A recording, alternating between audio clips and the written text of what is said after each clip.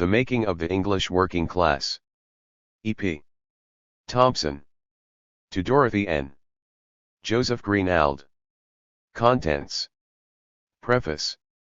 Preface to 1980 edition. Part 1, The Liberty Tree. 1 Members Unlimited. 2 Christian and Apollyon. 3 Satan's Strongholds. 4 The Freeborn Englishman. 5 Planting the Liberty Tree. Part 2, The Curse of Adam. 6 Exploitation. 7 The Field Laborers. 8 Artisans and Others. 9 The Weavers. 10 Standards and Experiences. I Goods. 2 Homes. 3 Life. 4 Childhood. 11 The Transforming Power of the Cross. I Moral Machinery. 2 The Chiasm of Despair. 12 Community. I Leisure and Personal Relations. 2 The Rituals of Mutuality. 3 The Irish. 4 Myriads of Eternity. Part 3, The Working Class Presence. 13 Radical Westminster. 14 An Army of Redressers. I The Black Lamp. 2 The Opaque Society. 3 The Laws Against Combination. 4 Croppers and Stockingers. V The Sherwood Lads. 6 By Order of the Trade. 15 Demagogues and Martyrs. I Disaffection. 2 Problems of Leadership. 3 The Hampton Clubs. 4 Brandreth and Oliver. V Peterloo. 6 The Cato Street Conspiracy. 16 Class Consciousness. I The Radical Culture. 2 William Cobbett. 3 Carlyle, Wade, and Guest. 4 Owenism. V A Sort of Machine. Postscript. Bibliographical Note. Acknowledgements. Index. Preface. This book has a clumsy title, but it is one which meets its purpose. Making, because it is a study in an active process, which owes as much to agency as to conditioning. The working class did not rise like the sun at an appointed time. It was present at its own making. Class, rather than classes, for reasons which it is one purpose of this book to examine. There is, of course, a difference. Working classes is a descriptive term, which evades as much as it defines. It ties loosely together a bundle of discrete phenomena. There were tailors here and weavers there, and together they make up the working classes. By class I understand a historical phenomenon, unifying a number of disparate and seemingly unconnected events, both in the raw material of experience and in consciousness. I emphasize that it is a historical phenomenon. I do not see class as a structure, nor even as a category, but as something which in fact happens in human relationships. More than this, the notion of class entails the notion of historical relationship. Like any other relationship, it is a fluency which evades analysis if we attempt to stop it dead at any given moment and anatomize its structure. The finest meshed sociological net cannot give us a pure specimen of class, any more than it can give us one of deference or of love. The relationship must always be embodied in real people and in a real context. Moreover, we cannot have 2 distinct classes, each with an independent being, and then bring them into relationship with each other. We cannot have love without lovers, nor deference without squires and laborers. And class happens when some men, as a result of common experiences, feel and articulate the identity of their interests as between themselves, and as against other men whose interests are different from theirs.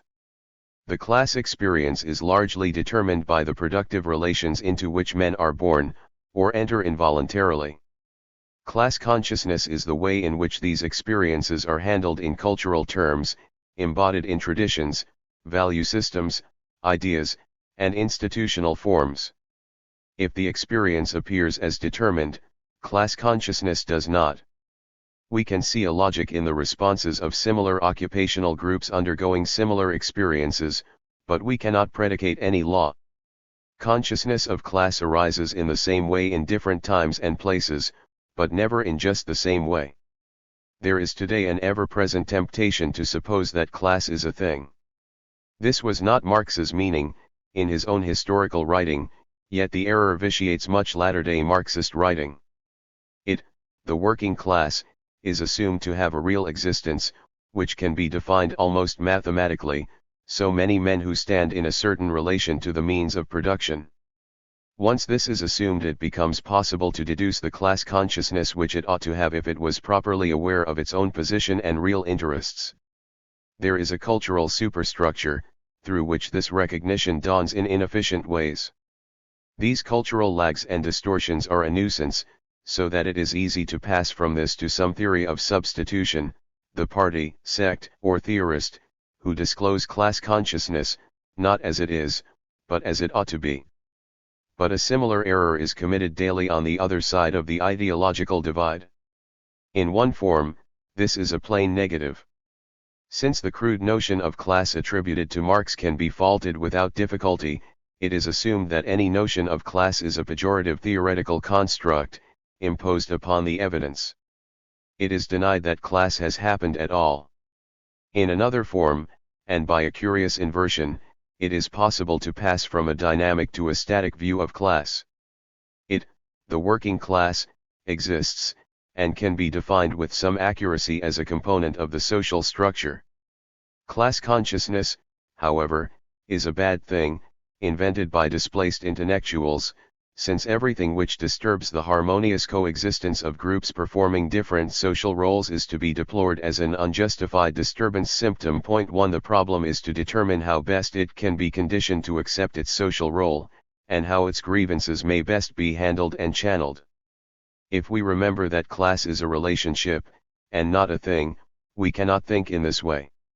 It does not exist, either to have an ideal interest or consciousness, or to lie as a patient on the adjustus table. Nor can we turn matters upon their heads, as has been done by one authority who has informed us. Classes are based on the differences in legitimate power associated with certain positions, i.e. on the structure of social roles with respect to their authority expectations. An individual becomes a member of a class by playing a social role relevant from the point of view of authority. He belongs to a class because he occupies a position in a social organization, i.e. class membership is derived from the incumbency of a social role. Point 2. The question, of course, is how the individual got to be in this social role, and how the particular social organization got to be there. And these are historical questions. If we stop history at a given point, then there are no classes but simply a multitude of individuals with a multitude of experiences. But if we watch these men over an adequate period of social change, we observe patterns in their relationships, their ideas, and their institutions. Class is defined by men as they live their own history, and, in the end, this is its only definition. If I have shown insufficient understanding of the methodological preoccupations of certain sociologists, nevertheless I hope this book will be seen as a contribution to the understanding of class. For I am convinced that we cannot understand class unless we see it as a social and cultural formation, arising from processes which can only be studied as they work themselves out over a considerable historical period. In the years between 1780 and 1832 most English working people came to feel an identity of interests as between themselves, and as against their rulers and employers. This ruling class was itself much divided, and in fact only gained in cohesion over the same years because certain antagonisms were resolved in the face of an insurgent working class. Thus the working class presence was, in 1832, the most significant factor in British political life. The book is written in this way. In Part 1 I consider the continuing popular traditions in the 18th century which influenced the crucial Jacobin agitation of the 1790s. In Part 2 I move from subjective to objective influences, the experiences of groups of workers during the Industrial Revolution which seem to me to be of especial significance. I also attempt an estimate of the character of the new industrial work discipline, and the bearing upon this of the Methodist Church. In Part 3 I pick up the story of plebeian radicalism, and carry it through Luddism to the heroic age at the close of the Napoleonic Wars. Finally, I discuss some aspects of political theory and of the consciousness of class in the 1820s and 1830s. This is a group of studies, on related themes, rather than a consecutive narrative. In selecting these themes I have been conscious, at times, of writing against the weight of prevailing orthodoxies. There is the Fabian orthodoxy, in which the great majority of working people are seen as passive victims of laissez-faire, with the exception of a handful of far-sighted organizers. There is the orthodoxy of the empirical economic historians, in which working people are seen as a labor force, as migrants, or as the data for statistical series. There is the Pilgrim's Progress orthodoxy, in which the period is ransacked for forerunners, pioneers of the welfare state, progenitors of a socialist commonwealth, or early exemplars of rational industrial relations. Each of these orthodoxies has a certain validity. All have added to our knowledge. My quarrel with the first and second is that they tend to obscure the agency of working people, the degree to which they contributed by conscious efforts, to the making of history. My quarrel with the third is that it reads history in the light of subsequent preoccupations, and not as in fact it occurred. Only the successful are remembered. The blind alleys, the lost causes, and the losers themselves are forgotten. I am seeking to rescue the poor stockinger, the Luddite cropper, the obsolete handloom weaver, the utopian artisan, and even the deluded follower of Joanna Southcott, from the enormous condescension of posterity. Their crafts and traditions may have been dying. Their hostility to the new industrialism may have been backward-looking.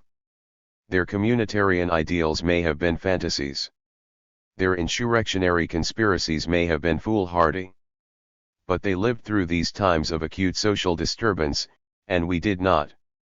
Their aspirations were valid in terms of their own experience, and, if they were casualties of history, they remain, condemned in their own lives, as casualties.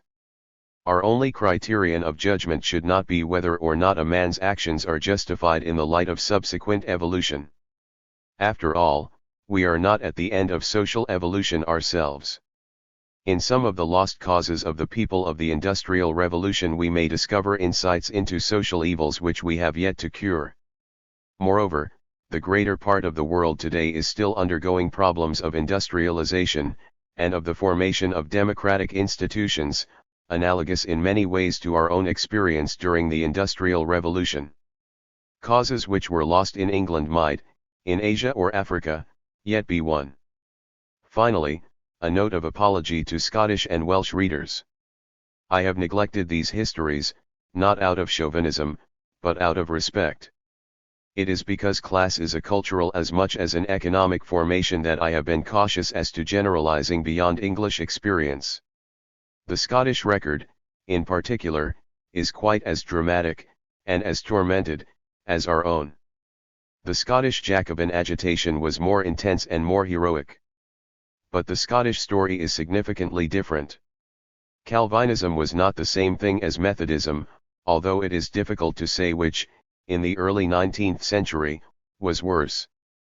We had no peasantry in England comparable to the Highland migrants. And the popular culture was very different. It is possible, at least until the 1820s, to regard the English and Scottish experiences as distinct, since trade union and political links were impermanent and immature. This book was written in Yorkshire, and is colored at times by West Riding sources. My grateful acknowledgements are due to the University of Leeds and to Professor S. G. Raybould for enabling me, some years ago, to commence the research which led to this book, and to the Leverhulme trustees for the award of a research fellowship, which has enabled me to complete the work. I have also learned a great deal from members of my tutorial classes, with whom I have discussed many of the themes treated here. Acknowledgements are due also to the authorities who have allowed me to quote from manuscript and copyright sources. Particular acknowledgements will be found at the end of the first edition. I have also to thank many others. Mr. Christopher Hill, Professor Asa Briggs, and Mr. John Saville criticized parts of the book in draft, although they are in no sense responsible for my judgments. Mr. R. W. Harris showed great editorial patience, when the book burst the bounds of a series for which it was first commissioned. Mr. Perry Anderson, Mr. Dennis Butt, Mr. Richard Cobb, Mr. Henry Collins, Mr. Derek Crossley, Mr. Tim Enright, Drive E. P. Hennock, Mr. Rex Russell, Dr. John Rex, Drive E. Sigsworth, and Mr. H. O. E. Swift, have helped me at different points. I have also to thank Mrs. Dorothy Thompson, an historian to whom I am related by the accident of marriage. Each chapter has been discussed with her, and I have been well placed to borrow not only her ideas but material from her notebooks. Her collaboration is to be found, not in this or that particular, but in the way the whole problem is seen. Halifax, August 1963. Preface to 1980 edition. When a contract was signed between myself and Victor Gollanch Ltd., in August 1959, it was for a book on working-class politics, 1790-1921, to be approximately 60,000 words in length. This is, I suppose, the first chapter of such a book, and I am grateful to the publishers for the good-humored and encouraging way in which they received my large and untidy manuscript. Looking back, I am puzzled to know when and how the book got itself written, since in 1959-62 I was also heavily engaged in the work of the First New Left, the campaign for nuclear disarmament, and so on. The writing was only possible because some part of the research had already been laid down during the previous 10 years in the course of my work as a tutor in extramural classes in the West Riding. Discussion in these classes, as well as practical political activity of several kinds, undoubtedly prompted me to see the problems of political consciousness and organization in certain ways. Many readers have noted that the book is structured by a double-sided critique, on the one hand, of the positivist orthodoxies then dominant in the more conservative academic schools of economic history, orthodoxies more recently marketed under the name of modernization theory, on the other hand, of a certain Marxist orthodoxy, which supposed that the working class was the more or less spontaneous generation of new productive forces and relations. Some critics of the first persuasion found the book to be a matter of scandal, and I replied to certain of their criticisms in a postscript to the Pelican edition of 1968, not because I suppose that my work should be beyond criticism but because important matters of principle are involved. As regards critics of the second persuasion, I have been engaged in a running argument of a more theoretical kind for some years, culminating in the poverty of theory. I do not intend to write a further postscript, reviewing the new work of the past decade. This book has been generously received and has passed into historical discourse, and it would be self-important to try and adjudicate between other scholars in the light of my own findings. However, my own research was continuing while this book went through the press, as the galley proofs testified, and in work on the crowd and customary consciousness in the 18th century I have myself extended and revised some of the material in the first 4 chapters. Meanwhile much new and important work has been published, and more lies in theses or is forthcoming. Work on the 1790s has been reopened, as can be seen from the bibliography to Professor Albert Goodwin's weighty study, The Friends of Liberty. The prophetic roles of Richard Brothers and Joanna Southcott have now been fully examined in J.F.C. Harrison, The Second Coming. Most important revisions and additions to my account of London artisans, London radical politics, and the Queen Caroline affair, are made in Dr. Iorwerth Prothero's study of John Gast, Artisans and Politics in Early 19th Century London. I am happy to say that my note that the struggle of the unstamped press has not yet found its historian has now been overtaken by 2 admirable studies, Patricia Hollis, The Pauper Press, and Joel H. Wiener, The War of the Unstamped. Other areas remain more controversial. I should, perhaps, briefly indicate that I remain unrepentant as to my treatment of Methodism, that, despite criticisms, I maintain my view as to a small underground Jacobin presence in the war years, that several works by Dr. Malcolm Tomies on the Luddite movement have not led me to alter my own interpretation, and that Dr. Duncan Bethel's study of the handloom weavers, some part of which is structured around a critique of my Chapter 9, seems to me to be at fault in general arguments and in matters of detail. But to follow up any one of these questions would require close and prolonged attention to evidence. The work of research and of critique will continue, and if I have passed by important work without mention, this is only for fear of being drawn into a bibliography. I wish only to indicate that, For its author, the major theses of this book still stand as hypotheses which, in their turn, must never be petrified into orthodoxies. Worcester, October 1979. Part 1. The Liberty Tree. You are wrestling with the enemies of the human race, not for yourself merely, for you may not see the full day of liberty, but for the child hanging at the breast. Instructions of the London Corresponding Society to its travelling delegates, 1796. The Beast and the Whore Rule Without Control. William Blake, 1798. Members Unlimited. T. Had the number of our members be unlimited. This is the first of the leading rules of the London Corresponding Society, as cited by its secretary when he began to correspond with a similar society in Sheffield in March 1792.1. The first meeting of the London Society had been held 2 months before in a tavern off the Strand, and 9 well-meaning, sober, and industrious men were present. The founder and first secretary, Thomas Hardy, later recalled this meeting. After having had their bread and cheese and porter for supper, as usual, and their pipes afterwards, with some conversation on the hardness of the times and the dearness of all the necessaries of life, the business for which they had met was brought forward parliamentary reform, an important subject to be deliberated upon and dealt with by such a class of men. 8 of the 9 present became founder members that night and paid their first weekly subscription of 1 penny. Hardy went back to his home at No. 9 Piccadilly with the entire funds of the organization in his pocket, 8d. towards paper for the purpose of corresponding with like-minded groups in the country. Within a fortnight 25 members were enrolled and the sum in the treasurer's hands was 4s. 1d. Admission to membership was simple, the test being an affirmative reply to 3 questions, of which the most important was: are you thoroughly persuaded that the welfare of these kingdoms require that every adult person, in possession of his reason, and not incapacitated by crimes, should have a vote for a member of Parliament? In the first month of its existence the Society debated for 5 nights in succession the question: have we, who are tradesmen, shopkeepers, and mechanics, any right to obtain a parliamentary reform? Turning it over in every point of view in which we were capable of presenting the subject to our minds, they decided that they had.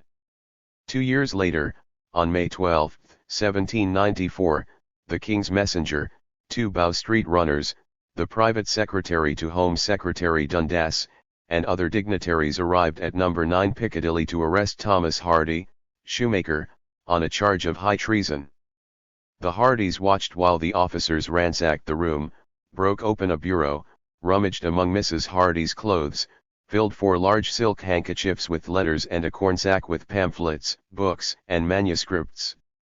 On the same day a special message from the King was brought to the House of Commons, concerning the seditious practices of the corresponding societies, and 2 days later a committee of secrecy of the House was appointed to examine the shoemaker's papers. The shoemaker was examined several times by the Privy Council itself. Hardy left little record of these encounters, but one of his fellow prisoners entertained his readers with a dramatic reconstruction of his own interrogation by the highest council in the land. I was called in, related John Thelwall, and beheld the whole dramatis personae entrenched chin deep in lectures and manuscripts, all scattered about in the utmost confusion. The Lord Chancellor, the Home Secretary, and the Prime Minister were all present. Attorney General: Mr. Thelwall, what is your Christian name? T. John. ATT. Jen. With 2 L's at the end or with 1? T. With 2, but it does not signify. You need not give yourself any trouble. I do not intend to answer any questions. Pitt. What does he say? Lord Chancellor. He does not mean to answer any questions. Pitt. What is it? What is it? What? 1. John Thelwall then turned his back on the august company and began to contemplate a drawing in watercolors. The Prime Minister dismissed him and summoned for interrogation a 14-year-old lad, Henry Eaton, who had been living with the Thelwalls. But the boy stood his ground and entered into a political harangue, in which he used very harsh language against Mr. Pitt, upbraiding him with having taxed the people to an enormous extent, too. By the standards of the next 100 years the antagonists appear to be strangely amateurish and uncertain of their roles, rehearsing in curiously personal encounters the massive impersonal encounters of the future. 3 Civility and venom are mixed together. There is still room for acts of personal kindness alongside the malice of class hatred. Thelwall, Hardy, and 10 other prisoners were committed to the Tower and later to Newgate. While there, Thelwall was for a time confined in the charnel house, and Mrs. Hardy died in childbirth as a result of shock sustained when her home was besieged by a Church and King mob. The Privy Council determined to press through with the charge of high treason, and the full penalty for a traitor was that he should be hanged by the neck, cut down while still alive, disemboweled and then beheaded and quartered. A grand jury of respectable citizens had no stomach for this. After a 9-day trial, Hardy was acquitted. The foreman of the jury fainted after delivering his not guilty, while the London crowd went wild with enthusiasm and dragged Hardy in triumph through the streets. Acquittals for Holmtook and Thelwall followed. But the celebrations of the crowd were premature. For in the next year the steady repression of reformers, or Jacobins, was renewed. And by the end of the decade it seemed as if the entire agitation had been dispersed. The London Corresponding Society had been outlawed. Tom Paine's Rights of Man was banned. Meetings were prohibited. Hardy was running a shoe shop near Covent Garden, appealing to old reformers to patronize him in tribute to his past services. John Thelwall had retired to an isolated farm in South Wales. It seemed, after all, that tradesmen, shopkeepers and mechanics had no right to obtain a parliamentary reform. The London Corresponding Society has often been claimed as the first definitely working-class political organisation formed in Britain. Pedantry apart, this judgment requires definition. On the one hand, debating societies in which working men took part existed sporadically in London from the time of the American War. On the other hand, it may be more accurate to think of the LCS as a popular radical society than as working class. Hardy was certainly an artisan. Born in 1752, he had been apprenticed as a shoemaker in Stirlingshire, had seen something of the new industrialism as a bricklayer at the Carron Iron Works, and had come to London as a young man, shortly before the American War. Here he worked in one of those numerous trades where a journeyman looked forward to becoming independent, with luck to becoming a master himself, as Hardy eventually became. He married the daughter of a carpenter and builder. One of his colleagues, a chairman of the LCS, was Francis Place, on his way to becoming a master tailor. The line between the journeyman and the small masters was often crossed. The journeyman boot and shoemakers struck against Hardy in his new role as a small employer in 1795, while Francis Place, before becoming a master tailor, helped to organize a strike of journeyman breeches makers in 1793. And the line between the artisan of independent status and the small shopkeeper or tradesman was even fainter. From here it was another step to the world of self-employed engravers, like William Sharp and William Blake, of printers and apothecaries, teachers and journalists, surgeons and dissenting clergy. At one end, then, the London Corresponding Society reached out to the coffee houses, taverns and dissenting churches off Piccadilly, Fleet Street and the Strand, where the self-educated journeyman might rub shoulders with the printer, the shopkeeper, the engraver or the young attorney. At the other end, to the east and south of the river, it touched those older working-class communities, the waterside workers of Wapping, the silk weavers of Spitalfields, the old dissenting stronghold of Southwark. For 200 years radical London has always been more heterogeneous and fluid in its social and occupational definition than the Midlands or northern centres grouped around 2 or 3 staple industries. Popular movements in London have often lacked the coherence and stamina which results from the involvement of an entire community in common occupational and social tensions.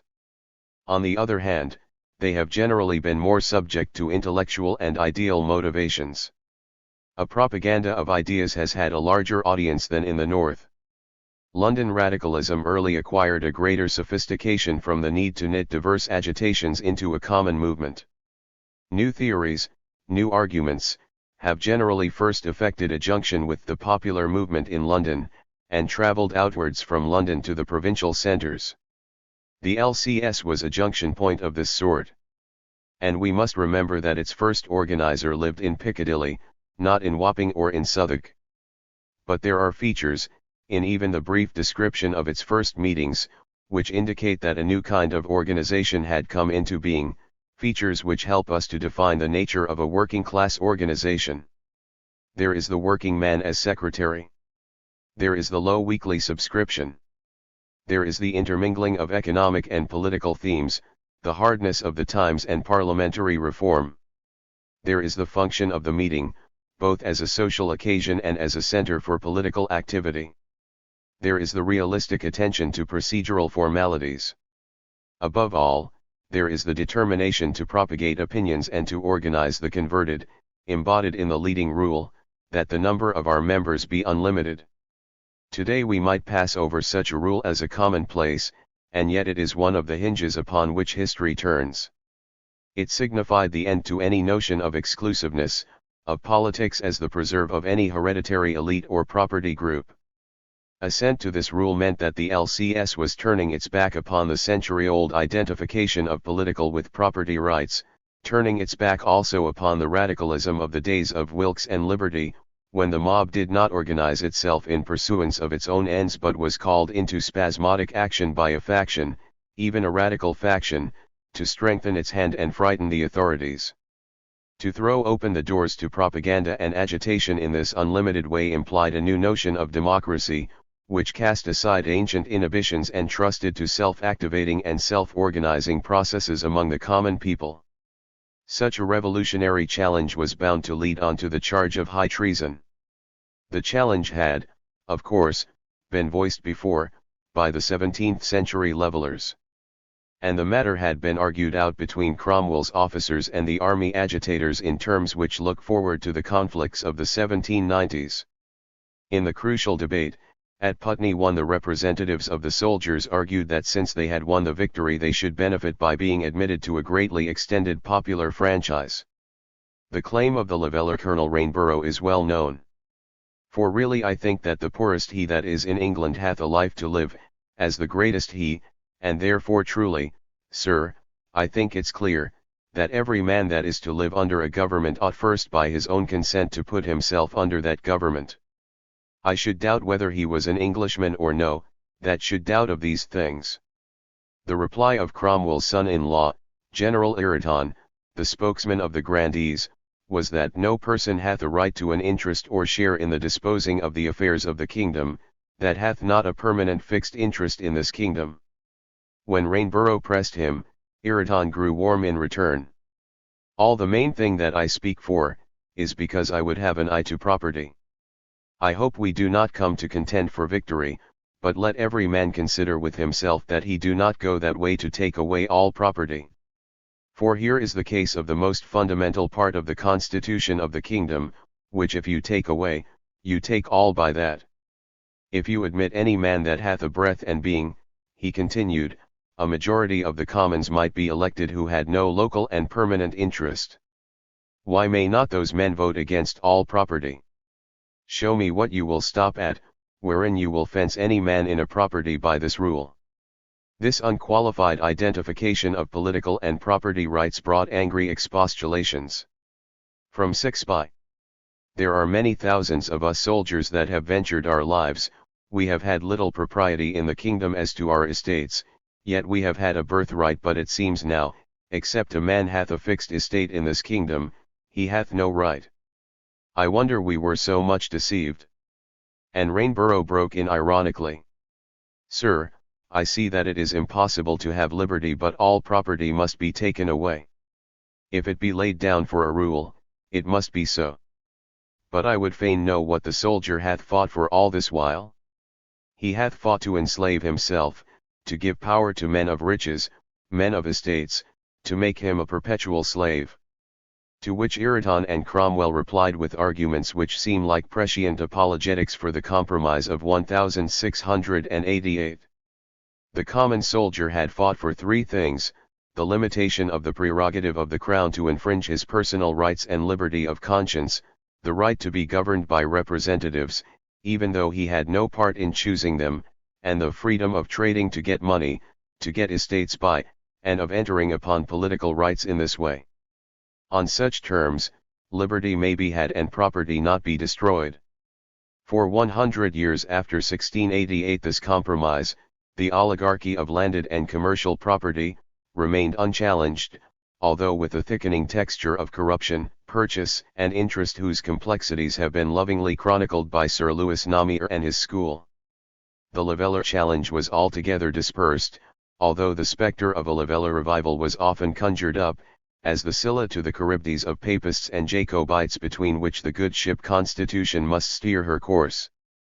But until the last quarter of the 18th century the temperate republican and libertarian impulses of the 18th century Commonwealthsmen seemed to be transfixed within the limits of Ireton's definition. 1. To read the controversies between reformers and authority, and between different reforming groups, in the 1790s is to see the Putney debates come to life once again. The poorest he in England, the man with a birthright, becomes the rights of man, while the agitation of unlimited members was seen by Burke as the threat of the swinish multitude. The great semi-official agency for the intimidation of reformers was called the Association for Protecting Liberty and Property Against Republicans and Levellers. The moderate Yorkshire reformer, the Reverend Christopher Wyville, as to whose devotion there can be no question, nevertheless believed that a reform on the principle of universal suffrage could not be effected without a civil war. In times of warm political debate, the right of suffrage communicated to an ignorant and ferocious populace would lead to tumult and confusion. After a series of elections disgraced by the most shameful corruption, or disturbed by the most furious commotion, we expect that the turbulence or venality of the English populace would at last disgust the nation so greatly, that to get rid of the intolerable evils of a profligate democracy, they would take refuge, under the protection of despotic power. 2. If Mr. Paine should be able to rouse up the lower classes, he wrote in 1792, their interference will probably be marked by wild work, and all we now possess, whether in private property or public liberty, will be at the mercy of a lawless and furious rabble. 1. It is the old debate continued. The same aspirations, fears, and tensions are there, but they arise in a new context, with new language and arguments, and a changed balance of forces. We have to try to understand both things, the continuing traditions and the context that has changed. Too often, since every account must start somewhere, we see only the things which are new. We start at 1789, and English Jacobinism appears as a byproduct of the French Revolution. Or we start in 1819 and with Peter Le, and English radicalism appears to be a spontaneous generation of the Industrial Revolution. Certainly the French Revolution precipitated a new agitation, and certainly this agitation took root among working people, shaped by new experiences, in the growing manufacturing districts. But the question remains, what were the elements precipitated so swiftly by these events? And we find at once the long traditions of the urban artisans and tradesmen, so similar to the menu peuple whom George Root has shown to be the most volatile revolutionary element in the Parisian crowd. 2. We may see something of the complexities of these continuing traditions if we isolate three problems: the tradition of dissent, and its modification by the Methodist revival, the tradition made up of all those loose popular notions which combine in the idea of the Englishman's birthright, and the ambiguous tradition of the 18th century mob, of which Wyville was afraid and which Hardy was trying to organize into committees, divisions, and responsible demonstrations. Christian and Apollyon. D. Decent is a misleading term. It covers so many sects, so many conflicting intellectual and theological tendencies, finds so many different forms in differing social milieux. The old dissenting groups, Quakers and Baptists, show certain similarities of development after the Glorious Revolution. As persecution gave way to greater toleration, the congregations became less zealous and more prosperous. Where the clothiers and farmers of the Spen Valley had met, in 1670, in secret and at night, in a farmhouse called Yecloses or in the barn near Chapel Fold, 100 years later we find a sturdy church with a prosperous deacon, Joseph Priestley, who confided in his devotional diary such entries as this. The world smiles. I had some agreeable engagements by this post. What shall I render my Lord, was my language when I went to Leeds. I determined to give 4 or 5 loads of wheat to Christ's poor. Had much reason to complain this day that I did not set God before me in all my thoughts. Find it difficult in the hurry of business. And the next week. This morning I dined with a company of officers who all appeared to be ignorant of the way of salvation. I had some pleasure in reading 45th Isaiah. Ordered Brother Obadiah to give a load of wheat among Christ's poor. 1. This Priestley was still a Calvinist, albeit a somewhat guilt-stricken one. But his younger cousin, also a Joseph Priestley, was at this time studying at the Daventry Academy, where he sadly disappointed his kinsman and church by being touched by the spirit of the rational enlightenment, becoming a Unitarian, a scientist, and a political reformer. It was this Dr. Priestley whose books and laboratory were destroyed by a Church and King mob in Birmingham in 1791. That is a thumbnail sketch of one part of the dissenting tradition. Their liberty of conscience tolerated, but still disabled in public life by the Test and Corporations Acts, the dissenters continued throughout the century to work for civil and religious liberties. By the mid-century many of the younger educated ministers prided themselves on their broad-minded rational theology. The Calvinist self-righteousness of the persecuted sect was left behind, and they gravitated through Arian and Socinian heresy towards Unitarianism.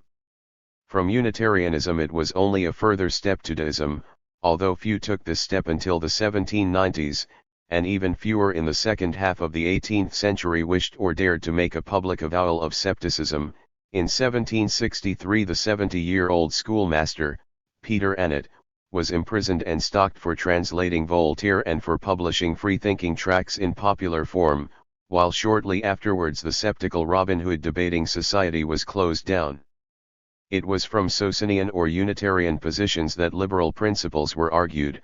The famous figures are Dr. Price, whose observations on civil liberty at the time of the American War achieved the remarkable sale of 60,000 within a few months, and who lived to enrage Burke by his sermon in Welcome to the French Revolution, Dr. Priestley himself, and a score of lesser figures, several of whom, Thomas Cooper of Bolton and William Friend of Cambridge, took an active part in the reform agitation of the 1790s.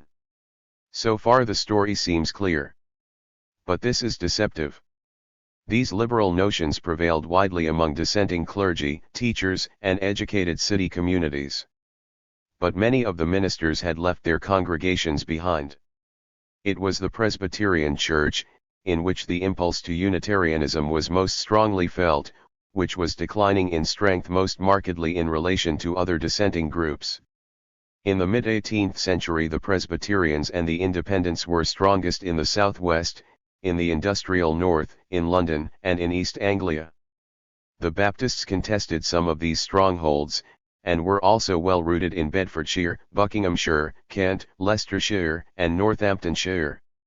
Thus the Presbyterians and Independents would appear to have been strongest in the commercial and wool manufacturing centers, while the Baptists held ground in areas where petty tradesmen, small farmers, and rural laborers must have made up a part of their congregations. It was in the greatest of the older woolen centers, the West Country, that the broad-minded, rational religion which tended towards the denial of Christ's divinity and to Unitarianism both made its most rapid advances and lost it the allegiance of its congregations.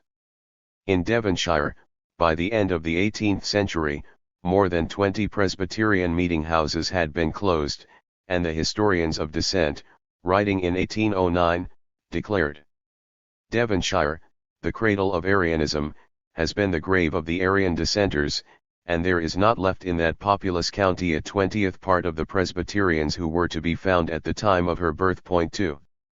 But elsewhere the story was different. In matters of church organization, the dissenting sects often carried the principles of self-government and of local autonomy to the borders of anarchy. Any centralized authority, even consultation and association between churches, was seen as productive of the great anti-Christian apostasy. An apostasy so fatal to the civil and religious liberties of mankind, and particularly to those of the brave old Puritans and nonconformists, that the very words synod and session, council and canon, yet make both the ears of a sound Protestant dissenter to tingle. 1. Where the Calvinist tradition was strong, as in parts of Lancashire and Yorkshire, the congregations fought back against the drift towards Unitarianism, and stubborn deacons, trustees, and Obadiahs tormented the lives of their ministers, investigating their heresies, expelling them or breaking away to form more righteous sects. But what of Christ's poor, to whom Dr. Price offered enlightenment and Deacon Priestley loads of wheat? The Spen Valley lay at the center of a thickly populated and expanding manufacturing district. Here one might have expected the dissenting churches to have reaped at last the reward for their endurance in the years of persecution. And yet Christ's poor seemed little touched by either the established church or old dissent. A wilder people I never saw in England. John Wesley noted in his journal, when he rode through nearby Huddersfield in 1757, the men, women, and children filled the street as we rode along, and appeared just ready to devour us. The rational Christianity of the Unitarians, with its preference for candor and its distrust of enthusiasm, appealed to some of the tradesmen and shopkeepers of London, and to similar groups in the large cities. But it seemed too cold, too distant, too polite, and too much associated with the comfortable values of a prospering class to appeal to the city or village poor. Its very language and tone served as a barrier. No other preaching will do for Yorkshire, John Nelson told Wesley, but the old sort that comes like a thunderclap upon the conscience. Fine preaching does more harm than good here. And yet old Calvinism had erected its own barriers which inhibited any evangelistic zeal. The persecuted sect only too easily made a virtue of its own exclusiveness, and this in turn reinforced the hardest tenets of Calvinist dogma. Election, ran one article of the Savoy Confession, was not out of the corrupt lump or mass of mankind foreseen. Christ's poor and the corrupt lump were of course the same people. From another aspect, the wildness of the poor was a sign that they lived out with the bounds of grace. The Calvinist elect tended to narrow into a kinship group. And there were other reasons for this process. Some go right back to the defeat of the Levellers in the Commonwealth. When the millennial hopes for a rule of the saints were dashed to the ground, there followed a sharp dissociation between the temporal and spiritual aspirations of the poor man's Puritanism.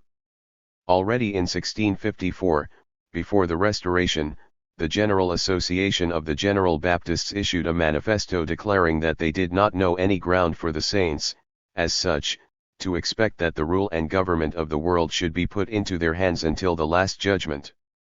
Until such time it was their portion patiently to suffer from the world, then anywhere to attain the rule of government thereof. 1 At the end of the Commonwealth, the rebellious tradition of antinomianism curved back from all its claims.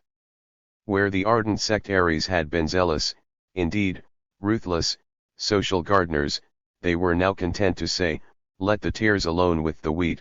To Gerard Winstanley, the digger, helps us to understand the movement of feeling, turning away from the kingdom without to the kingdom within. The living soul and the creating spirit are not one, but divided, the one looking after a kingdom without him, the other drawing him to look and wait for a kingdom within him, which moth and rust doth not corrupt and thieves cannot break through and steal. This is a kingdom that will abide, the outward kingdom must be taken from you. 3. An understanding of this withdrawal, and of what was preserved despite the withdrawal, is crucial to an understanding of the 18th century and of a continuing element in later working-class politics. In one sense, the change can be seen in the different associations called up by two words, the positive energy of Puritanism, the self-preserving retreat of dissent. But we must also see the way in which the resolution of the sects to patiently suffer from the world while abstaining from the hope of attaining to its rule and government enabled them to combine political quietism with a kind of slumbering radicalism, preserved in the imagery of sermons and tracts and in democratic form of organization, which might, in any more hopeful context, break into fire once more. We might expect to find this most marked among the Quakers and the Baptists. By the 1790s, however, the Quakers, who numbered fewer than 20,000 in the United Kingdom, seem little like a sect which once contained such men as Lilburne, Fox, and Penn. They had prospered too much, had lost some of their most energetic spirits in successive emigrations to America, their hostility to state and authority had diminished to formal symbols, the refusal to swear oath or to bare the head, the continuing tradition, at its best, gave more to the social conscience of the middle class than to the popular movement. In the mid-century there were still humble congregations like that which met in the meeting house in Cage Lane, Thetford, adjoining the jail, with its pillory and stocks, where young Tom Paine received an exceeding good moral education. But few Quakers seem to have come forward when Paine, in 1791, combined some of their own notions of service to humanity with the intransigent tone of rights of man. In 1792 the Yorkshire Quarterly Meeting of Friends urged on its members true quietude of mind in the state of unsettlement which at present exists in our nation.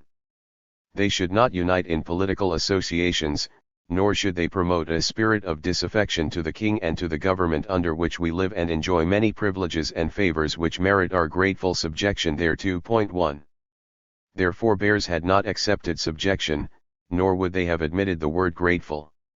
The tension between the kingdoms without and within implied a rejection of the ruling powers except at points where coexistence was inevitable, and much nice argument had once turned on what was lawful to the conscience and what was not. The Baptists, perhaps, showed the greatest consistency, and they remained most Calvinist in their theology and most plebeian in their following. And it is above all in Bunyan that we find the slumbering radicalism which was preserved through the 18th century and which breaks out again and again in the 19th. Pilgrim's Progress is, with Rights of Man, one of the two foundation texts of the English working-class movement. Bunyan and Paine, with Cobbett and Owen, contributed most to the stock of ideas and attitudes which make up the raw material of the movement from 1790 to 1850. Many thousands of youths found in Pilgrim's Progress their first adventure story, and would have agreed with Thomas Cooper, the Chartist, that it was their book of books. 1. I seek an inheritance incorruptible, undefiled, and that fadeth not away, laid up in heaven, and safe there, to be bestowed, at the time appointed, on them that diligently seek it. Read it so, if you will, in my book. Here is Winstanley's kingdom which moth and rust doth not corrupt, here is the otherworldly millennium of the saints, who must patiently suffer from this world. Here is the lamentable cry, what shall I do? Of those who lost at Putney, and who had no share in the settlement of 1688. Here is old man Pope, whom Christian feels that his forebears have tamed, and who has now grown so crazy and stiff in his joints, that he can do little but sit in his cave's mouth, saying to the pilgrims, you will never mend till more of you be burned, grinning, as they go by, and biting his nails because he cannot come at them. Here is the inner spiritual landscape of the poor man's descent, of the tailors, leather sellers, soap boilers, brewers, weavers and tinkers who were among Baptist preachers too, a landscape seeming all the more lurid, suffused with passionate energy and conflict, from the frustration of these passions in the outer world, Beelzebub's castle, the giant's bloody man, Maul, and Slay Good, the hill difficulty, Doubting Castle, Vanity Fair, the enchanted ground, a way full of snares, pits, traps, and gins. Here are Christian's aristocratic enemies, the Lord Carnal Delight, the Lord Luxurious, the Lord Desire of Vainglory, my old Lord Lechery, Sir Having Greedy, with all the rest of our nobility. And here is the valley of humiliation in which Bunyan's readers were to be found, a valley that nobody walks in, but those that love a pilgrim's life. It is mercy. Who says, I love to be in such places where there is no rattling with coaches, nor rumbling with wheels, methinks, here one may, without much molestation, be thinking what he is, whence he came, what he has done.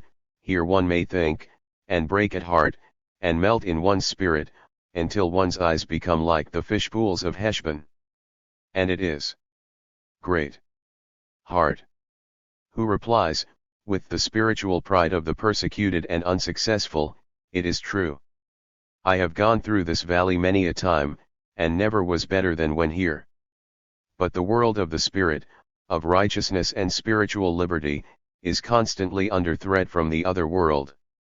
First, it is threatened by the powers of the state, when we encounter Apollyon. We seem to be in a world of fantasy. He was clothed with scales, like a fish, he had wings like a dragon, feet like a bear, and out of his belly came fire and smoke. But when this monster turns upon Christian, he turns out to be very like the perplexed country magistrates who tried, with alternating arguments and threats, to make Bunyan promise to desist from field preaching.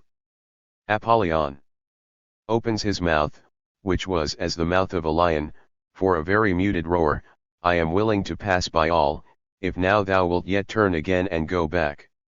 Only when persuasion has failed does he straddle over the whole breadth of the way and declare, I swear by my infernal den, that thou shalt go no further. And it is Apollyon's subtlety which enables him to find allies among Christian's own company and fellow pilgrims. These, and they are by far the most numerous and deceptive, are the second source of threat to Christian's incorruptible inheritance. One by one, Bunyan brings forward all the slippery arguments of comfort and compromise, preparing the way for an accommodation between Apollyon and dissent. There is Mr. By-ends of fair speech, and Mr. Hold the world, Mr. Money Love, and Mr. Save all pupils of a schoolmaster in Love Gain, which is a market town in the county of Coveting, in the north. It is Mr. By-ends who condemns those that are righteous overmuch. By-ends. Why, they rush on their journey all weathers, and I am for waiting for wind and tide. They are for hazarding all for God at a clap, and I am for taking all advantages to secure my life and estate. They are for holding their notions, though all other men are against them, but I am for religion in what, and so far as the times, and my safety will bear it. They are for religion when in rags and contempt, but I am for him when he walks in his golden slippers, in the sunshine, with applause. Mr. Hold the world. And hold you there still, good Mr. By-ends. Let us be wise as serpents, it is best to make hay when the sun shines. Mr. Save all. I think that we are all agreed in this matter, and therefore there needs no more words about it. Mr. Money Love. No, there needs no more words about this matter, indeed, for he that believes neither scripture nor reason, neither knows his own liberty, nor seeks his own safety. It is a splendid passage, foreshadowing so much in the development of 18th century dissent. Bunyan knew that in a sense Mr. By-ends' friends did have both scripture and reason on their side. He worked into his apologia the arguments of security, comfort, enlightenment, and liberty. What they have lost is their moral integrity and their compassion. The incorruptible inheritance of the spirit, it seems, could not be preserved if the inheritance of struggle was forgotten. This is not all that Pilgrim's Progress is about. As Weber noted, the basic atmosphere of the book is one in which the afterlife was not only more important, but in many ways also more certain, than all the interests of life in this world. Point 1. And this reminds us that faith in a life to come served not only as a consolation to the poor but also as some emotional compensation for present sufferings and grievances. It was possible not only to imagine the reward of the humble but also to enjoy some revenge upon their oppressors, by imagining their torments to come. Moreover, in stressing the positives in Bunyan's imagery we have said little of the obvious negatives, the unction, the temporal submissiveness, the egocentric pursuit of personal salvation, with which they are inseparably intermingled, and this ambivalence continues in the language of humble nonconformity far into the 18th century. The story seemed to Bamford to be mournfully soothing, like that of a light coming from an eclipsed sun. When the context is hopeful and mass agitations arise, the active energies of the tradition are most apparent. Christian does battle with Apollyon in the real world. In times of defeat and mass apathy, quietism is in the ascendant, reinforcing the fatalism of the poor. Christian suffers in the valley of humiliation, far from the rattling of coaches, turning his back on the city of destruction and seeking the way to a spiritual city of Zion. Moreover, Bunyan, in his fear of the erosion of the inheritance by compromise, added to the forbidding Puritan joylessness his own figurative portrayal of the straight and narrow path, which emphasized the jealous sectarianism of the Calvinist elect.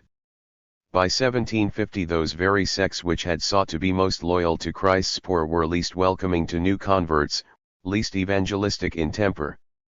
Dissent was caught in the tension between opposing tendencies, both of which led away from any popular appeal.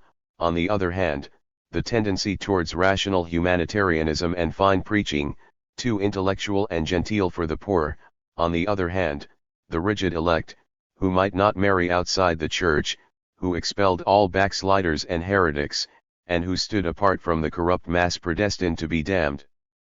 The Calvinism of the former, Halavy noted, was undergoing decomposition, the Calvinism of the latter petrification. 1. Even Bunyan's Baptists were deeply divided in this way, the Armenian General Baptists losing ground to the zealously Calvinist Particular Baptists, whose very Calvinism, however, prevented the propagation of the Section 2. It was not until 1770 that the Particular Baptists began to break out of the trap of their own dogma, issuing a circular letter which offered a formula by which evangelism and the notion of election might be reconciled. Every soul that comes to Christ to be saved, is to be encouraged. The coming soul need not fear that he is not elected, for none but such would be willing to come. But the revival was slow, and it was competition with the Methodists, rather than an inner dynamic, which drove the Baptists back to the poor. When, in the 1760s, Dan Taylor, a Yorkshire collier who had worked in the pit from the age of 5 and who had been converted by the Methodists, looked around for a Baptist sect with an evangelistic temper, he could find nothing that suited. He built his own meeting house, digging the stone out of the moors above Hebden Bridge and carrying it on his own back. 3. Then he walked down from the weaving township of Heptonstall to Lincolnshire and Northamptonshire, making contact with restive Baptist groups, and finally forming the Baptist New Connection. Traveling in the next year's 25,000 miles and preaching 20,000 sermons, he is a man to be remembered by the side of Wesley and Whitefield, but he came from neither the Particular nor the General Baptist societies. Spiritually, perhaps, he came from Bunyan's inheritance, but literally he just came out of the ground. We should remember both Dr. Price and Dan Taylor, and we should recall that they did enjoy liberty of conscience. They were not threatened by the Inquisition or the dungeon of the Scarlet Whore of Babylon. 1. The very anarchy of old dissent, with its self-governing churches and its schisms, meant that the most unexpected and unorthodox ideas might suddenly appear, in a Lincolnshire village, a Midlands market town, a Yorkshire pit. In the Somerset woollen town of Frome there was a mixture of men of all opinions, Anabaptists, Quakers, Presbyterians, Arians, Antinomians, Moravians, and what not. Scottish tradesmen and artisans brought other sects into England.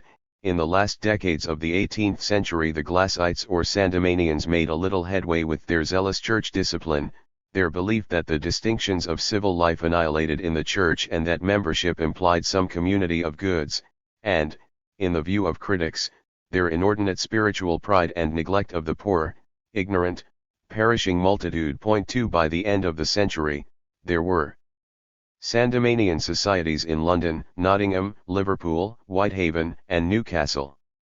The intellectual history of dissent is made up of collisions, schisms, mutations, and one feels often that the dormant seeds of political radicalism lie within it, ready to germinate whenever planted in a beneficent and hopeful social context. Thomas Spence, who was brought up in a Sandemanian family, delivered a lecture to the Newcastle Philosophical Society in 1775 which contained in outline his whole doctrine of agrarian socialism, and yet it was not until the 1790s that he commenced his serious public propaganda. Tom Paine, with his Quaker background, had shown little sign of his outrageously heterodox political views during his humdrum life as an exciseman at Lewes. The context was hopeless, politics seemed a mere species of jockeyship. Within 1 year of his arrival in America he had published Common Sense and the Crisis articles which contain all the assumptions of rights of man. I have an aversion to monarchy, as being too debasing to the dignity of man, he wrote. But I never troubled others with my notions till very lately, nor ever published a syllable in England in my life. What had changed was not Paine, but the context in which he wrote. The seed of rights of man was English, but only the hope brought by the American and French revolutions enabled it to strike. If some sect of old descent had set the pace of the evangelical revival, instead of John Wesley, then 19th-century nonconformity might have assumed a more intellectual and democratic form. But it was Wesley, high Tory in politics, sacerdotal in his approach to organization, who first reached Christ's poor, breaking the Calvinist taboo with the simple message, "You have nothing to do but save souls. Outcasts of men, to you I call. Harlots, and publicans, and thieves. He spreads his arms to embrace you all. Sinners alone his grace receives. No need for him the righteous have. He came the lost to seek and save. Come, O my guilty brethren, come. Groaning beneath your load of sin. His bleeding heart shall make you room. His open side shall take you in. He calls you now, invites you home. Come, O my guilty brethren, come." There is, of course, a certain logic in the fact that the evangelical revival should have come from within the established church.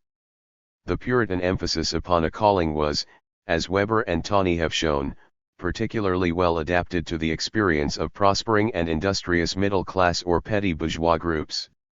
The more Lutheran traditions of Anglican Protestantism were less adapted to exclusive doctrines of election, while as the established church it had a peculiar charge over the souls of the poor, indeed, the duty to inculcate in them the virtues of obedience and industry.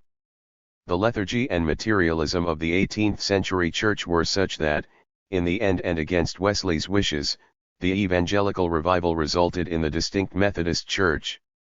And yet Methodism was profoundly marked by its origin, the poor man's descent of Bunyan, of Dan Taylor, and, later, of the primitive Methodists was a religion of the poor. Orthodox Wesleyanism remained as it had commenced, a religion for the poor. As preachers and evangelists, Whitefield and other early field preachers were more impressive than Wesley. But it was Wesley who was the superlatively energetic and skillful organizer, administrator, and lawgiver. He succeeded in combining in exactly the right proportions democracy and discipline, doctrine and emotionalism. His achievement lay not so much in the hysterical revivalist meetings but in the organization of self-sustaining Methodist societies in trading and market centers, and in mining, weaving, and laboring communities, the democratic participation of whose members in the life of the church was both enlisted and strictly superintended and disciplined. He facilitated entry to these societies by sweeping away all barriers of sectarian doctrines. In order to gain admission, he wrote, "Methodists, do not impose any opinions whatever. Let them hold particular or general redemption, absolute or conditional decrees, let them be churchmen or dissenters, Presbyterians or independents, it is no obstacle. The independent or Anabaptist use his own mode of worship, so may the Quaker, and none will contend with him about it.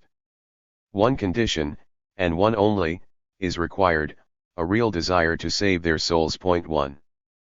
But once within the Methodist societies, the converted were subjected to a discipline which challenges comparison with the more zealous Calvinist sects. Wesley wished the Methodists to be a peculiar people, to abstain from marriage outside the societies, to be distinguished by their dress and by the gravity of their speech and manners, to avoid the company even of relatives who were still in Satan's kingdom. Members were expelled for levity, for profanity and swearing, for lax attendance at class meetings.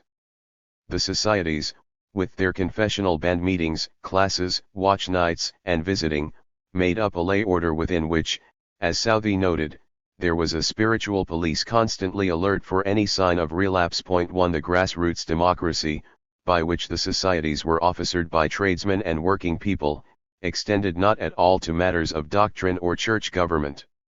In nothing did Wesley break more sharply with the traditions of dissent than in his opposition to local autonomy, and in the authoritarian rule of himself and of his nominated ministers. And yet it was often in areas with a long dissenting tradition, Bristol, the West Riding, Manchester, Newcastle, that Methodism made most rapid headway among the poor. In the 1760s, 2 miles from Heckmondwike, where Deacon Priestley and Obadiah were still supporting a church of Calvinist independence, John Nelson, a Burstall stonemason, was already drawing great congregations of clothing workers and miners to hear the new message of personal salvation. On his way to work at the quarry, Nelson would pass the old dissenting minister's house, exchange texts, and argue the doctrines of sin, redemption by grace and predestination. Nelson had been converted while in London, when hearing John Wesley preach in Moorfields. His journal is very different from that of Deacon Priestley. One night, I dreamed that I was in Yorkshire, in my working clothes going home, and as I went by Paul Champion's, I heard a mighty cry, as of a multitude of people in distress. All on a sudden they began to scream and tumble over one another. I asked, what was the matter, and they told me, Satan was let loose among them. Then I thought I saw him in the shape of a red bull, running through the people, as a beast runs through the standing corn, yet did not offer to gore any of them, but made directly at me, as if he would run his horns into my heart. Then I cried out, Lord, help me, and immediately caught him by the horns, and twisted him on his back, setting my right foot on his neck, in the presence of 1,000 people. From this dream he awoke perspiring and exhausted. On another night my soul was filled with such a sense of God's love, as made me weep before him. I dreamed I was in Yorkshire, going from Commercial Hilltop to Cleckheaton, and about the middle of the lane, I thought I saw Satan coming to meet me in the shape of a tall, black man, and the hair of his head like snakes. But I went on, ripped open my clothes, and shewed him my naked breast, saying, See, here is the blood of Christ. Then I thought he fled from me as fast as a hare could run. John Nelson was very much in earnest. He was pressed into the army, refused to serve, he and his wife were mobbed and stoned in their work. But it occurs to one, nevertheless, that Nelson's Satan belongs more to a world of fantasy than Bunyan's Apollyon, for all the latter's fire and scales. And the fantasy has undertones of hysteria and of impaired or frustrated sexuality which, along with the paroxysms which often accompanied conversion, are among the hallmarks of the Methodist revival. Where Bunyan disclosed the challenge of Apollyon in a world of magistrates, backsliders, and worldly excuses for compromise, this Methodist Satan is a disembodied force located somewhere in the psyche, discovered through introspection or springing forward as a phallic image opposed to the feminine imagery of Christ's love in the gusts of mass hysteria which climaxed revivalist campaigns. From one aspect the Satan may be seen as an emanation of the misery and despair of the 18th century poor, from another we may see the energies thwarted of effective outlet in social life and constricted by the life-denying tenets of Puritanism taking a monstrous revenge on the human spirit. We can see Methodism as a mutation of that tradition which reaches back to the 17th century ranters, whose cousins the Moravians so deeply influenced Wesley. But the cult of love was brought to a point of poise between the affirmations of social religion and the pathological aberrations of frustrated social and sexual impulses. On the one hand, genuine compassion for harlots and publicans and thieves, on the other hand, morbid preoccupation with sin and with the sinner's confessional. On one hand, real remorse for real wrongdoing, on the other, luxuriating refinements of introspective guilt. On one hand, the genuine fellowship of some early Methodist societies, on the other, social energies denied outlet in public life which were released in sanctified emotional onanism. On one hand, a religion which found a place for humble men, as local preachers and class leaders, which taught them to read and gave them self-respect and experience in speaking and in organization. On the other hand, a religion hostile to intellectual inquiry and to artistic values, which sadly abused their intellectual trust. Here was a cult of love which feared love's effective expression, either as sexual love or in any social form which might irritate relations with authority. Its authentic language of devotion was that of sexual sublimation streaked through with masochism, the bleeding love, the wounded side, the blood of the Lamb. Teach me from every pleasing snare to keep the issues of my heart. Be thou my love, my joy, my fear. Thou my eternal portion art. Be thou my never-failing friend. And love, O love me to the end. In London a Jacobin engraver went to the Garden of Love and found a chapel, built in the midst where I used to play on the green. And the gates of this chapel were shut. And thou shalt not writ over the door. In the garden were tombstones where flowers should be. And priests in black gowns were walking their rounds. And binding with briars my joys and desires. So much has been said, in recent years, of Methodism's positive contribution to the working class movement that it is necessary to remind ourselves that Blake and Cobbett, Leigh Hunt and Hazlitt, saw the matter differently. We might suppose, from some popular accounts, that Methodism was no more than a nursing ground for radical and trade union organizers, all formed in the image of the Tolpuddle martyr, George Lovelace, with his small theological library and his forthright independence. The matter is a great deal more complex. At one level the reactionary, indeed, odiously subservient, character of official Wesleyanism can be established without the least difficulty. Wesley's few active interventions into politics included pamphleteering against Dr. Price and the American colonists. He rarely let pass any opportunity to impress upon his followers the doctrines of submission, expressed less at the level of ideas than of superstition. 1 His death coincided with the early enthusiasm for the French Revolution, but successive Methodist conferences continued the tradition of their founder, reaffirming their unfeigned loyalty to the king and sincere attachment to the Constitution. The statutes drawn up in the year after Wesley's death were explicit: none of us shall either in writing or in conversation speak lightly or irreverently of the government too.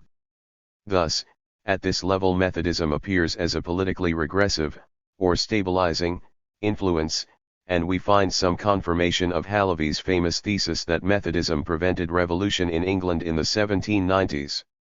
But, at another level, we are familiar with the argument that Methodism was indirectly responsible for a growth in the self-confidence and capacity for organization of working people. This argument was stated, as early as 1820, by Southey. Perhaps the manner in which Methodism has familiarized the lower classes to the work of combining in associations, making rules for their own governance, raising funds, and communicating from one part of the kingdom to another, may be reckoned among the incidental evils which have resulted from it. And, more recently, it has been documented in Dr. Wearmouth's interesting books, although readers of them will do well to remember Southey's important qualification, but in this respect it has only facilitated a process to which other causes had given birth. 1 Most of the contributions of Methodism to the working class movement came in spite of and not because of the Wesleyan Conference. Indeed, throughout the early history of Methodism we can see a shaping democratic spirit which struggled against the doctrines and the organizational forms which Wesley imposed.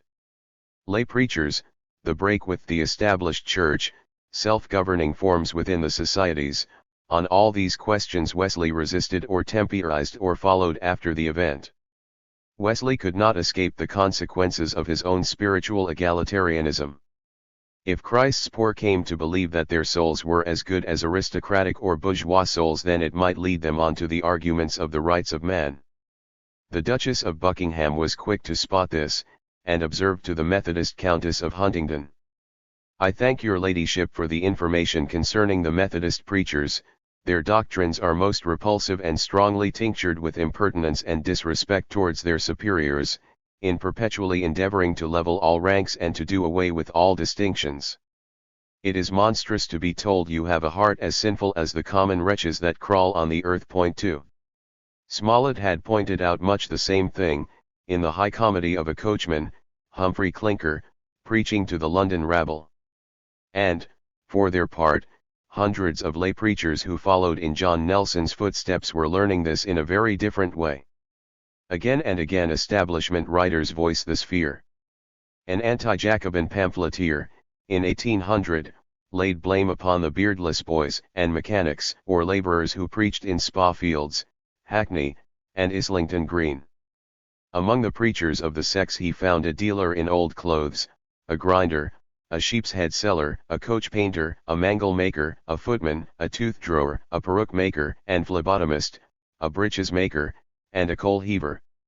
The Bishop of Lincoln saw in this a darker threat.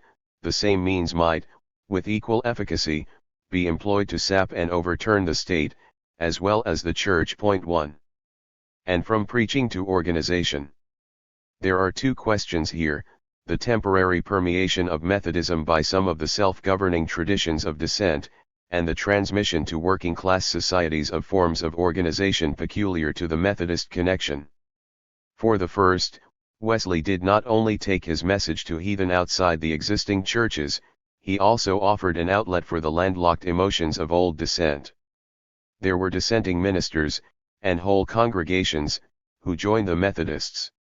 Some passed through the revival, only to rejoin their own sects in disgust at Wesley's authoritarian government, while by the 1790s dissent was enjoying its own evangelistic revival.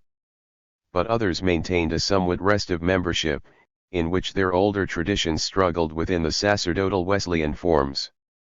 For the second, Methodism provided not only the forms of the class meeting, the methodical collection of penny subscriptions and the ticket, so frequently borrowed by radical and trade union organizations, but also an experience of efficient centralized organization, at district as well as national level, which dissent had lacked. Thus late 18th century Methodism was troubled by alien democratic tendencies within itself, while at the same time it was serving despite itself as a model of other organizational forms.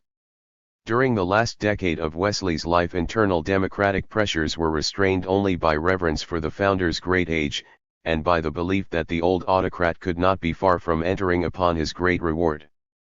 There were a score of demands being voiced in dissident societies, for an elected conference, for greater local autonomy, for the final break with the church, for lay participation in district and quarterly meetings. Wesley's death, when the general radical tide was rising, was like a signal gun. Rival schemes of organization were canvassed with a heat which is as significant as were the matters under dispute. We detest the conduct of persecuting Neros, and all the bloody actions of the great whore of Babylon, and yet in our measure, we tread in their steps, declared Alexander Killam in a pamphlet entitled The Progress of Liberty. 1. And he set forward far-reaching proposals for self-government, which were canvassed throughout the connection, by means of pamphlets, and in class meetings and local preachers' meetings, and whose discussion must itself have been an important part of the process of democratic education. 2. In 1797 Killam led the first important Wesleyan secession, the Methodist New Connection, which adopted many of his proposals for a more democratic structure. The greatest strength of the connection was in manufacturing centers, and among the artisans and weavers tinged with Jacobinism. 3 Killam himself sympathized with the reformers, and although his political convictions were kept in the background, his opponents in the orthodox connection were at pains to bring them forward. We shall lose all the turbulent disturbers of our Zion, the conference addressed the members of the Church in Ireland, when accounting for the secession, all who have embraced the sentiments of Paine. In Huddersfield the members of the new connection were known as the Tom Paine Methodists. We may guess at the complexion of his following from an account of the principal Killamite chapel in Leeds, with a congregation of 500 in the midst of a dense, poor, and unruly population, at the top of Ebenezer Street where strangers of the middle class could not reasonably be expected to go. And in several places the link between the new connection and actual Jacobin organization is more than a matter of inference. In Halifax, At the Bradshaw Chapel, a reading club and debating society was formed. The people of this weaving village discussed in their class meetings not only Killam's Progress of Liberty but also Paine's Rights of Man. Writing 40 years later, the historian of Halifax Methodism still could not restrain his abomination of that detestable knot of scorpions who, in the end, captured the chapel, excluded the Orthodox circuit minister, bought the site, and continued it as a Jacobin chapel of their own. 1. The progress of the new connection was unspectacular. Killam himself died in 1798, and his following was weakened by the general political reaction of the later 1790s. By 1811 the new connection could claim only 8,000 members. But its existence leads one to doubt Halavey's thesis. On Wesley's death it was estimated that about 80,000 people made up the Methodist societies. Even if we suppose that every one of them shared the Tory principles of their founder, this was scarcely sufficient to have stemmed a revolutionary tide. In fact, whatever annual conferences resolved, there is evidence that the radical groundswell of 1792 and 1793 extended through dissent generally and into most Methodist societies. The mayor of Liverpool may have shown sound observation when he wrote to the Home Office in 1792. In all these places are nothing but Methodist and other meeting houses, and, thus the youth of the county are training up under the instruction of a set of men not only ignorant, but whom I believe we have of late too much reason to imagine, are inimical to our happy constitution. 1. It was in the counter-revolutionary years after 1795 that Methodism made the most headway amongst working people and acted most evidently as a stabilizing or regressive social force. Drained of its more democratic and intellectual elements by the Killamite secession, and subjected to severer forms of discipline, it appears during these years almost as a new phenomenon, and as one which may be seen as the consequence of political reaction as much as it was a cause. 2. Throughout the whole period of the Industrial Revolution, Methodism never overcame this tension between authoritarian and democratic tendencies. It is in the seceding sects, the new connection and the primitive Methodists, that the second impulse was felt most strongly. Moreover, as Dr. Hobsbawm has pointed out, wherever Methodism was found it performed, in its rupture with the established church, certain of the functions of anti-clericalism in 19th-century France. 3 In the agricultural or mining village, the polarization of chapel and church might facilitate a polarization which took political or industrial forms. For years the tension might seem to be contained, but when it did break out it was sometimes charged with a moral passion, where the old Puritan god of battles raised his banners once again, which secular leaders could rarely touch. So long as Satan remained undefined and of no fixed class abode, Methodism condemned working people to a kind of moral civil war, between the chapel and the pub, the wicked and the redeemed, the lost and the saved. Samuel Bamford related in his early days the missionary zeal with which he and his companions would tramp to prayer meetings in neighboring villages where Satan had as yet many strongholds. These prayers were looked upon as so many assaults on the powers of the prince of the air. Only a few years later Cobbett had taught the weavers of upland Lancashire to look for Satan, not in the alehouses of a rival village, but in the thing and old corruption. It was such a swift identification of Apollyon with Lord Liverpool and Oliver the Spy which led the weavers to Peterloo. Two other features of the dissenting tradition should be noted. While neither was of great influence in the 18th century, both assumed new significance after 1790. In the first place, there is a continuous thread of communitarian ideas and experiments, associated with the Quakers, Camisards, and in particular the Moravians. It was in Bolton and Manchester that a ferment in a small group of dissident Quakers culminated in the departure, in 1774, of Mother Ann and a small party to found the first Shaker communities in the United States.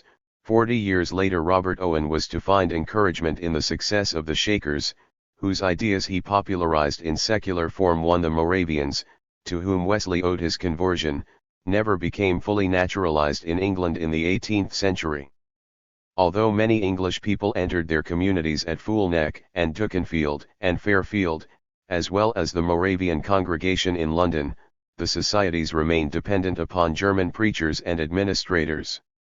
While the first Methodist societies arose in association with the Moravian Brotherhood, the latter were distinguished from the former by their stillness, their avoidance of enthusiasm, and their practical communitarian values, the calm, soft, steady, sweet and impressive character of the service was such as appeared as a kind of rebuke to the earnestness, noise, and uproar of a revival meeting. The influence of the Moravians was threefold.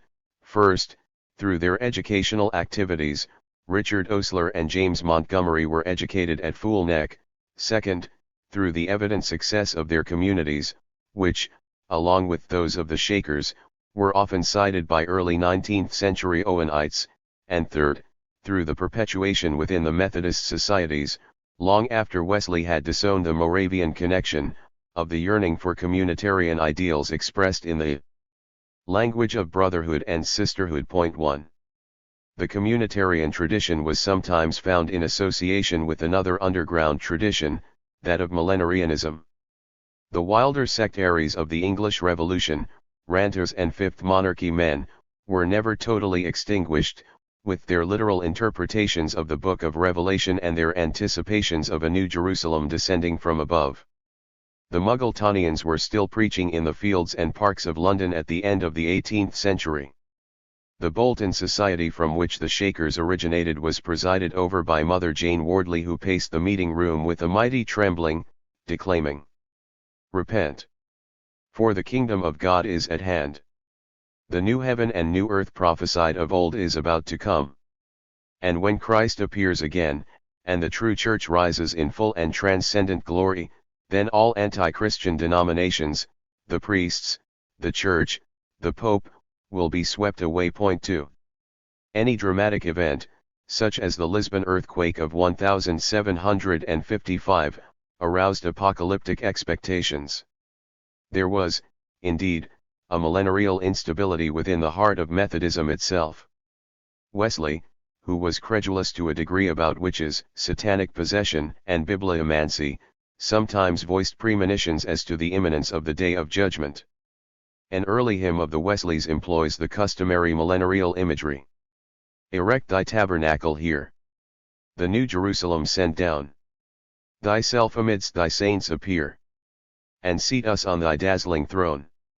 Begin the great millennial day. Now, Savior, with a shout descend. Thy standard in the heavens display. And bring the joy which ne'er shall end." Even if literal belief in the millennium was discouraged, the apocalyptic manner of Methodist revival meetings inflamed the imagination and prepared the way for the acceptance of chiliastic prophets after 1790. In London, Bristol, and Birmingham, small congregations of the Swedenborgian Church of the New Jerusalem were preparing some artisans for more intellectual and mystical millenarial beliefs. 1. Although historians and sociologists have recently given more attention to millenarial movements and fantasies, their significance has been partly obscured by the tendency to discuss them in terms of maladjustment and paranoia. Thus Professor Cohn, in his interesting study of the pursuit of the millennium, is able, by a somewhat sensational selection of the evidence, to proceed to generalizations as to the paranoiac and megalomaniac notion of the elect, and the chronically impaired sense of reality of chiliastically minded movements. When messianic movements gain mass support, it is as though units of paranoia hitherto diffused through the population suddenly coalesce to form a new entity, a collective paranoiac fanaticism. 2. One doubts such a process of coalescence. Given such a phenomenon, however, the historical problem remains: why should grievances, aspirations, or even psychotic disorders, coalesce into influential movements only at certain times and in particular forms? What we must not do is confuse pure freaks and fanatical aberrations with the imagery of Babylon and the Egyptian exile and the celestial city and the contest with Satan, in which minority groups have articulated their experience and projected their aspirations for hundreds of years. Moreover, the extravagant imagery used by certain groups does not always reveal their objective motivations and effective assumptions. This is a difficult question. When we speak of imagery, we mean much more than figures of speech in which ulterior motives were clothed. The imagery is itself evidence of powerful subjective motivations, fully as real as the objective, fully as effective, as we see repeatedly in the history of Puritanism, in their historical agency. It is the sign of how men felt and hoped, loved and hated, and of how they preserved certain values in the very texture of their language. But because the luxuriating imagery points sometimes to goals that are clearly illusory, this does not mean that we can lightly conclude that it indicates a chronically impaired sense of reality. Moreover, abject adjustment to suffering and want at times may indicate a sense of reality as impaired as that of the chiliast. Whenever we encounter such phenomena, we must try to distinguish between the psychic energy stored, and released, in language, however apocalyptic, and actual psychotic disorder. Throughout the Industrial Revolution we can see this tension between the kingdom without and the kingdom within in the descent of the poor, with chiliasm at one pole, and quietism at the other. For generations the most commonly available education came by way of pulpit and Sunday school, the Old Testament and Pilgrim's Progress. Between this imagery and that social experience there was a continual interchange, a dialogue between attitudes and reality which was sometimes fruitful, sometimes arid, sometimes masochistic in its submissiveness, but rarely paranoiac.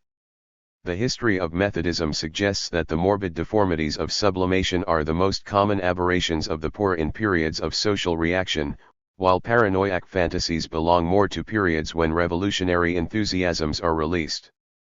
It was in the immediate aftermath of the French Revolution that the millenarial current, so long underground, burst into the open with unexpected force.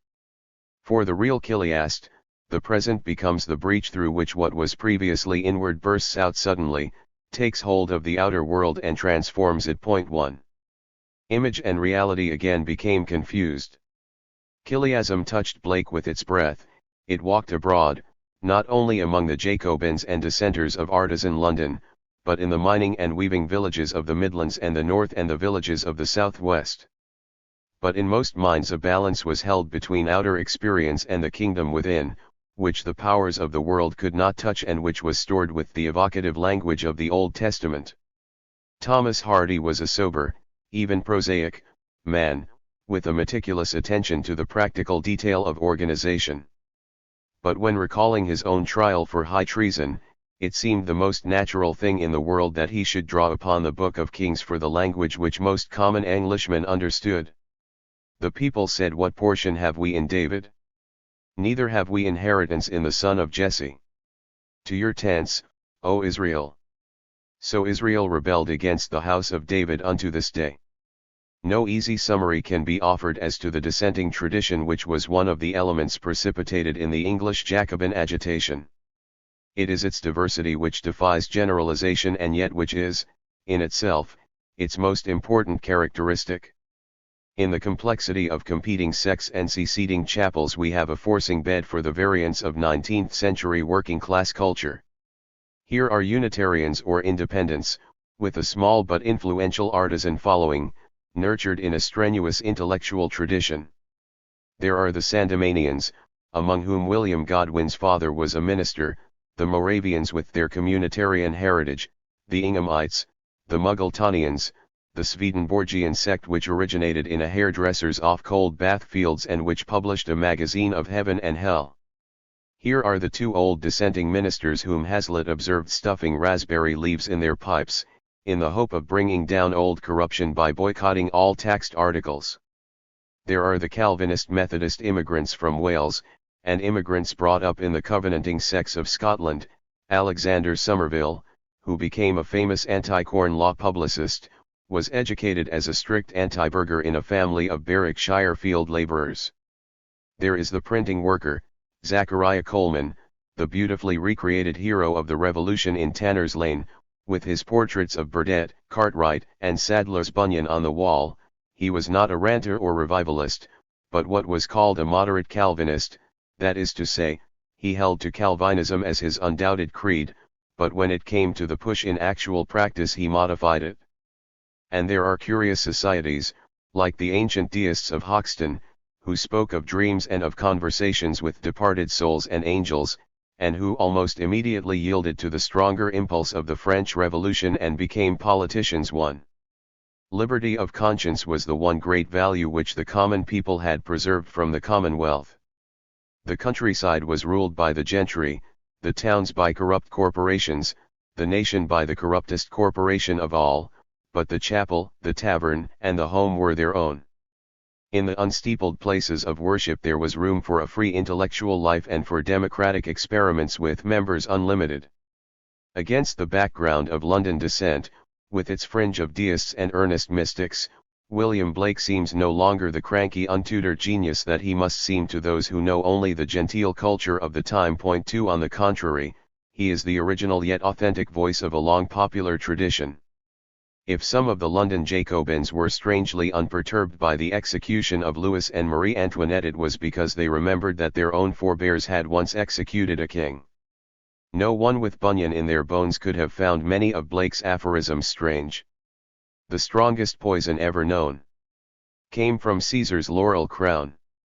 And many, like Blake, felt themselves torn between a rational deism and the spiritual values nurtured for a century in the kingdom within.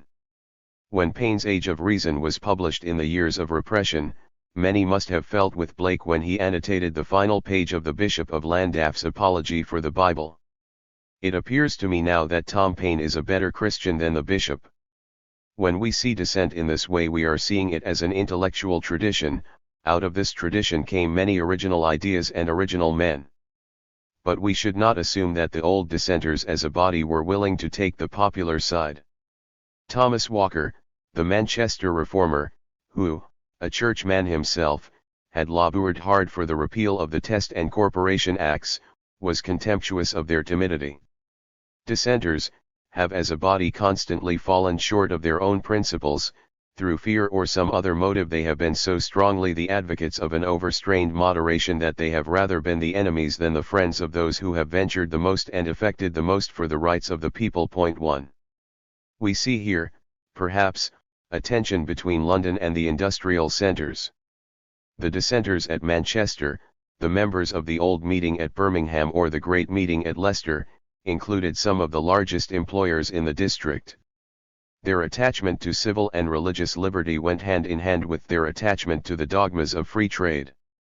They contributed a good deal, and especially in the 1770s and 1780s, to forms of extra-parliamentary agitation and pressure group politics which anticipate the pattern of middle-class politics of the 19th century. But their enthusiasm for civil liberty melted away with the publication of Rights of Man, and in very few of them did it survive the trials and persecution of the early 1790s. In London, and in pockets in the great cities, many of the dissenting artisans graduated in the same period from dissent through deism to a secular ideology. Secularism, Dr. Hobsbawm has written, is the ideological thread which binds London labour history together, from the London Jacobins and Place, through the anti-religious Owenites and cooperators, the anti-religious journalists and booksellers, through the free-thinking radicals who followed Holyoake and flocked to Bradlaugh Hall of Science, to the Social Democratic Federation and the London Fabians with their unconcealed distaste for chapel rhetoric. 1. Nearly all the theorists of the working class movement are in that London tradition, or else, like Bray the Leeds printer, they are analogues of the skilled London working men. But the list itself reveals a dimension that is missing: the moral force of the Luddites, of Brandreth and young Bamford, of the 10-hour men, of Northern Chartists and ILP. And some of this difference in traditions can be traced to the religious formations of the 18th century. When the democratic revival came in the last years of the century, old dissent had lost much of its popular following, and those artisans who still adhered to it were permeated by the values of enlightened self-interest which led on, in such a man as Francis Place, to the acceptance of a limited utilitarian philosophy. But in those great areas in the provinces where Methodism triumphed in the default of dissent, it nearly destroyed the democratic and anti-authoritarian elements in the older tradition, interposing between the people and their revolutionary heritage a callow emotionalism which served as auxiliary to the established church. And yet the Methodist rebel was marked by a special earnestness and vigor of moral concern. South and North, intellect and enthusiasm, the arguments of secularism and the rhetoric of love, the tension is perpetuated in the 19th century. And each tradition seems enfeebled without the complement of the other. Satan's strongholds. B. Ut. What of the denizens of Satan's strongholds, the harlots and publicans and thieves whose souls the evangelists wrestled for? If we are concerned with historical change, we must attend to the articulate minorities. But these minorities arise from a less articulate majority whose consciousness may be described as being, at this time, subpolitical, made up of superstition or passive irreligion, prejudice, and patriotism. The inarticulate, by definition, leave few records of their thoughts. We catch glimpses in moments of crisis, like the Gordon riots, and yet crisis is not a typical condition. It is tempting to follow them into the archives of crime. But before we do this, we must warn against the assumption that in the late 18th century Christ's poor can be divided between penitent sinners on the one hand, and murderers, thieves, and drunkards on the other. It is easy to make a false division of the people into the organized or chapel-going good and the dissolute bad in the Industrial Revolution, since the sources push us towards this conclusion from at least 4 directions. Such facts as are available were often presented in sensational form, and marshaled for pejorative purposes.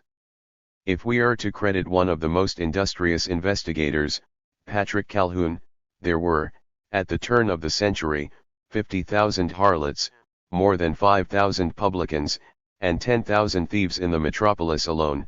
His more extended estimates of criminal classes, taking in receivers of stolen property, coiners, gamblers, lottery agents, cheating shopkeepers, riverside scroungers, and colorful characters like mudlarks, scuffle hunters, bludgeon men, Morocco men, flash coachmen, grubbers, bear baiters, and strolling minstrels totals 115,000 out of a metropolitan population of less than 1 million.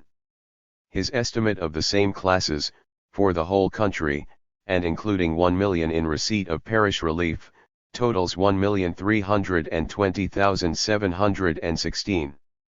But these estimates lump together indiscriminately gypsies, vagrants, unemployed, and peddlers and the grandparents of Mayhew's street sellers, while his prostitutes turn out, on closer inspection, to be lewd and immoral women, including the prodigious number among the lower classes who cohabit together without marriage. 1.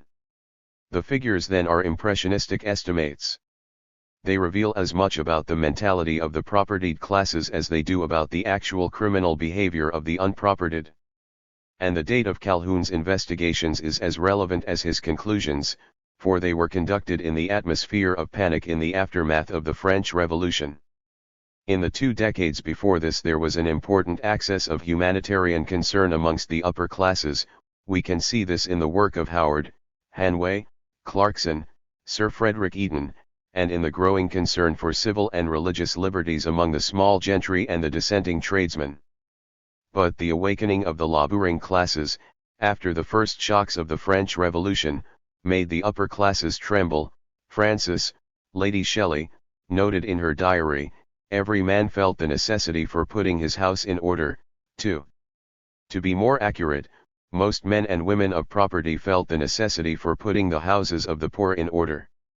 The remedies proposed might differ, but the impulse behind Calhoun, with his advocacy of more effective police, Hannah More, with her halfpenny tracts and Sunday schools, the Methodists with their renewed emphasis upon order and submissiveness, Bishop Barrington's more humane society for bettering the conditions of the poor, and William Wilberforce and Dr. John Baudelaire, with their society for the suppression of vice and encouragement of religion, was much the same. The message to be given to the laboring poor was simple, and was summarized by Burke in the famine year of 1795, patience, labor, sobriety, frugality, and religion, should be recommended to them, all the rest is downright fraud. I know nothing better calculated to fill a country with barbarians ready for any mischief, wrote Arthur Young, the agricultural propagandist, than extensive commons and divine service only once a month. Do French principles make so slow a progress, that you should lend them such helping hands? 1. The sensibility of the Victorian middle class was nurtured in the 1790s by frightened gentry who had seen miners, potters and cutlers reading Rights of Man, and its foster parents were William Wilberforce and Hannah More. It was in these counter-revolutionary decades that the humanitarian tradition became warped beyond recognition. The abuses which Howard had exposed in the prisons in the 1770s and 1780s crept back in the 1790s and 1800s, and Sir Samuel Romilly, in the first decade of the 19th century, found that his efforts to reform the criminal law were met with hostility and timidity.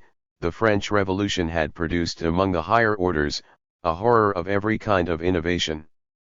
Everything rung and was connected with the revolution in France, recalled Lord Cockburn. Everything, not this thing or that thing, but literally everything, was soaked in this one event. It was the pall of moral equivocation which settled upon Britain in these years which stung Blake to fury.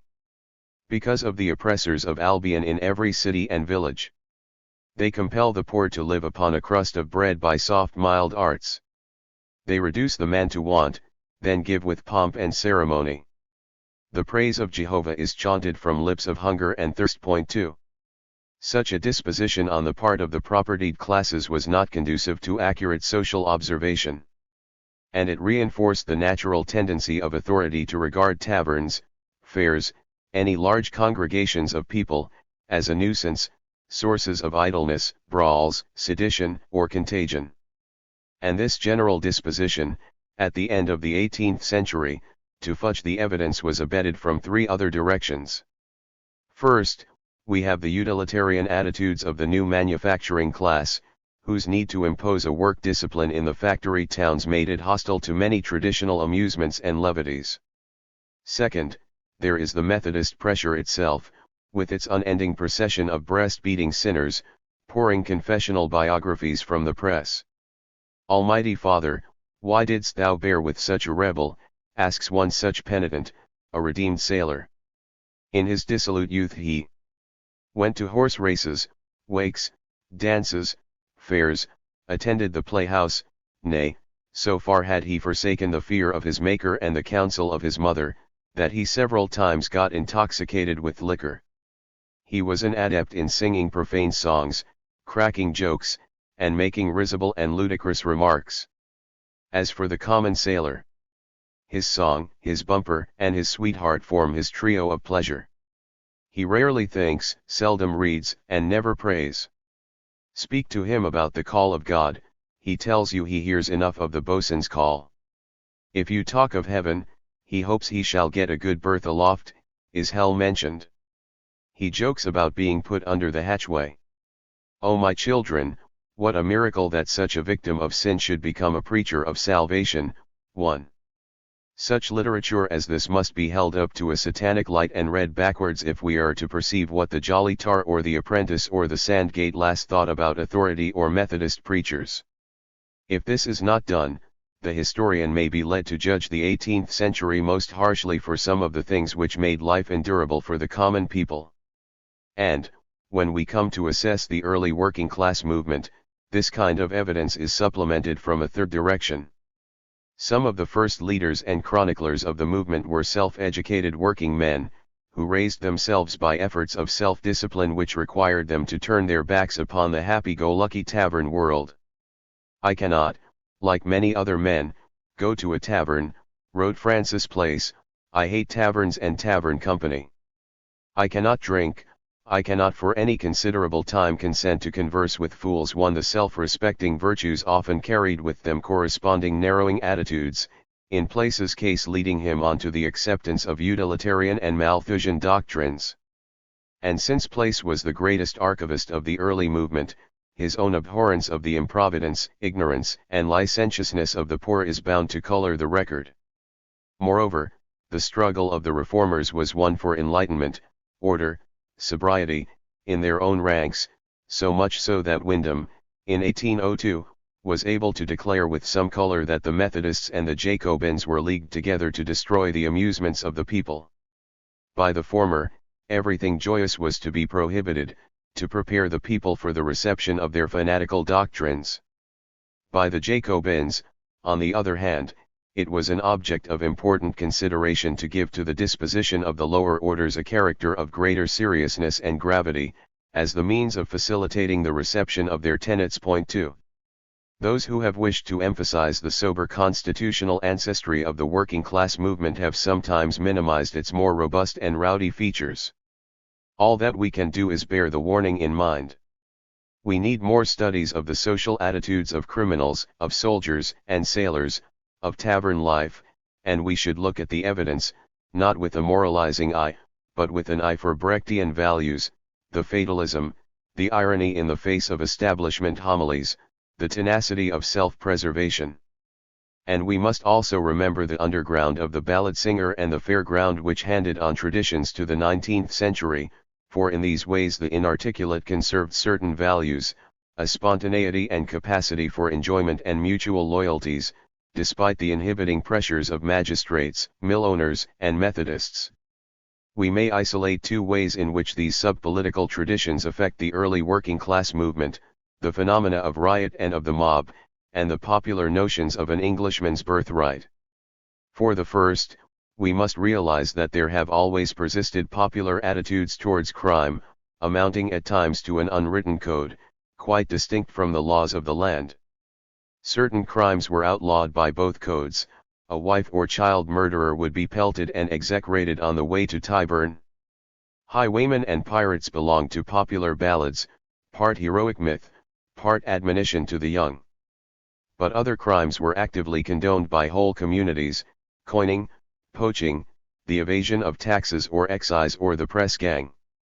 Smuggling communities lived in a state of constant war with authority, whose unwritten rules were understood by both sides.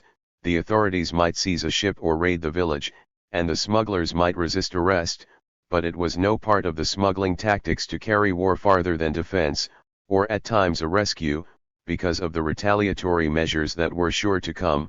On the other hand, other crimes, which were easily committed and yet which struck at the livelihood of particular communities, sheep stealing or stealing cloth off the tenters in the open field, excited popular condemnation. 2. This distinction between the legal code and the unwritten popular code is a commonplace at any time. But rarely have the two codes been more sharply distinguished from each other than in the second half of the 18th century. One may even see these years as ones in which the class war is fought out in terms of Tyburn, the hulks and the Bridewells on the one hand, and crime, riot, and mob action on the other. Professor Radzinowa's researches into the history of English criminal law have added a depressing weight of evidence to the picture long made familiar by Goldsmith. Each wanton judge new penal statutes draw. Laws grind the poor, and rich men rule the law. It was not the judge but the legislature which was responsible for enacting ever more capital punishments for crimes against property. In the years between the Restoration and the death of George III, the number of capital offences was increased by about 190, or more than one for every year. No less than 63 of these were added in the years 1760 to 1810. Not only petty theft, but primitive forms of industrial rebellion, destroying a silk loom, throwing down fences when commons were enclosed, and firing corn ricks, were to be punished by death. It is true that the police force was totally inadequate and the administration of justice haphazard. It is true also that in the latter years of the 18th century, while capital offences multiplied, some juries became reluctant to convict, and the proportion of convicted offenders who were actually brought to execution fell. 1 But the death sentence, if respite, was generally exchanged to the terrible living death of the hulks or to transportation. The procession to Tyburn was a central ceremonial of 18th century London. The condemned in the carts, the men in gaudy attire, the women in white, with baskets of flowers and oranges which they threw to the crowds, the ballad singers and hawkers, with their last speeches, all the symbolism of Tyburn Fair was a ritual at the heart of London's popular culture. The commercial expansion, the enclosure movement, the early years of the Industrial Revolution, all took place within the shadow of the gallows. The white slaves left our shores for the American plantations and later for Van Diemen's Land, while Bristol and Liverpool were enriched with the profits of black slavery, and slave owners from West Indian plantations grafted their wealth to ancient pedigrees at the marriage market in Beth. It is not a pleasant picture. In the lower depths, police officers and jailers grazed on the pastures of crime, blood money, garnish money, and sales of alcohol to their victims. The system of graduated rewards for thief-takers incited them to magnify the offense of the accused. The poor lost their rights in the land and were tempted to crime by their poverty and by the inadequate measures of prevention. The small tradesman or master was tempted to forgery or illicit transactions by fear of the debtor's prison. Where no crime could be proved, the J.P.S. had wide powers to consign the vagabond or sturdy rogue or unmarried mother to the bridewell, those evil, disease-ridden places, managed by corrupt officers, whose conditions shocked John Howard more than the worst prisons. The greatest offense against property was to have none. The law was hated, but it was also despised. Only the most hardened criminal was held in as much popular odium as the informer who brought men to the gallows. And the resistance movement to the laws of the property took not only the form of individualistic criminal acts, but also that of piecemeal and sporadic insurrectionary actions where numbers gave some immunity. When Wyville warned Major Cartwright of the wild work of the lawless and furious rabble, he was not raising imaginary objections. The British people were noted throughout Europe for their turbulence, and the people of London astonished foreign visitors by their lack of deference. The 18th and early 19th century are punctuated by riot, occasioned by bread prices, turnpikes and tolls, excise, rescue, strikes, new machinery, enclosures, press gangs and a score of other grievances. Direct action on particular grievances merges on one hand into the great political risings of the mob, the Wilkes agitation of the 1760s and 1770s, the Gordon riots, the mobbing of the King in the London streets, the Bristol riots and the Birmingham Bull Ring riots. On the other hand, it merges with organized forms of sustained illegal action or quasi-insurrection, Luddism, the East Anglian riots, the last laborers' revolt, the Rebecca riots and the Plug riots. This second, quasi-insurrectionary, form we shall look at more closely when we come to consider Luddism. It was a form of direct action which arose in specific conditions, which was often highly organized and under the protection of the local community, and as to which we should be chary of generalization. The first form is only now beginning to receive the attention of historians. Dr. Rood, in his study of the crowd in the French Revolution, suggests that the term mobs, in the sense of hired bands operating on behalf of external interests, should be invoked with discretion and only when justified by the particular occasion. Too often historians have used the term lazily, to evade further analysis, or as a gesture of prejudice.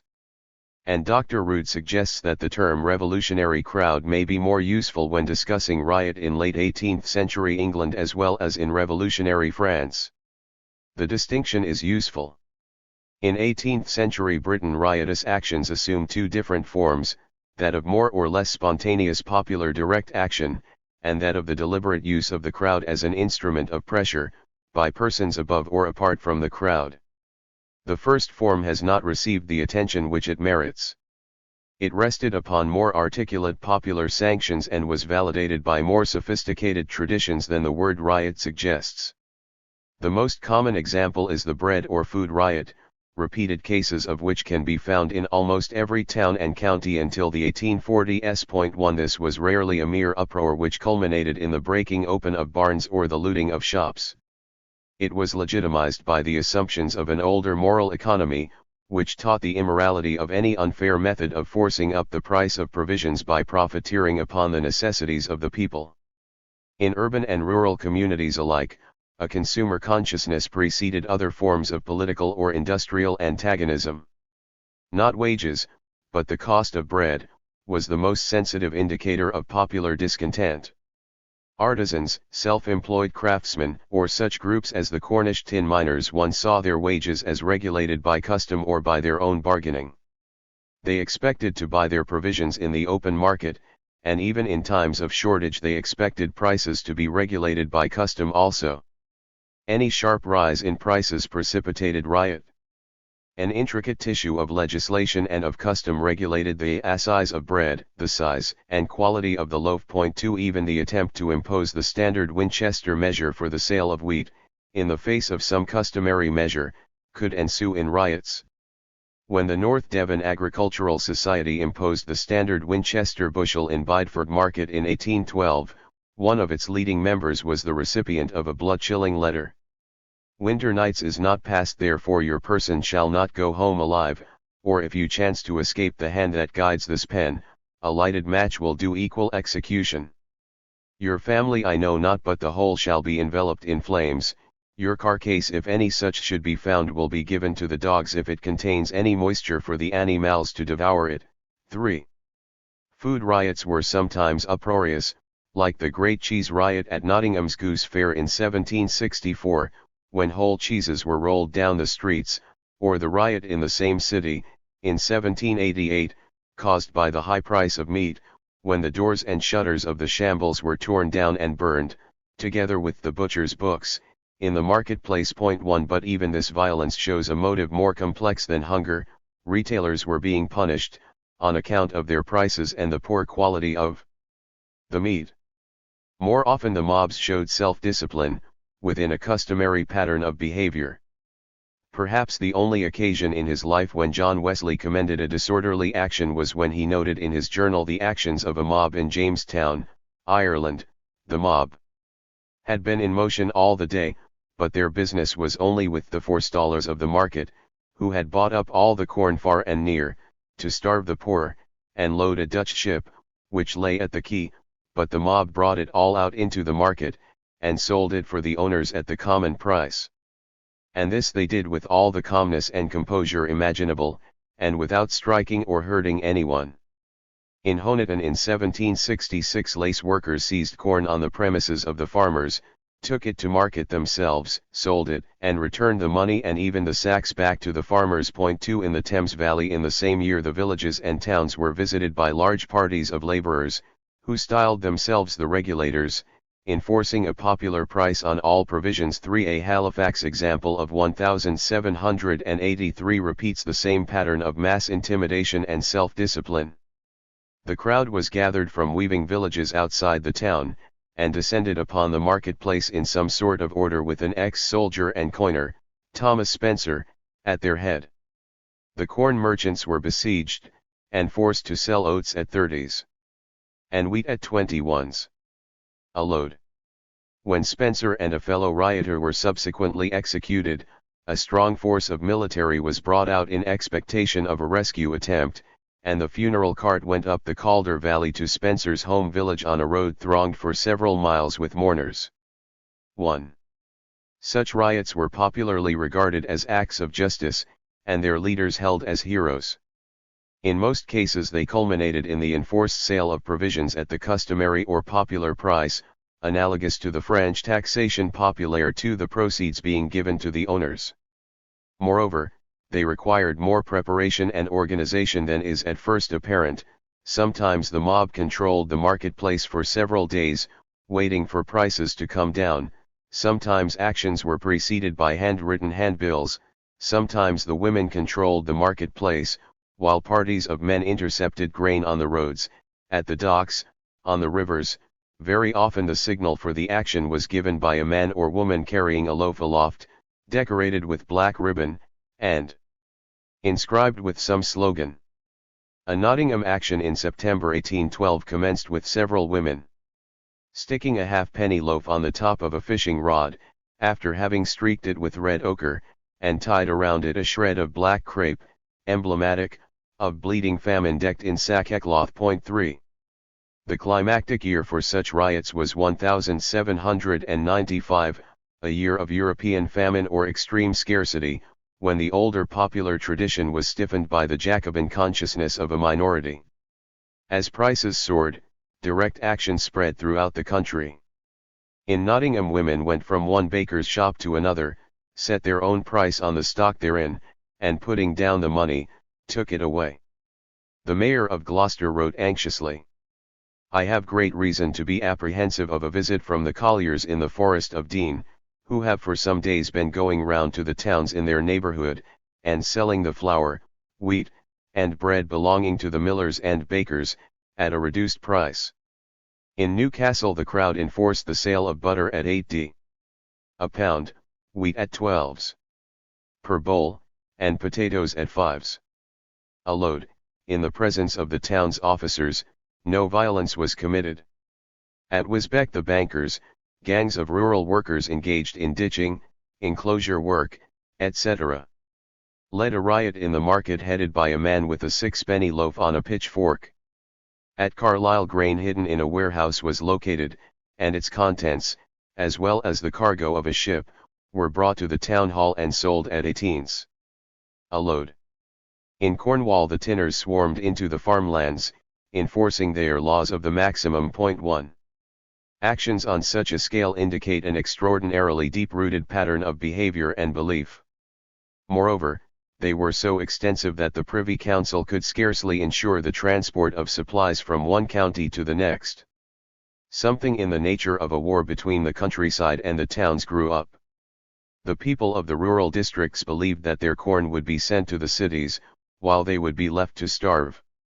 The farmers refused to send grain to market, for fear it would be sold at the popular price. In the ports grain ships were stopped, since the people believed that factors were sending it abroad. Magistrates connived at the retaining of corn in their own districts. At Whitney the inhabitants seized some grain as it was going to be sent out of the country, brought it back, and sold it at a low price. Loads of wheat were stopped in Cambridge, and sold off in the marketplace. In the West Riding, barges on the Calder and Ayr were stopped and impounded by mobs. At Burford the people prevented a load of corn from being sent out of the town, and sold it at 8s. a bushel. A magistrate feared that the people of Birmingham might sally out and attack Burford. At Wells a great many women prevented grain ships from sailing to London. 1. These popular actions were legitimized by the old paternalist moral economy. Although the old legislation against forestallers and regraders had been largely repealed or abrogated by the end of the 18th century, it endured with undiminished vigor, both in popular tradition and in the minds of some Tory paternalists, including no less a person than the Lord Chief Justice, who made known his view, in 1795, that forestalling and engrossing remained offences at common law. 2. In the popular mind, these offences encompassed any exploitive action calculated to raise the price of provisions, and in particular the activities of factors, millers, bakers, and all middlemen. Those cruel villains the millers, bakers, etc. flour sellers raises flow under a combination to what price they please on purpose to make an artificial famine in a land of plenty, so runs a handbill of 1795, from Redford. The corn factors and the sort of P.O. pool which we call huckstores and mealmen which have got the corn into their hands and they hold it up and sell it to the poor at their own price, so runs a petition from some labourers in Leeds. 3. The great millers were believed to corner the grain in order to enhance its price. In Birmingham a large flour mill, powered by steam, at Snow Hill was attacked in 1795, while London's great Albion flour mills burned down on 2 occasions. On the first occasion, arson was rumoured. Since the mills were believed to practice forms of adulteration, the people were willing spectators, and ballads of rejoicing were printed and sung on the spot. On the second occasion, the populace rejoiced at the conflagration. 4. Hence the final years of the 18th century saw a last desperate effort by the people to reimpose the older moral economy as against the economy of the free market. In this they received some support from old-fashioned J.P.S., who threatened to prosecute forestallers, tightened controls over markets, or issued proclamations against engrossers who brought up growing corn in the fields. 1. The Speen-Hamland decision of 1795, to subsidize wages in relation to the price of bread, must be seen as arising out of this background, where the custom of the marketplace was in dissolution. Paternalists attempted to evoke it in the scale of relief. But the old customary notions died hard. There was a scatter of prosecutions for forestalling between 1795 and 1800.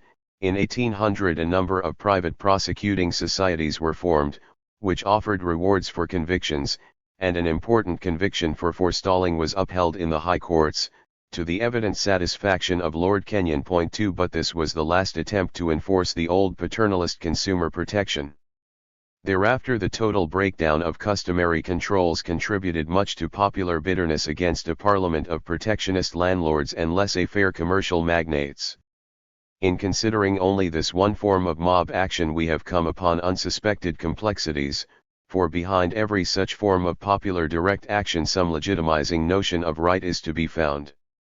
On the other hand, the employment of the mob in a sense much closer to Dr. Rood's definition was an established technique in the 18th century, and, what is less often noted, it had long been employed by authority itself.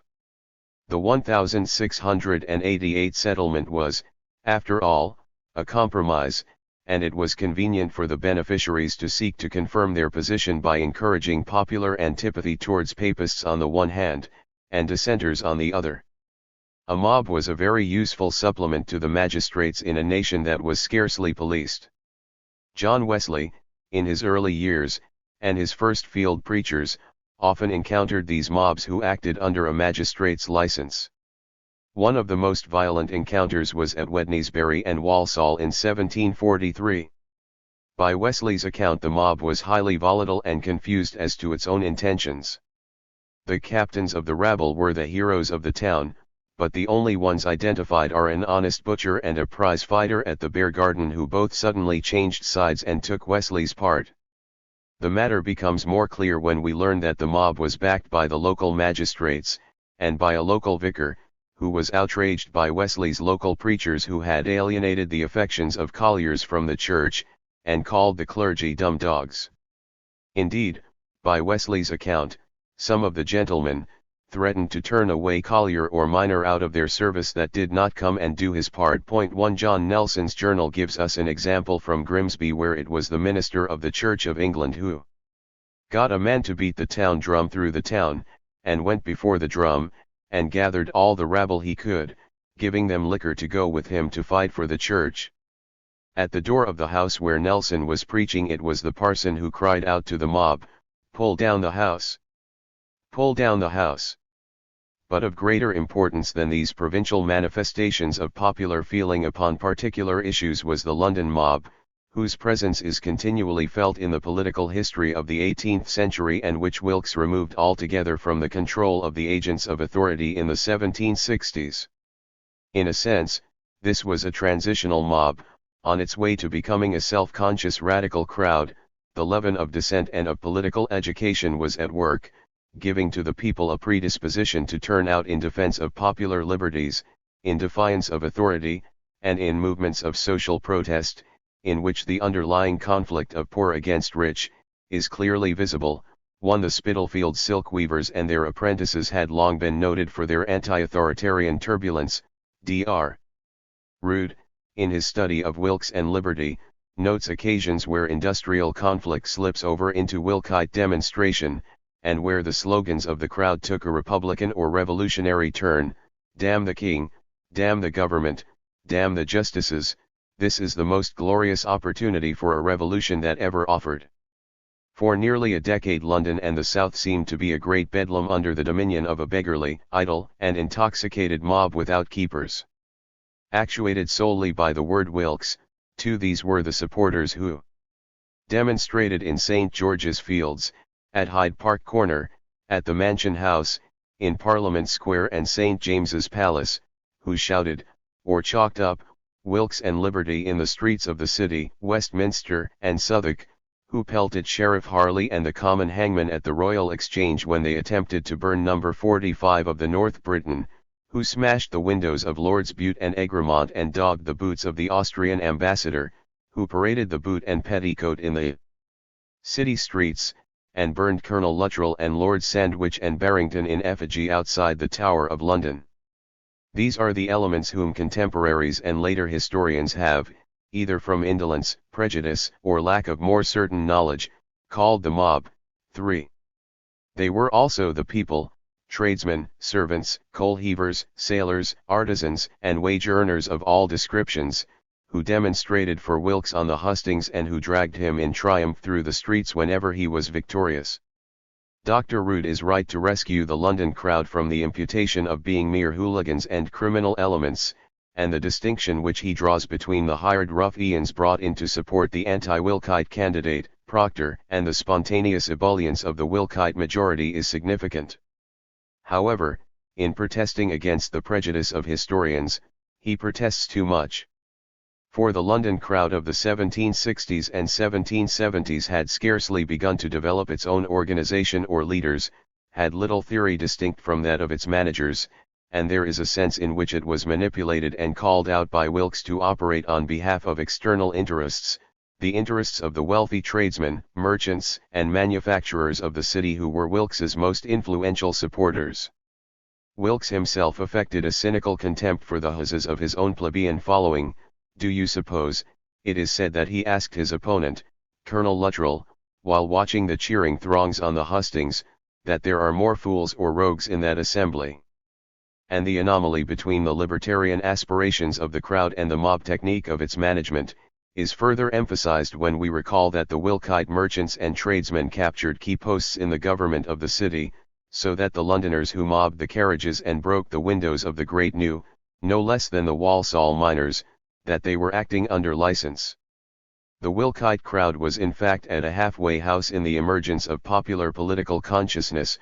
While its most popular slogan was liberty, many of its members were highly volatile and might equally well swing round to attack alien elements or smash the windows of citizens who failed to illuminate them on patriotic occasions. 1.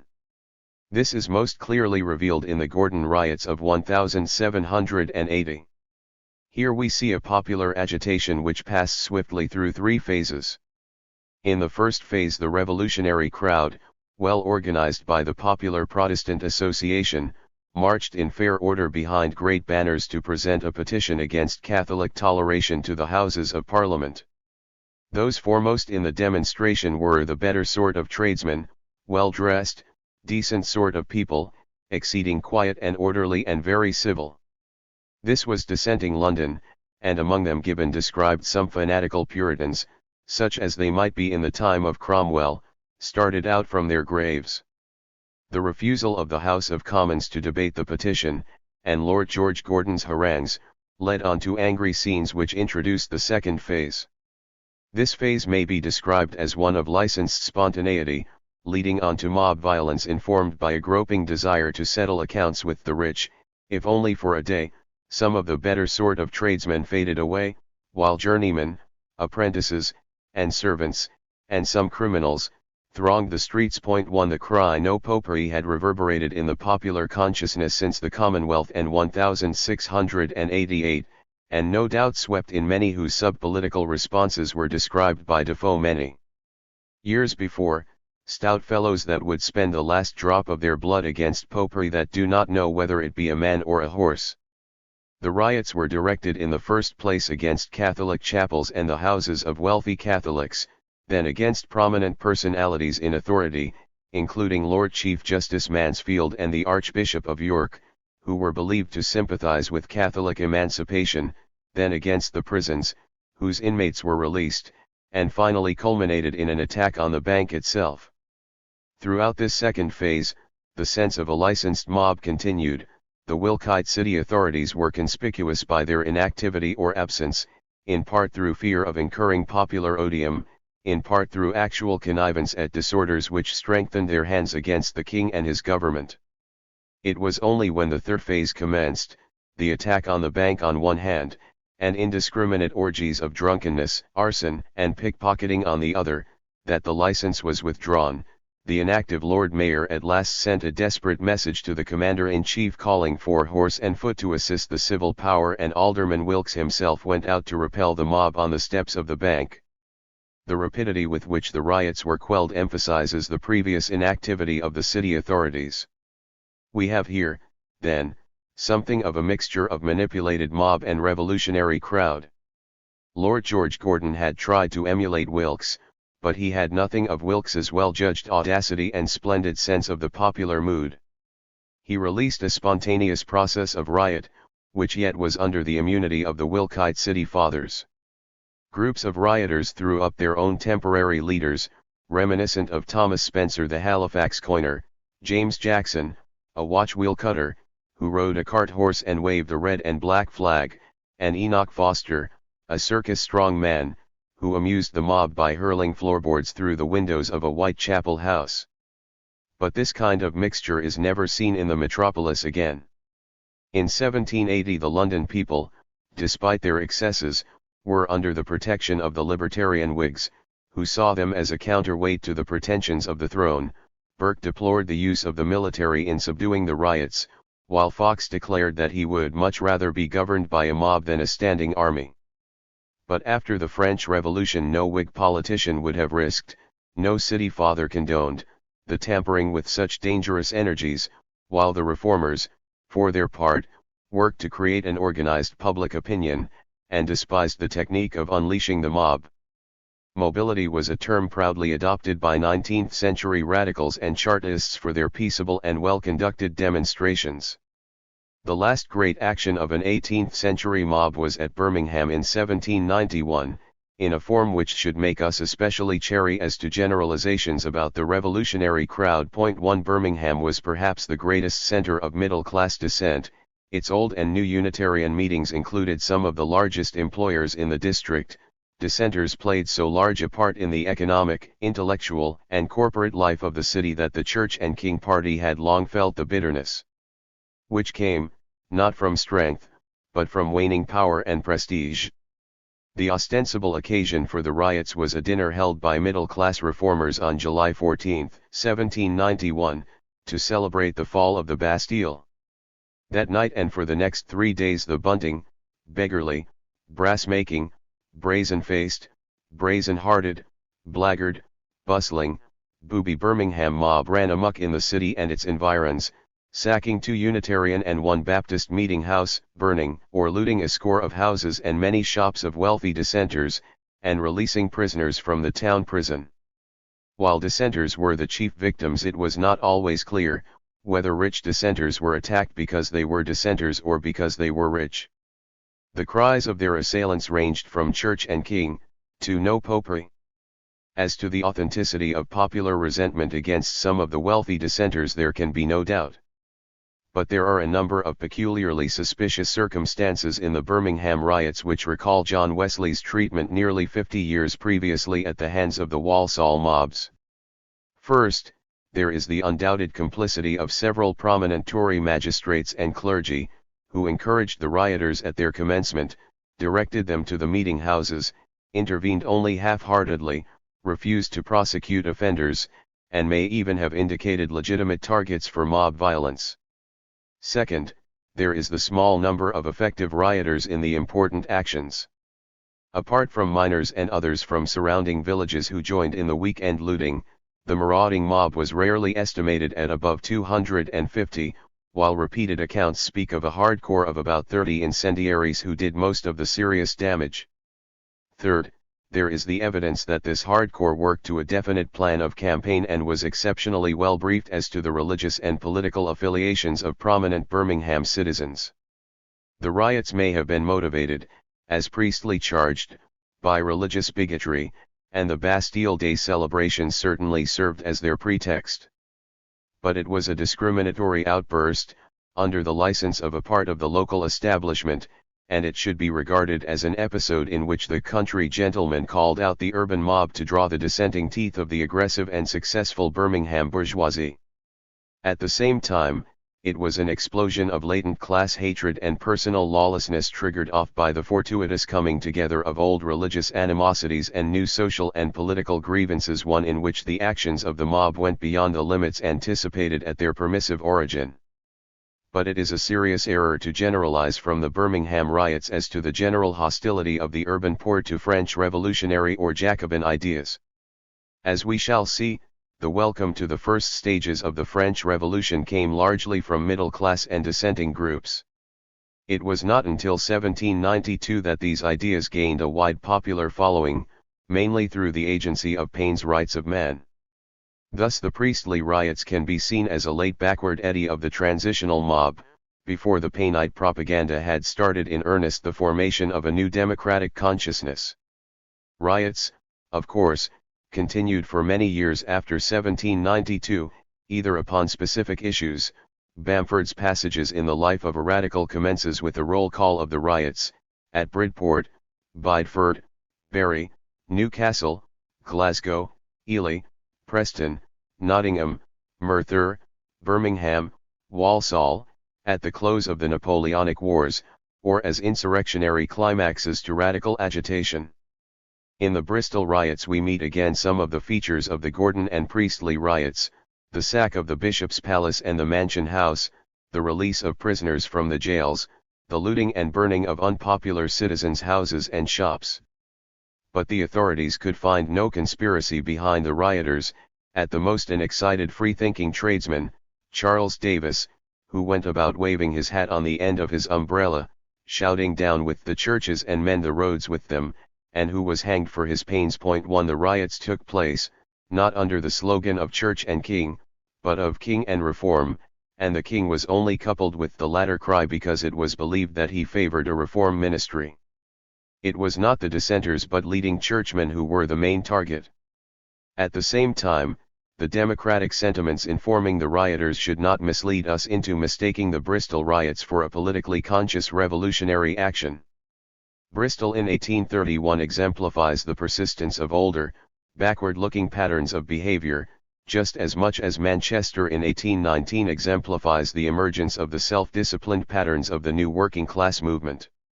Ignorance and superstition had been jerked from loyalist into radical courses, but we get a whiff of the Gordon and Priestley riots in the words of the Bristol rioter who threw an armful of manuscripts and books from the cathedral chapter library into the fire, declaring there could be no reform without books were burned. 2. The true mobs, in the sense of hired bands operating on behalf of external interests, are the Church and King mobs employed from 1792 onwards to terrorize the English Jacobins. 1. While these mobs were sometimes directed against wealthy and prominent reformers, as in the case of Thomas Walker of Manchester, they belonged to the tradition of the Walsall mine owners and the Grimsby parson, and were so highly organized by, and sometimes paid by, external interests that it is difficult to take them as indicative of any authentic independent popular sentiment. Moreover, despite the complete license offered in many places by clergy and J.P.S. to anti-Jacobin mobs, they rarely involved more than a small group of picked hooligans, and they never sparked off popular violence on the scale of Birmingham in 1791. There were important urban centres, notably Sheffield and Norwich, where the Church and King mob acted with very limited success. Nor was it possible to employ these mobs on any scale in London. The acquittal of the Jacobin prisoners in 1794 was the signal for popular triumph on the scale of the Wilkite celebrations. In 1795 the London crowd was revolutionary in mood and was discovering new forms of organization and leadership. Perhaps the crucial encounter was in October 1797, at the height of anti-Jacobin repression, when there was an inspired attempt to destroy Thomas Hardy's premises when he refused to illuminate on the occasion of a naval victory. The attack was beaten off by a guard of 100 members of the LCS, many of them Irish, armed with good shillelaghs. It was an historic victory, as one of the guard recalled. "I never was in so long continued and well conducted a fight as was that night made by those who defended Hardy's house." When Hardy looked back on the incident his own feelings were decided.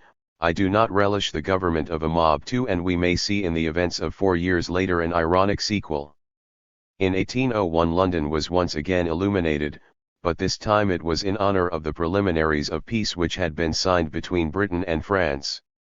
This time the mob vented its feelings by breaking every window in the house of a bellicose anti-Jacobin journalist, who refused to illuminate for the peace.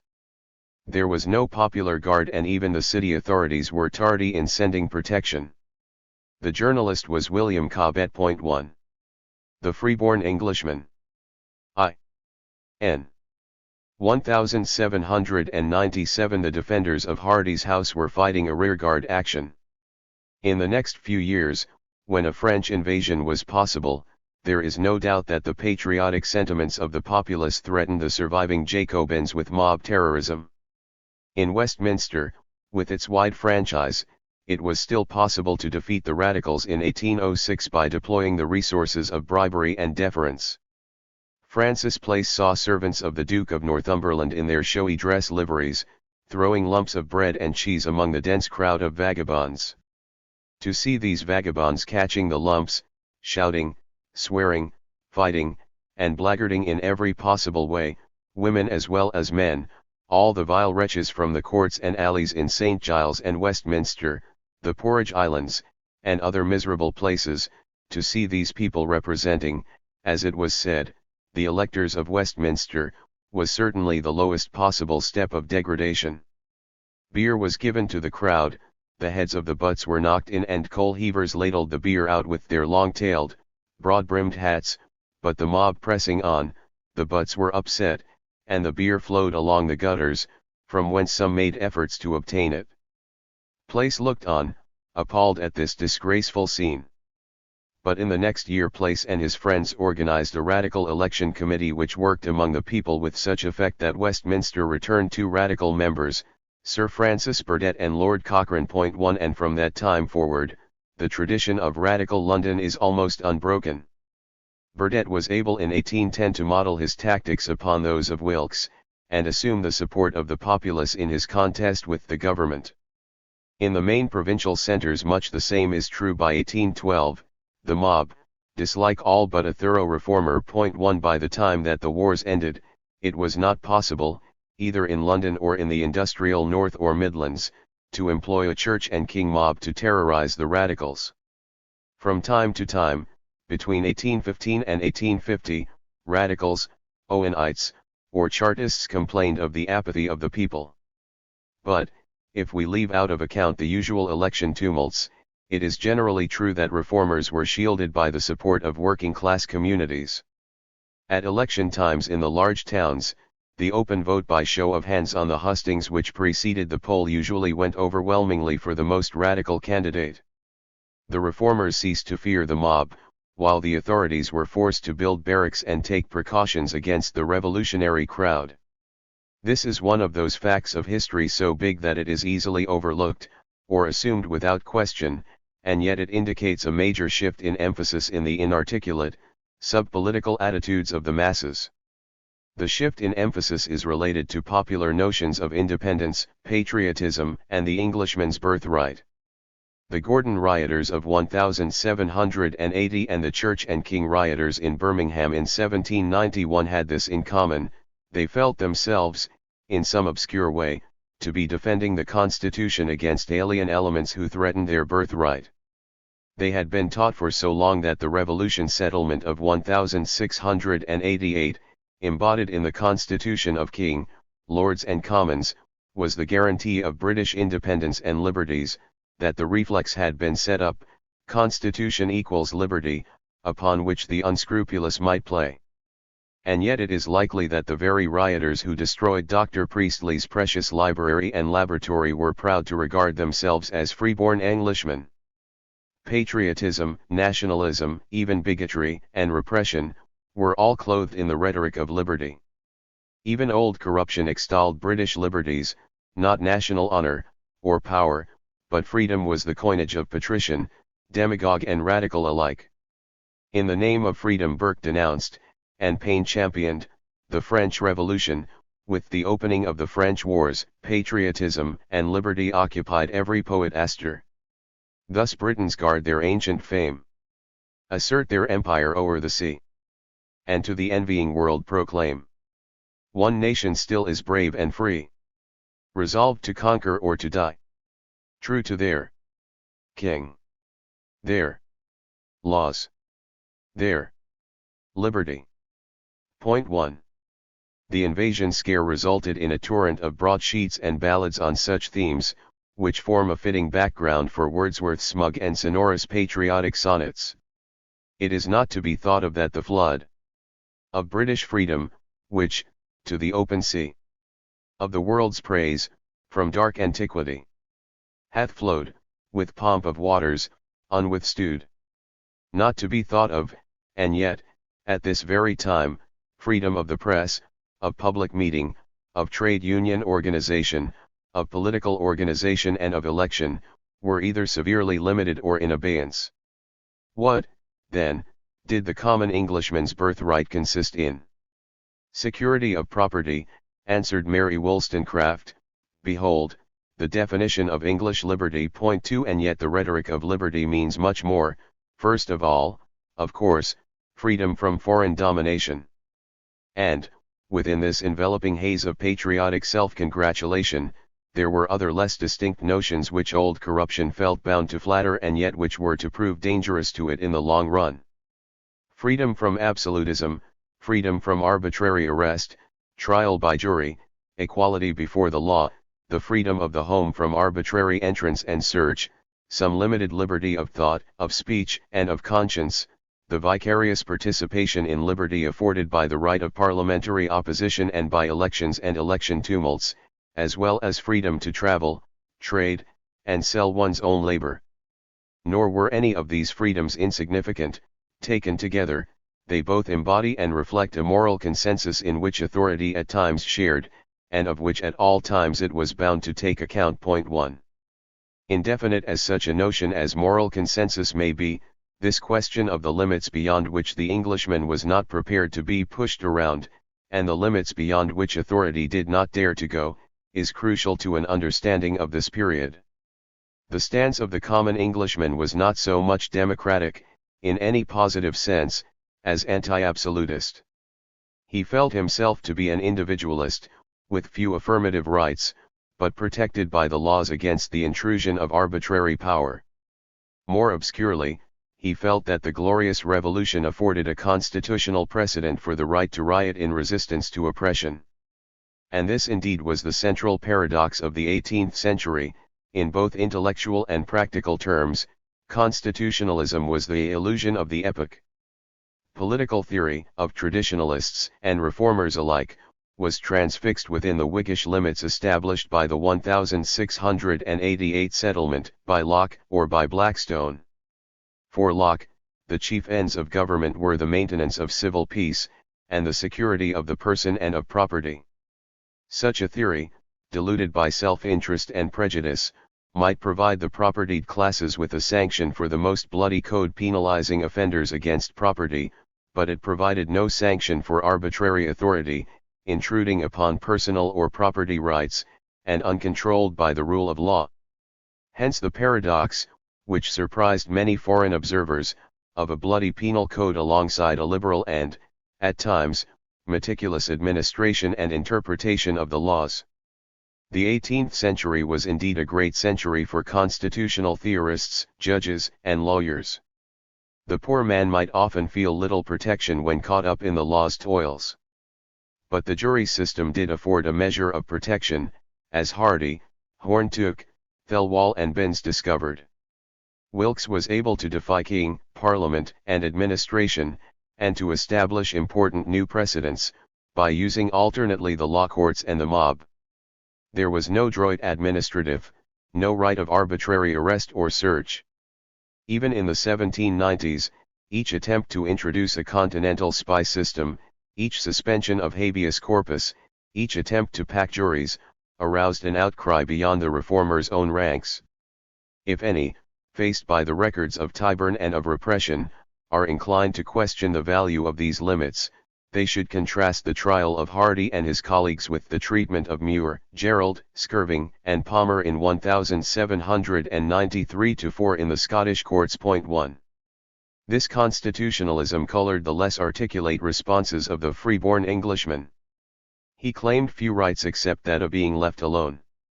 No institution was as much hated, in the 18th century, as the press gang. A standing army was deeply distrusted, and few of Pitt's repressive measures aroused as much discontent as the erection of barracks near the industrial towns. The right of individuals to bear arms in their own defense was claimed by reformers. The profession of a soldier was held to be dishonorable. In arbitrary monarchies, wrote one pamphleteer, where the despot who reigns can say to his wretched subjects, "Eat straw," and they eat straw, no wonder that they can raise armies of human butchers, to destroy their fellow creatures. But, in a country like Great Britain, which at least is pretended to be free, it becomes a matter of no small surprise that so many thousands of men should deliberately renounce the privileges and blessings attendant on freemen, and voluntarily sell themselves to the most humiliating and degrading slavery, for the miserable pittance of sixpence a day, 2. The crimping houses used for military recruiting in Holborn, the City, Clerkenwell, and Shoreditch were mobbed and destroyed in 3 days of rioting in August 1794.3 at the height of the agitation by the framework knitters for protective legislation in 1812. The secretary of the Mansfield branch wrote in alarm when he learned that the workers' representatives were proposing a clause authorizing powers of inspection and search into the houses of manufacturers suspected of evading the proposed regulations. If ever that bulwark is broke down of every Englishman's house being his Castile, then that strong barrier is for ever broke that so many of our ancestors have bled for and in vain. 1. Resistance to an effective police force continued well into the 19th century. While reformers were prepared to agree that a more effective preventive police was necessary, with more watchmen and a stronger nightly guard over property, any centralized force with larger powers was seen as a system of tyranny, an organized army of spies and informers, for the destruction of all public liberty, and the disturbance of all private happiness. Every other system of police is the curse of despotism. 2. The Parliamentary Committee of 1818 saw in Bentham's proposals for a Ministry of Police a plan which would make every servant of every house a spy on the actions of his master, and all classes of society spies on each other. Tories feared the overruling of parochial and chartered rights, and of the powers of local J.P.S. Whigs feared an increase in the powers of Crown or of government. Radicals like Burdett and Cartwright preferred the notion of voluntary associations of citizens or rotas of householders. The radical populace until Chartist times saw in any police an engine of oppression. A quite surprising consensus of opinion resisted the establishment of one supreme and resistless tribunal, such as is denominated in other countries the High Police, an engine, invented by despotism. 3. In hostility to the increase in the powers of any centralized authority, we have a curious blend of parochial defensiveness, Whig theory, and popular resistance. Local rights and customs were cherished against the encroachment of the state by gentry and common people alike. Hostility to the thing and to bashaws contributed much to the Tory radical strain which runs through from Cobbett to Osler, and which reached its meridian in the resistance to the Poor Law of 1834. Even at the peak of the repression of the Jacobins, in the middle 1790s, the fiction was maintained that the intimidation was the work of voluntary associations of private citizens, while the same fiction was employed in the persecution of Richard Carlile after the wars. State subsidies to the official press during the wars were administered guiltily, and with much hedging and diplomatic denial. The employment of spies and of agents provocateurs after the wars was the signal for a genuine outburst of indignation in which very many who were bitterly opposed to manhood suffrage took part. Moreover, not only freedom from the intrusions of the state but also belief in the equality of rich and poor before the law was a source of authentic popular congratulation. Sensational reading matter, such as the New Newgate Calendar, or Malefactor's Bloody Register, recorded with satisfaction instances of the noble and influential brought to Tyburn. Local annalists noted smugly such cases as that of Leeds' domineering Villeneuve, lord of the manor, who was executed in 1748 for killing one of his own tenants in a fit of temper. Radicals might affect a well-based cynicism. If the law is open alike to rich and poor, said Horne-Tooke, so is the London tavern, but they will give you a very sorry welcome, unless you come with money sufficient to pay for your entertainment. 1 But the conviction that the rule of law was the distinguishing inheritance of the free-born Englishman, and was his defense against arbitrary power, was upheld even by the Jacobins. The London Corresponding Society, in an address of 1793, sought to define the difference in status between the English commoner and the commoner in pre-revolutionary France. Our persons were protected by the laws, while their lives were at the mercy of every titled individual. We were men, while they were slaves. This defensive ideology nourished, of course, far larger claims to positive rights. Wilkes had known well how to strike this chord. the champion defending his individual rights passed imperceptibly into the free-born citizen challenging king and ministers and claiming rights for which there was no precedent. In 1776 Wilkes went so far as to plead in the House of Commons for the political rights of the meanest mechanic, the poorest peasant and day laborer, who has important rights respecting his personal liberty, that of his wife and children, his property however inconsiderable, his wages, which are in many trades and manufactures regulated by the power of Parliament. Some share therefore in the power of making those laws which deeply interest them, should be reserved even to this inferior but most useful set of men.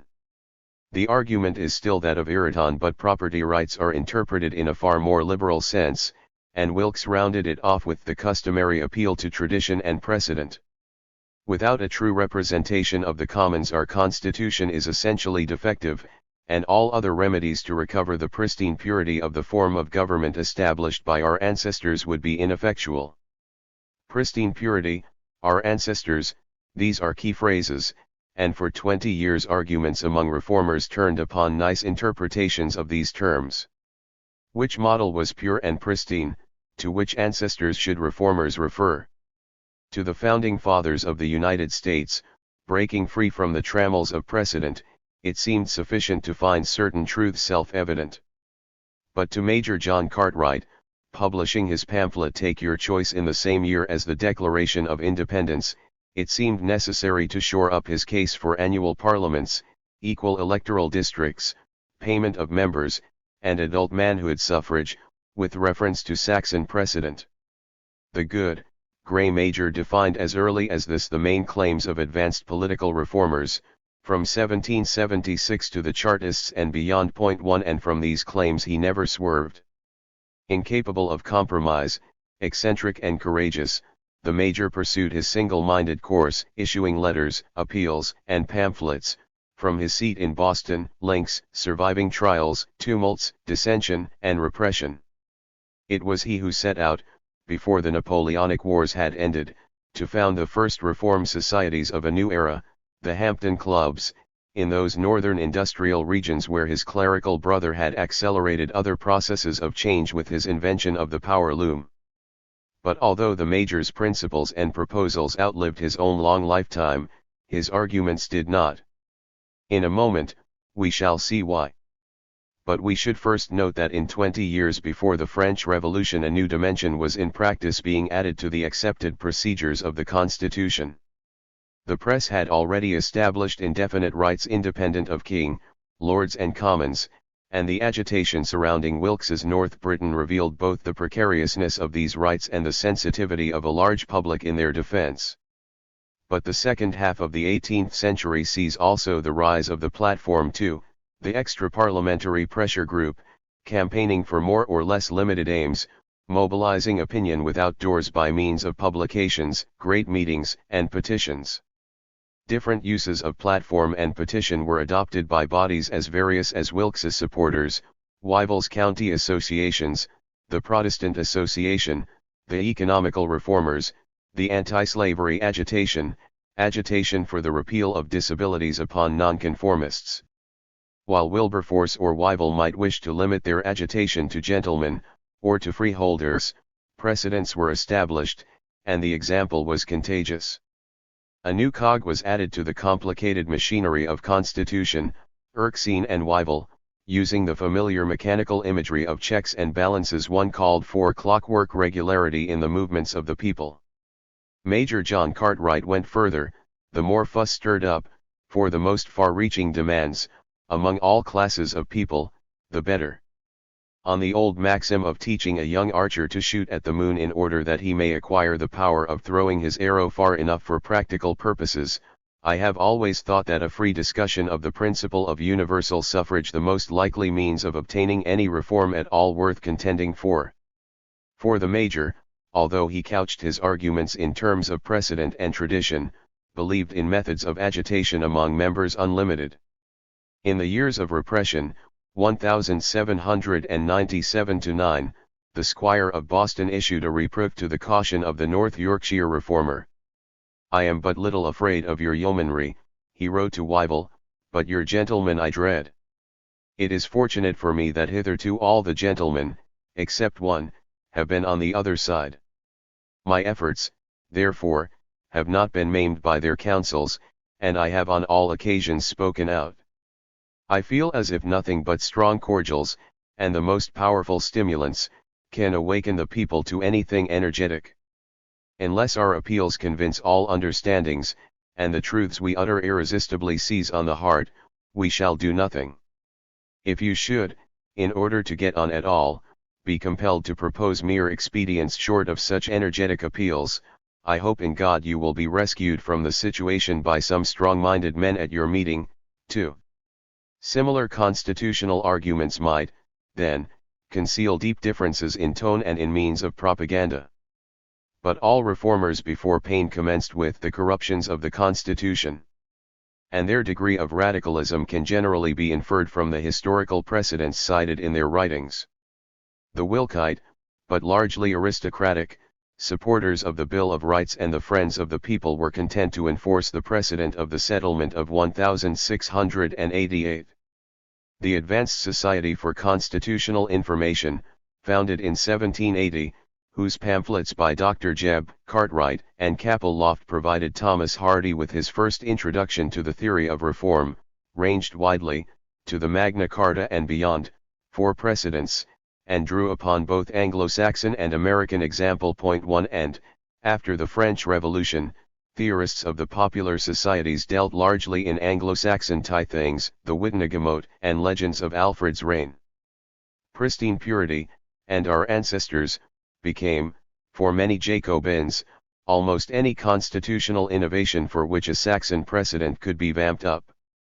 John Baxter, a Shoreditch silversmith, a leader of the LCS and a fellow prisoner with Hardy during the treason trials, found time to publish in 1796 an 830-page new and impartial history of England, in which Saxon precedent is almost indistinguishable from the state of nature, the noble savage, or the original social compact. Originally, Baxter supposed, the Constitution must have been free. History was the history of its corruption, the Britons having been subdued first by the Romans, next by the Saxons, these again by the Danes, and, finally, all by the Normans. As for the revolution of 1688, it did no more than expel a tyrant, and confirm the Saxon laws. But there were plenty of these laws still to be restored, and, next to manhood suffrage, the ones which John Baxter liked best were the absence of a standing army, and the right of each citizen to go armed. He had arrived, by industrious constitutional arguments, at the right of the people to defy the Constitution. Nevertheless, as Mr. Christopher Hill has shown in his study of the theory of the Norman yoke, these elaborate and often specious constitutional controversies were of real significance. 2 Even the forms of antiquarian argument conceal important differences in political emphasis. From the anonymous historical essay on the English Constitution to the early 1790s, the more advanced reformers were marked out by their fondness for citing Saxon example. Long before this, Tom Paine had published his Common Sense, whose arguments were scarcely conducive to the appeal to precedent. A French bastard landing with an armed banditti and establishing himself King of England, against the consent of the natives, is, in plain terms, a very paltry, rascally original. It certainly hath no divinity in it. The plain truth is that the antiquity of English monarchy will not bear looking into. But this was published on American soil, and, as we shall see, it was only after the French Revolution and the publication of Rights of Man that such iconoclasm was heard in England. If the succession runs in the line of the conqueror, the nation runs in the line of being conquered, and ought to rescue itself from this approach. Meanwhile, the theory of the Norman yoke showed astonishing vitality, and even had a revival, in Jacobin circles, after 1793, when Paine was driven into exile and his Rights of Man was banned as seditious libel. This was, in part, a matter of expediency. Paine's prosecution revealed the limits of freedom permitted within the conventions of constitutionalism. To deny altogether the appeal to our ancestors was actively dangerous. When Henry Yorke, the Sheffield reformer, was on trial in 1795, his defense turned upon this point. In almost every speech I took essential pains in controverting the doctrines of Thomas Paine, who denied the existence of our Constitution. I constantly asserted on the contrary, that we had a good Constitution, that magnanimous government which we derived from our Saxon fathers, and from the prodigious mind of the immortal Alfred. Even John Baxter, whose Saxons were Jacobin and Sansculottes to a man, felt it expedient to dissociate himself from Paine's total lack of reverence. Much as we respect the opinions of Mr. Thomas Paine, we cannot agree with him, that we have no constitution. His mistake seems to arise from having carried his views no further than the Norman conquest. But it was more than expediency. According to legend, Saxon precedent provided legitimation for a constitutional monarchy, a free parliament based on manhood suffrage, and the rule of law. In coming forward as patriots and constitutionalists, men like Major Cartwright and Baxter were attempting to take over the rhetoric of the age when it seemed that if matters were to be posed as bluntly as Paine posed them in common sense, then reformers would be forced to disengage from the constitutional debate altogether, and rest their claims upon reason, conscience, self-interest, self-evident truths. For many 18th-century Englishmen whose minds were nurtured in a constitutionalist culture, the idea was shocking, unnerving, and, in its implications, dangerous. And yet it was necessary that this rhetoric should be broken through, because, even when tricked out in Baxter's improbable Saxon terms, it implied the absolute sanctity of certain conventions, respect for the institution of monarchy, for the hereditary principle, for the traditional rights of the great landowners and the established church, and for the representation, not of human rights, but of property rights. Once enmeshed in constitutionalist arguments, even when these were used to advance the claims of manhood suffrage, reformers became caught up in the trivia of piecemeal constitutional renovation. For a plebeian movement to arise, it was essential to escape from these categories altogether and set forward far wider democratic claims. In the years between 1770 and 1790 we can observe a dialectical paradox by means of which the rhetoric of constitutionalism contributed to its own destruction or transcendence. Those in the 18th century who read Locke or Blackstone's commentaries found in them a searching criticism of the workings of faction and interest in the unreformed House of Commons. Point 2. The first reaction was to criticize the practice of the 18th century in the light of its own theory. The second, more delayed, reaction was to bring the theory itself into discredit. And it was at this point that Paine entered, with Rights of Man. The French Revolution had set a precedent of a larger kind, a new constitution drawn up, in the light of reason and from first principles, which threw the meager, stale, forbidding ways of custom, law and statute into the shadows. And it was not Paine, but Burke, who effected the first major evacuation of the grounds of constitutional argument. The French example, on one hand, and the industrious reformers quarrying for pre-1688 or pre-Norman precedent, on the other, had made the old ground untenable. In his reflections on the French Revolution, Burke supplemented the authority of precedent by that of wisdom and experience, and reverence for the Constitution by reverence for tradition, that partnership, between those who are living, those who are dead, and those who are to be born. The theory of checks and balances upon the exercise of specific powers was translated into the moody notion of checks and balances upon the imperfections of man's nature. The science of constructing a commonwealth is not to be taught a priori. The nature of man is intricate, the objects of society are of the greatest possible complexity, and therefore no simple disposition or direction of power can be suitable either to man's nature, or to the quality of his affairs. The rights of men in governments are, often in balances between differences of good, in compromises sometimes between good and evil, and sometimes between evil and evil. Radical reformers are so taken up with their theories about the rights of man, that they have totally forgotten his nature. By their violent haste and their defiance of the process of nature, they are delivered over blindly to every projector and adventurer, to every alchemist and empiric one. The argument is deduced from man's moral nature in general, but we repeatedly glimpsed sight of the fact that it was not the moral nature of a corrupt aristocracy which alarmed Burke so much as the nature of the populace, the swinish multitude. Burke's great historical sense was brought to imply a process of nature so complex and procrastinating that any innovation was full of unseen dangers, a process in which the common people might have no part. If Paine was wrong to dismiss Burke's cautions, he was right to expose the inertia of class interests which underlay his special pleading. Academic judgment has dealt strangely with the two men. Burke's reputation as a political philosopher has been inflated, very much so in recent years. Paine has been dismissed as a mere popularizer. In truth, neither writer was systematic enough to rank as a major political theorist. Both were publicists of genius, both are less remarkable for what they say than for the tone in which it is said.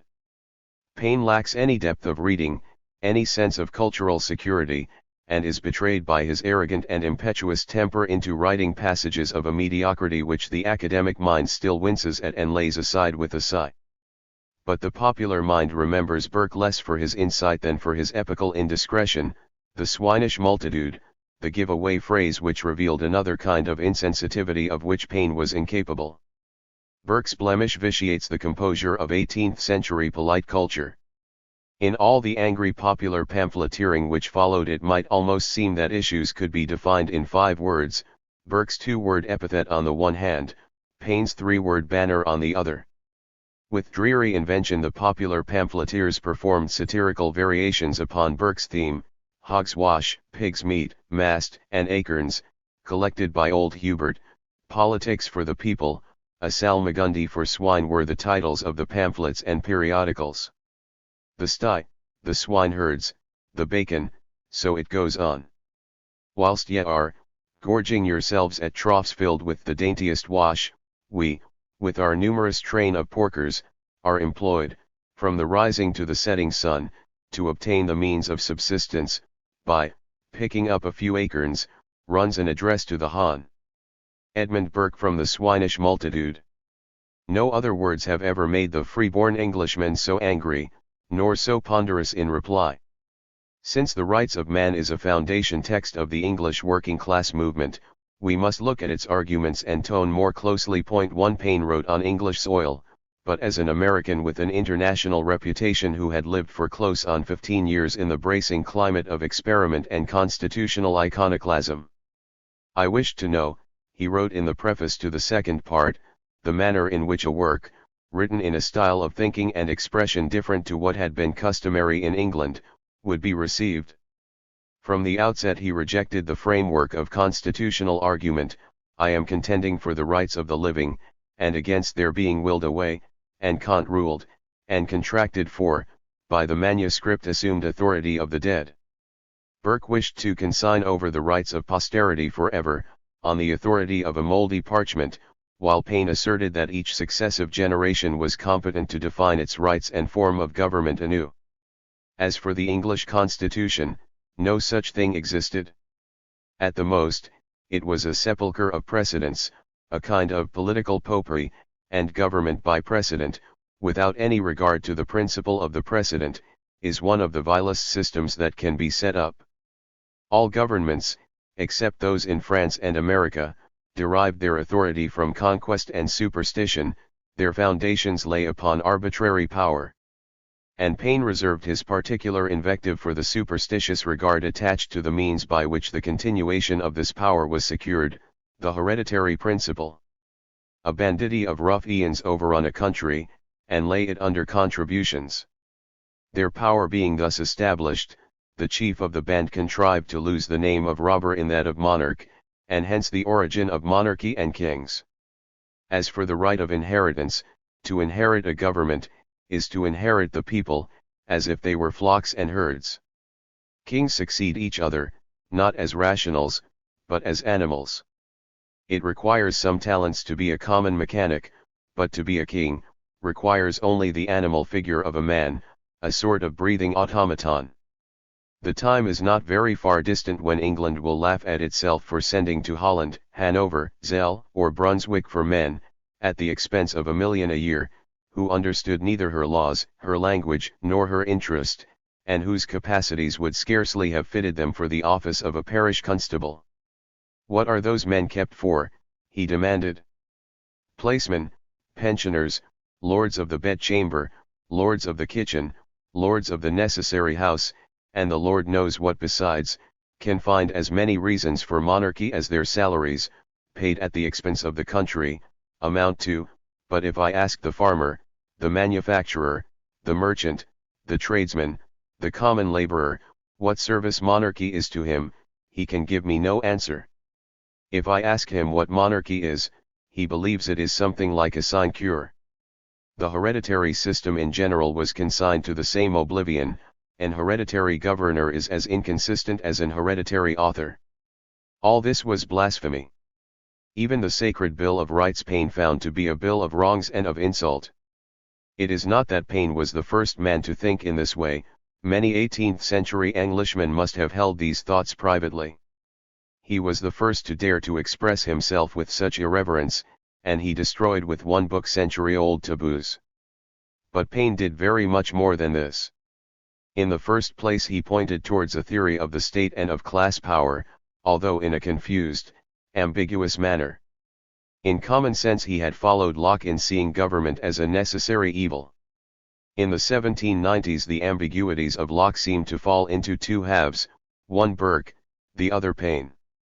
Where Burke assumes government and examines its operation in the light of experience and tradition, Paine speaks for the governed, and assumes that the authority of government derives from conquest and inherited power in a class-divided society.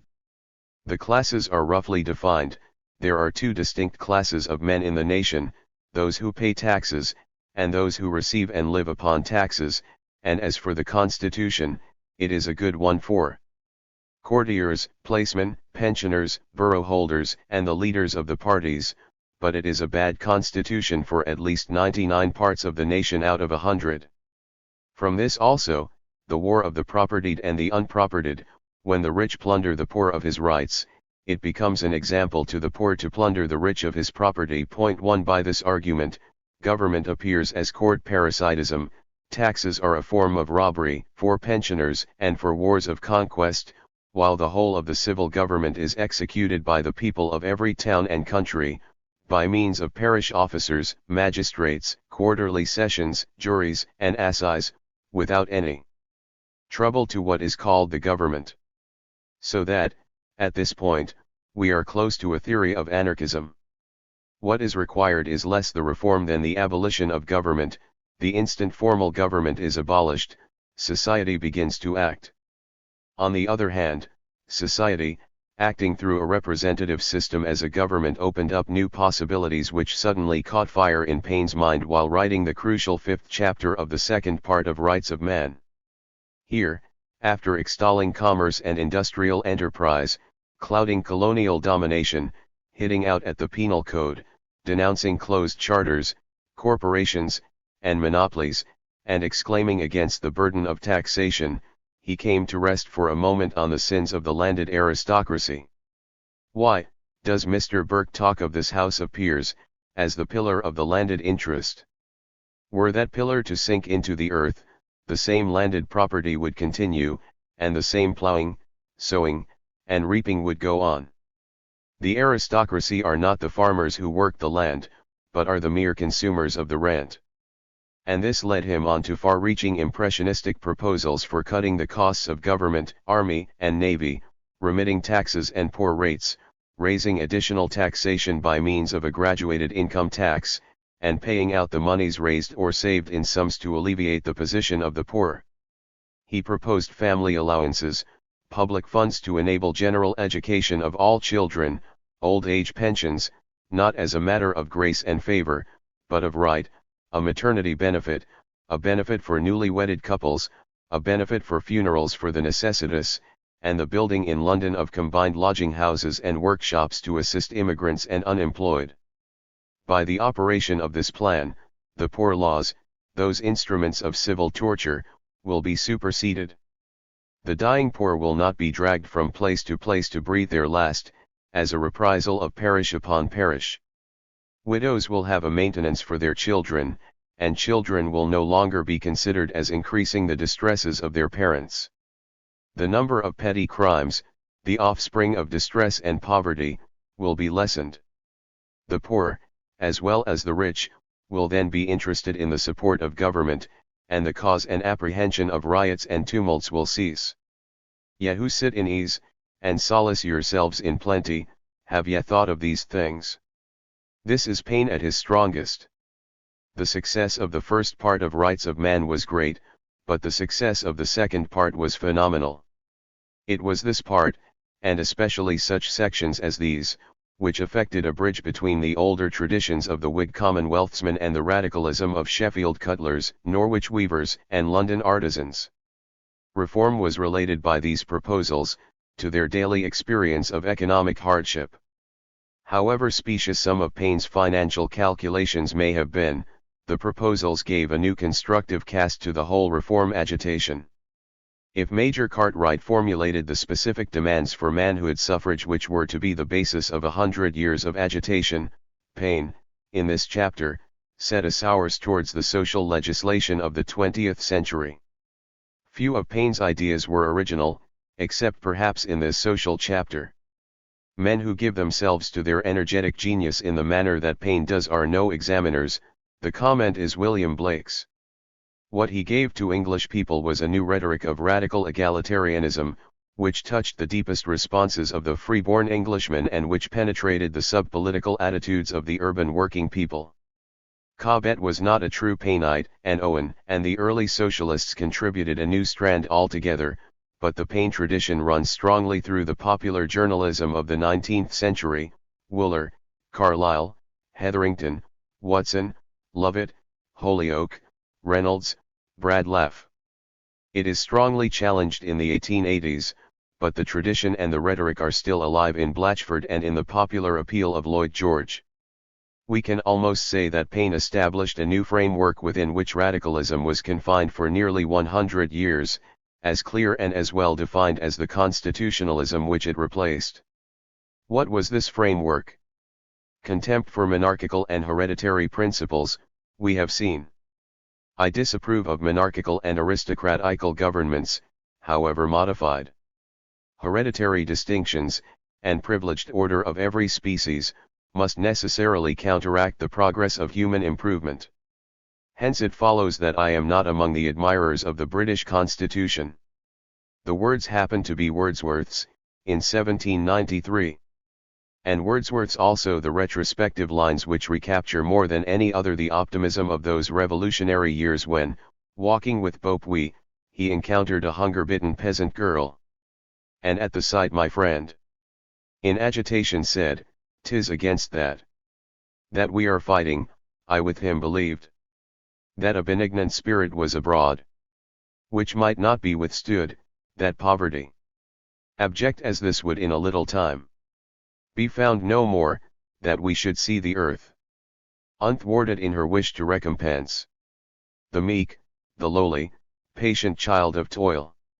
All institutes forever blotted out, that legalist exclusion, empty pomp, abolished, sensual state and cruel power, whether by edict of the one or few. And finally, as sum and crown of all, should see the people having a strong hand in framing their own laws, whence better days to all mankind." An optimism but to which radicalism clung tenaciously, founding it upon premises which Paine did not stop to examine, unbounded faith in representative institutions, in the power of reason, in a mass of sense lying in a dormant state among the common people, and in the belief that man, were he not corrupted by governments, is naturally the friend of man, and that human nature is not of itself vicious. And all this expressed in an intransigent, brash, even cocksure tone, with the self-educated man's distrust of tradition and institutes of learning, and a tendency to avoid complex theoretical problems with a dash of empiricism and an appeal to common sense. Both the strengths and the weaknesses of this optimism were reproduced again and again in 19th-century working-class radicalism. But Paine's writings were in no special sense aimed at the working people, as distinct from farmers, tradesmen and professional men. His was a doctrine suited to agitation among members unlimited, but he did not challenge the property rights of the rich nor the doctrines of laissez-faire. His own affiliations were most obviously with men of the unrepresented manufacturing and trading classes, with men like Thomas Walker and Holcroft, with the Constitutional Society rather than the LCS. His proposals for a graduated income tax anticipate more far-reaching notions of property redistribution, but they were aimed at the great landed aristocracy, where the hereditary principle involved in the custom of primogeniture gave him offense. In terms of political democracy he wished to level all inherited distinctions and privileges, but he gave no countenance to economic leveling. In political society every man must have equal rights as a citizen. In economic society he must naturally remain employer or employed, and the state should not interfere with the capital of the one or the wages of the other. The rights of man and the wealth of nations should supplement and nourish each other. And in this also the main tradition of 19th-century working-class radicalism took its cast from Paine. There were times, at the Owenite and Chartist climaxes, when other traditions became dominant. But after each relapse, the substratum of Painite assumptions remained intact. The aristocracy were the main target, their property might be threatened, even as far as land nationalization or Henry George's single tax, and their rents regarded as a feudal exaction dating from a French bastard and his armed banditti, but, however hard trade unionists might fight against their employers, industrial capital was assumed to be the fruit of enterprise and beyond reach of political intrusion. Until the 1880s, it was, by and large, within this framework that working-class radicalism remained transfixed. One other element Paine contributed to the 19th-century tradition, the true Painite, Carlyle or James Watson or Holyoake, was also a freethinker. "My religion is to do good," Paine wrote in Rights of Man, and left the matter there. But he saw himself as the champion of these rights against the age of fiction and political superstition, and of craft and mystery, and it was natural that he should complete his work with the Age of Reason, a sustained invective against state religion and every form of priestcraft. Paine wrote, not as an atheist, but as a deist, the first part, written in France in 1793 under the shadow of the guillotine, saw proofs of a God in the act of creation and in the universe itself, and appealed to reason as opposed to mystery, miracle, or prophecy. It was published in England in 1795, by Daniel Isaac Eaton, who sustained no fewer than 7 prosecutions and, by 1812, 15 months of imprisonment and 3 years of outlawry, for his activities as a printer. Despite the brash provocations of its tone, the Age of Reason contained little that would have surprised the 18th-century deist or advanced Unitarian. What was new was the popular audience to which Paine appealed, and the great authority of his name. The second part, published in 1796, was an assault on the ethics of the Old Testament, and the veracity of the New, a pell-mell essay in biblical criticism. I have gone through the Bible, as a man would go through a wood with an axe on his shoulders, and fell trees. Here they lie, and the priests, if they can, may replant them. They may, perhaps, stick them in the ground, but they will never make them grow. It has to be said that there are other uses for woods. Blake acknowledged the force and attack of Paine's arguments, rephrasing them in his own inimitable shorthand. That the Bible is all a state trick, through which though the people at all times could see, they never had the power to throw off. Another argument is that all the commentators on the Bible are dishonest designing knaves, who in hopes of a good living adopt the state religion. I could name 100 such. But Paine was incapable of reading any part of the Bible as a poem of probable impossibilities. For many of Paine's English followers during the years of repression, the Age of Reason was as a sword sent to divide. Some Jacobins who maintained their membership of dissenting or Methodist churches resented both Paine's book and the opportunity which it afforded to their enemies to mount a renewed attack upon atheists and Republicans. The authorities, for their part, saw Paine's latest offense as surpassing all his previous outrages. He had taken the polite periods of the comfortable Unitarian ministers and the scepticism of Gibbon, translated them into literal-minded polemical English, and thrown them to the groundlings. He ridiculed the authority of the Bible with arguments which the collier or country girl could understand. The person they call Jesus Christ, begotten, they say, by a ghost, whom they call holy, on the body of a woman engaged in marriage and afterwards married, and whom they call a virgin 700 years after this foolish story was told. Were any girl that is now with child to say, that she was gotten with child by a ghost, and that an angel told her so, would she be believed? When we consider the barbaric and evil superstitions which the churches and Sunday schools were inculcating at this time, we can see the profoundly liberating effect which Paine's writing had on many minds. It helped men to struggle free from a pall of religious deference which reinforced the deference due to magistrate and employer, and it launched many 19th-century artisans upon a course of sturdy intellectual self-reliance and inquiry. But the limitations of Paine's reason must also be remembered. There was a glibness and lack of imaginative resource about it which remind one of Blake's strictures on the single vision. In the book of Ecclesiastes, Paine could see only the solitary reflection of a worn-out debauchee, who, looking back on scenes he can no longer enjoy, cries out, "All is vanity." A great deal of the metaphor and of the sentiment is obscure. The Age of Reason was not the only sourcebook for 19th-century free thought.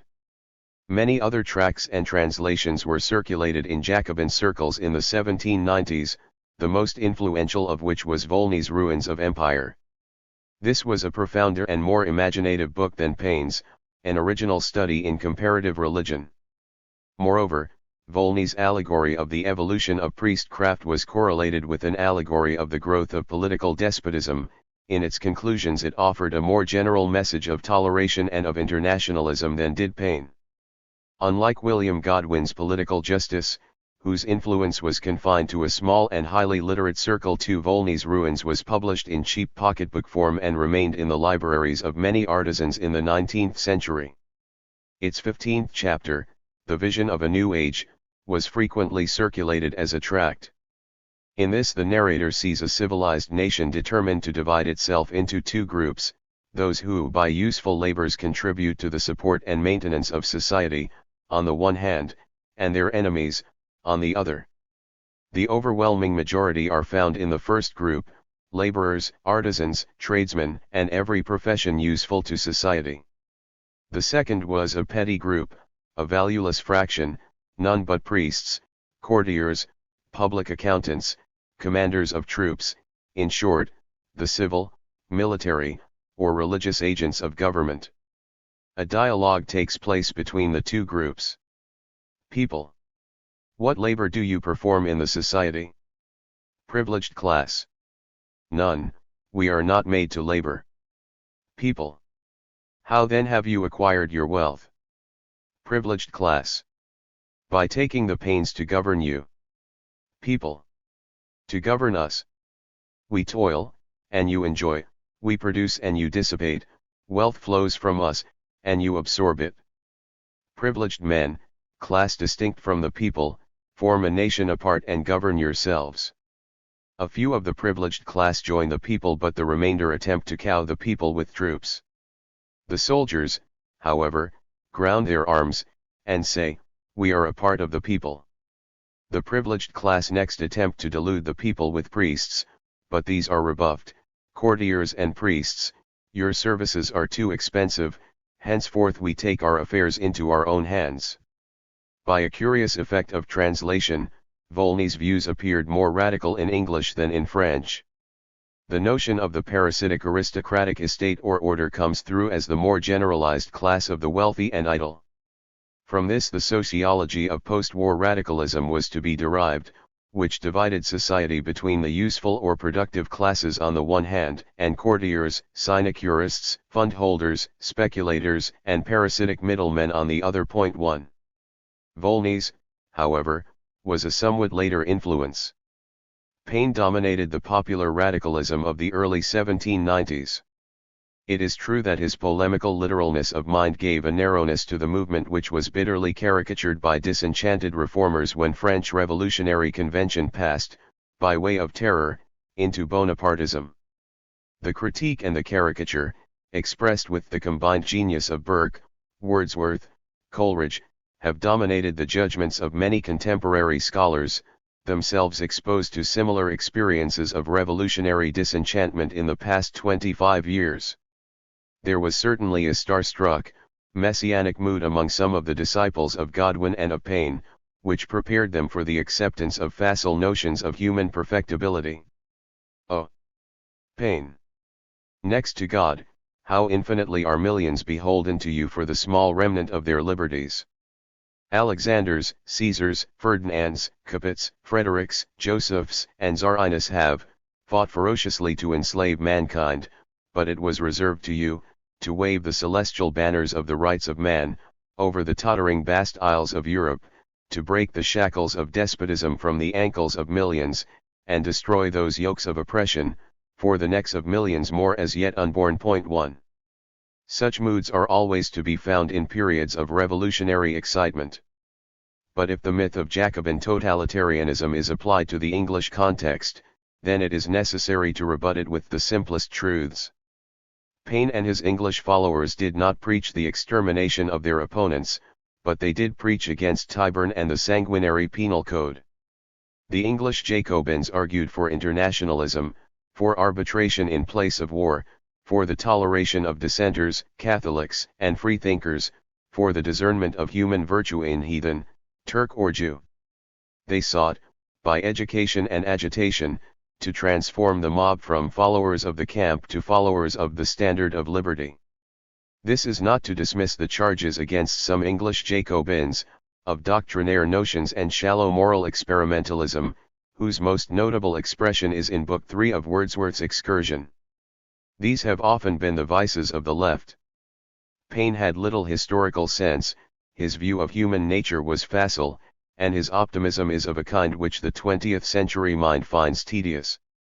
But so great has been the reaction in our own time against Whig or Marxist interpretations of history, that some scholars have propagated a ridiculous reversal of historical roles. The persecuted are seen as forerunners of oppression, and the oppressors as victims of persecution. And so we have been forced to go over these elementary truths. It was Paine who put his faith in the free operation of opinion in the open society. Mankind are not now to be told they shall not think, or they shall not read. Paine also who saw that in the constitutional debates of the 18th century the nation was always left out of the question. By bringing the nation into the question, he was bound to set in motion forces which he could neither control nor foresee. That is what democracy is about. Planting the liberty tree. W. E. must now return to Thomas Hardy and his companions who met in the Bell in Exeter Street in January 1792. We have gone round this long way in order to break down the Chinese walls which divide the 18th from the 19th century, and the history of working-class agitation from the cultural and intellectual history of the rest of the nation. Too often events in England in the 1790s are seen only as a reflected glow from the storming of the Bastille. 1 But the elements precipitated by the French example, the dissenting and libertarian traditions, reach far back into English history. And the agitation of the 1790s, although it lasted only 5 years, was extraordinarily intensive and far-reaching. It altered the sub-political attitudes of the people, affected class alignments, and initiated traditions which stretch forward into the present century. It was not an agitation about France, although French events both inspired and bedeviled it. It was an English agitation, of impressive dimensions, for an English democracy. 2. Constitutionalism was the floodgate which the French example broke down. But the year was 1792, not 1789, and the waters which flowed through were those of Tom Paine. One way of approaching this is by way of some impressions of the north of England in the second half of 1792. In the summer the Secretary at War considered the situation serious enough to send the Deputy Adjutant General on tour to ascertain the disposition of the troops and their dependability in time of emergency. At Sheffield he found that the seditious doctrines of Paine and the factious people who are endeavouring to disturb the peace of the country had extended to a degree very much beyond my conception. He saw in Sheffield a centre of all their seditious machinations, 2,500 of the lowest mechanics were enrolled in the Principal Reform Association. Here they read the most violent publications, and comment on them, as well as on their correspondence not only with the dependent societies in the towns and villages in the vicinity, but with those, in other parts of the kingdom. 1. In the autumn and winter of 1792, Wilberforce received alarming reports from various correspondents.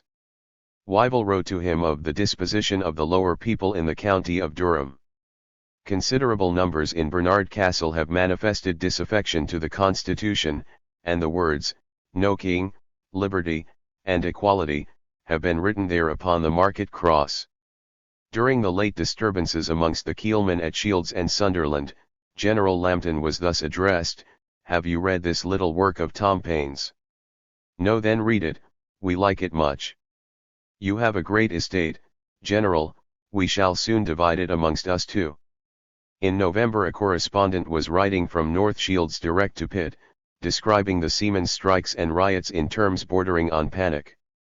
"When I look round and see this country covered with thousands of pitmen, keelmen, wagonmen and other labouring men, hardy fellows strongly impressed with the new doctrine of equality, and at present composed of such combustible matter that the least spark will set them in a blaze, I cannot help thinking the supineness of the magistrates very reprehensible." 3.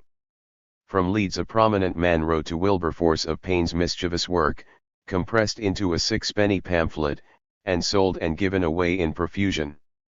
"You may see them in the houses of our journeymen cloth dressers. The soldiers are everywhere tampered with. The state of the country seems very critical," Wilberforce noted in his diary. And he informed his Leeds correspondent, "I think of proposing to the Archbishop of Canterbury the appointment of a day of fasting and humiliation." But from Leeds there came better news: a loyal mob had paraded the streets, carrying an image of Tom Paine upon a pole, with a rope round his neck which was held by a man behind, who continually lashed the effigy with a carter's whip. The effigy was at last burned in the market-place, the market bell tolling slowly. A smile sat on every face. "God save the King" resounded in the streets. 1. The streets of Sheffield, however, witnessed scenes of a very different nature. Demonstrations were held at the end of November to celebrate the successes of the French armies at Valmy, and they were reported in the Sheffield Register, a weekly newspaper which supported the reformers. A procession of 5,000 or 6,000 drew a quartered roasted ox through the streets amid the firing of cannon. In the procession were a caricature painting representing Britannia, Burke riding on a swine, and a figure, the upper part of which was the likeness of a Scotch secretary too and the lower part that of an ass, the pole of liberty lying broken on the ground, inscribed "Truth is libel," the sun breaking from behind a cloud, and the angel of peace, with one hand dropping the rights of man, and extending the other to raise up Britannia. "As resolute and determined a set of villains as I ever saw," remarked a hostile observer. "Here is something unusual: peatmen, keelmen, cloth dressers, cutlers, not only the weavers and labourers of Wapping and Spitalfields, whose colourful and rowdy demonstrations had often come out in support of Wilkes, but working men in villages and towns over the whole country claiming general rights for themselves." It was this, and not the French terror, which threw the propertied classes into panic. We may see this if we look more closely at the events surrounding the publication of Rights of Man. The first popular societies were not formed until more than 2 years after the storming of the Bastille. There was a general disposition among the middle and upper classes to welcome the first events of the Revolution. Even traditionalists argued that France was coming belatedly into line with British notions of the mixed constitution. Dissenters, and notably Dr. Price, were some of the first to turn the French example to account by drawing British parallels and by deriving from the glorious Revolution the right to bring our own chief magistrate to account. The agitation for the repeal of disabilities on dissenters reached its climax in the winter of 1789–90, and in the high feelings aroused by this campaign the first provincial constitutional societies of the reformers, as well as the first church and king clubs of their aristocratic opponents were formed. Burke's Reflections was the first major sign of a general reaction and preceded the proclamation of the French Republic and the first terror against counter-revolutionaries. Indeed, Burke surprised many tentative reformers and even traditionalists by the heat of his arguments. As we have seen, the Church and King riots in Birmingham in the summer of 1791 scarcely belonged to the French Revolutionary era. Although the pretext for the riots was a dinner to celebrate the anniversary of the fall of the Bastille, the propaganda of Jacobins and of anti-Jacobins had scarcely penetrated the populace. From May 1792 onwards, anti-Jacobin demonstrations of the kind described by Wilberforce in Leeds were more highly organized, more often composed of the demoralized and the dependent, and more openly directed towards the intimidation of plebeian reformers. Nevertheless, the Birmingham riots signify a moment of transition. 1. The evident complicity and satisfaction of the authorities angered and stiffened the reformers who, in many other parts of the country, had celebrated the fall of the Bastille without molestation. They served also, in a perverse way, as an advertisement of their activities, at a time when the first part of Rights of Man was gaining in popularity. Lancashire magistrates detected a general ill humour, to which the Birmingham events had contributed, and they related this to a very general spirit of combination amongst all sorts of labourers and artisans, who are in a state of disaffection to all legal control. 2. In London in August, perhaps in reply to the events in Birmingham, Horne-Tooke, the former lieutenant of Wilkes, presided over a select meeting of the Friends of Universal Peace and Liberty at the Thatched House Tavern, issuing an address and declaration, in the form of a broadsheet, which pointed out in blunt terms the relevance to Britain of the French example. The pace quickens in the winter of 1791-2, when several of the reform societies, in the provinces and in London, were founded. In February 1792 the second part of Rights of Man, with its crucial social chapter, was published. In March the Constitutional Society III was reorganized, with Horne-Tooke, who was to act as the energetic go-between of different sections of reformers, as a leading spirit. In April a number of Whig peers and parliamentarians founded an exclusive Society of Friends of the People, one of the aims of which was to offset the unconstitutional extremism of Paine, and whose most important positive contribution was the publication of the report of a committee which investigated, with Fabian thoroughness, the state of parliamentary representation, corruption, and influence.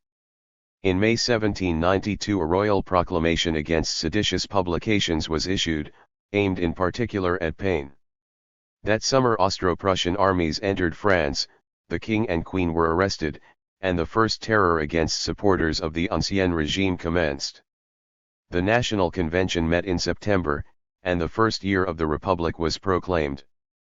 In November John Reeves founded his anti-Jacobin association, in December Paine was outlawed and Rights of Man was condemned as seditious libel.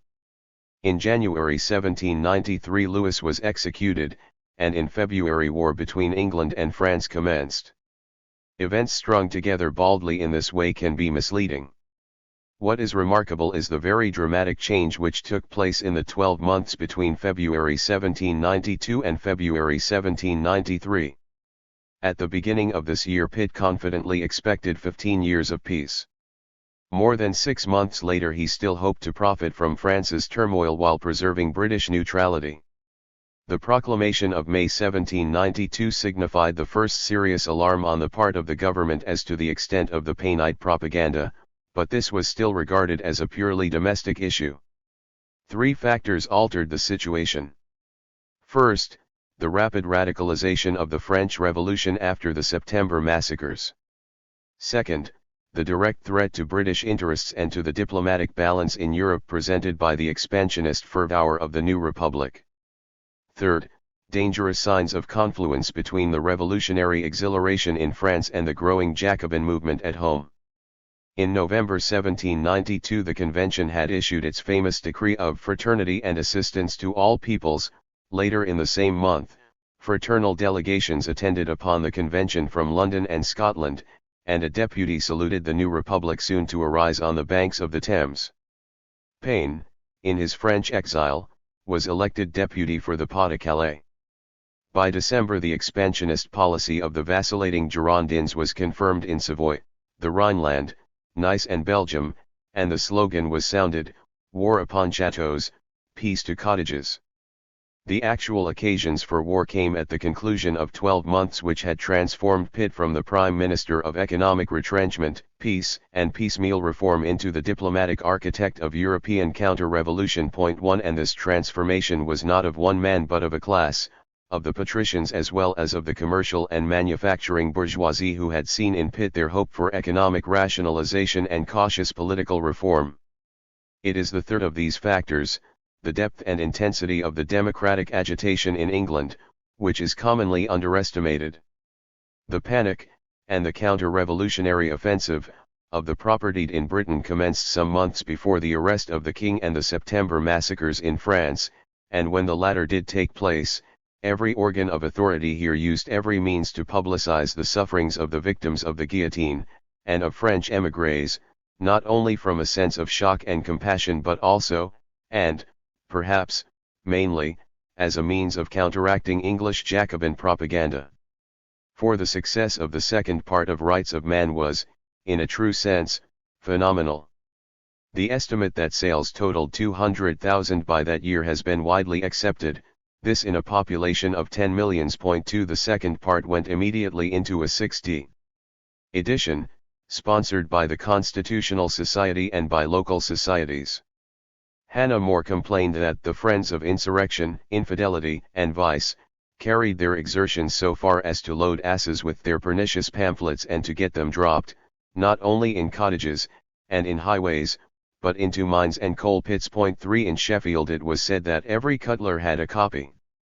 At Newcastle Payne's publications were said to be in almost every hand, and in particular in those of the journeyman potters. More than 2/3 of this populous neighbourhood are ripe for a revolt, especially the lower class of inhabitants. 1 Payne's book was found in Cornish tin mines, in Mendip villages, in the Scottish Highlands, and, a little later, in most parts of Ireland.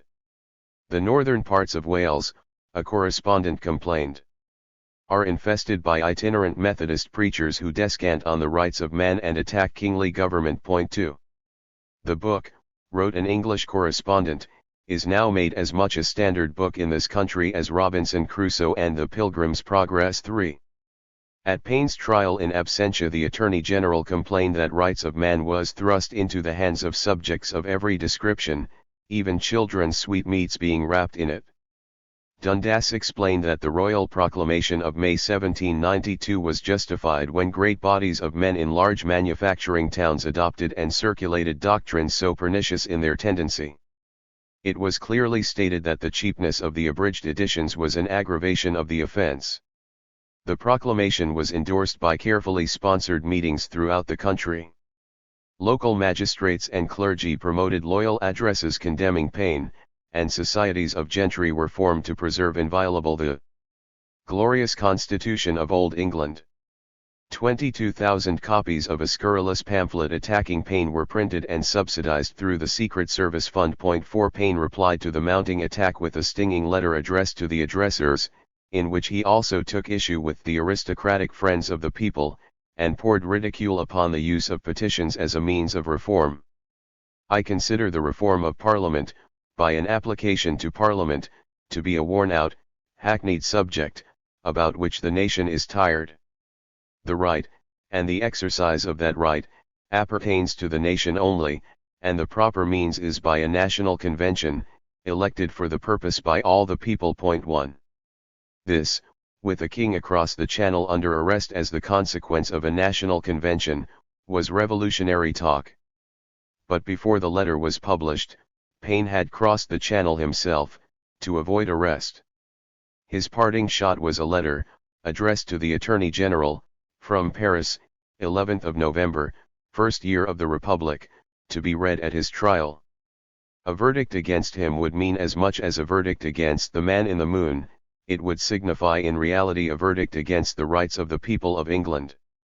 The time, sir, is becoming too serious to play with court prosecutions. The terrible examples that have taken place here, upon men who less than a year ago thought themselves as secure as any prosecuting judge, jury, or attorney general can now do in England, ought to have some weight with men in your situation. That the government of England is as great, if not the greatest, perfection of fraud and corruption that ever took place since governments began, is what you cannot be a stranger to. Is it possible that you, or I can believe, that the capacity of such a man as Mr. Guelph, or any of his profligate sons, is necessary to the government of a nation, too? But even before Paine had adopted so truculent a tone, his writings had served as a touchstone to distinguish different emphases among reformers.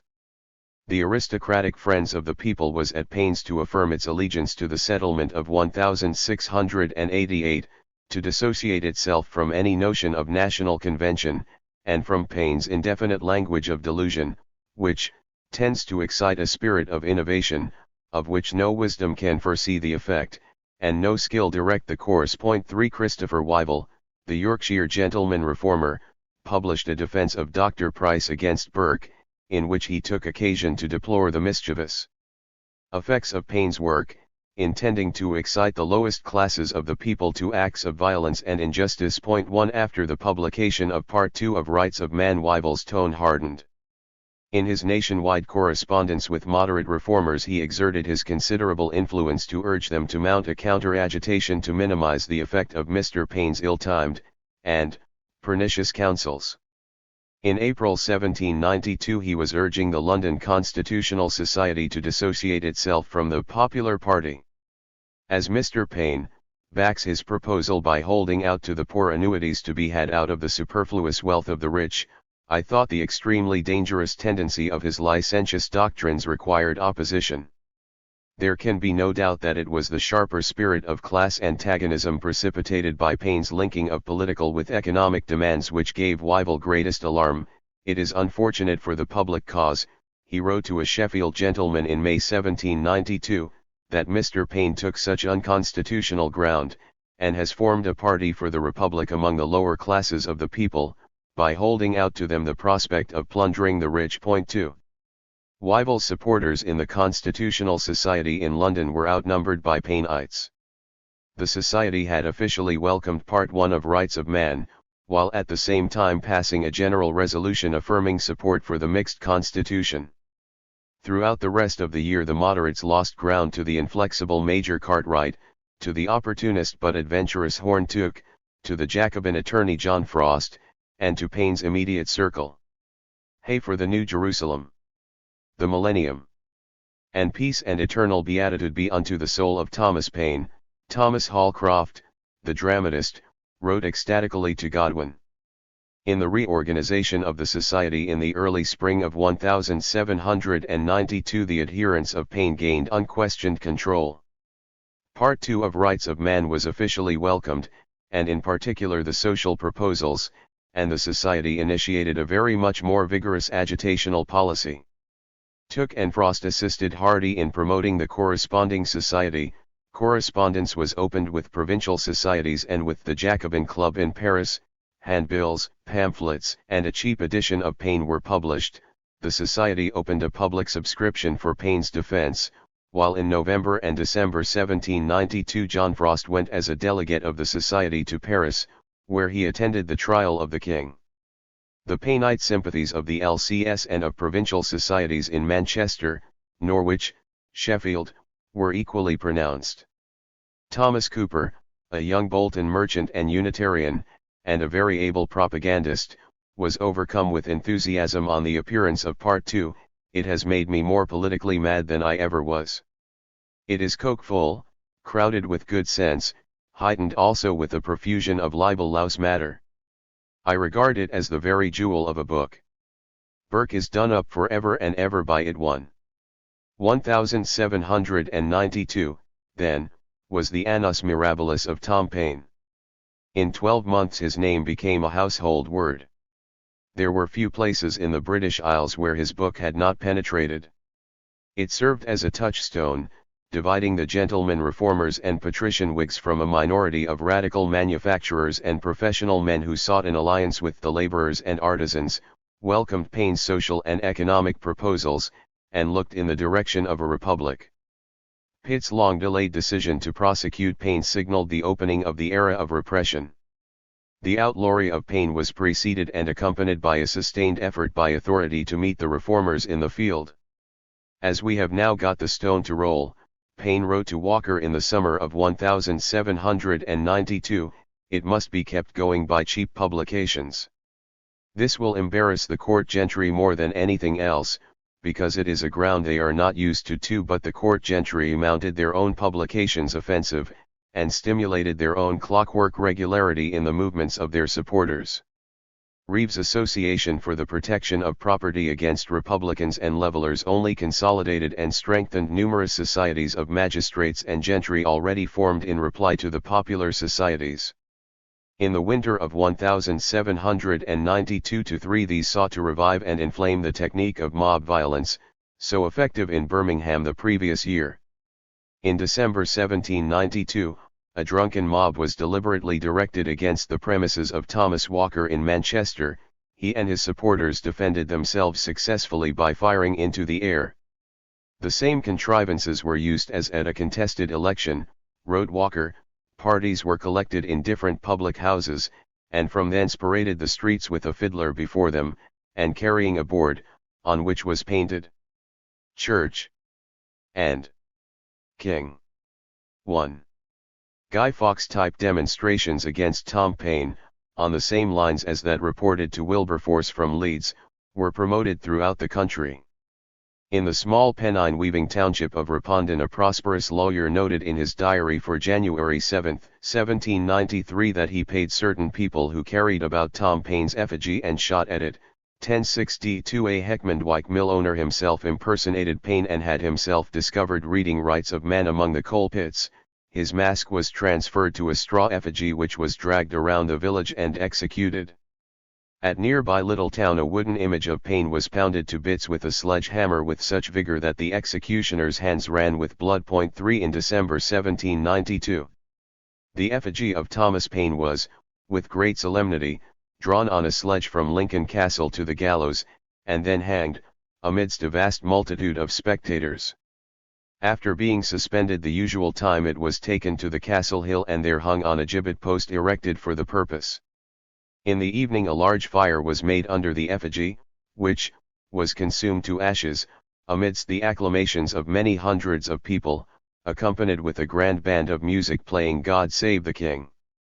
Even at small market towns like Brigg and Caister branches of Reeves' Association were formed, among whose purposes was the exertion of vigilance and activity in discovering and bringing to justice all persons who shall, either by publishing or distributing seditious papers or writings, or by engaging in any illegal associations or conspiracies, endeavor to disturb the public peace.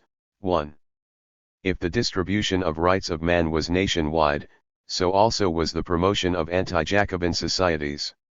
Hence in England the revolutionary impulse had scarcely begun to gather force before it was exposed to a counter-revolutionary assault backed by the resources of established authority. Thenceforth, Georges Lefebvre has noted, whenever the people happened to stir, their leaders throughout Europe agreed that they must be brought to their senses, as tradition dictated.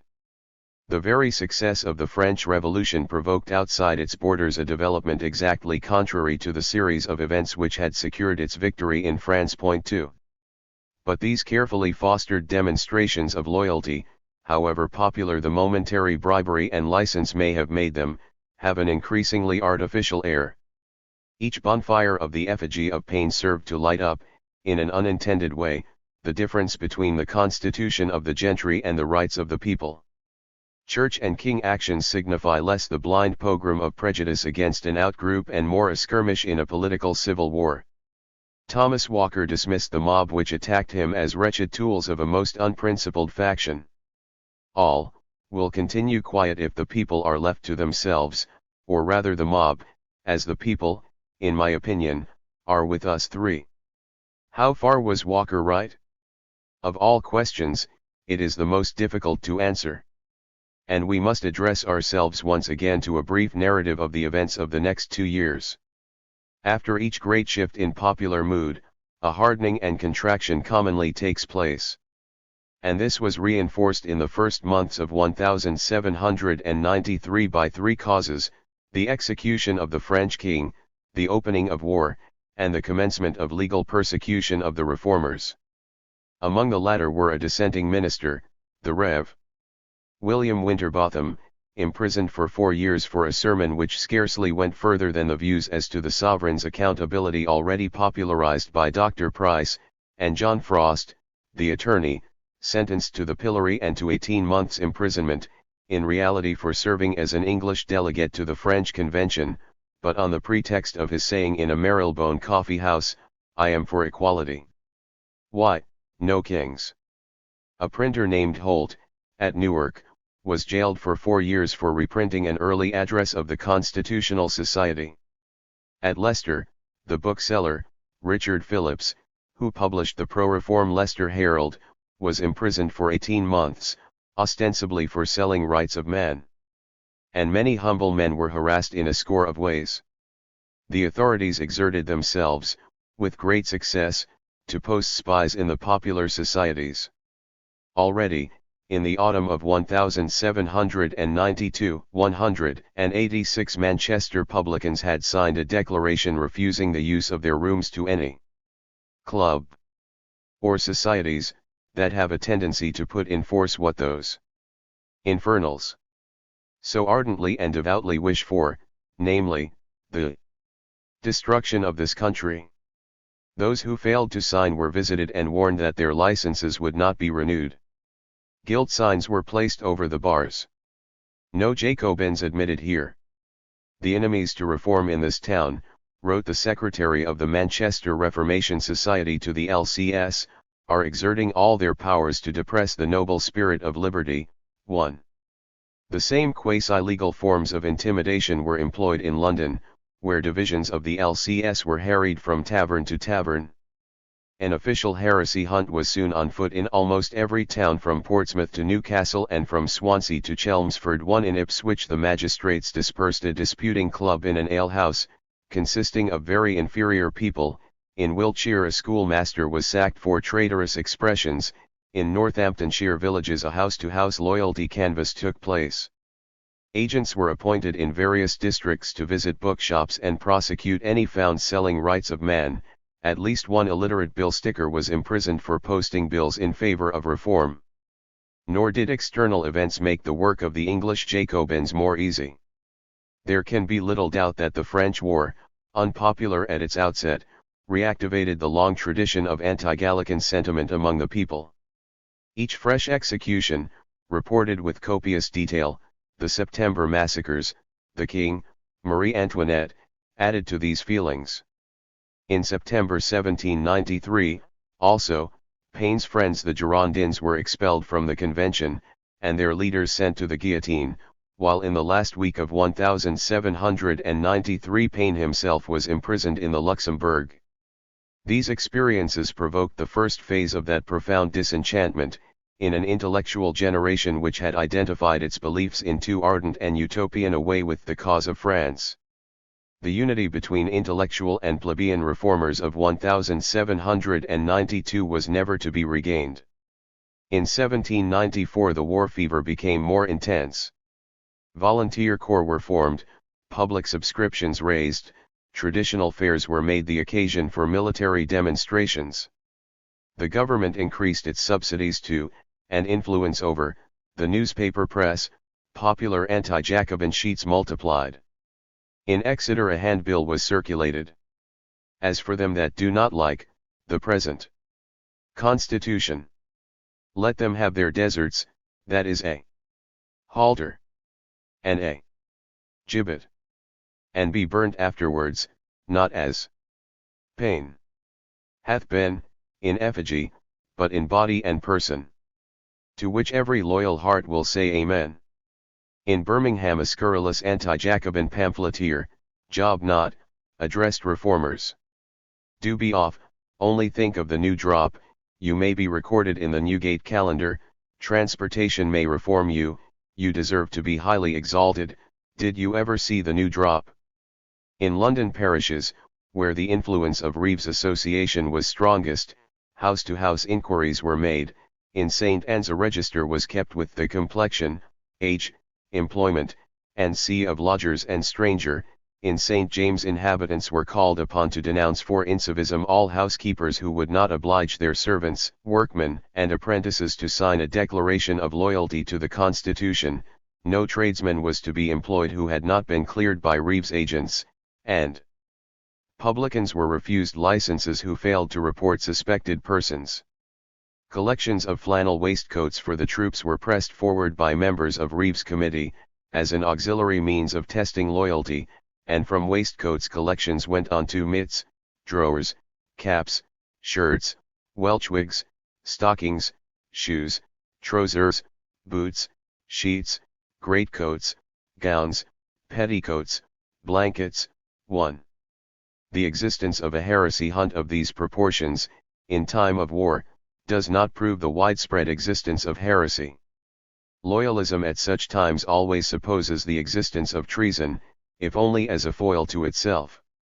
And yet something more than war fever, or the guilt and uneasiness of the propertied classes, is indicated by the outpourings of tracts and sermons, and the attacks on specific Jacobins in outlying parts. It was in April 1794 that a gang of roughs, armed with cudgels, terrified young Samuel Bamford, as they passed through Middleton, with curses and broken windows for the Paynites, on their way to Royton. Here they smashed up the Light Horseman public house, where reformers were meeting, and beat up those in attendance. Meanwhile the magistrates refused to stir from his home, a few score yards from the scene of the riot, and the parson stood on a hillock pointing out fugitives to the ruffians. There goes one. That's a Jacobin, that's another. One. It is as if the authorities sensed some sea change in the opinion of the masses, some subterranean alteration in mood, not such as to make the English nation Paynite and Jacobin, but yet such as disposed it to harbor and tolerate the seditious. Some slight event might be enough to set all that combustible matter aflame. Reformers must be watched and intimidated, the societies isolated and ringed round with suspicion, the prejudices of the ignorant whipped up and given license. In particular, professional men with access to printing press, bookshop, pulpit or rostrum, who associated with plebeian reformers, were the subject of intimidation. A confirmation of the sea change in the attitudes of the inarticulate, or in the structure of feeling of the poor, may be found in an unexpected place. 1793 and 1794 saw a sudden emergence of millenarial fantasies, on a scale unknown since the 17th century. Where Holcroft's New Jerusalem was a rational conceit, and Blake's Jerusalem was a visionary image, the poor and the credulous found a more literal prophet in Richard Brothers, a retired naval captain on half-pay. His revealed knowledge of the prophecies and times was published early in 1794. His prophecies combined a great knowingness as to the intentions of the Almighty, with the usual paraphernalia from the Book of Revelation, in a language which combined the combustible matter of poor men's dissent with that of a revolutionary era. All nations have drunk of the wine of the wrath of Babylon's fornication, and the kings of the earth have committed fornication with her, and the merchants of the earth are waxed rich through the abundance of her delicacies. Among his visions was that of a large river run through London colored with human blood. A prediction that London was to be destroyed on a certain date coincided fortuitously with a thunderstorm of exceptional severity. John Binns, on his way to a meeting of the LCS, took shelter in an alehouse where he found the people awaiting the consummation of all things. 1 Shortly afterwards Brothers announced that London had been spared only as the result of his personal last-minute intervention, and since he obviously wielded such influence with the Almighty his following was doubled at a stroke. There was published, whether with or without his authority is unclear, an 8-page leaflet of Brothers' prophecy of all the remarkable and wonderful events which will come to pass, foretelling the downfall of the Pope, a revolution in Spain, Portugal, and Germany, the death of certain great persons in this and other countries. Also a dreadful famine, pestilence, and earthquake. In England there was to be sorrow and great woe, mingled with joy unspeakable. The proud and lofty shall be humbled, even to the dust, but the righteous and poor shall flourish on the ruins of the wicked. the palaces shall be and cottages shall be. As for the famine, pestilence, and earthquake, these were to be seen as metaphorical. The famine shall destroy none but the caterpillars of Spain, and the pestilence shall sweep away the locusts that eat up the harvest of industry, and the earthquake shall swallow up the monstrous Leviathan, with all his train. In all these things the poor, the honest, the virtuous, and the patriotic, shall rejoice.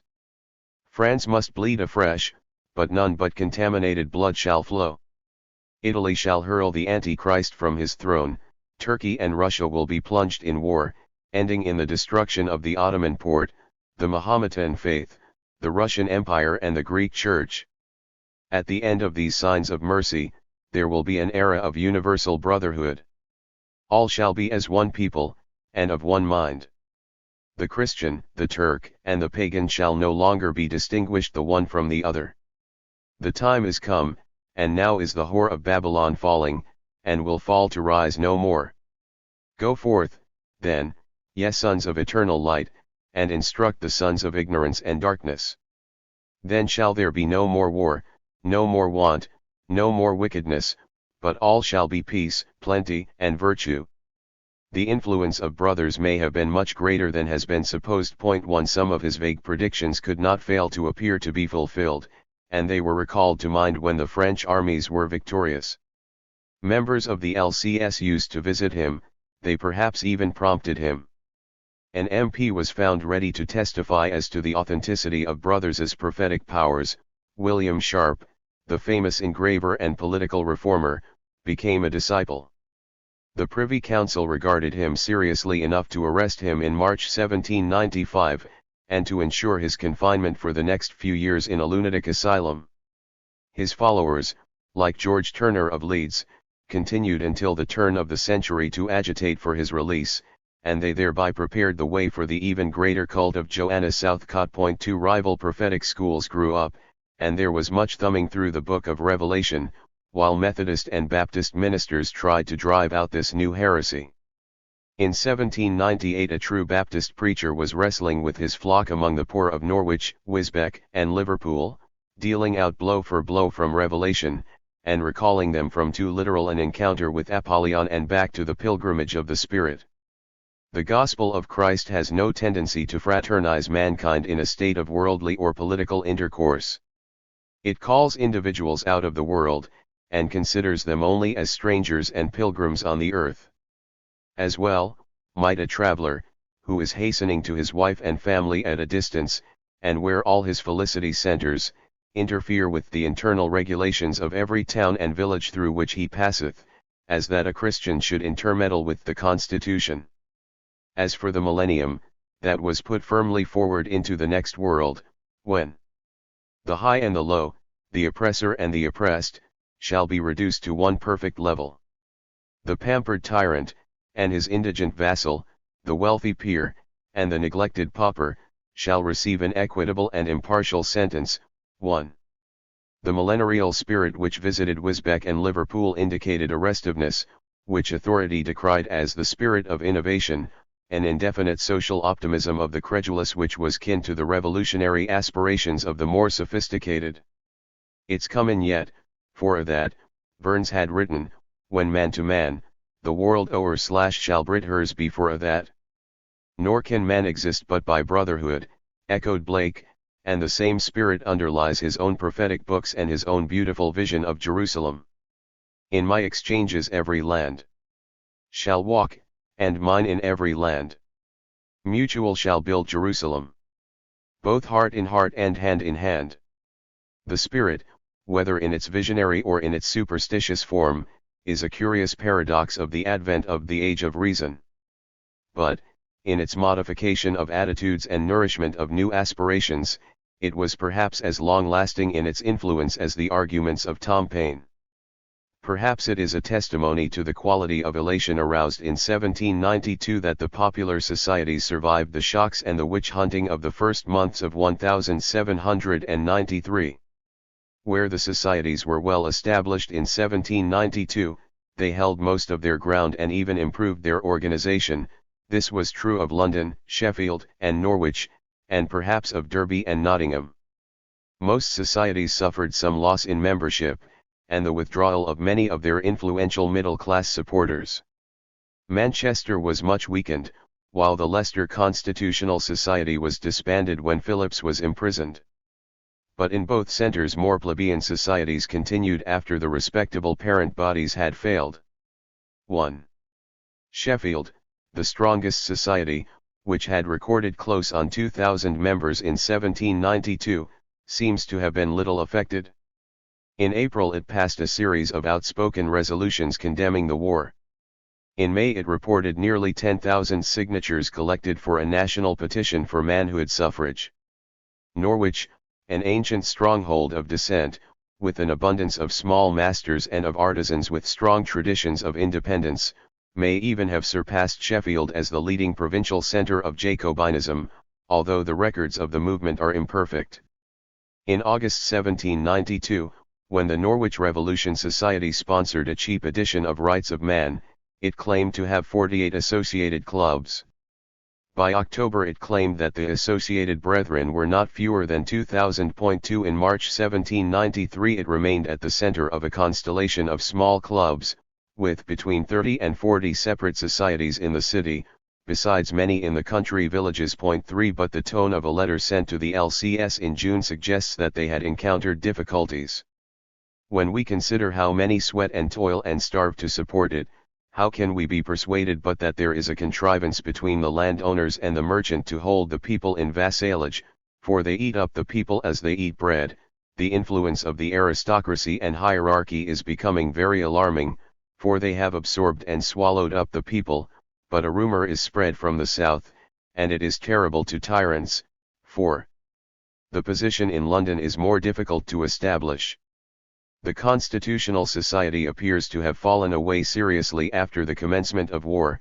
Until the autumn of 1793 its activities went little further than the passing of formal motions. The LCS also encountered great difficulties. In the last months of 1792 it had claimed a membership of some thousands. In January 1793 measures were taken to subsidize the rent for the meeting rooms of the divisions in Spitalfields and Moorfields, which, although poor, were as many in number as the other divisions put together. But it proved necessary to reform the Moorfields division in September, together with another which appeared very violent, at the Grove in Bandy-Legged Walk. The LCS succeeded in collecting only 6,000 signatures to the national petition, despite the energy of the committee, Joseph Gerald collecting 200 signatures and marks from inmates of the King's Bench Prison. 1 On May 30, 1793 Mr. Hardy proposed to the Society to break up for 3 months. The proposition negatived. "We have made a stand against the place and pension clubs," Hardy wrote, more confidently, to a new constitutional society in Leeds in July. "We have been abused in the Senate, calumniated in public, persecuted in private, and worried out of public houses, yet we continue meeting numerously in Tyre, and our doctrine makes numerous proselytes." 2. The confidence was not misplaced, for the summer saw a definite revival of provincial correspondence, old societies reawakening or new societies formed, for which the LCS, rather than the Constitutional Society, served as a centre. A Birmingham Society, formed in the last months of 1792, cautiously extended its activities in the early summer, and received an especial welcome. "The increase of your numbers will soon do away the stigma thrown on your town by the unjustifiable behaviour of a church and king mob." From Leeds a new society of a company of poor mechanics asked to be admitted to fraternization with the London Constitutional Society. Aristocratic tyranny and democratic ignorance seemed to pervade and overawe the town of Leeds to that amazing degree that in the general we are beheld more like monsters than the friends of the people, and I believe that this 6 months past the ignorant part of the people have expected us to fall upon them and destroy them. Our numbers amount to near 200 and we constantly keep increasing. In July new societies were writing to the LCS from Hertfordshire and Tewkesbury. "Your fellow citizen, and co-operator in the glorious cause of liberty," as the Tewkesbury secretary signed himself, described how the burning of Thomas Paine's effigy, together with the blessed effects of the present war, has done more good to the cause than the most substantial arguments. 'Tis amazing the increase of friends to liberty, and the spirit of inquirer that is gone abroad. Scarcely an old woman but is talking politics. In August the LCS was renewing correspondence with societies in Derby, Stockport, Manchester, Nottingham, and Coventry, asking them to point out a safer mode of conveyance for our letters than the post, and had some plans of asking them to adopt its title and to form a universal society. The Society's minute books show well-attended and well-conducted meetings, the formation of new divisions, and an influx of new members into the old. 1. The popular societies had weathered their first storm. But they emerged from it with significant changes in emphasis and tone. Paine's name dropped into the background, and his outspoken Republican tone gave way to renewed emphasis upon restoring the purity of the Constitution. But while this modification was made necessary by the evident intention of the authorities to prosecute any rhetoric which went beyond these limits, in other respects persecution led to a radicalization of the societies. In the first place, the pace was now being set, not in London, but in Scotland, Sheffield, Norwich. In the second place, while a few ardent members of the professions were taking a leading part alongside artisans like Hardy and Baxter in London, Joseph Gerald, Maurice Margaret, John Thelwall, the great majority of the reformers organized in the societies of 1793 were artisans, wage earners, small masters, and small tradesmen. And two new themes are emphasized with great insistence: economic grievances and social remedies, and the imitation of French example, forms of organization and of address. Thomas Hardy, if we may judge from his minute books, was an able and conscientious organizer, an honorable prototype for those scores of voluntary secretaries who were to follow him. According to Binns, he dressed plainly, talked frankly, never at any time assuming airs or making pretensions. Maurice Margaret, a chairman of the LCS, was the son of a wine merchant. He had spent much of his childhood in Portugal and Switzerland and was sometimes referred to as a Frenchman. He was energetic and audacious, but badly bitten by the characteristic vice of the English Jacobins, self-dramatization. 1. Joseph Gerald and John Thelwall were closer than any others to having the mettle of national leaders and theorists. It was Gerald, a brilliant pupil of Dr. Samuel Parr, the Whig Johnson and Doyen of West Country learning, who advocated most forcefully the dangerous proposal of Paine, the calling of a national convention of British reformers. It was this threat, of a general combination of reformers, and, an even more serious, and growing, threat, of an alliance between English and Scottish reformers and the United Irishmen, that determined the government to act. The dilemma of the authorities arose out of the paradox of constitutionalism. While there was law enough for summary convictions by local magistrates, the law officers of the Crown were reluctant to advise major prosecutions. The law of sedition was indefinite, and the Attorney General was faced with the choice of the appalling indictment of high treason or the lesser charge of seditious libel.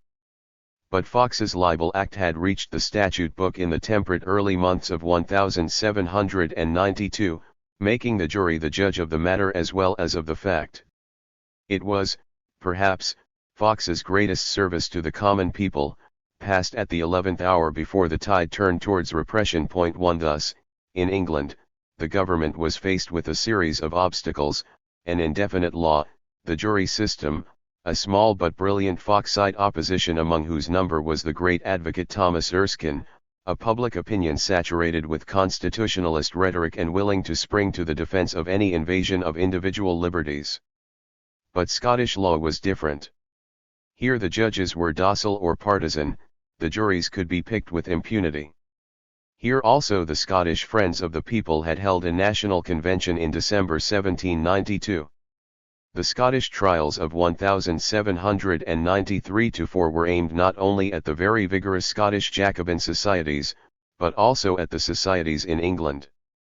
The first blow was struck in August 1793, when Thomas Muir, the most gifted Scottish leader, was sentenced to 14 years' transportation after a scandalous mock trial.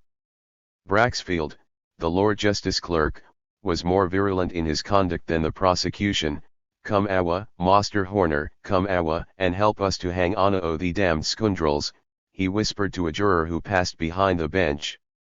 In his charge to the jury he treated Muir's ability and his propaganda among ignorant country people, and among the lower classes, making them leave off their work, as an aggravation. Mr. Muir might have known that no attention could be paid to such a rabble. What right had they to representation? A government should be just like a corporation, and, in this country, it is made up of the landed interest, which alone has a right to be represented. One thing, he informed the jury, required no proof: the British Constitution is the best that ever was since the creation of the world, and it is not possible to make it better. His learned fellow judges concurred in all this, one of them, Lord Swinton, opining that the crime of sedition included every sort of crime: murder, robbery, rapine, fire-raising. If punishment adequate to the crime were to be sought for, it could not be found in our law. Now that torture is happily abolished in September, a second blow followed. The Reverend T.F. Palmer, an English Unitarian minister and Fellow of Queen's College, Cambridge, then ministering in Dundee, was tried at Perth. His crime was that of encouraging the reading of Paine, and membership of the Dundee Friends of Liberty, described as a society of low weavers and mechanics. A bench of crocodiles wept copiously as they sentenced him to their mildest punishment of 7 years' transportation to Botany Bay. The example was made upon two gifted professional men, who had been unreserved in their willingness to cooperate with plebeian reformers. Both men endured their trials with great firmness and dignity. And the Scottish reformers, over whose heads these sentences now hung, refused to be intimidated. It seemed to them possible that greater unity with the English societies might afford them some protection, and they urged an early national convention. Hardy, Margaret and Gerald assented, and a convention was summoned to meet in Edinburgh on less than 3 weeks' notice. The LCS appointed Margaret and Gerald as delegates, confirming them at their first open-air demonstration, in Hackney, on October 24, 1793. Some thousands of supporters attended, together with the curious who were attracted by rumors that the French Jacobins had landed or that Tom Paine was come to plant the Tree of Liberty. The minutes faithfully record the expenses voted for the delegates, and the society was hard-pressed in the next few weeks to raise these supplies. And yet it was fair enough to take their delegates as far as the Antipodes. The invitation was at too short notice for the provincial societies to raise the money to send delegates. Sheffield was the exception. On November 1 it sent a biting letter to the London Constitutional Society, criticising it for its inactivity. The measures lately adopted in the sister kingdom, measures as opposite to a free constitution as fire and water, have hitherto been viewed only with a degree of apathy by the great bodies of the kingdom, which we little folks in the country look up to for examples, styling themselves patriotic, such as the Society for Constitutional Information in London, the Friends of the People, that we begin almost to think here, it is time to nip those buds of freedom, lest they should be exposed to the danger of being blighted by those torpid frosts. It appointed as its delegate to Edinburgh M.C. Brown, a player turned attorney, who was also deputed to represent the society at Leeds. The Norwich societies authorised Margaret to represent them, and assisted with supplies. There is a new note of desperation in the air, to which the Scottish verdicts, the French victory at Valenciennes, rising prices and unemployment, and the actual bravado of calling a convention contributed. The Birmingham Society regretted its inability to send a delegate. In consequence of Mr. Pitt's War of Humanity having almost utterly annihilated our trade in this town, and driven a great number of our best members and mechanics across the Atlantic. However, upon the whole, it has tended greatly to abate the pride, assuage the malice, and confound many of the devices of the enemies to reform, and has made many proselytes to the cause of liberty. Sheffield also was feeling the effects of the war. We have many thousands members, but a vast majority of them being working men. The war, which has deprived many of them of all employment, and almost every one of half his earnings, we have been crippled more than any other in the kingdom. 1. Margaret and Gerald knew perfectly well the danger they were running. They were rushing supplies of moral solidarity to their Scottish comrades which, if withheld at that moment, would have resulted in the demoralization of the Scottish and English movements. And they were challenging Braxfield's bench to treat Englishmen as they had treated Muir and Palmer. The supplies arrived only just in time. The convention in Edinburgh had met briefly, at the end of October, and broken up in the absence of the English delegates. Upon their arrival it was hastily reconvened, in greater strength than before, and Margaret, Gerald, and the Scottish Secretary, Skirving, dominated the proceedings. It met through the last 2 weeks of November and into the first week of December 1793, when it was broken up and its leaders arrested. The proceedings of the convention were moderate, if somewhat histrionic, but a more revolutionary color was given by certain circumstances, the fact of the convention meeting at all, the presence of observers from the United Irishmen, and the French forms of procedure and address which burgeoned in the pro-Gallican climate of Edinburgh. Minutes were dated, first year of the British Convention, and a resolution was passed authorizing the calling of an immediate emergency convention at a secret place in the event of the suspension of habeas corpus, or the introduction of legislation against the reformers. 1. Trials followed, on the pattern of those of Muir and Palmer. Skirving and Margaret acquitted themselves well, they were sentenced to 14 years' transportation. My lords, I know that what has been done these 2 days will be rejudged, that is my comfort and all my hope, said Skirving, as he left the bar. Margaret, who was accompanied to his trial by a procession holding a tree of liberty in the shape of a letter M above his head, overplayed his hand and was too eager for the crown of martyrdom. But he challenged Braxfield with great audacity of having boasted at a dinner party before the trial that he would have the reformers whipped before transportation, and that the mob would be the better for losing a little blood. He was, Lord Coburn recalled, a little, dark creature, dressed in black, with silk stockings and white metal buttons, something like one's idea of a puny Frenchman, a most impudent and provoking body. 1. Joseph Gerald secured bail, returned to London to report to the LCS and to wind up his affairs, and went back to face trial in March 1794. He had no need to do so, his colleagues and friends implored him to jump his bail. His constitution had been weakened by illness when in the West Indies in the 1780s, and transportation was a probable sentence of death, as it proved to be. But he argued that his honor was pledged, not to the Scottish courts, but to humbler men who have been brought into similar peril by the influence of my own arguments.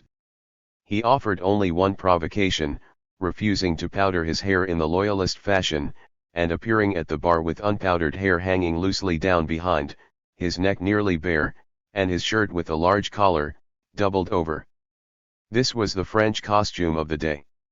For the rest, in the view of Lord Coburn, the manner and tone of no prisoner ever contrasted more strikingly with that of his judges. 2. When Gerald urged that Jesus Christ had himself been a reformer, Braxfield chuckled to his fellow judges, muckle he made o' that, he was hangit. Gerald, who had legal training, followed the example of the other reformers in conducting his own defense. Without withdrawing a syllable of the reformers' demands, he drew extensively upon Hooker, Locke, and Blackstone in arguing the right to agitate for reform. It was a constitutionalist case which exposed the rhetoric of constitutionalism. The word constitution, is rung in our ears with unceasing perseverance. This is the talisman which the enemies of reform wield over the heads of the credulous and the simple, and, like old and wicked enchanters, having first bound them in the spell, take advantage of the drowsiness which their arts have created. But to hear placemen and pensioners talking of a constitution, when their whole lives are one uniform violation of its principles, is like a monk preaching population. 1. When you see Mr. Gerald, making speeches such as you have heard today, observed Braxfield, in his charge to the jury, I look upon him as a very dangerous member of society, for I dare say, he has eloquence enough to persuade the people to rise in arms. Oh my lord, interjected the prisoner, This is a very improper way of addressing a jury. Gerald received 14 years. He and Skirving died less than a year after their arrival in New South Wales. 2 Braxfield and the mysteries of Scottish law have received too much credit for these verdicts at the hands of English historians. It was as much a verdict of the English government as of the Scottish judiciary. Pitt, Dundas, Loughborough, Thurlow, were at pains to defend every jot and iota of the proceedings in ensuing parliamentary debates. Dundas thought the judges, in awarding sentence, had exercised a sound discretion. Pitt, attempting to parry a most damaging assault from Fox, thought the judges would have been highly culpable if they had not employed their discretionary powers to punish such daring delinquents and to suppress doctrines so dangerous to the country. And Wilberforce ridiculed the idea of humanity as applying to Mr. Palmer. Although he had not read his trial, he declared upon his conscience that he did not conceive the sentence ought to be suspended. 1. Persecution, we know, is a two-edged weapon. Men in the next decade looked back, not to the times of Braxfield, but, like De Quincey, to the times of Gerald. The image of Tom Paine across the water, conspiring with the king's enemies, might inspire fear or hatred. But the image of a sick man, returning voluntarily to face this kind of judgment, could not. Moreover, in a curious way, national prejudice helped the cause of the reformers. The guilt felt by the moderate free-born Englishman was allayed by the thought that such things might happen in Scotland but could not happen here. The revulsion of feeling among decent, respectable Englishmen is indicated by Eaton's third acquittal and Thomas Walker's acquittal in April. It was strong enough to stem the opposite sentiments of horror aroused by Robespierre's terror. Gerald and his companions, by their example, contributed materially to the saving of the lives of Hardy, Tooke and Thelwall. By sacrificing themselves, they helped to save England from a white terror. The example of the Scottish victims stiffened, rather than intimidated, the English societies. When John Frost was released from Newgate in a state of collapse on December 19, 1793, he was drawn through the London streets in triumph, the crowd stopping outside the house of the Prince of Wales to jeer. John Thelwall, who now replaced Gerald as the most able theorist of the LCS, opened a series of lectures to provide funds for the prisoners' defense.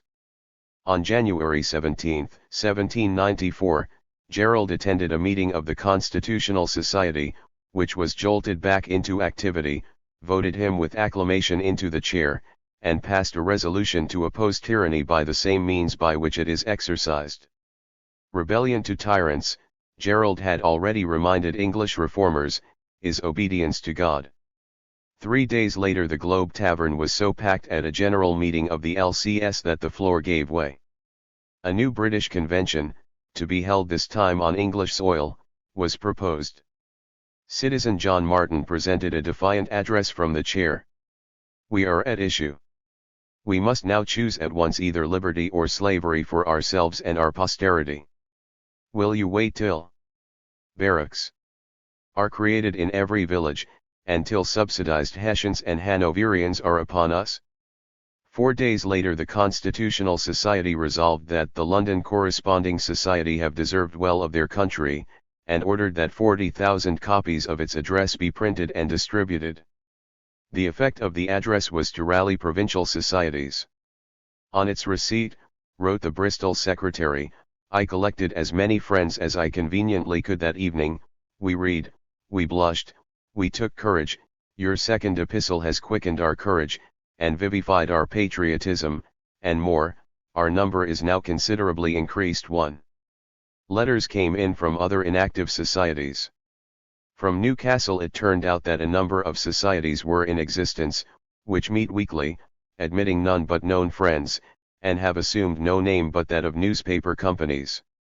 It is clear that very many other societies existed, or revived, which had no formal correspondence with London, such as the Royston Society or the Society at Halifax, which came forward for the first time, in April 1794, with an apology for the fact that they had hitherto adopted the greatest prudence and circumspection in their proceedings.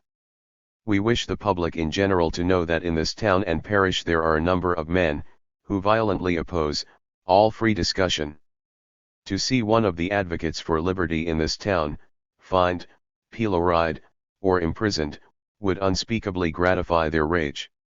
In the same month an open-air demonstration was held at Halifax at which were many friends from Leeds, Wakefield, Huddersfield, Bradford and the adjacent neighbourhood attended. Plans for a general delegate meeting and a national convention were approved.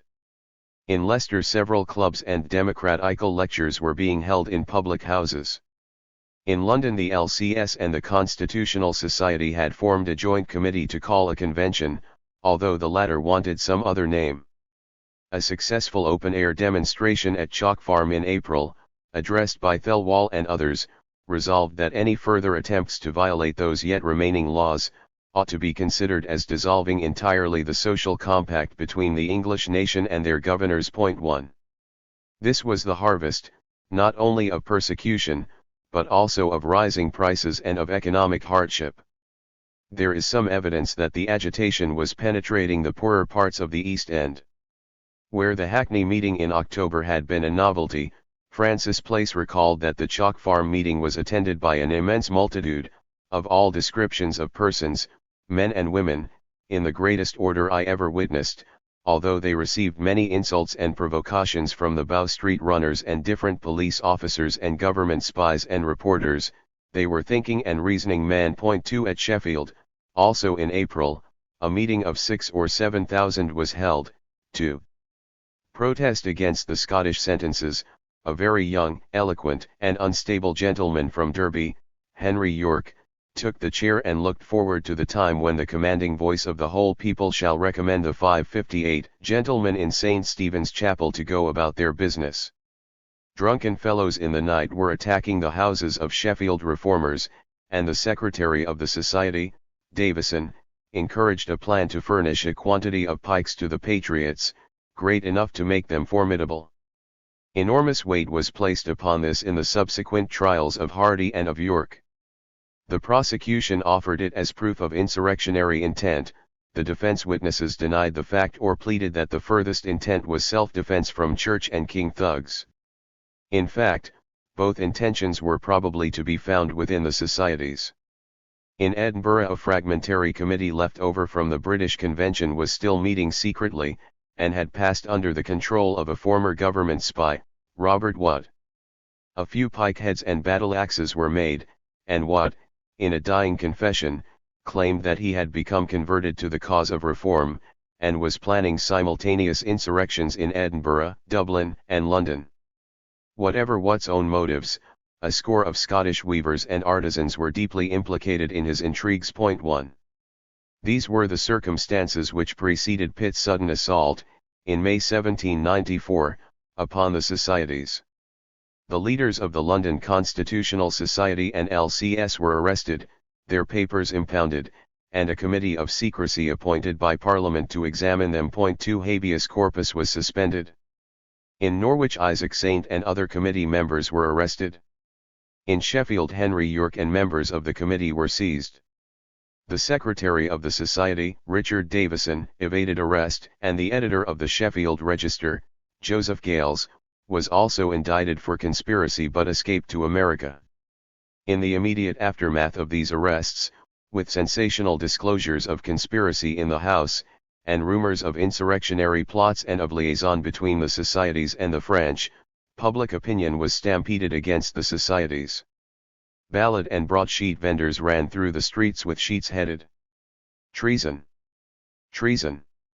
Treason!" Bills were posted throughout the city. It was in celebration of the naval victory of the glorious 1st of June that a mob attacked Mrs. Hardy's house, and one London newspaper jeered that the woman died in consequence of being haunted by visions of her dear Tommy's being hanged, drawn, and quartered. Some clubs broke up in alarm, while those who stood their corner were occupied in raising funds for the prisoners' dependants. The Times published a mock account of an English revolution, in which the prisoners were portrayed in enjoyment of sanguinary power. 1 In Lincolnshire ballad singers were paid, and stationed at the end of streets, to chant the downfall of the Jacobins, in genteel company, even silence on the subject of the trials provoked suspicion. 2 In Nottingham there was Church and King Jacobin baiting of exceptional violence. As in the previous year, the houses of reformers were broken open and persons dragged out, halters were put round their necks, and they were plunged into the muddy brook by the side of the town. A loyalist committee paid the navigators employed in cutting a new canal to attack the Jacobins, to whom the mayor refused to afford protection. 3 At Failsworth at about this time a leading Jacobin was tied in the saddle of a dragoon's horse, whilst the mad and bigoted populace stuck pins into his legs. 4 The London Corresponding Society, however, was far from breaking up. A secret executive committee of 9 was set up, whose most active members were Richard Hodgson, a hatter, John Bone, a bookseller, and Citizen Groves. According to an official memorandum, which had perhaps influenced Pitt in his determination to act, the LCS had been recruiting vigorously throughout the spring. Not only did it number 48 divisions in May 1794, but in addition to tradesmen and artisans a new description of persons has lately appeared among them, viz. Several persons from the waterside, porters and shopmen from warehouses in the city, and some gentlemen's servants. 50 Irishmen had joined one section in a body, while divisions had been set up in Woolwich and Deptford. 1 After the arrests of Hardy, Thelwall, and the other leaders, Hodgson, Bone and Citizen Groves were able to rally most of their new recruits. In July it was reported that 18 divisions panic-struck do not meet, and that delegates had been sent to revive them, but the remaining 30 divisions continued to function.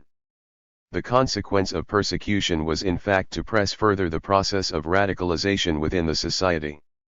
If in August some divisions had gone to sleep, and if members had withdrawn from others, in the result the society, at present, consists chiefly of the daring and the desperate. The language of meetings had formerly been confined to parliamentary reform, now the intention to overturn the government of the country is openly avowed. In the autumn, as the shock of the arrests wore off, there was another change of popular mood. The treatment of the prisoners improved, and Hardy noted that the common felons at Newgate began to treat the reformers with respect. The violent proceedings of the government frightened away many, Place recalled. Many persons, however, of whom I was one, considered it meritorious and the performance of a duty to become members now. This improved the character of the society, as most of those who joined it were men of decided character, sober-thinking men, not likely to be easily put from their purpose. 1 Meanwhile, the secret executive of the society went through its own troubles. It had difficulty in finding proper ways and means for safe conveyance for its letters to provincial clubs.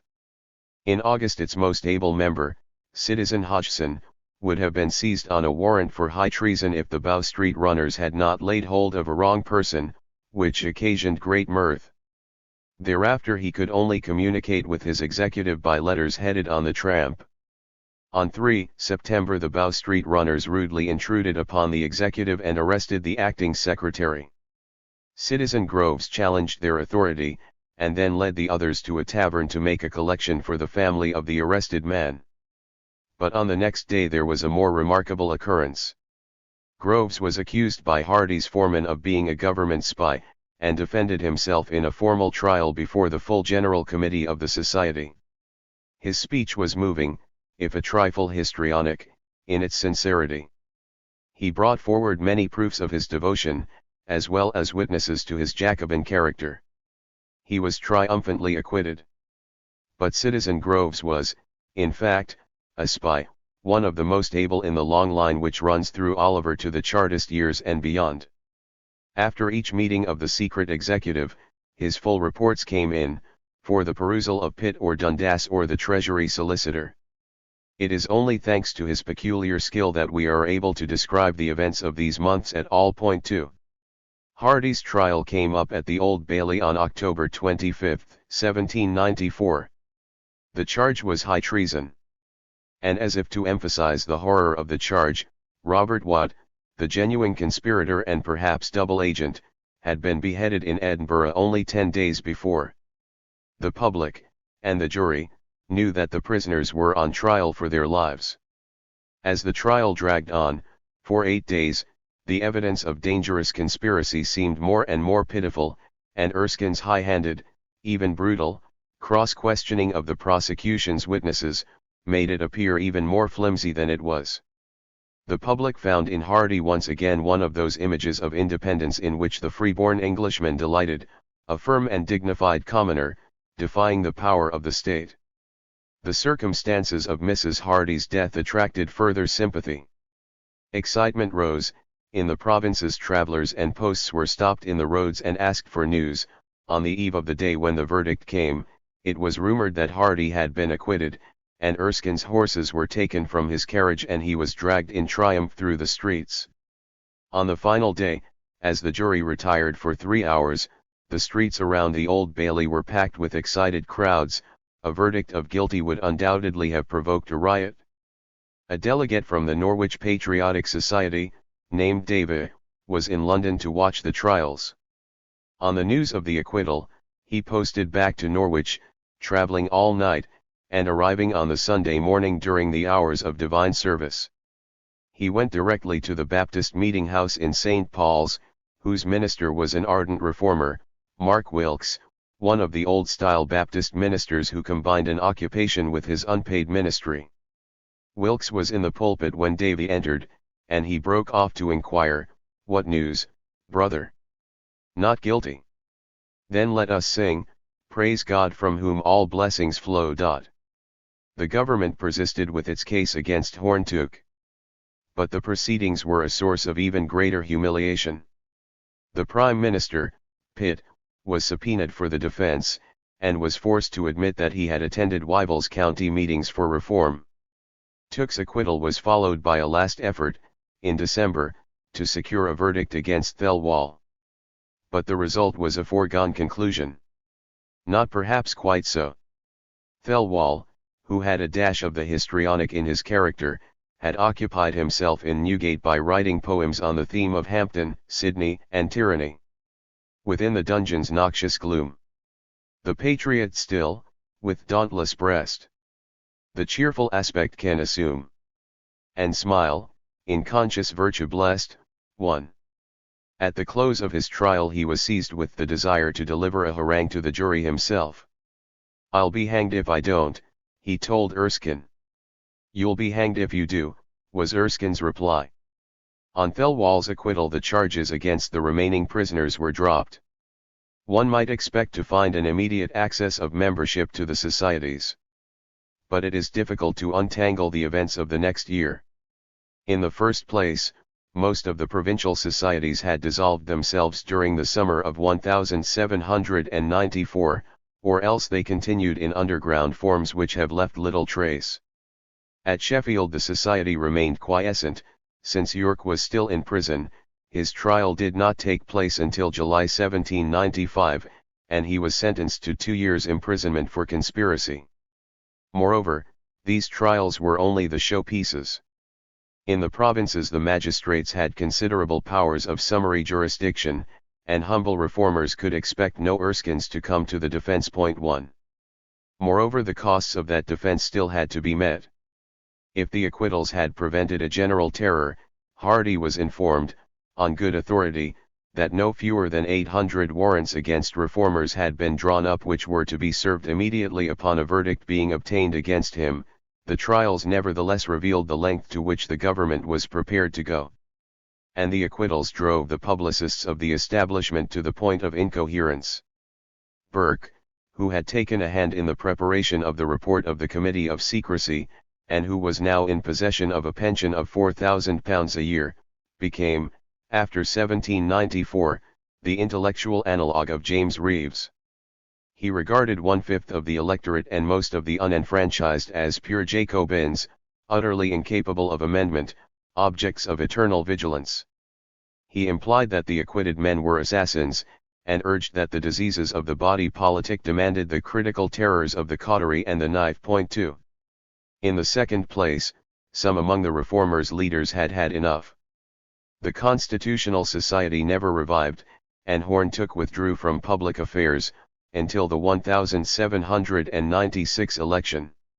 Hardy was much preoccupied with his own affairs after the death of his wife, and did not resume an active part in the LCS. And the London Society was now torn by dissension. Weeks were spent in wrangling over whether the Society ought to have a new constitution, one section arguing that all constitutions were an impediment to direct democracy, the other section arguing that persecution should be met by a stricter internal discipline. In a welter of personalities, two divisions seceded to form new societies. John Bone became secretary of a London reforming society, which maintained friendly relations with the parent body. John Baxter appears to have initiated the other breakaway, a society of the Friends of Liberty which specialized in grandiloquent libertarian histrionics.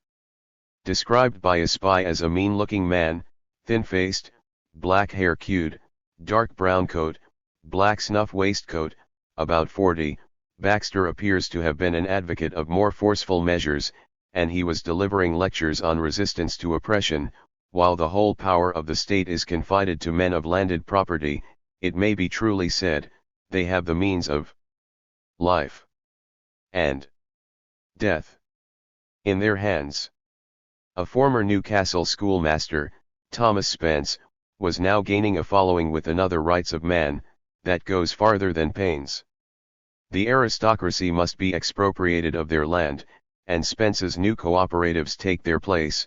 Do you think mankind will ever enjoy any tolerable degree of liberty and felicity, by having a reform in Parliament, if landlords were still suffered to remain? A convention or Parliament of the people would be at eternal war with the aristocracy. 1. These tensions were only to be expected. As early as October 1793 the minutes of the LCS record a motion from one division calling for the expulsion of persons propagating levelling principles. As the cost of living rose, and as the Society made headway in East and South London, the social question came more and more into the foreground. A characteristic pamphlet of 1794 held up as the consequences of reform a reduction of taxes and excise, reform of the poor laws and game laws, an end to restrictions upon trade unions, work for the unemployed, and an end to the press gang and to the quartering of the military upon publicans. 1 Such demands might win universal acceptance in the Society, where the more extreme views of Spence and of Baxter might not. But it is clear that the Society was also divided upon tactics. Two newcomers to the London leadership may be taken to exemplify the different trends. Place himself, with his sober manner, his great capacity for organization, his intellectual application, and his experience of trade union organization was in the tradition of Hardy. In the summer of 1795 he was frequently chairman of the weekly General Committee, and according to his own account he saw the main function of the Society as that of political education among working men. I believed that ministers would go on until they brought the government to a standstill, that was until they could carry it on no longer. It appeared to me that the only chance the people either had or could have for good and cheap government was in their being taught the advantages of representation, so that whenever the conduct of ministers should produce a crisis they should be qualified to support those who were most likely to establish a cheap and simple form of government. I therefore advised that the Society should proceed as quietly and privately as possible. This has too much of hindsight about it. Cheap and simple government is a phrase from Place's later Benthamite jargon, whereas the Society in 1795 wanted an end to repression, and manhood suffrage, on grounds of liberty and equity. But Place is probably accurate in saying that, as early as 1795, he saw the role of the working-class reformers as accessories to middle-class or aristocratic reformers in Parliament. Working men could not hope to bring about reform by and for themselves, but should give support to others most likely to win concessions. This was in one sense a far-seeing tactical compromise, but it entailed attending on a crisis, awaiting, perhaps, financial dislocation, food riots and tumults among the populace, rather than a policy of hastening the crisis by popular agitation. It is the policy of those self-respecting tradesmen or artisans who preferred to build bridges towards the middle class than to try and bridge the gulf between themselves and the tumultuous poor. As such, it represents a withdrawal from the agitation among members unlimited, while at the same time embodying the strengths of self-education and painstaking organization. 1. The other trend is represented by John Binns, a young man from a tradesman's family in Dublin, who was now working as a plumber in London. He also joined the LCS in 1794, rose rapidly to the chairmanship of committees and of demonstrations. He belonged to the majority of members who argued that, in the aftermath of the acquittals, the society should propagate its message more widely, and should organize large public demonstrations so that the government might be compelled to grant a reform. And the reform for which he was working was, in effect, reform by revolution, although reform was their avowed object. The wishes and the hopes of many of influential members carried them to the overthrow of the monarchy and the establishment of a republic too. By March 1795 the society had been reduced, as a result of the secessions, to only 17 divisions. 3 Even more serious, the provincial correspondence had fallen off, so that the movement lacked any national center. John Thelwall also resigned, ostensibly because it was better for him to serve as an independent lecturer and publicist, but more probably because he was wearied of the dissensions. But after the secessions, the society appeared more united and its activity revived. Against the arguments of place, that public meetings would call down renewed persecution and suspension of habeas corpus, the policy of Gale-Jones and Binns, for agitation on the widest scale, won the day after a referendum of all London divisions. As a consequence, a great meeting was held in St. George's Fields at the end of June in support of manhood suffrage and annual parliaments. It was certainly the largest reform demonstration ever held in London, even if we scale down the figure of 100,000 claimed by the LCS.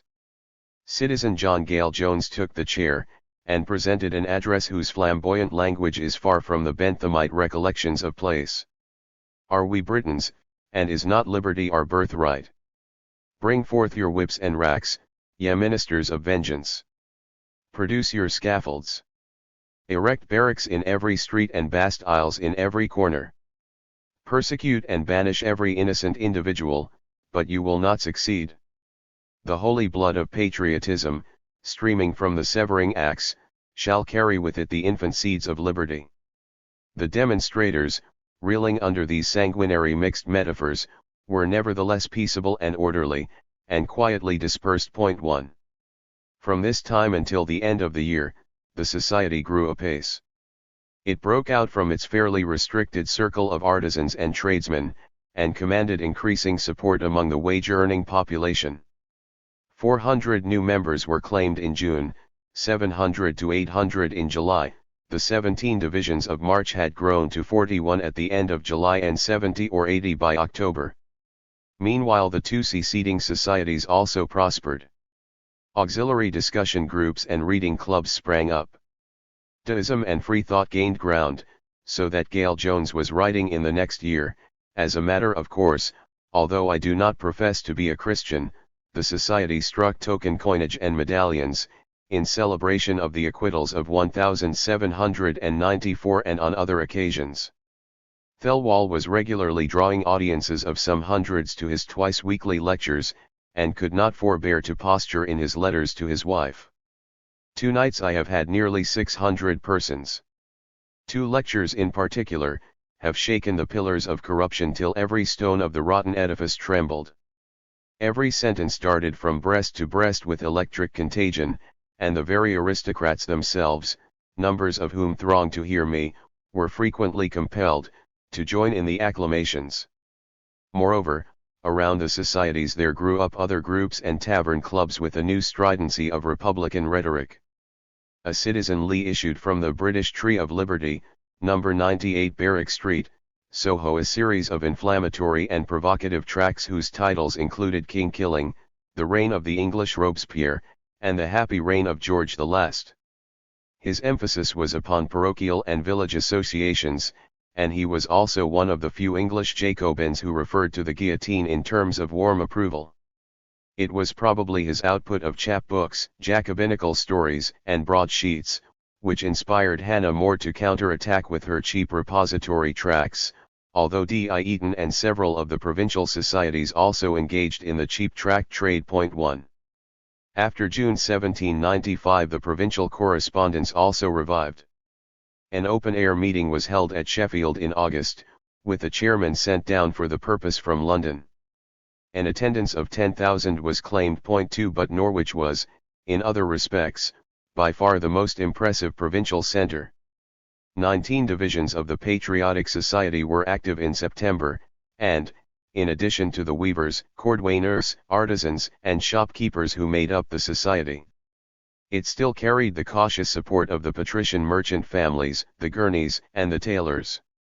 Moreover, Norwich owned a gifted group of professional people, who published throughout 1795 a periodical, The Cabinet, which was perhaps the most impressive of the quasi-Jacobin intellectual publications of the period.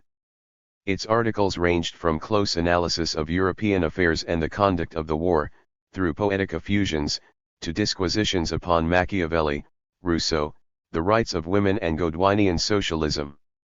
Despite the many different degrees of emphasis, Norwich displayed a most remarkable consensus of anti-ministerial feeling, from the Baptist chapels to the aspiring philosophes of the Cabinet, from the Weavers' Arms to the House of Gurney, from the Foxside Coke of Holcombe to the labourers in the villages near the city. 1 The organisation extended from Norwich to Yarmouth, Lynn, Wisbech, and Lowestoft.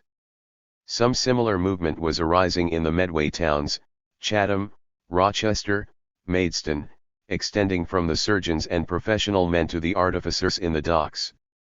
Nottingham witnessed a revival, with some alliance between the manufacturers and the stocking weavers. And the published correspondence of the LCS shows activity in Leeds, Bradford, Birmingham, Leominster, Whitchurch, Melbourne, Sunbury, High Wycombe, Truro, and Portsmouth. A new instructor was busy amongst the masses. Want. The words are those of the Manchester historian, Prentice.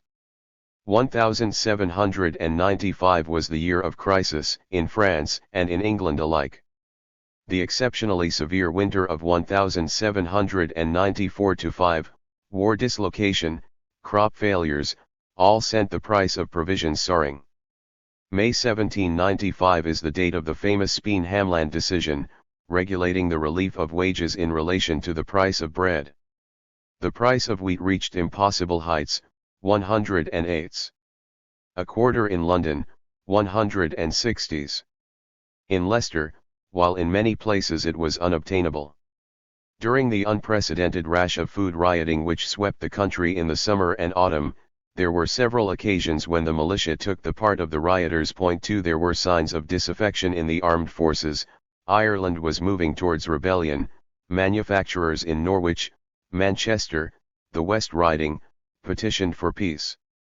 John Thelwall addressed several of his most cogent lectures to the theme of want. In Jacobin Norwich no fewer than 25,000 workers were claiming relief. The poor rates had reached 12s. Or 13s. In the pound. The great Spitalfield silk industry, he claimed, was derelict. Even in my short remembrance, barefoot ragged children, in that part of the town were very rare. I remember the time, when a man who was a tolerable workman in the fields, had generally, beside the apartment in which he carried on his vocation, a small summer house and a narrow slip of a garden, at the outskirts of the town, where he spent his Monday, either in flying his pigeons, or raising his tulips. But those gardens are now fallen into decay. The little summer house and the Monday's recreation are no more, and you will find the poor weavers and their families crowded together in vile, filthy, and unwholesome chambers, destitute of the most common comforts, and even of the common necessaries of life. Here is a picture of the passing of Old England which, even more than the theme of the deserted village, touched deep sources of feeling in the memories of Jacobin journeymen and artisans. 1. On October 26, 1795 the LCS called a further great demonstration, in Copenhagen Fields, Islington, with citizen John Benz in the chair. An injudicious proceeding, in the view of place, who refused to take any official part in the meeting. Thelwall was one of the main speakers, using his considerable powers of oratory to keep the crowd in peaceable mood. He was now entertaining a vision of the whole nation, combined in one grand political association, or corresponding society, from the Orkneys to the Thames, from the cliffs of Dover to the Land's End, and the meeting passed a resolution to send deputies to the principal towns throughout the kingdom. The claim that 100,000 to 150,000 attended cannot be dismissed. Point 2. Despite the use of 3 platforms, or tribunes, not half of the spectators could get near enough to hear a single word. This time a remonstrance was addressed to the king, whenceforth, in the midst of apparent plenty, are we thus compelled to starve? Why, when we incessantly toil and labor, must we pine in misery and want? Parliamentary corruption, like a foaming whirlpool, swallows the fruit of all our labors. The utmost harmony, regularity, and good order prevailed, declares the anonymous historian of the 2 acts. It was a day sacred to liberty. 1. 3 days later there was a day which, if not sacred to liberty, most certainly scared authority. The king, going in state to open Parliament, was hissed, hooted, and his carriage pelted, down with Pitt, no war, no king, no Pitt, peace. Perhaps 200,000 Londoners thronged the streets. Some brandished small loaves on sticks, decorated with black crepe. A hawker in the crowd who was selling the rights of man for a penny was taken in custody, rescued, and cheered in triumph. The king's carriage window was fractured, probably by a pebble, but he is alleged to have gasped out as he reached the House of Lords, "My lord, I've been shot at." 2. On the next day, when the king insisted on attending the theatre, the streets were cleared and he was attended by 100 foot, 200 horse, and 500 constables. The London Corresponding Society disclaimed all responsibility. But it may well have intended some such demonstration, and in any case could not hope to control the anger of its followers.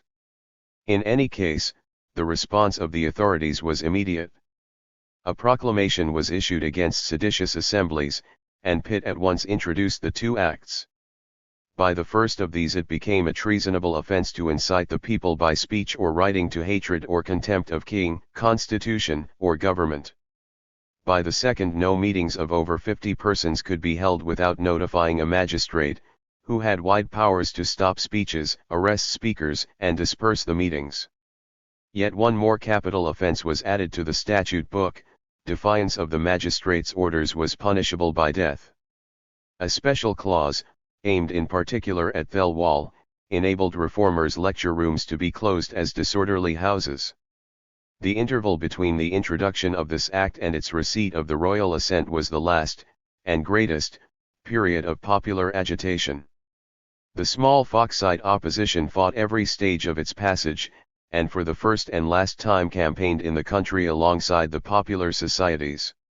The LCS called an emergency demonstration on November 12, 1, in Copenhagen Fields.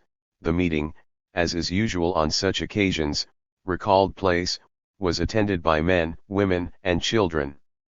But neither the occasion of the meeting, nor the practice of bringing children, were usual, and the latter is an indication of peaceable intent which became traditional in the later working-class movement.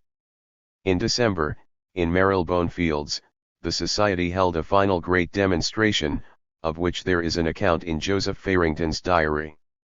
The speakers at the several tribunes included William Friend, Thelwall, and John Gale Jones. Jones, the shabby, genteel surgeon, who had some paralytic affection with an almost constant convulsive twitching of his head, shoulders and arms, nevertheless had an excellent voice, sharp, clear, and distinct. His speech included a threat that Pitt would be brought to public execution. No tumult took place, nor was any offence given to such as did not hold up hands, or join in the plotted. Point 2. In the rest of the country great demonstrations were held, nearly all in opposition to the acts. "My head would be off in 6 months, were I to resign," said Pitt. The major setback was in Yorkshire. Wilberforce, one of the county members, had worked privately with Pitt on the Sedition Bill, altered it much for the better by enlarging. Meanwhile in Yorkshire Christopher Wyville, true to his moderate principles, requisitioned a county meeting to protest, and issued a call, on 4 days' notice, a Friday, To all freeholders of the West Riding to attend at York the next Tuesday, come forth from your looms, yet honest and industrious clothiers, quit the labours of your fields for one day, ye stout and independent yeomen, come forth in the spirit of your ancestors. Wilberforce, on his way to church in London, was intercepted by an express message from Yorkshire. Overcoming, without difficulty, his scruples against travelling on the Sabbath, he drove to see Pitt. Pitt said he must attend the county meeting. But Wilberforce's carriage was not ready. "Mine," said Pitt, "is ready, set off in that." In Pitt's borrowed carriage, he made the forced march up to the north. The whole county seemed to be pouring into York, the clothiers, or billy men, riding on their pack horses. The meeting, once started, was going strongly against the government when Wilberforce drove into York. He addressed the largest assemblage of gentlemen and freeholders ever met in Yorkshire with an eloquence never exceeded, breathing energy and vigour into the desponding souls of timid loyalists. Wilberforce's great reputation for independence and Christian philanthropy won over the West Riding yeomen and clothiers. The assembly broke apart, the vast majority of the 4,000 freeholders supporting Wilberforce's address in favour of King and Constitution, while that mad fellow Colonel Thornton stood up in his regimentals, and addressed the York rabble, in favour of the Jacobins. He told them that many of the soldiers were ready to join them whenever they should rise.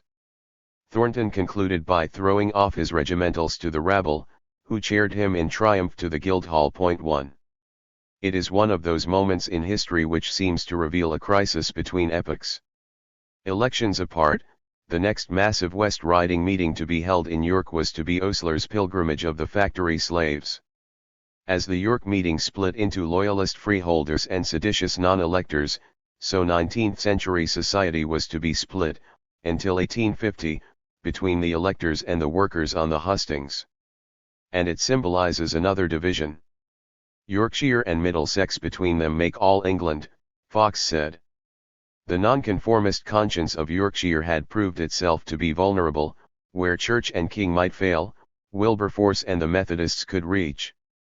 But in Middlesex the traditional dissent of tradesmen and artisans now swung more markedly towards free thought. And this also was a consequence of the two acts, and of the declarations of loyalty by leaders of the church and chapel alike. It has been argued that the bark of the two acts was worse than their bite. The death penalty was never exacted under their provisions.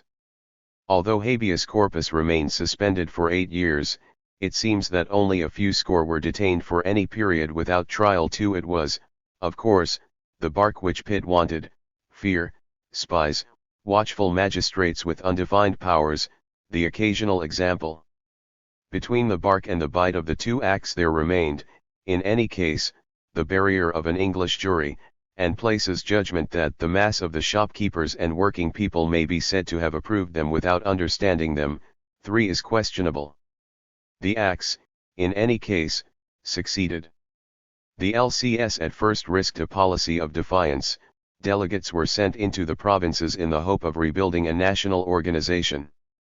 John Binns was sent to Portsmouth, the principal naval station, but was recalled when the London Committee learned that he was being shadowed and was liable to arrest.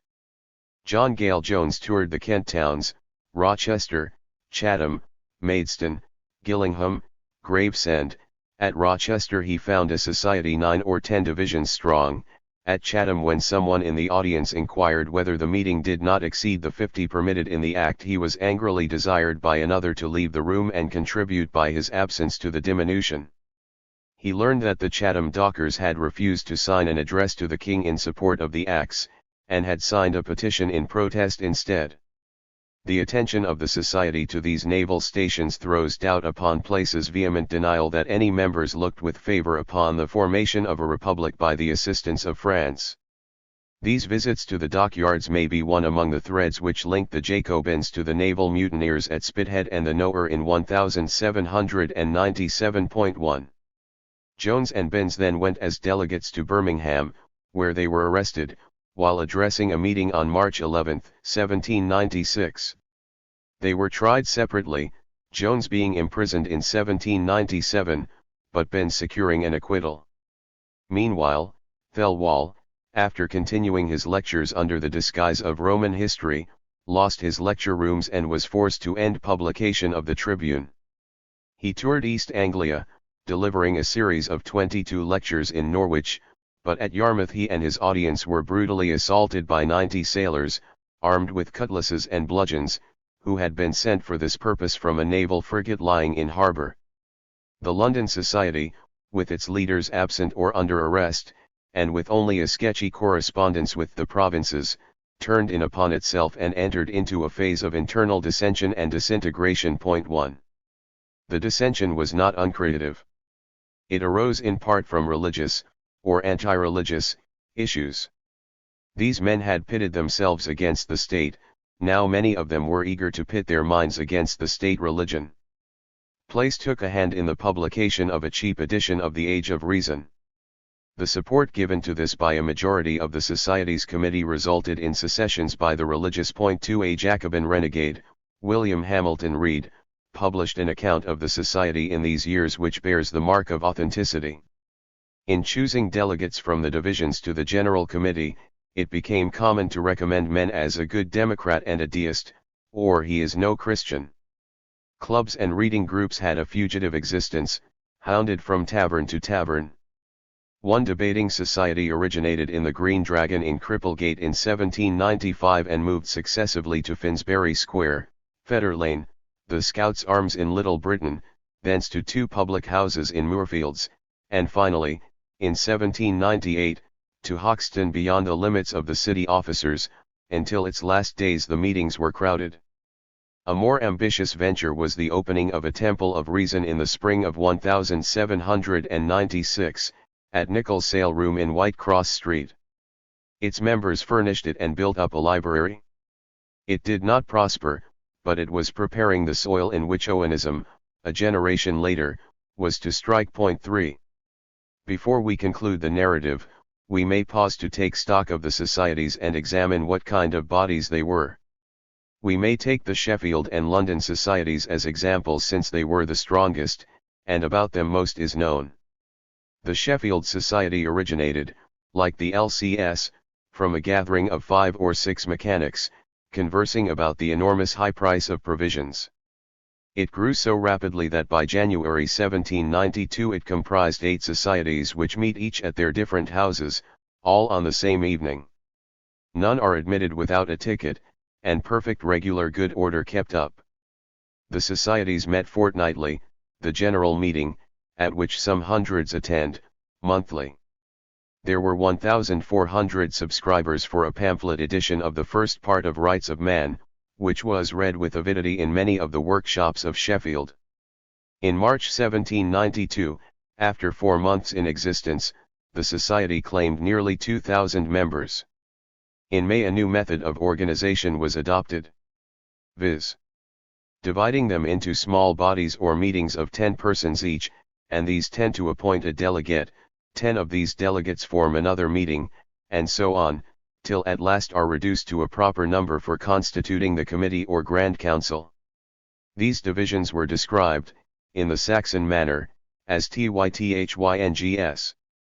From the outset local gentry were alarmed at a society composed of persons of the lowest order, but the reports of outsiders well disposed to moderate reform, in these early months, laid emphasis on the members' sober and orderly behavior.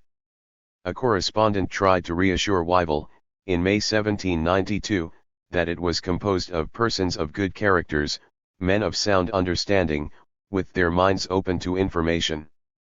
A few Quakers were members and a number of Methodists. One of the meetings, at which a person was accidentally present, was conducted with order and regularity.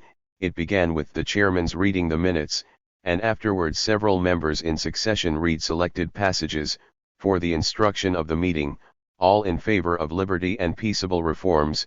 1. Of all societies, in the years 1792-4, Sheffield was most painstaking and prompt in its correspondence. Although, as we have seen, the members had a preference for histrionic talent on the platform, M.C. Brown and Henry Yorke, Their own officers were all journeymen or craftsmen in the Sheffield industries. Sheffield was a town of small masters and of highly skilled, and relatively well-paid, craftsmen, and no civil power. In 1792 the two magistrates lived out of town, one at a distance of 14 miles, the other having made some efforts during the riots last year relative to some enclosures. The populace burned part of his property, and since that time he has been very little in the country. It was thus an ideal centre for the Jacobin agitation, with little aristocratic influence, many skilled and literate workers, and a tradition of democratic independence. Among the few professional men, there were several who were well disposed. A Quaker physician was among the first members, and 2 dissenting ministers gave evidence for the defence at York's trial, while some substantial master cutlers were reformers. Outstanding in organisation, the Sheffield cutlers do not appear to have found a notable orator among their own ranks. But the witnesses, drawn from their committee, at the trials of Hardy and of York are impressive in their solidarity and their refusal to be browbeaten or tricked in cross-questioning. A witness at Hardy's trial defined the object of the society: to enlighten the people, to show the people the reason, the ground of all their sufferings.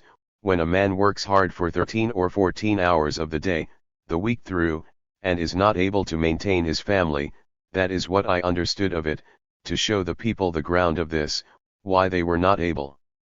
I did not come here to learn my lesson, but to tell the truth, another expostulated when cross-examined at the trial of York. It is possible that some of them meditated armed rebellion in the depression of 1793-4. Certainly they were intransigent in their opposition to the war, and they were the first to come to the support of Palmer and Muir. Sheffield had one outstanding advantage: a capable publisher and editor, Joseph Gales, with a weekly newspaper, the Sheffield Register, which supported the society. Founded in 1787, it achieved the high circulation for that time of 2,000 weekly in 1794. The democratic spirit of the time affected manners as much as politics. Democrats were dress reformers, rambled instead of hacked in the countryside, abrogated all formal titles, including M.R. or Esquire, and, if they were Jacobins, wore their hair short-cropped. In the same way, the democratic journals in the provinces, the Sheffield Register, Manchester Herald, Cambridge Intelligencer and Leicester Herald, set new standards in provincial journalism, abandoning the paste and scissors copying of the London press, and presenting original editorial articles. The policy which Gales pioneered was also expressed in the opening number of the Manchester Herald. We shall spare little room for articles of fashionable intent, for accounts of court dresses or court intrigues, of hunting parties, drinking parties, or visiting parties, interesting only to the butterflies of society. Gale's journal, his bookshop, and his pamphlet press were an integral part of the Sheffield movement. 1. The Sheffield Society was from its inception based on the inferior sort of manufacturers and workmen in the cutlery industry. 2. The membership of the London Society was, of course, very much more diverse. It drew its members from scores of societies, in the tradition of Coachmakers' Hall and the Society for Free Debate, or the later Societies of Infidels described by Reed. The LCS was by far the strongest of these, but many groups always continued on its periphery. The society was organized into divisions, each to be 30 strong, and to form new divisions at either 45 or 60. A delegate from each division attended the weekly general committee, and divisions could recall their delegate and had the right to be consulted on questions of principle. The well-kept minute books reveal a lively interchange between the committee and the divisions, resolutions continually coming up from the membership, who jealously watched the committee's powers. On the other hand, fear of spies after 1794 led to the delegation of considerable powers to an executive, or committee of correspondence of the General Commit, composed of about 5 members. 1. It is exceedingly difficult to offer an accurate estimate of the Society's membership. Its peaks were achieved in the autumn of 1792, the spring of 1794, and the last 6 months of 1795. The Society itself made large claims, at times in scores of thousands, while historians have made claims which appear a great deal too modest.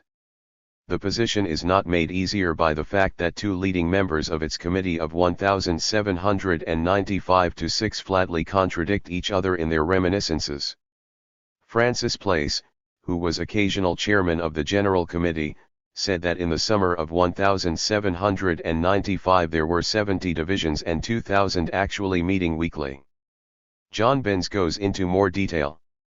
The income of the society was for some time over £50 per week, and at £1d per week this would have required the regular attendance of 12,000 members. Since many members seldom contributed, or attended only occasionally, he suggests an overall average attending membership of 18,000 to 20,000, the great mass, shopkeepers, artisans, mechanics, and laborers. When he was occasional chairman of the General Committee, the average attendance of divisional delegates and sub-delegates, at Thelwall's lecture room in Beaufort's buildings, was 160 to 180. Both accounts were written some decades after the event. Place's account is more reliable, but it is biased by his desire to underplay the role of the agitators in the society.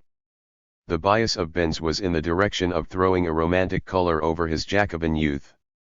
One of the problems is in estimating the numbers in each division. The rule that divisions should divide at 45 was not kept in the first years. Surviving records of divisions from the years 1792 to 4 show extremes of 17 and 170 members, while Hardy, in his sober and reserved replies before the Privy Council, claimed that his own division numbered 600 members. But only 50 or 60 of these actually met each week, a not unusual proportion of non-attending members in a popular movement.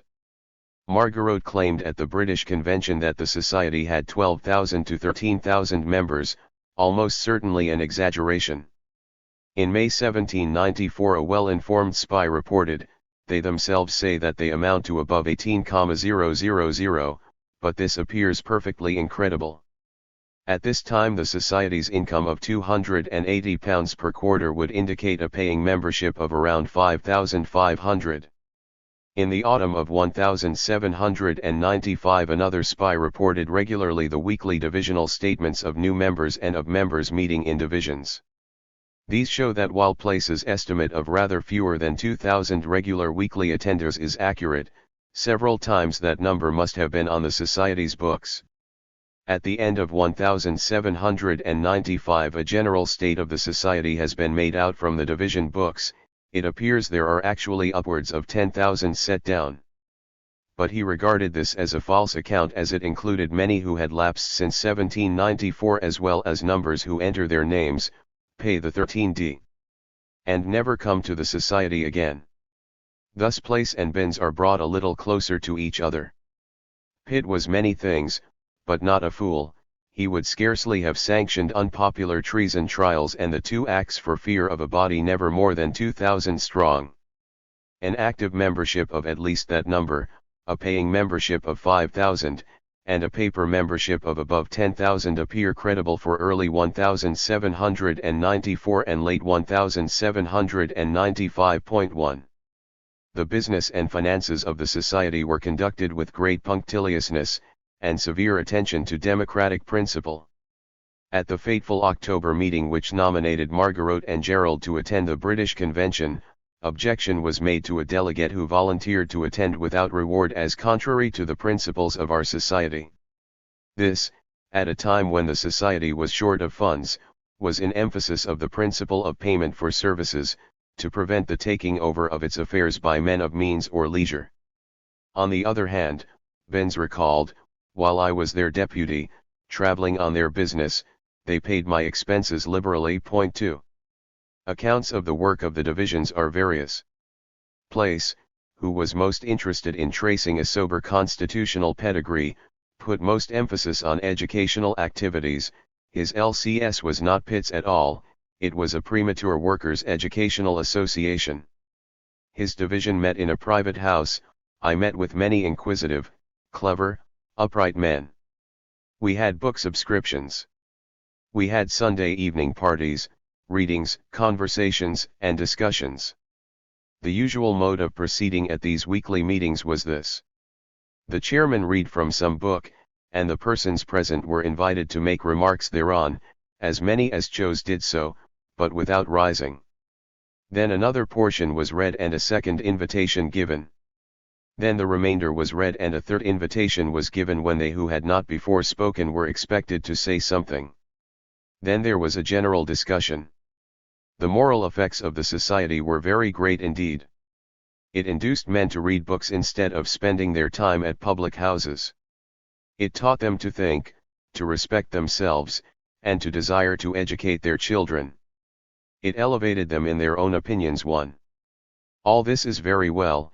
It is a splendid account of the first stages in the political self-education of a class, and, containing an important part of the truth, it is partly true. But we cannot fail to be aware that Place was also sitting to James Mill for his own portrait, as the white man's Uncle Tom. The contemporary reports of spies have a touch of animation which Place has missed. Almost everybody speaks, said a London porter, and there is always a very great noise, till the delegate gets up. People grow very outrageous and won't wait, then the delegate gets up and tries to soften them. Moreover, we know that the divisions did not always meet on Sundays in private houses. Many divisions, in the poorer districts, were harried from tavern to tavern. And W. H. Reed's account of club meetings in the later 1790s, with songs, in which the clergy were a standing subject of abuse, pipes and tobacco, the tables strewed with penny, 2-penny, and 3-penny publications, seems as credible as the account of Place. 2. Of the social composition of the society there need be no doubt. It was, above all, a society of artisans. Surviving divisional registers show silk weavers, watchmakers, cordwainers, cabinet makers, carpenters, tailors. The register of one division, with 98 members, shows 9 watchmakers, 8 weavers, 8 tailors, 6 cabinet makers, 5 shoemakers, 4 cordwainers, 3 carpenters, dyers, hairdressers, 2 merchants, ribbon dressers, butchers, hosiers, carvers, bricklayers, framework cutters, breeches makers, bedstead makers, and china burners, and 1 stationer, hatter, baker, upholsterer, locksmith, wire worker, musician, surgeon, founder, glazier, tinplate worker, japaner, bookseller, engraver, mercer, warehouseman, and laborer, with the remainder unclassified. 1. If several of the society's most active propagandists, like Gale Jones and Thelwall, were medical men and journalists, most of the committeemen were artisans or tradesmen: Ashley, a shoemaker; Baxter, a journeyman silversmith; Binns, a plumber; John Bone, a Holborn bookseller; Alexander Galloway, a mathematical machine maker; Thomas Evans, a colorer of prints and patent brace maker; Richard Hodgson, a master hatter; John Lovett, a hairdresser; Luffman, a goldsmith; Oxlade, a master bookbinder, while others can be identified as shoemakers, bakers, turners, booksellers, and tailors. In June 1794 Citizen Groves gave to his employers a revealing account of the society's social composition. There are some of decent tradesmanlike appearance, who possess strong, but unimproved faculties, and though bold, yet cautious. The delegates of this description are but few. There are others of an apparent lower order, no doubt journeymen, who though they seem to possess no abilities and say nothing, yet they appear resolute, and regularly vote for every motion which carries with it a degree of boldness. The last description, and which is the most numerous, consist of the very lowest order of society. Few are ever decent in appearance, some of them are filthy and ragged, and others such wretched-looking blackguards that it requires some mastery over that innate pride, which every well-educated man must necessarily possess, even to sit down in their company, and I have seen at one Oyer and Terminer at the Old Bailey much more decent figures discharged by proclamation at the end of the session, for want of prosecution. These appear very violent and seem ready to adopt everything tending confusion and anarchy. 2. These English Jacobins were more numerous, and more closely resembled the menu people who made the French Revolution, than has been recognized. Indeed, they resemble less the Jacobins than the sans-culottes of the Paris sections, whose zealous egalitarianism underpinned Robespierre's Revolutionary War dictatorship of 1793-4.1. Their strongholds were not yet in the new mill towns, but among urban craftsmen with longer intellectual traditions, in the old industrial city of Norwich, which had not yet lost its preeminence in the worst industry to the West Riding, in Spitalfields, where the silk industry, with its notoriously turbulent apprentices, was suffering from competition with Lancashire cottons, and in Sheffield, where many journeyman cutlers were halfway to being little masters. Just as in Paris in the year 2, the shoemakers were always prominent. These artisans took the doctrines of Paine to their extreme, absolute democracy, root and branch opposition to monarchy and the aristocracy, to the state and to taxation. In times of enthusiasm, they were the hard center of a movement which drew the support of thousands of small shopkeepers, of printers and booksellers, medical men, schoolmasters, engravers, small masters, and dissenting clergy at one end, and of porters, coal heavers, laborers, soldiers, and sailors at the other. The movement produced only two considerable theorists, and they reveal the tensions at its heart. John Thelwall, the son of a silk mercer, was the most important. He straddled the world of Wordsworth and of Coleridge, and the world of the Spitalfields weavers. After the decline of the movement it became customary to disparage poor Thelwall. In the early 19th century he was a figure of pathos, vain, haunted by a not unjustifiable sense of persecution, earning his living as a teacher of elocution. He also had the misfortune to be a mediocre poet, a crime which, although it is committed around us every day, historians and critics cannot forgive. De Quincey, who was brought up in a frenzied horror of Jacobinism, and to worship the name of Pitt, was only expressing the opinion current amongst the next generation of intellectual radicals when he referred to poor empty timpanies of men, such as Thelwall. The opinion has followed him to this day. But it required more than an empty timpani to stand forward, in the aftermath of the trials of Gerald and of Margaret, as the outstanding leader of the Jacobins, to face trial for high treason, and to continue until, and beyond, the time of the two acts. To do this required, perhaps, a dash of the actor in his temperament. The vice of the English Jacobins was self-dramatization, and in their histrionic postures they sometimes seem ridiculous. But it was an age of rhetoric, and the rhetoric of a parvenu is bound to be less composed than the rhetoric of a Burke. The flourishes of the tribunes of liberty can surely be forgiven if they serve to give them courage.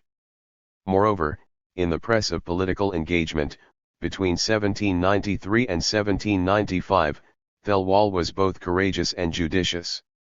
Throughout 1793 he fought a public battle with the London authorities to secure the right to lecture and debate.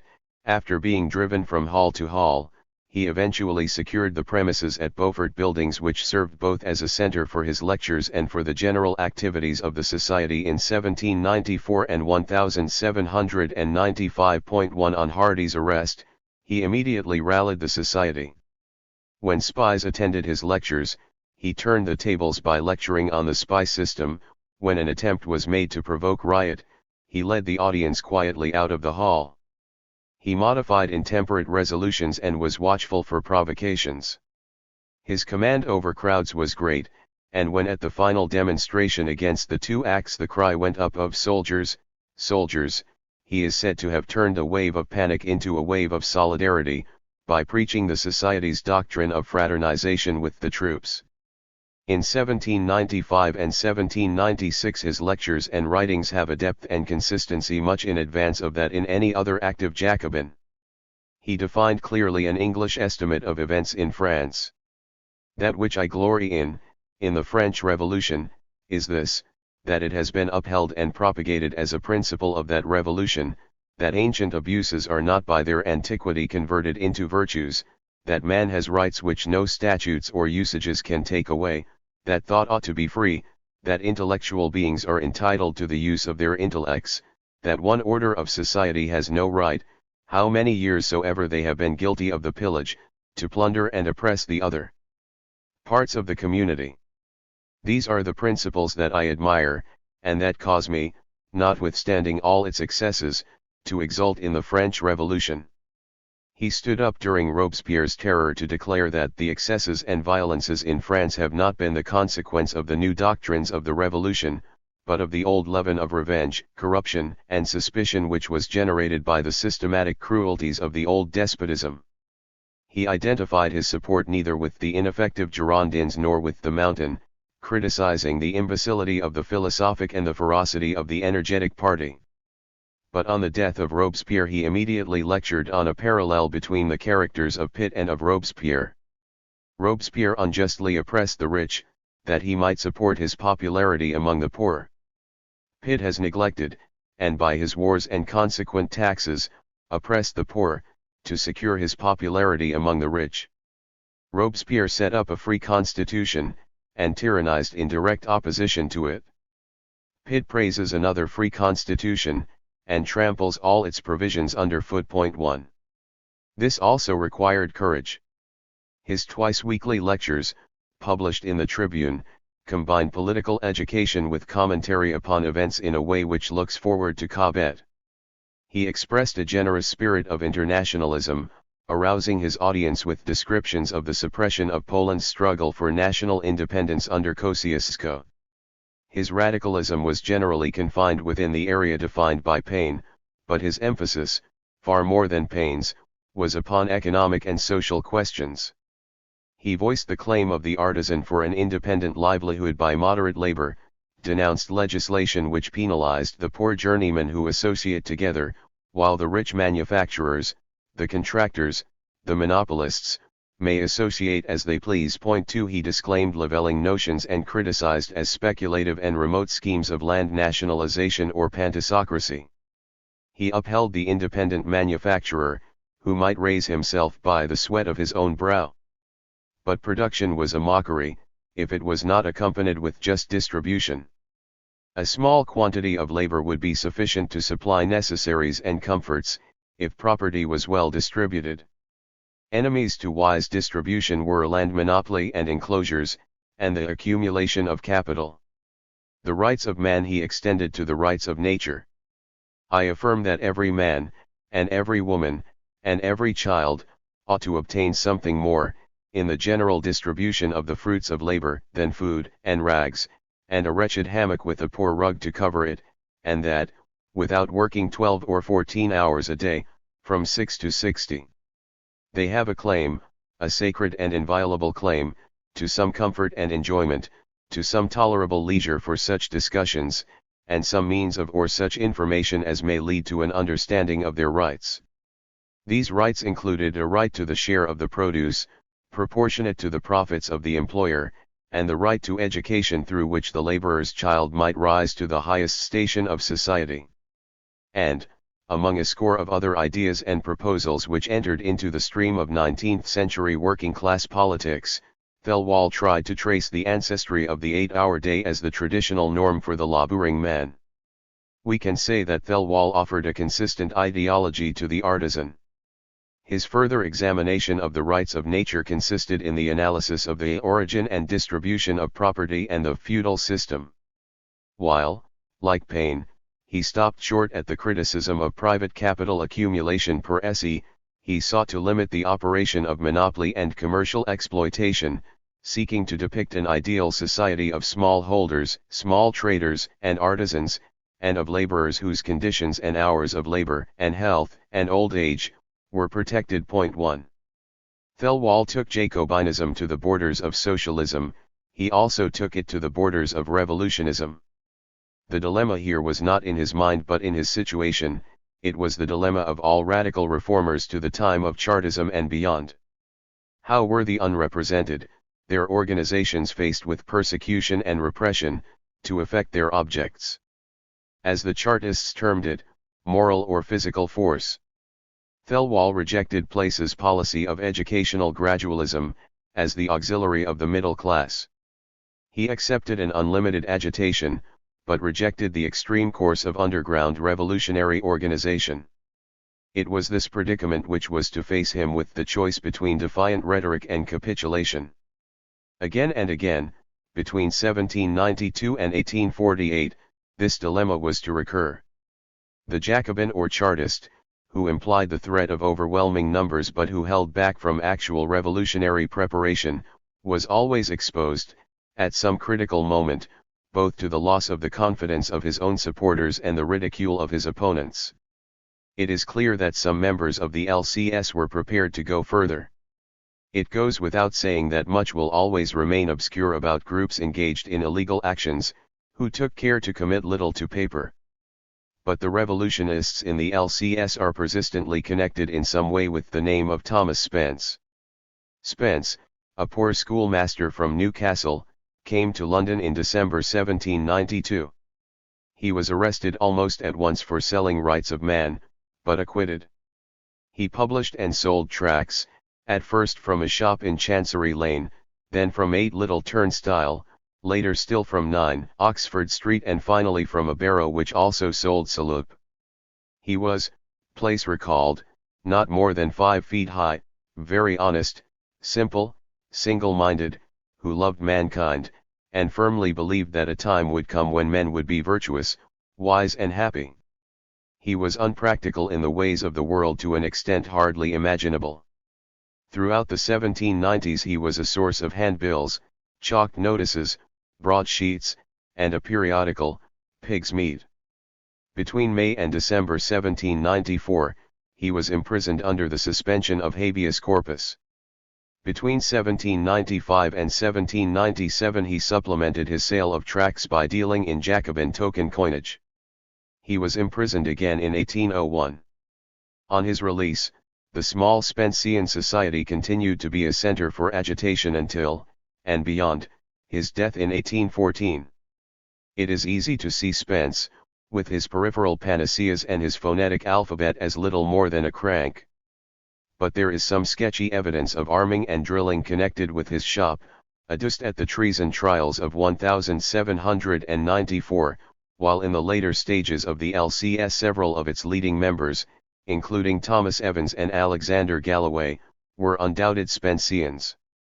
Spence took up Paine's arguments against hereditary aristocracy and carried them to their conclusion: we must destroy not only personal and hereditary lordship, but the cause of them, which is private property in land. The public mind being suitably prepared by reading my little tracts, a few contingent parishes have only to declare the land to be theirs and form a convention of parochial delegates. Other adjacent parishes would follow the example, and send also their delegates, and thus would a beautiful and powerful new republic instantaneously arise in full vigor. The power and resources of war passing in this manner in a moment into the hands of the people, their tyrants would become weak and harmless. And being scalped of their revenues and the lands that produced them, their power would never more grow to enable them to overturn our temple of liberty. Whether Spence was himself directly implicated in insurrectionary conspiracy is not clear. But he certainly believed in the methods of the underground, the secret press, the anonymous handbill, the charcoal pavement, the tavern club, perhaps the food riot. At his trial he described himself as the unfeed advocate of the disinherited seed of Adam. His propaganda was scarcely likely to win any massive following in urban centers, and never appears to have reached any rural districts. But it was one of his followers, Thomas Evans, who was the first to give to Spence's agrarian socialism a more general application. In his Christian polity, The Salvation of the Empire, published at the close of the wars, he demanded: all the land, the waters, the mines, the houses, and all permanent feudal property, must return to the people, and be administered in partnership, like that of the Church. The emphasis is still upon feudal, as opposed to commercial or industrial wealth. But the definition of class is clearer than any offered by Paine. First, settle the property, the national domains, of the people, on a fair and just foundation, and that one settlement will do for all, and produce a real radical reform in everything. All attempts to reform without this are but so many approaches to actual ruin. that will not disturb the relative classes of society. Evans's writing really belongs to the post-war years. But he was one of the last secretaries of the LCS, and this reminds us of the importance of the Spenceans as the only English Jacobin grouping to succeed in maintaining an unbroken continuity throughout the wars. And one other tradition is particularly linked with this grouping. The rights of women, and the cause of sexual liberation, were, in the main, championed within a small intellectual coterie: Mary Wollstonecraft, Godwin, Blake. Spence was one of the only Jacobin propagandists to address his writing to working women themselves. The rights of infants, or, the imprescriptible right of mothers to such share of the elements as is sufficient to enable them to suckle and bring up their young, is the title of a critique of Paine's Agrarian Justice, published in the form of a dialogue between a woman and an aristocrat. Since women have found their husbands woefully negligent and deficient about their own rights, the woman is made to say, "We women mean to take up the business ourselves." And in a later pamphlet, Spence championed the right of the common people to easy divorce. This subject is so feelingly understood in this country, that it is supposed the chains of hymen would be among the first that would be broken, in case of a revolution, and the family business of life turned over to Cupid, who, though he may be a little whimsical, is not so stern and jailer-like deity. What signifies reforms of government or redress of public grievances, if people cannot have their domestic grievances redressed? 1. After the 2 acts, some thought it dangerous, others thought it useless, to meet again, wrote Place. The whole matter fell rapidly to decay. The business of the society increased after its members fell off. Deputations from the General Committee had to visit inactive or sluggish divisions. I remember having to attend in this way as many as 3 divisions on one evening, and having to harangue each of them on their neglect. The correspondence with the country was also very considerable too. The society felt itself to be surrounded by spies. If Thelwall went into an oyster house, or an a la mode beef shop, he would concede that 1/2 of the boxes in the room had government spies in them. "No news," wrote Blake's friend and fellow engraver, George Cumberland, "save that Great Britain is hanging the Irish, hunting the Maroons, feeding the Vendee, and establishing the human flesh trade." He had only to enter a coffee room and order breakfast when some strange but well-dressed man would seat himself on the opposite side of my box. 3 Thelwall, after being attacked by the sailors in Yarmouth, continued his lecture tour. He was again attacked by sailors, armed associators, and the Inniskilling Dragoons at meetings in Lynn, Wisbech, Derby, Stockport, and Ashby de la Zouch. For a fortnight he was made editor of the Derby Courier, but he was forced out of the post. He had at last reached his breaking point. The artisans, shopkeepers, dissenting ministers, schoolmasters who entertained him during his tour of East Anglia and the North were intimidated from every side. In 1797 the invasion scare was growing, armed loyal associations and volunteer corps were formed, as much against internal conspiracy as against the French. 1 Thelwall had started to correspond, in 1796, with young Coleridge, who had been editing The Watchman in Bristol, and who liked his rights of nature. He is intrepid, eloquent, and honest, Coleridge was writing to a friend in 1797, and if the day of darkness and tempest should come, it is most probable that the influence of Thelwall would be great on the lower classes. But in the summer of 1797 Thelwall's spirits were subdued. He visited Coleridge at Stowey in July, tramped with him and Wordsworth in the countryside, and envied their peace. It would be sweet, with kindly interchange of mutual aid, to delve our little garden plots, the while sweet converse flowed, suspending off the arm and half-driven spade, while, eager, one propounds and listens one, weighing each pregnant word, and pondering fit reply. It was the year of the germination of lyrical ballads, and the poets were themselves the subject of the attentions of a government spy, who reported their excited converse with the Jacobin, a little stout man with dark crop of hair and wore a white hat. Thelwall determined to renounce public life. "Ah! Let me then, far from the street-faithful scenes of public life, Ah! Let me, far in some sequestered dell, build my low cot, most happy might it prove, my Samuel, near to thine, that I might oft share thy sweet converse, best beloved of friends. But Coleridge was tiring of the trump of truth, and was preparing to break his own squeaking trumpet of sedition. His reply to Thelwall was friendly but firm: "At present I see that much evil and little good would result from your settling here. 1. Meanwhile the LCS, with Benz and Jones awaiting trial, refused to give up.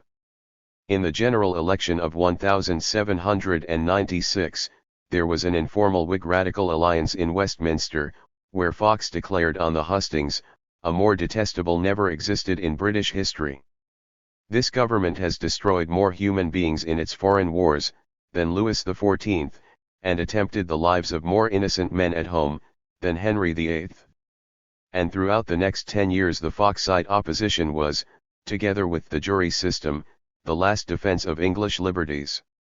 Fox himself carried Westminster without difficulty, and one of Burke's assassins, Horntuke, polled nearly 3,000 votes. 2 In Norwich, the patrician Quaker, Bartlett Gurney, stood with the support of the Patriotic Society against the War Minister, Windham.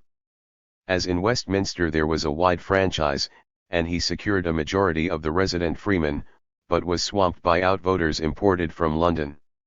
In Thelwall's view the labouring freemen would have carried the day if Gurney had not been an ineffectual absentee candidate, who even failed to appear on the hustings.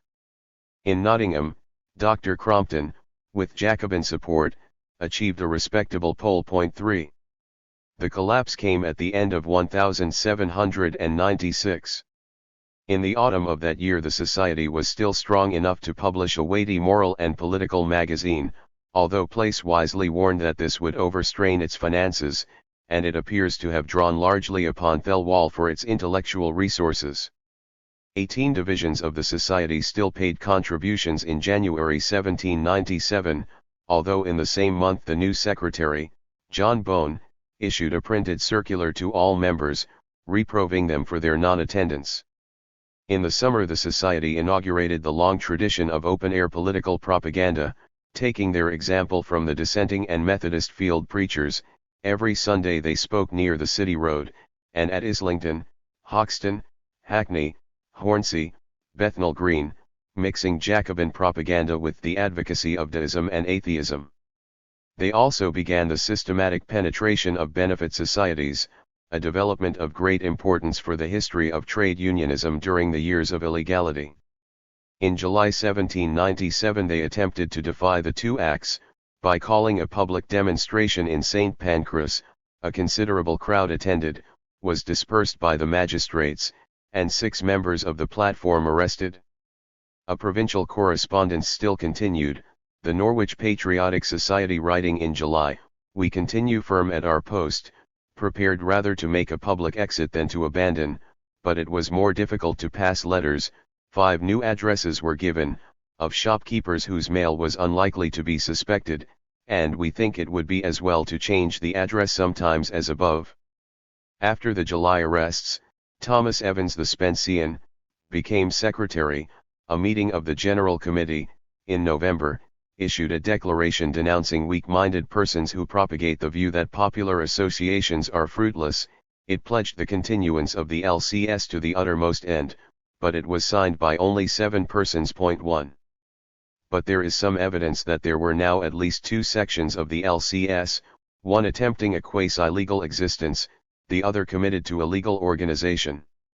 Some persons, John Benz, his brother, Benjamin, and John Bone, were probably members of both. Historians have scoffed at the evidence of underground activity, and yet, in the circumstances of 1796 to 1801, it would have been more surprising if this development had not taken place. Working men were not, after all, strangers to these forms of activity. Couriers passed regularly, on illicit trade union business, between all parts of Britain. And while the authorities tampered with papers and presented them in selective and sensational manner, there is no evidence to suggest that such documents as those presented in the report of the Committee of Secrecy of 1799 were forgeries. The Jacobin underground would lead us to the colony of English émigrés in Paris, to the insurrection of Scottish weavers, and most of all to relations between the English Jacobins and the United Irishmen, whose smouldering rebellion broke into open war in 1798. But the greatest revolutionary portents for England were the naval mutinies at Spithead and the Nore in April and May 1797. There is no doubt that appalling conditions of food, pay and discipline precipitated the mutinies, but there is also some evidence of direct Jacobin instigation. There were corresponding society members among the mutineers. Richard Parker himself, the unwilling admiral of the floating Republic of the Nore, exemplifies the role of educated quotamen who brought into the fleet the language of rights of man and some experience in committee organization. The presence of 11,500 Irish sailors, and 4,000 Irish Marines added another revolutionary ingredient. "Damn my eyes if I understand your lingo or long proclamations," wrote one mutineer to the Lord Commissioners of the Board of Admiralty. "But in short, give us our due at once and no more at it, till we go in search of the rascals the enemies of our country." This may have been the language of the majority. But for a critical week, when the Thames was blockaded, there was talk among the mutineers of removing the fleet to France. What is remarkable about the conduct of the sailors is neither their fundamental loyalty nor their Jacobinism but the wild and extravagant nature of their changes in mood. It was this volatility against which Richard Parker, in a dying testament, warned his friends. "Remember, never to make yourself the busybody of the lower classes, for they are cowardly, selfish, and ungrateful. The least trifle will intimidate them, and him whom they have exalted one moment as their demagogue, the next they will not scruple to exalt upon the gallows. I own it is with pain that I make such a remark to you, but I have experimentally proved it, and very soon am to be made the example of it." But in the same breath he declared that he died a martyr in the cause of humanity. 1. These great mutinies, and the Irish rebellion of the following year, were indeed events of worldwide significance, and they show how precarious was the hold of the English Ancien regime. For the British fleet, the most important instrument of European expansion, and the only shield between revolutionary France and her greatest rival, to proclaim that the age of reason has at length revolved, was to threaten to subvert the whole edifice of world power. It is foolish to argue that, because the majority of the sailors had few clear political notions, this was a parochial affair of ship's biscuits and arrears of pay, and not a revolutionary movement.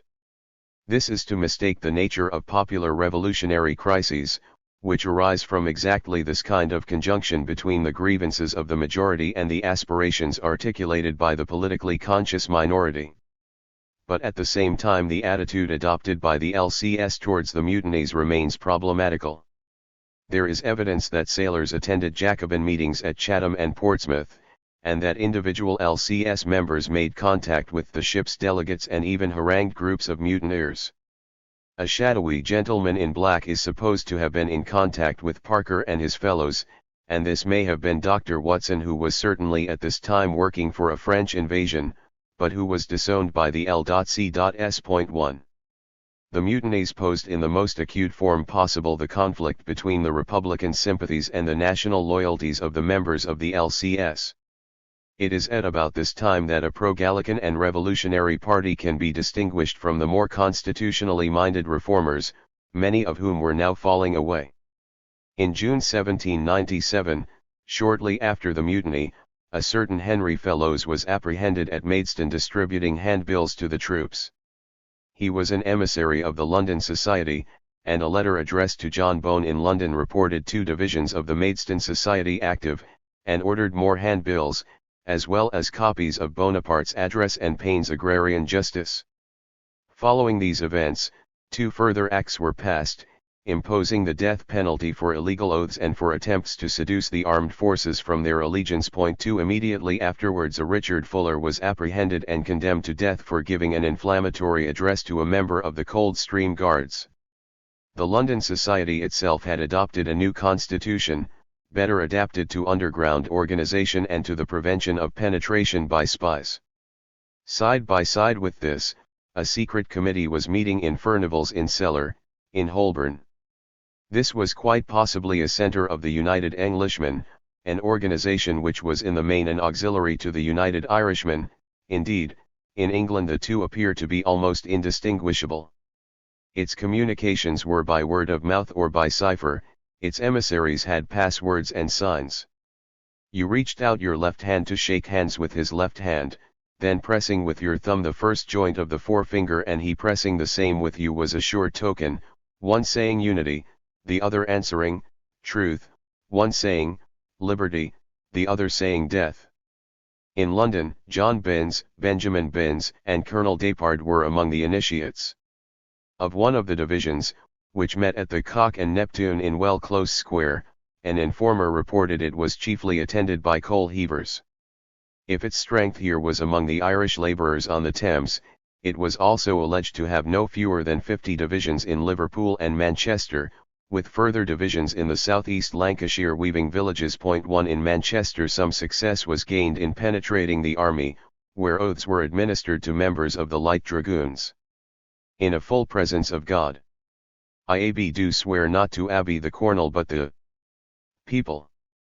Not the officers but the Committee of United Englishmen, and to assist with arms as fair as Lisa in my power to establish a republican government in this country and others and to assist the French on their landing to free this country.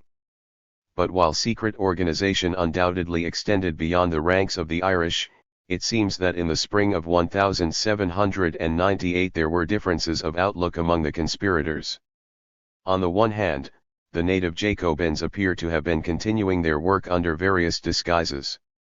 The Friends of Freedom in Rochdale and in Royton appear to have been linked with a centre in Manchester calling itself the Institute for the Promulgation of Knowledge amongst the working people of Manchester and its vicinity. In Bolton a spy succeeded in gaining admission to the United Englishmen. The local leader recommended a book club as useful to make proselytes.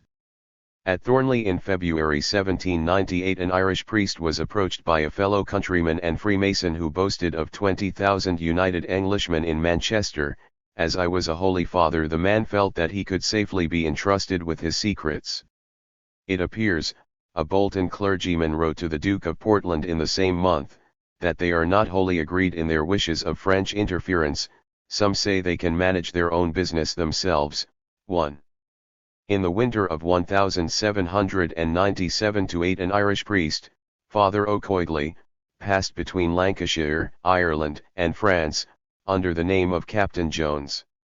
Early in 1798 he came to London, and John Binns was attempting to find a smuggler in one of the Kent ports who would carry O'Coigley and Arthur O'Connor to France when all three men were arrested.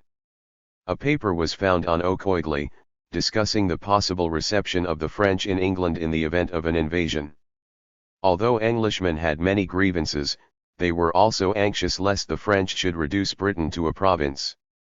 Therefore the French were advised that, upon landing, they should issue a proclamation, 1. That the British Islands should form distinct republics, 2. That each should choose its own form of government, 3. That all who joined the invaders would be given arms, 4. That no contributions would be levied, beyond those necessary for meeting the cost of the invasion, 5. That France would limit her acquisitions to ships and to overseas possessions taken from her by the Allies. O'Coigley, who refused, with great heroism, to reveal his associates, was executed. Binns, who bore a charmed life, was acquitted of high treason and, before a lesser charge could be preferred, took refuge under an assumed name in the counties of Derby and Nottingham, where I had many friends. 2. Sympathy with the Irish rebellion was certainly not confined to Irishmen like Binns. The LCS published, on January 30, 1798, an address to the Irish nation, signed by R.T. Crossfield, President, and Thomas Evans, Secretary. Generous, gallant nation. May the present address convince you how truly we sympathize in all your sufferings. May nations, learn that existing circumstances have been the watchword of despotism in all ages and in all countries, and that when a people once permits government to violate the genuine principles of liberty, encroachment will be grafted upon encroachment, evil will grow upon evil, violation will follow violation, and power will engender power, till the liberties of all will be held at despotic command. It is a moving address, which redeems the English from the charge of total complicity in the Irish repression, and which included an appeal to English soldiers in Ireland to refuse to act as agents of enslaving Ireland. And it dignified the public exit of the society. Evans and the surviving committee members of the LCS were rounded up in April 1798, in the course of a heated discussion as to what action they should take in the event of a French invasion. Thomas Evans took the view that the French government had betrayed the revolutionary cause, and seemed to be more desirous of establishing an extensive military despotism, than of propagating republican principles. He therefore proposed that members of the society should join the volunteers. Dr. Crossfield agreed with his strictures, but declared that the LCSE'd not defend the bad against the worse. The Bow Street runners ended the argument. 1. On the previous day, Colonel Depard and 3 members of the United Englishmen had been rounded up. The alarmist reports as to the strength of this organization given by the Committee of Secrecy of 1799 can certainly be discounted. Most of the societies through England, which had used to correspond with the London Corresponding Society had, adopted the same plan of forming societies of United Englishmen, and the influence of the destructive principles from which they proceeded, was still further extended by the establishment of clubs, among the lowest classes of the community, in which songs were sung, toasts given, and language held, of the most seditious nature. But, at the same time, there is no reason why historians should have accepted without hesitation Place's account, according to which the United Englishman was stillborn, and never had more than a dozen members. 1 Place had long been opposed, not only to a legal organization, but to any form of open agitation, and had favored a policy of educational quietism. He had withdrawn from the society in 1797, and would certainly not have been in the confidence of conspirators. The evidence as to its existence in Lancashire is strong, and there are informers' reports in the Treasury Solicitors and Privy Council papers on the activities of several London divisions. 2 spies claimed to be on a general committee, with delegates from a scatter of branches in Shoreditch, Hoxton, Bethnal Green. Delegates were instructed in military drill in Epping Forest.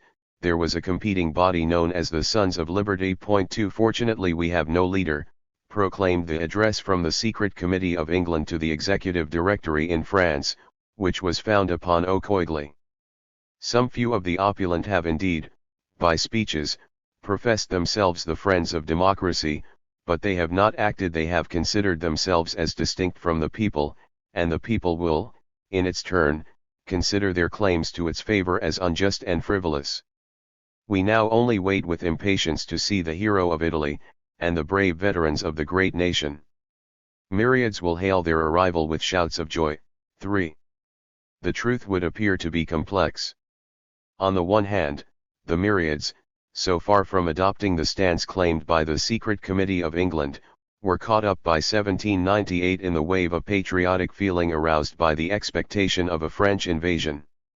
Indeed, the volunteer movement in these years may not have alarmed the French, but it was a very powerful auxiliary force to the other resources of church and state in repressing native Jacobins. 1 Place is probably right that in extremist London circles there were now some congenital conspirators, who lived in a tavern world of paranoiac fantasies, who had few real contacts, and whose addresses would have been wholly misleading. One such man was Dr. Richard Watson, a former member of the LCS whom we have already noted as having been associated in some manner with the naval mutinies. In 1797 he was arrested for smuggling information to France by way of Hamburg.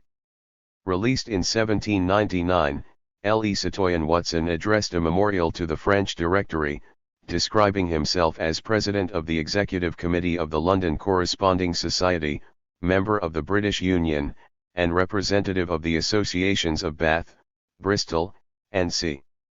Escaping to France, he began to address the British nation in the same grandiloquent tone. 2. But other conspirators were more serious, as Colonel Despardes was to testify on the scaffold in 1803.3 by 1797. It is clear that some of the extreme Jacobins had come to despair of constitutional agitation. From this time forward, for more than 20 years, there was a small group of London Democrats who saw no hope but in a coup d'état, perhaps aided by French arms, in which some violent action would encourage the London mob to rise in their support. It was this tradition which was inherited by Arthur Thistlewood and by another Dr. Watson in 1816. Several of the group, including Richard Hodgson and John Ashley, took refuge in France in the late 1790s, where they still remained in 1817. Indeed, the return of 2 members of this group to London in this year was sufficient to provoke an alarmist report to Lord Sidmouth himself. 4. Thus the Jacobin conspirators did exist. And they were in earnest enough to risk their lives and to endure imprisonment and exile. But their kind of conspiracy had a certain stridency and abstract republican zeal which did not run with the grain of the times. Moreover, with the execution of O'Coigley, the defeat of the Irish rebellion, and the arrest of the leading men at London and at Manchester, the conspiracy ceased to have a national existence. In the provinces, where underground organization existed, it either withered in isolation or struck a new kind of root in its own industrial context. In 1799 special legislation was introduced utterly suppressing and prohibiting by name the LCS and the United Englishmen. Even the indefatigable conspirator, John Binns, felt that further national organization was hopeless, and attempted to enter into a non-aggression pact with the Privy Council, although this only resulted in his serving a sentence as its guest in Gloucester jail. When arrested, he was found in possession of a ticket which was perhaps one of the last covers for the old LCS, admit for the season to the School of Eloquence. 1. By 1799 nearly all the old leaders were in jail or in exile. Among the prisoners were Evans, Hodgson, Bone, Binns, Galloway, Despardes, John Baxter. Their entertainment in prison, when contrasted with that of Wilkes 30 years before, left a great deal to be desired.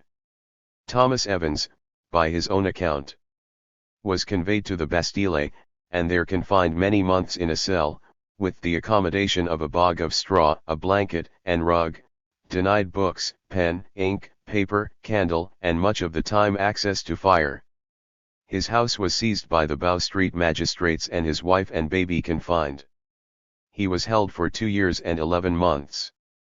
The treatment of the prisoners by Governor Arras in Cold Bath Fields provoked a scandal, in the exposure of which Sir Francis Burdett took a leading part. The libertarian disposition of the London crowd is shown by the fact that his campaign on behalf of the prisoners won him a popularity only comparable to that formerly enjoyed by Wilkes. For years London's most popular slogan was "Burdett and no Bastille." One of the prisoners whose release he helped to secure was Colonel Edmund Despardes. The story of 19th-century radicalism commences with these 2 men. 1. What is the price of experience? Do men buy it for a song? Or wisdom for a dance in the street? No, it is bought with the price of all that a man hath, his house, his wife, his children. Wisdom is sold in the desolate market where none come to buy, and in the withered field, where the farmer ploughs for bread in vain. Thus William Blake, writing Vala, or the Four Zoas in 1796-7.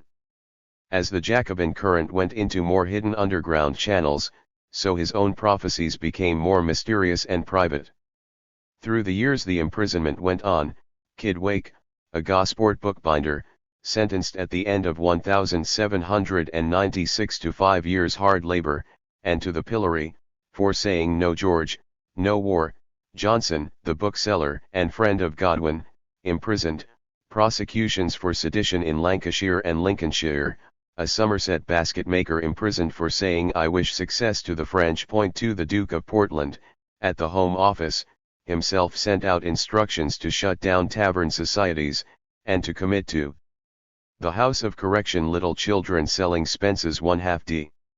Sheets. 3. At Hackney the eccentric classical scholar, Gilbert Wakefield, looked out from his books and offered the opinion that the labouring classes had little to lose by a French invasion, within 3 miles of the house, where I am writing these pages, there is a much greater number of starving, miserable human beings, than on any equal portion of ground through the habitable globe, for Fox's friendship and his own scholarship did not save him from prison. The beast and the whore rule without control, Blake noted on the title page of Bishop Watson's Apology for the Bible. To defend the Bible in this year 1798 would cost a man his life. Kid Wake indeed died in prison, while Wakefield was released only in time to die. The persecution tore the last Jacobin intellectuals apart from the artisans and laborers. In France, as it seemed to Wordsworth, all was quieted by iron bonds of military sway. The shifting aims, the varied functions and high attributes of civil action, yielded to a power formal and odious and contemptible. In Britain ruled a panic dread of change. The weak were praised, rewarded, and advanced. And, from the impulse of a just disdain, once more did I retire into myself. There commenced, for an intellectual generation, that pattern of revolutionary disenchantment which foreshadows the shoddier patterns of our own century. Balked of their pantasocratic fantasies, the penitents accused the Jacobins of their own intellectual follies. Walking with Thelwall in the Quantocks in the summer of 1797, the poets came to a beautiful secluded dell. "Citizen John," said Coleridge, "this is a fine place to talk treason in." "Nay, Citizen Samuel," replied Thelwall, "it is rather a place to make a man forget that there is any necessity for treason." The anecdote foreshadows the decline of the first Romantics into political apostasy, most abject in Southey, most complex in Coleridge, most agonizing and self-questioning in Wordsworth. "I wish you would write a poem in blank verse," Coleridge wrote to Wordsworth, in 1799, addressed to those who, in consequence of the complete failure of the French Revolution, have thrown up all hopes for the amelioration of mankind, and are sinking into an almost Epicurean selfishness, disguising the same under the soft titles of domestic attachment and contempt for visionary philosophes. By this time Thelwall had retired to an isolated farm in South Wales. It was here that Wordsworth paid him a last visit, and it was in such isolated surroundings as these that he was to depict the solitary in the Excursion, meditating upon the delusions of those millenarial years. 1. At the other pole, we have the disorganized and persecuted working men, without national leadership, struggling to maintain some kind of illegal organization. Their predicament is well expressed in a letter to the LCS from a Leeds society, written on behalf of about 100 members in October 1797. "We are chiefly working mechanics, as those tradesmen here who are friends to our cause have few of them virtue enough to come publicly forward, as the aristocratic influence is so great that they have got all the trade under their own hands, so that they have got power to distress any tradesman who exposes the villainy of a corrupt system. There was a very good society here about 3 years since, but the arbitrary proceedings of our justices operated in so terrifying a manner on our friends in general that their spirits have been sunk under the standard of moderation, and the sacred flame which had been kindled in their breasts was almost extinguished. No publican dare take them in, and they are quite fast for membership tickets, as there is not a printer in the town who dare do anything for us. 2. It is wrong to see this as the end, for it was also a beginning. In the 1790s something like an English Revolution took place, of profound importance in shaping the consciousness of the post-war working class. It is true that the revolutionary impulse was strangled in its infancy, and the first consequence was that of bitterness and despair.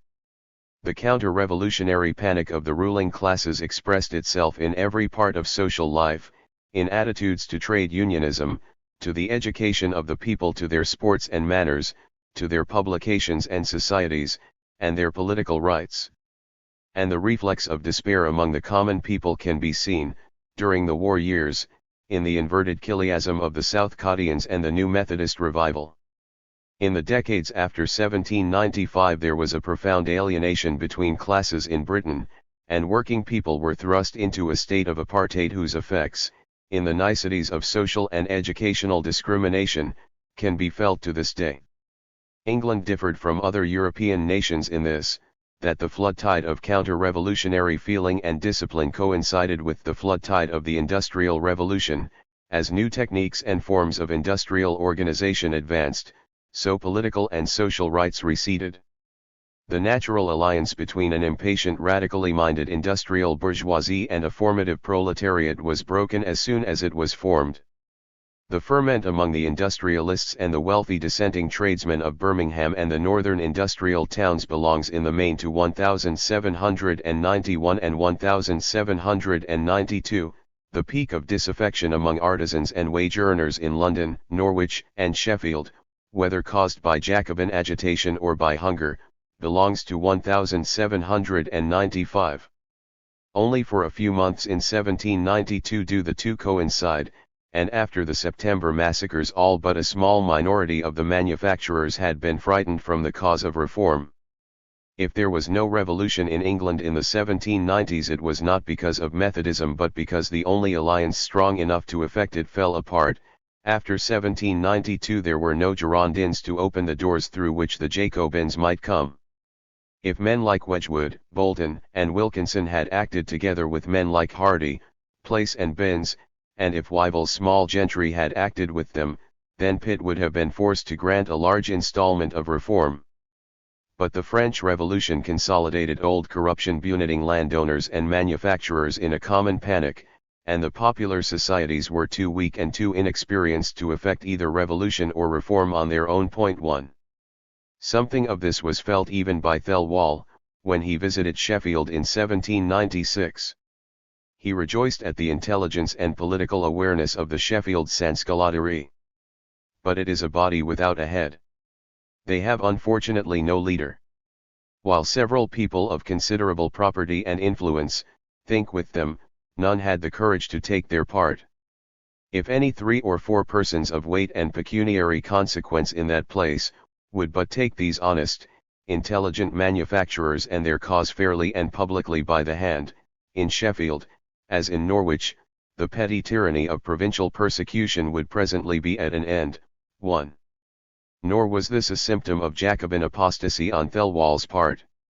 He was faced, in 1796, with a real dilemma: on the one hand, the reformist paternalism which when he met it in practice, as in the case of Gurney at Norwich, he disliked; on the other hand, the exposure of plebeian reformers to victimization on a scale which was destroying the movement or driving it underground. Moreover, the movement badly needed the intellectual resources of those men of the educated middle class, some of whom had been most afflicted by revolutionary disenchantment.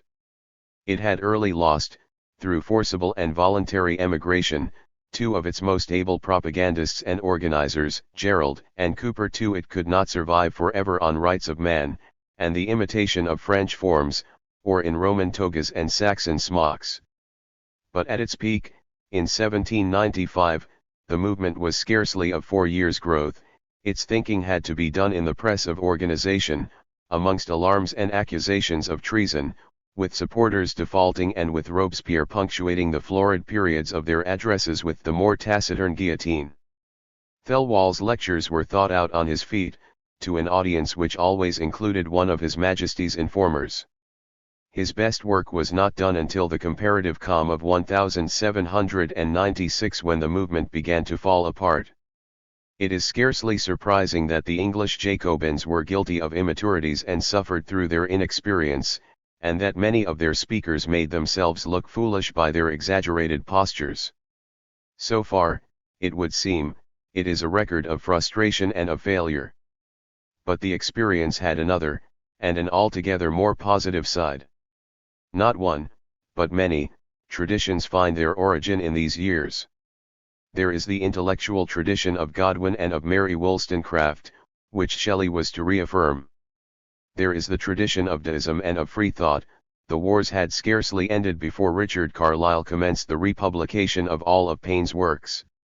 There is the tradition of the advanced Unitarians and free-thinking Christians, carried forward by such men as Benjamin Flower and William Friend, to the monthly depository of W. J. Fox. 1. There is the tradition of Place, and of the sober, constitutionally minded tradesmen and artisans who re-emerged in the Westminster election of 1807, in support of Tooke's disciple Sir Francis Burdett, and who from that time remained in active association.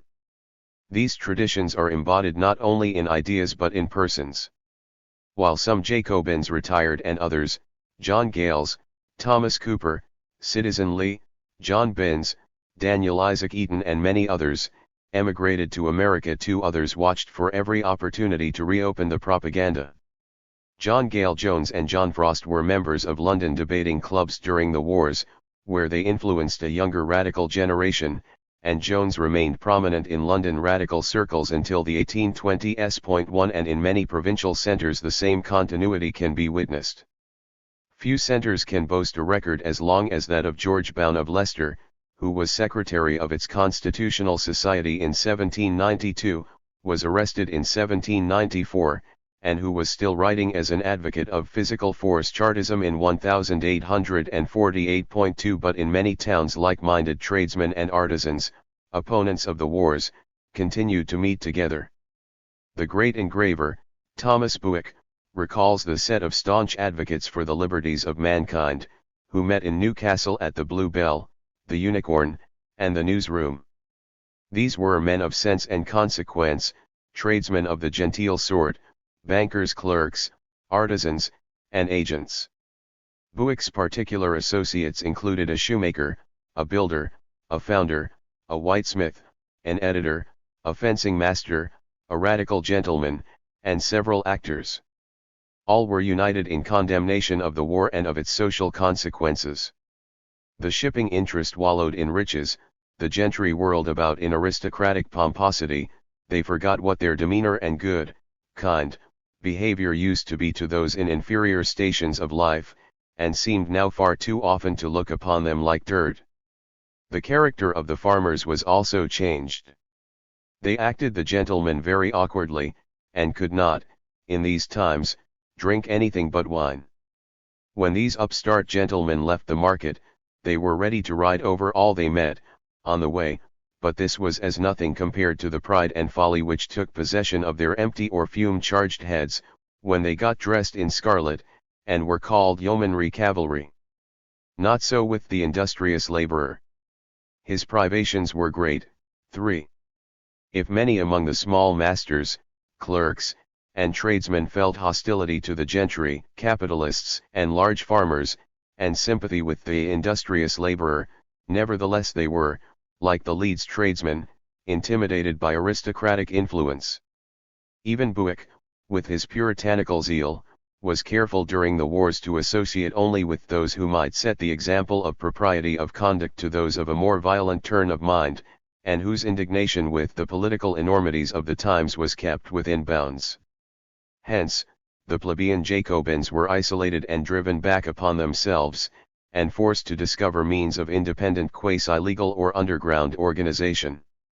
One isolated from other classes, radical mechanics, artisans, and laborers had perforce to nourish traditions and forms of organization of their own. So that, while the years 1791-5 provided the democratic impulse, it was in the repression years that we can speak of a distinct working-class consciousness maturing. Even in the darkest war years the democratic impulse can still be felt at work beneath the surface. It contributed an affirmation of rights, a glimpse of a plebeian millennium, which was never extinguished. The Combination Acts served only to bring illegal Jacobin and trade union strands closer together. 2 Even beneath the fever of the invasion years, new ideas and new forms of organization continue to ferment. There is a radical alteration in the sub-political attitudes of the people to which the experiences of tens of thousands of unwilling soldiers contributed. By 1811 we can witness the simultaneous emergence of a new popular radicalism and of a newly militant trade unionism. In part, this was the product of new experiences, in part it was the inevitable response to the years of reaction. I have not forgot the English reign of terror, there you have the source of my political tendencies, wrote Ebenezer Elliot, the Corn Law rhymer, whose father was a Jacobin clerk at an iron works near Sheffield, with whom the yeomanry used to amuse themselves periodically by backing their horses through his windows. 1. The history of reform agitation between 1792 and 1796 was the story of the simultaneous default of the middle-class reformers and the rapid leftwards movement of the plebeian radicals. The experience marked the popular consciousness for 50 years, and throughout this time the dynamic of radicalism came not from the middle class but from the artisans and laborers.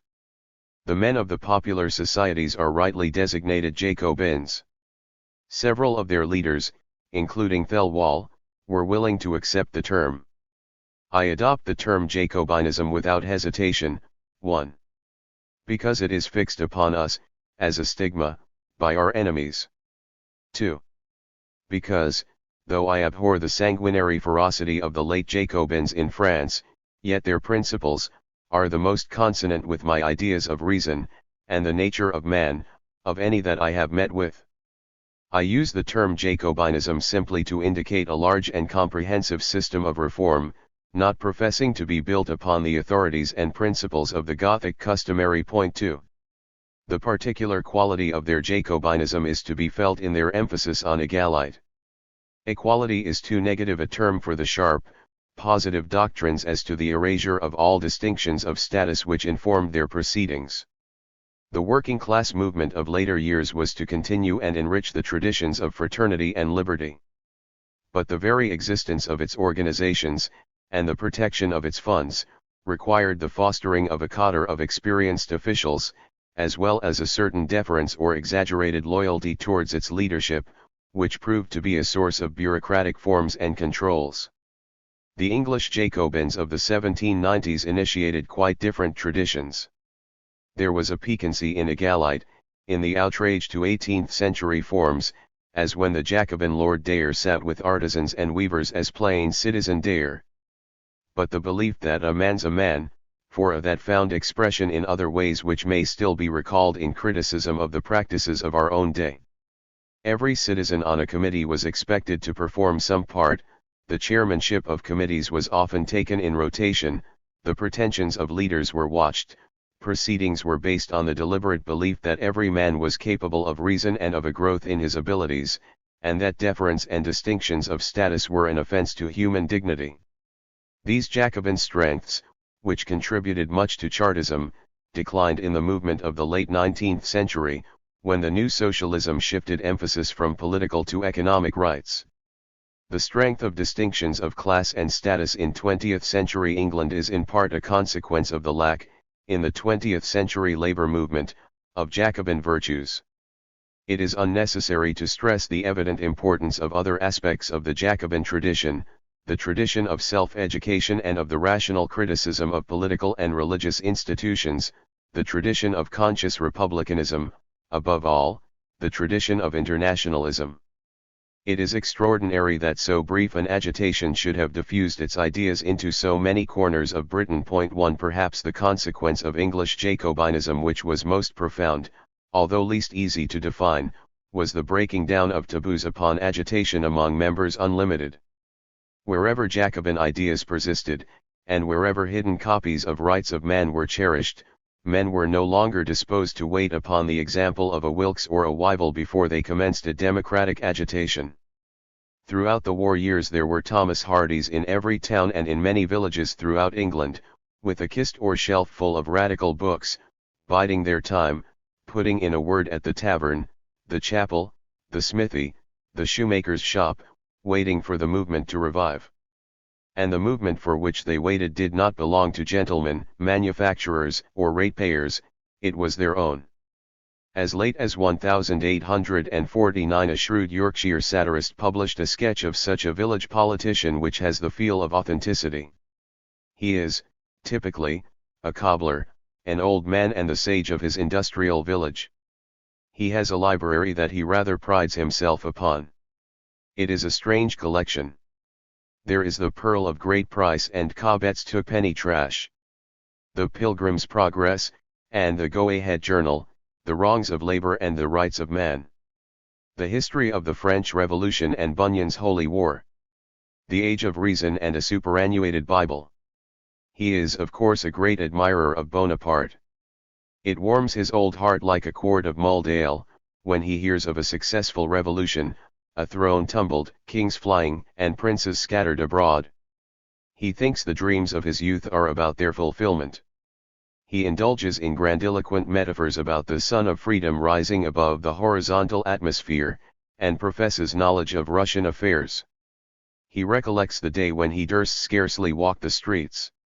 He can tell how he was hooted, pelted, and spurned, and people told him he might be thankful if he was not burned alive some night, along with an effigy of Tom Paine.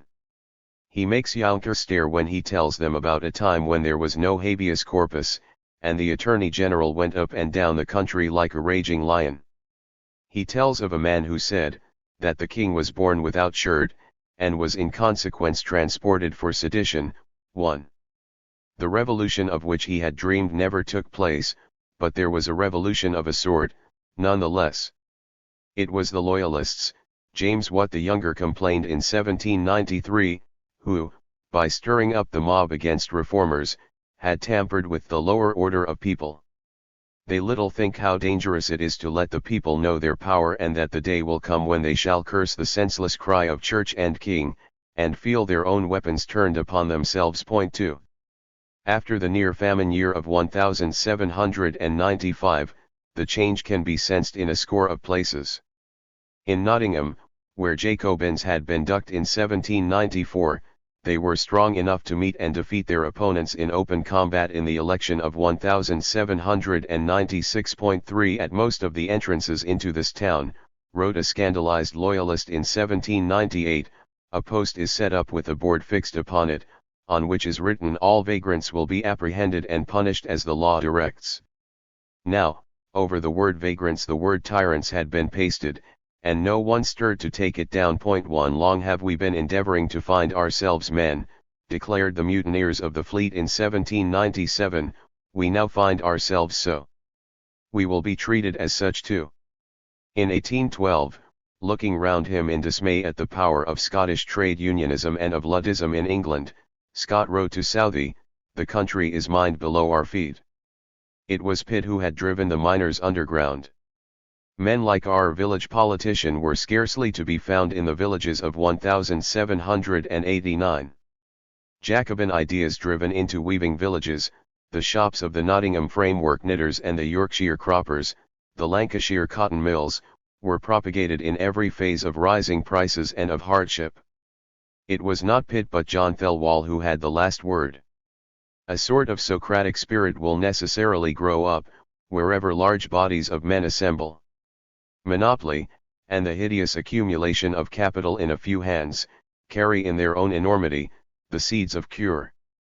Whatever presses men together, though it may generate some vices, is favorable to the diffusion of knowledge, and ultimately promotive of human liberty. Hence every large workshop and manufactory is a sort of political society, which no act of Parliament can silence, and no magistrate disperse. Point 3. Part 2. The curse of Adam. In the sweat of thy face shalt thou eat bread, till thou return unto the ground, for out of it wast thou taken, for dust thou art, and unto dust shalt thou return. Genesis 3:19. Exploitation. John Thelwall was not alone in seeing in every manufactory a potential center of political rebellion. An aristocratic traveller who visited the Yorkshire Dales in 1792 was alarmed to find a new cotton mill in the pastoral vale of Aysgarth. Why, here now is a great flaring mill, whose back stream has drawn off half the water of the falls above the bridge. With the bell ringing, and the clamour of the mill, all the vale is disturbed, treason and levelling systems are the discourse, and rebellion may be near at hand. The mill appeared as symbol of social energies which were destroying the very course of nature. It embodied a double threat to the settled order. First, from the owners of industrial wealth, those upstarts who enjoyed an unfair advantage over the landowners whose income was tied to their rent roll.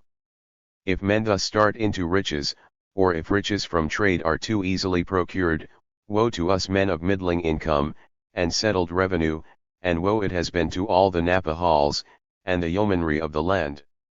Second, from the industrial working population, which our traveler regarded with an alliterative hostility which betrays a response not far removed from that of the white racialist towards the colored population today.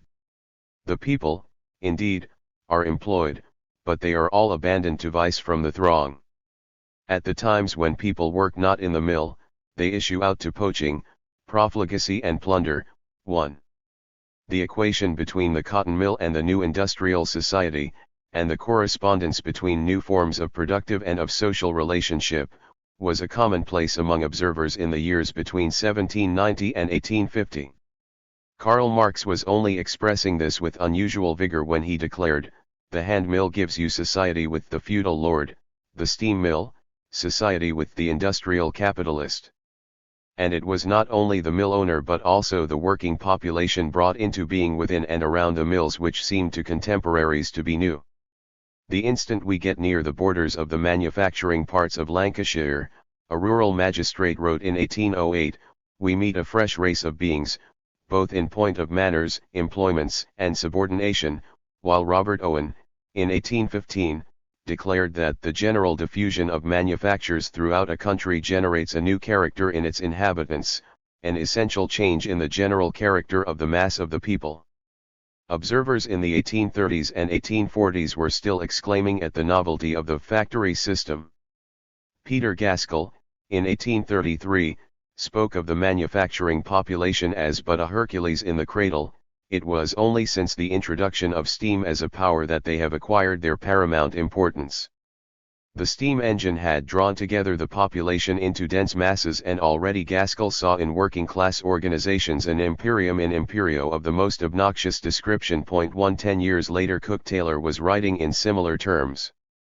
The steam engine had no precedent, the spinning jenny is without ancestry, the mule and the power loom entered on no prepared heritage, they sprang into sudden existence like Minerva from the brain of Jupiter. But it was the human consequence of these novelties which caused this observer most disquiet. As a stranger passes through the masses of human beings which have accumulated round the mills and print works, he cannot contemplate these crowded hives without feelings of anxiety and apprehension almost amounting to dismay. The population, like the system to which it belongs, is new, but it is hourly increasing in breadth and strength. It is an aggregate of masses, our conceptions of which clothe themselves in terms that express something portentous and fearful, as of the slow rising and gradual swelling of an ocean which must, at some future and no distant time, bear all the elements of society aloft upon its bosom, and float them heaven knows whither. There are mighty energies slumbering in these masses. The manufacturing population is not new in its formation alone, it is new in its habits of thought and action, which have been formed by the circumstances of its condition, with little instruction, and less guidance, from external sources. 1. For Engels, describing the condition of the working class in England in 1844, it seemed that the first proletarians were connected with manufacture, were engendered by it, the factory hands, eldest children of the Industrial Revolution, have from the beginning to the present day formed the nucleus of the labor movement.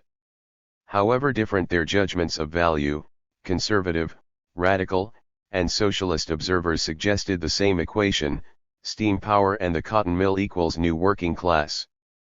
The physical instruments of production were seen as giving rise in a direct and more or less compulsive way to new social relationships, institutions, and cultural modes.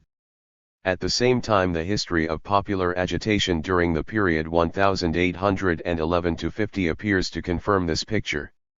It is as if the English nation entered a crucible in the 1790s and emerged after the wars in a different form.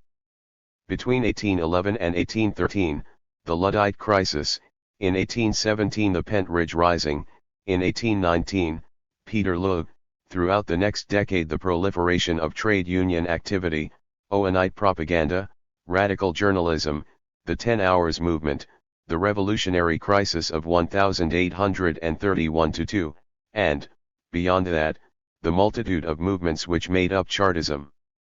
It is, perhaps, the scale and intensity of this multiform popular agitation which has, more than anything else, given rise to the sense of some catastrophic change. Almost every radical phenomenon of the 1790s can be found reproduced tenfold after 1815. The handful of Jacobin sheets gave rise to a score of ultra-radical and Owenite periodicals. Where Daniel Eaton served imprisonment for publishing Paine, Richard Carlile and his shopmen served a total of more than 200 years imprisonment for similar crimes. Where corresponding societies maintained a precarious existence in a score of towns, the post-war Hampton clubs or political unions struck root in small industrial villages. And when this popular agitation is recalled alongside the dramatic pace of change in the cotton industry, it is natural to assume a direct causal relationship. The cotton mill is seen as the agent not only of industrial but also of social revolution, producing not only more goods but also the labor movement itself. The Industrial Revolution, which commenced as a description, is now invoked as an explanation. From the time of Arkwright through to the Plug riots and beyond, it is the image of the dark, satanic mill which dominates our visual reconstruction of the Industrial Revolution. In part, perhaps, because it is a dramatic visual image, the barrack-like buildings, the great mill chimneys, the factory children, the clogs and shawls, the dwellings clustering around the mills as if spawned by them. In part, because the cotton mill and the new mill town, from the swiftness of its growth, ingenuity of its techniques, and the novelty or harshness of its discipline, seemed to contemporaries to be dramatic and portentous, a more satisfactory symbol for debate on the condition of England question than those anonymous or sprawling manufacturing districts which figure even more often in the Home Office disturbance books. And from this both a literary and an historical tradition is derived. Nearly all the classic accounts by contemporaries of conditions in the Industrial Revolution are based on the cotton industry, and, in the main, on Lancashire, Owen, Gaskell, Ure, Fielden, Cook-Taylor, Engels, to mention a few. Novels such as Michael Armstrong or Mary Barton or Hard Times perpetuate the tradition. And the emphasis is markedly found in the subsequent writing of economic and social history. But many difficulties remain. Cotton was certainly the pacemaking industry of the Industrial Revolution and the cotton mill was the preeminent model for the factory system. Yet we should not assume any automatic, or over-direct, correspondence between the dynamic of economic growth and the dynamic of social or cultural life. For half a century after the breakthrough of the cotton mill, the mill workers remained as a minority of the adult labor force in the cotton industry itself. In the early 1830s, the cotton handloom weavers alone still outnumbered all the men and women in spinning and weaving mills of cotton, wool, and silk combined. Point 2 Still, in 1830, the adult male cotton spinner was no more typical of that elusive figure, the average working man, than is the Coventry motor worker of the 1960s. The point is of importance, because too much emphasis upon the newness of the cotton mills can lead to an underestimation of the continuity of political and cultural traditions in the making of working-class communities. The factory hands, so far from being the eldest children of the Industrial Revolution, were late arrivals. Many of their ideas and forms of organization were anticipated by domestic workers, such as the woolen workers of Norwich and the West Country, or the small ware weavers of Manchester. And it is questionable whether factory hands, except in the cotton districts, formed the nucleus of the labor movement at any time before the late 1840s. Jacobinism, as we have seen, struck root most deeply among artisans. Luddism was the work of skilled men in small workshops. From 1817 onwards to Chartism, the outworkers in the North and the Midlands were as prominent in every radical agitation as the factory hands. And in many towns the actual nucleus from which the labor movement derived ideas, organization, and leadership, was made up of such men as shoemakers, weavers, saddlers, and harness makers, booksellers, printers, building workers, small tradesmen, and the like. The vast area of radical London between 1815 and 1850 drew its strength from no major heavy industries but from the host of smaller trades and occupations. Point 1. Such diversity of experiences has led some writers to question both the notions of an industrial revolution and of a working class. The first discussion need not detain us here. Point 2. The term is serviceable enough in its usual connotations. For the second, many writers prefer the term working classes, which emphasizes the great disparity in status, acquisitions, skills, conditions, within the portmanteau phrase. And in this they echo the complaints of Francis Place. If the character and conduct of the working people are to be taken from reviews, magazines, pamphlets, newspapers, reports of the two Houses of Parliament and the factory commissioners, we shall find them all jumbled together as the lower orders, the most skilled and the most prudent workmen, with the most ignorant and imprudent laborers and paupers, though the difference is great indeed, and indeed in many cases will scarce admit of comparison. 3. Place is, of course, right, the Sunderland sailor, the Irish navvy, the Jewish costermonger, the inmate of an East Anglian village workhouse, the compositor on the Times, all might be seen by their betters as belonging to the lower classes while they themselves might scarcely understand each other's dialect. Nevertheless, when every caution has been made, the outstanding fact of the period between 1790 and 1830 is the formation of the working class. This is revealed, first, in the growth of class consciousness, the consciousness of an identity of interests as between all these diverse groups of working people and as against the interests of other classes.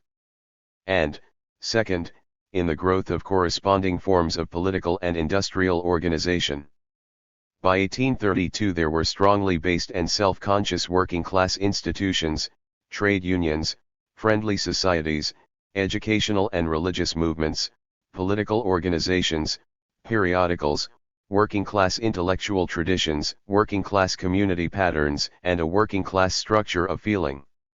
The making of the working class is a fact of political and cultural, as much as of economic, history. It was not the spontaneous generation of the factory system. Nor should we think of an external force, the Industrial Revolution, working upon some nondescript undifferentiated raw material of humanity, and turning it out at the other end as a fresh race of beings.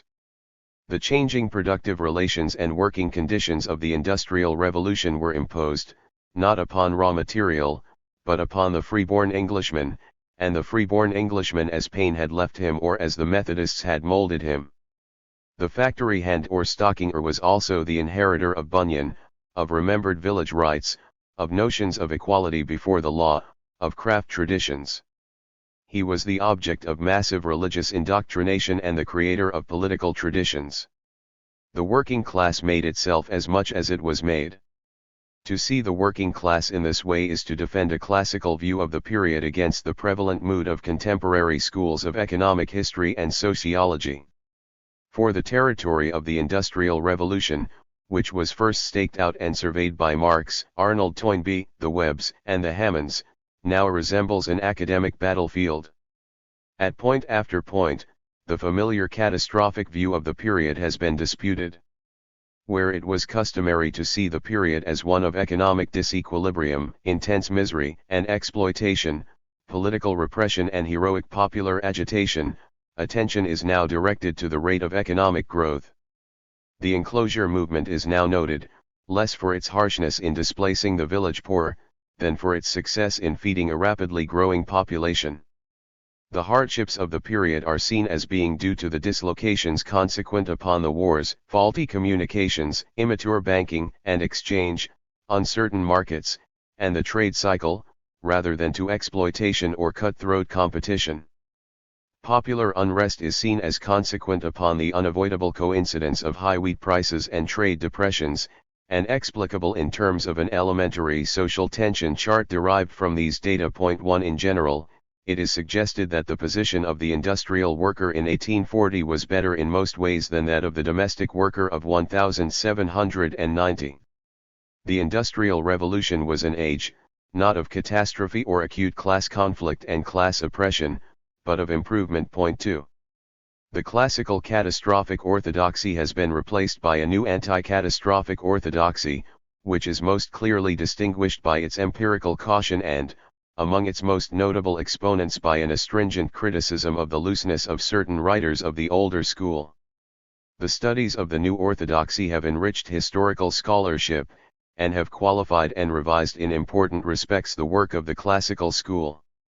But as the new orthodoxy is now, in its turn, growing old and entrenched in most of the academic centers, so it becomes open to challenge in its turn. And the successors of the great empiricists too often exhibit a moral complacency, a narrowness of reference, and an insufficient familiarity with the actual movements of the working people of the time. They are more aware of the orthodox empiricist postures than of the changes in social relationship and in cultural modes which the Industrial Revolution entailed. What has been lost is a sense of the whole process, the whole political and social context of the period.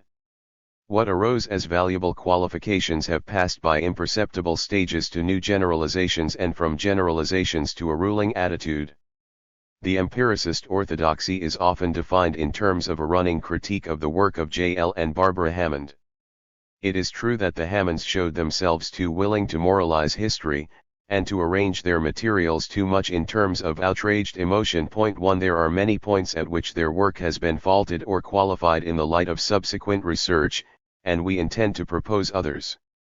But a defense of the Hammonds need not only be rested upon the fact that their volumes on the laborers with their copious quotation and wide reference, will long remain among the most important source books for this period. We can also say that they displayed throughout their narrative an understanding of the political context within which the Industrial Revolution took place.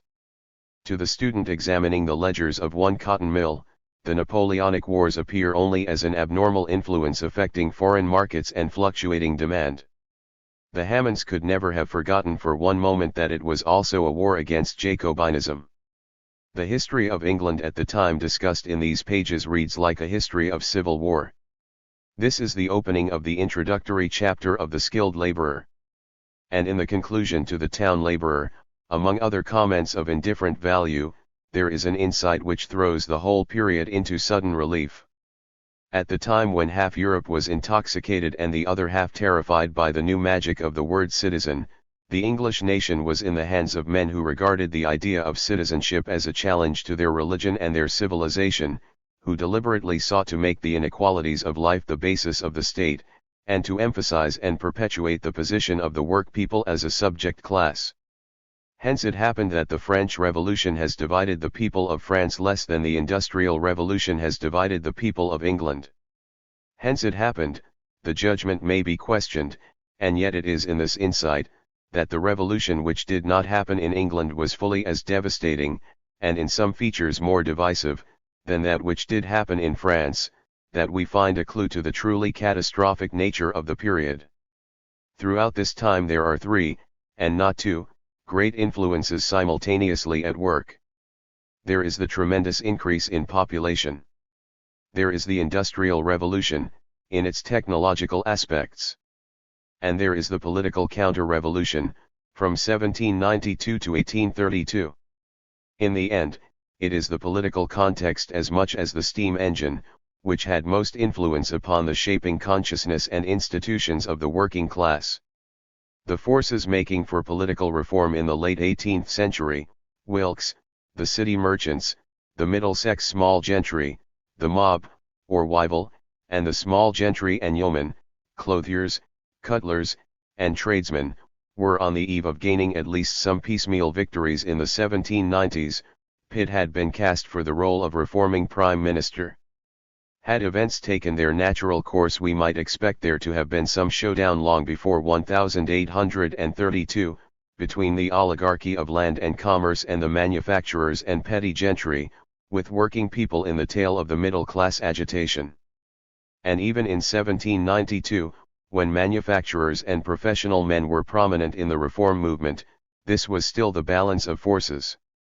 But, after the success of Rights of Man, the radicalization and terror of the French Revolution, and the onset of Pitt's repression, it was the plebeian corresponding society which alone stood up against the counter-revolutionary wars.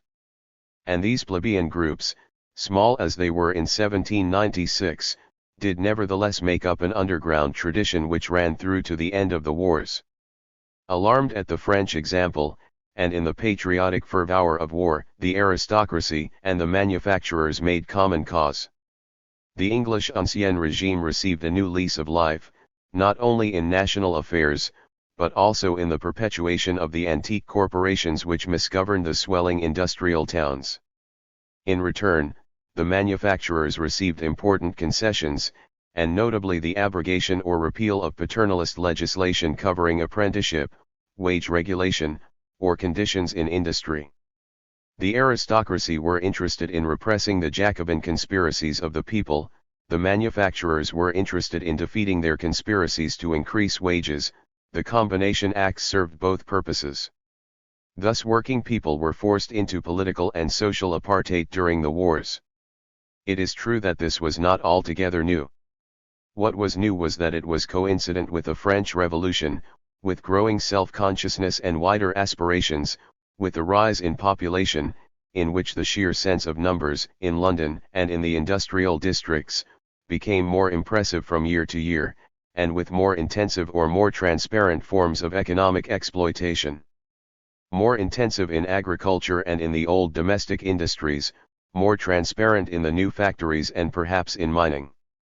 In agriculture, the years between 1760 and 1820 are the years of wholesale enclosure, in which, in village after village, common rights are lost, and the landless and, in the south, pauperized laborer is left to support the tenant farmer, the landowner, and the tithes of the church.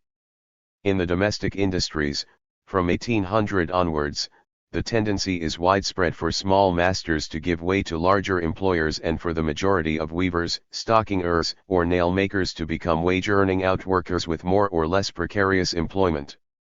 In the mills and in many mining areas, these are the years of the employment of children, and the large-scale enterprise, the factory system with its new discipline, the mill communities, where the manufacturer not only made riches out of the labor of the hands but could be seen to make riches in one generation, all contributed to the transparency of the process of exploitation and to the social and cultural cohesion of the exploited. We can now see something of the truly catastrophic nature of the Industrial Revolution, as well as some of the reasons why the English working class took form in these years. The people were subjected simultaneously to an intensification of two intolerable forms of relationship, those of economic exploitation and of political oppression. Relations between employer and laborer were becoming both harsher and less personal, and while it is true that this increased the potential freedom of the worker, since the hired farm servant or the journeyman in domestic industry was halted halfway between the position of the serf and the position of the citizen, this freedom meant that he felt his unfreedom more. But at each point where he sought to resist exploitation, he was met by the forces of employer or state, and commonly of both. For most working people, the crucial experience of the Industrial Revolution was felt in terms of changes in the nature and intensity of exploitation. Nor is this some anachronistic notion, imposed upon the evidence. We may describe some parts of the exploitive process as they appeared to one remarkable cotton operative in 1818, the year in which Marx was born. The account, an address to the public of strike-bound Manchester by a journeyman cotton spinner, commences by describing the employers and the workers as two distinct classes of persons. First, then, as to the employers, with very few exceptions, they are a set of men who have sprung from the cotton shop without education or address, except so much as they have acquired by their intercourse with the little world of merchants on the exchange at Manchester, but to counterbalance that deficiency, they give you enough of appearances by an ostentatious display of elegant mansions, equipages, liveries, parks, hunters, hounds, and sea which they take care to shew off to the merchant stranger in the most pompous manner. Indeed, their houses are gorgeous palaces, far surpassing in bulk and extent the neat charming retreats you see round London, but the chaste observer of the beauties of nature and art combined will observe a woeful deficiency of taste. They bring up their families at the most costly schools, determined to give their offspring a double portion of what they were so deficient in themselves. Thus, with scarcely a second idea in their heads, they are literally petty monarchs, absolute and despotic, in their own particular districts, and to support all this, their whole time is occupied in contriving how to get the greatest quantity of work turned off with the least expense. In short, I will venture to say, without fear of contradiction, that there is a greater distance observed between the master there and the spinner, than there is between the first merchant in London and his lowest servant or the lowest artisan. Indeed, there is no comparison. I know it to be a fact, that the greater part of the master spinners are anxious to keep wages low for the purpose of keeping the spinners indigent and spiritless, as for the purpose of taking the surplus to their own pockets. The master spinners are a class of men unlike all other master tradesmen in the kingdom. They are ignorant, proud, and tyrannical. What then must be the men, or rather beings, who are the instruments of such masters? Why, they have been for a series of years, with their wives and their families, patience itself, bondmen and bondwomen to their cruel taskmasters. It is in vain to insult our common understandings with the observation that such men are free, that the law protects the rich and poor alike, and that a spinner can leave his master if he does not like the wages. True, so he can, but where must he go? Why, to another, to be sure. Well, he goes, he is asked, where did you work last, did he discharge you? No, we could not agree about wages. Well, I shall not employ you nor anyone who leaves his master in that manner. Why is this? Because there is an abominable combination existing amongst the masters, first established at Stockport in 1802, and it has since become so general, as to embrace all the great masters for a circuit of many miles round Manchester, though not the little masters, they are excluded. They are the most obnoxious beings to the great ones that can be imagined. When the combination first took place, one of their first articles was, that no master should take on a man until he had first ascertained whether his last master had discharged him. What then is the man to do? If he goes to the parish, that grave of all independence, he is there told, we shall not relieve you, if you dispute with your master, and don't support your family, we will send you to prison, so that the man is bound, by a combination of circumstances, to submit to his master. He cannot travel and get work in any town like a shoemaker, joiner, or tailor, he is confined to the district. The workmen in general are an inoffensive, unassuming, set of well-informed men, though how they acquire their information is almost a mystery to me. They are docile and tractable, if not goaded too much, but this is not to be wondered at, when we consider that they are trained to work from 6 years old, from 5 in the morning to 8 and 9 at night. Let one of the advocates for obedience to his master take his stand in an avenue leading to a factory a little before 5 o'clock in the morning, and observe the squalid appearance of the little infants and their parents taken from their beds at so early an hour in all kinds of weather. Let him examine the miserable pittance of food, chiefly composed of water gruel and oatcake broken into it, a little salt, and sometimes colored with a little milk, together with a few potatoes, and a bit of bacon or fat for dinner. Would a London mechanic eat this? There they are locked up until night in rooms heated above the hottest days we have had this summer, and allowed no time, except 3/4 of an hour at dinner in the whole day. Whatever they eat at any other time must be as they are at work. The Negro slave in the West Indies, if he works under a scorching sun, has probably a little breeze of air sometimes to fan him, he has a space of ground, and time allowed to cultivate it. The English spinner slave has no enjoyment of the open atmosphere and breezes of heaven. Locked up in factories 8 stories high, he has no relaxation till the ponderous engine stops, and then he goes home to get refreshed for the next day, no time for sweet association to his family, they are all alike fatigued and exhausted. This is no overdrawn picture, it is literally true. I ask again, would the mechanics in the south of England submit to this?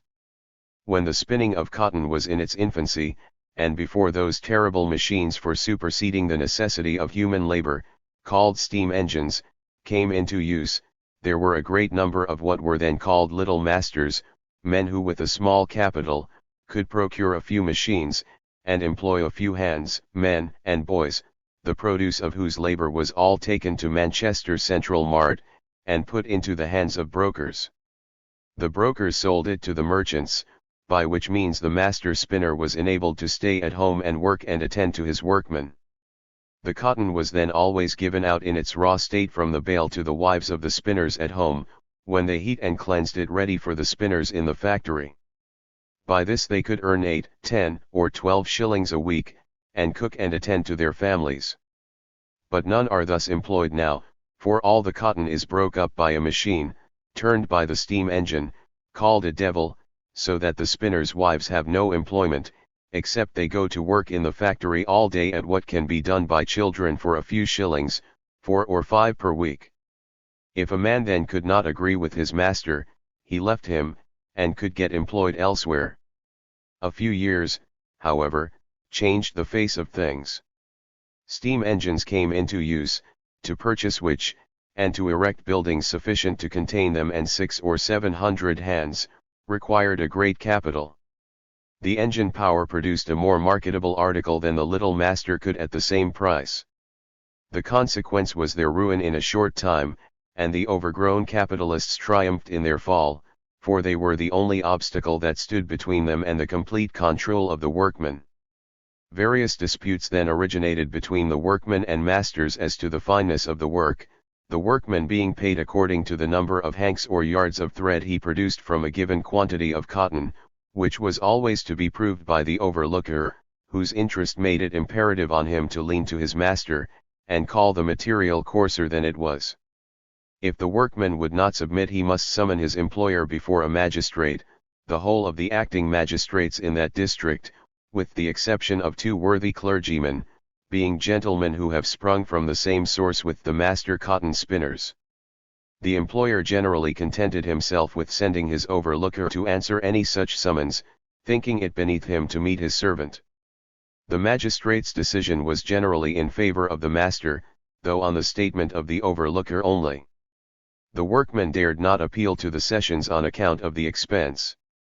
These evils to the men have arisen from that dreadful monopoly which exists in those districts where wealth and power are got into the hands of the few, who, in the pride of their hearts, think themselves the lords of the universe. 1.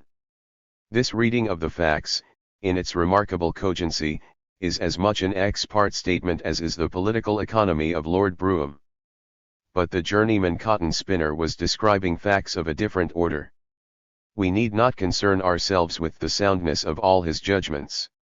What his address does is to itemize one after another the grievances felt by working people as to changes in the character of capitalist exploitation, the rise of a master class without traditional authority or obligations, the growing distance between master and man, the transparency of the exploitation at the source of their new wealth and power, the loss of status and above all of independence for the worker, his reduction to total dependence on the master's instruments of production, the partiality of the law, the disruption of the traditional family economy, the discipline, monotony, hours and conditions of work, loss of leisure and amenities, the reduction of the man to the status of an instrument. That working people felt these grievances at all, and felt them passionately, is itself a sufficient fact to merit our attention. And it reminds us forcibly that some of the most bitter conflicts of these years turned on issues which are not encompassed by cost of living series. The issues which provoked the most intensity of feeling were very often ones in which such values as traditional customs, justice, independence, security, or family economy were at stake, rather than straightforward bread and butter issues. The early years of the 1830s are aflame with agitations which turned on issues in which wages were of secondary importance, by the potters, against the truck system, by the textile workers, for the 10-hour bill, by the building workers, for cooperative direct action, by all groups of workers, for the right to join trade unions. The great strike in the Northeast coal field in 1831 turned on security of employment, tommy shops, child labor. The exploitive relationship is more than the sum of grievances and mutual antagonisms. It is a relationship which can be seen to take distinct forms in different historical contexts, forms which are related to corresponding forms of ownership and state power. The classic exploitive relationship of the Industrial Revolution is depersonalized, in the sense that no lingering obligations of mutuality, of paternalism or deference, or of the interests of the trade, are admitted. There is no whisper of the just price, or of a wage justified in relation to social or moral sanctions, as opposed to the operation of free market forces. Antagonism is accepted as intrinsic to the relations of production. Managerial or supervisory functions demand the repression of all attributes except those which further the expropriation of the maximum surplus value from labor. This is the political economy which Marx anatomized in Das Kapital. The worker has become an instrument, or an entry among other items of cost. In fact, no complex industrial enterprise could be conducted according to such a philosophy. The need for industrial peace, for a stable labor force, and for a body of skilled and experienced workers, necessitated the modification of managerial techniques, and, indeed, the growth of new forms of paternalism, in the cotton mills by the 1830s. But in the overstocked outwork industries, where there was always a sufficiency of unorganized hands competing for employment, these considerations did not operate. Here, as old customs were eroded, and the old paternalism was set aside, the exploitive relationship emerged supreme. This does not mean that we can lay all the blame for each hardship of the Industrial Revolution upon the masters or upon laissez-faire. The process of industrialization must, in any conceivable social context, entail suffering and the destruction of older and valued ways of life. Much recent research has thrown light upon the particular difficulties of the British experience, the hazards of markets, the manifold commercial and financial consequences of the wars, the post-war deflation, movements in the terms of trade, and the exceptional stresses resulting from the population explosion. Moreover, 20th century preoccupations have made us aware of the overarching problems of economic growth. It can be argued that Britain in the Industrial Revolution was encountering the problems of takeoff, heavy long-term investment, canals, mills, railways, foundries, mines, utilities, was at the expense of current consumption. The generations of workers between 1790 and 1840 sacrificed some, or all, of their prospects of increased consumption to the future. 1. These arguments all deserve close attention. For example, studies of the fluctuations in the demand of the South American market, or of the crisis in country banking, may tell us much about the reasons for the growth or retardation of particular industries. The objection to the reigning academic orthodoxy is not to empirical studies per se, but to the fragmentation of our comprehension of the full historical process. First, the empiricist segregates certain events from this process and examines them in isolation.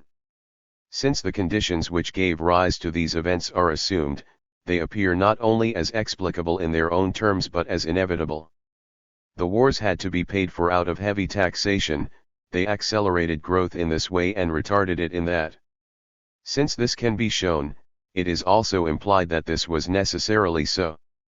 But thousands of Englishmen at the time agreed with Thomas Bewick's condemnation of this superlatively wicked war. 1. The unequal burden of taxation, fund holders who profited from the national debt, paper money, these were not accepted as given data by many contemporaries, but were the staple of intensive radical agitation.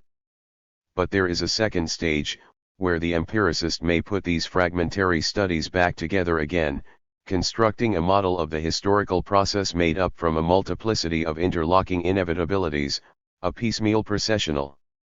In the scrutiny of credit facilities or of the terms of trade, where each event is explicable and appears also as a self-sufficient cause of other events, we arrive at a post facto determinism. The dimension of human agency is lost, and the context of class relations is forgotten. It is perfectly true that what the empiricist points to was there. The Orders in Council had in 1811 brought certain trades almost to a standstill. Rising timber prices after the wars inflated the costs of building.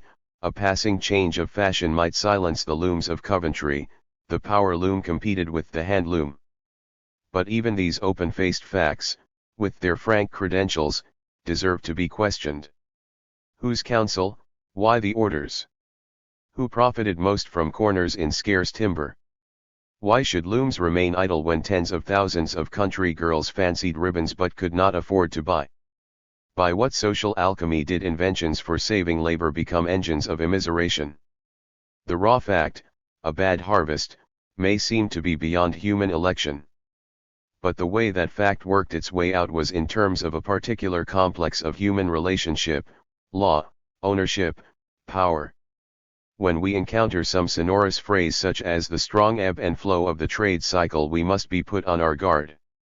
For behind this trade cycle there is a structure of social relations, fostering some sorts of expropriation and outlawing others, legitimizing some types of conflict and inhibiting others, a structure which may appear, in the eyes of the future, to be both barbarous and ephemeral. It might be unnecessary to raise these large questions, since the historian cannot always be questioning the credentials of the society which he studies. But all these questions were, in fact, raised by contemporaries, not only by men of the upper classes but by thousands of articulate working men. Not the political institutions alone, but the social and economic structure of industrial capitalism, were brought into question by their spokesman. To the facts of orthodox political economy they opposed their own facts and their own arithmetic.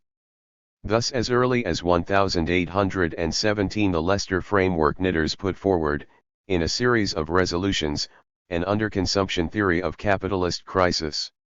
That in proportion as the reduction of wages makes the great body of the people poor and wretched, in the same proportion must the consumption of our manufacturers be lessened. That if liberal wages were given to the mechanics in general throughout the country, the home consumption of our manufactures would be immediately more than doubled, and consequently every hand would soon find full employment. That to reduce the wage of the mechanic in this country so low that he cannot live by his labor, in order to undersell foreign manufacturers in a foreign market, is to gain one customer abroad, and lose two at home, 1. If those in employment worked shorter hours, and if child labor were to be restricted, there would be more work for hand workers and the unemployed could employ themselves and exchange the products of their labor directly, short-circuiting the vagaries of the capitalist market, goods would be cheaper and labor better rewarded. To the rhetoric of the free market they opposed the language of the new moral order. It is because alternative and irreconcilable views of human order, one based on mutuality, the other on competition, confronted each other between 1815 and 1850 that the historian today still feels the need to take sides. It is scarcely possible to write the history of popular agitations in these years unless we make at least the imaginative effort to understand how such a man as the journeyman cotton spinner read the evidence. He spoke of the masters, not as an aggregate of individuals, but as a class. As such, they denied him political rights. If there was a trade recession, they cut his wages. If trade improved, he had to fight them and their state to obtain any share in the improvement. If food was plentiful, they profited from it. If it was scarce, some of them profited more. They conspired, not in this or that fact alone, but in the essential exploitive relationship within which all the facts were validated. Certainly there were market fluctuations, bad harvests, and the rest, but the experience of intensified exploitation was constant, whereas these other causes of hardship were variable. The latter bore upon working people, not directly, but through the refraction of a particular system of ownership and power which distributed the gains and losses with gross partiality. These larger considerations have been, for some years, overlaid by the academic exercise known as the standard of living controversy. Did the living standards of the bulk of the people rise or fall between 1780 and 1830, or 1800 and 1850? To understand the significance of the argument, we must look briefly at its development. The debate on values is as old as the Industrial Revolution. The controversy on the standard of living is more recent. The ideological muddle is more recent still. We may start at one of the more lucid points of the controversy. Sir John Clapham, in his preface to the first edition of his Economic History of Modern Britain wrote, "The legend that everything was getting worse for the working man, down to some unspecified date between the drafting of the People's Charter and the Great Exhibition, dies hard. The fact that, after the price fall of 1820 to 21, the purchasing power of wages in general, not, of course, of everyone's wages, was definitely greater than it had been just before the Revolutionary and Napoleonic Wars, fits so ill with the tradition that it is very seldom mentioned, the work of statisticians on wages and prices being constantly ignored by social historians. To this, J. L. Hammond offered a reply in the Economic History Review of two kinds. First, he criticized Clapham's statistics of agricultural earnings. These had been based on totting up the country averages, and then dividing them by the number of counties in order to reach a national average, whereas the population in the low-wage earning counties of the South was more numerous than that of the high-wage earning counties, so that Hammond was able to show that the national average concealed the fact that 60% of the laboring population was in counties where wages were below the average figure. The second part of his reply consisted in a switch to discussions of value in his most cloudy and unsatisfactory manner. The first part of this reply Clapham, in his preface to his second edition, accepted. The second part he met with dry caution but nevertheless acknowledged. I agree most profoundly, that statistics of material well-being can never measure a people's happiness. Moreover, he asserted that when he had criticized the view that everything was getting worse, I did not mean that everything was getting better. I only meant that recent historians have too often stressed the worsenings and slurred over or ignored the betterings. The Hammonds, for their part, in a late revision of the Bleak Age, made their own peace. Statisticians tell us that they are satisfied that earnings increased and that most men and women were less poor when this discontent was loud and active than they were when the 18th century was beginning to grow old in a silence like that of autumn. The evidence, of course, is scanty, and its interpretation not too simple, but this general view is probably more or less correct. The explanation for discontent must be sought outside the sphere of strictly economic conditions. So far, so good. The most fertile, but loose, social historians of the period had encountered the astringent criticism of a notable empiricist, and in the result both sides had given ground. And, despite the heat which has subsequently been generated, the actual divergence between the hard economic conclusions of the protagonists is slight. If no serious scholar is now willing to argue that everything was getting worse, no serious scholar will argue that everything was getting better. Both Dr. Hobsbawm and Professor Ashton agree that real wages declined during the Napoleonic Wars and in their immediate aftermath. Dr. Hobsbawm will not vouch for any marked general rise in the standard of living until the mid-1840s, whereas Professor Ashton notes a more genial economic climate after 1821, a marked upward movement broken only by the slumps of 1825–6 and 1831, and in view of increasing imports of tea, coffee, sugar, etc., it is difficult to believe that workers had no share in the gain.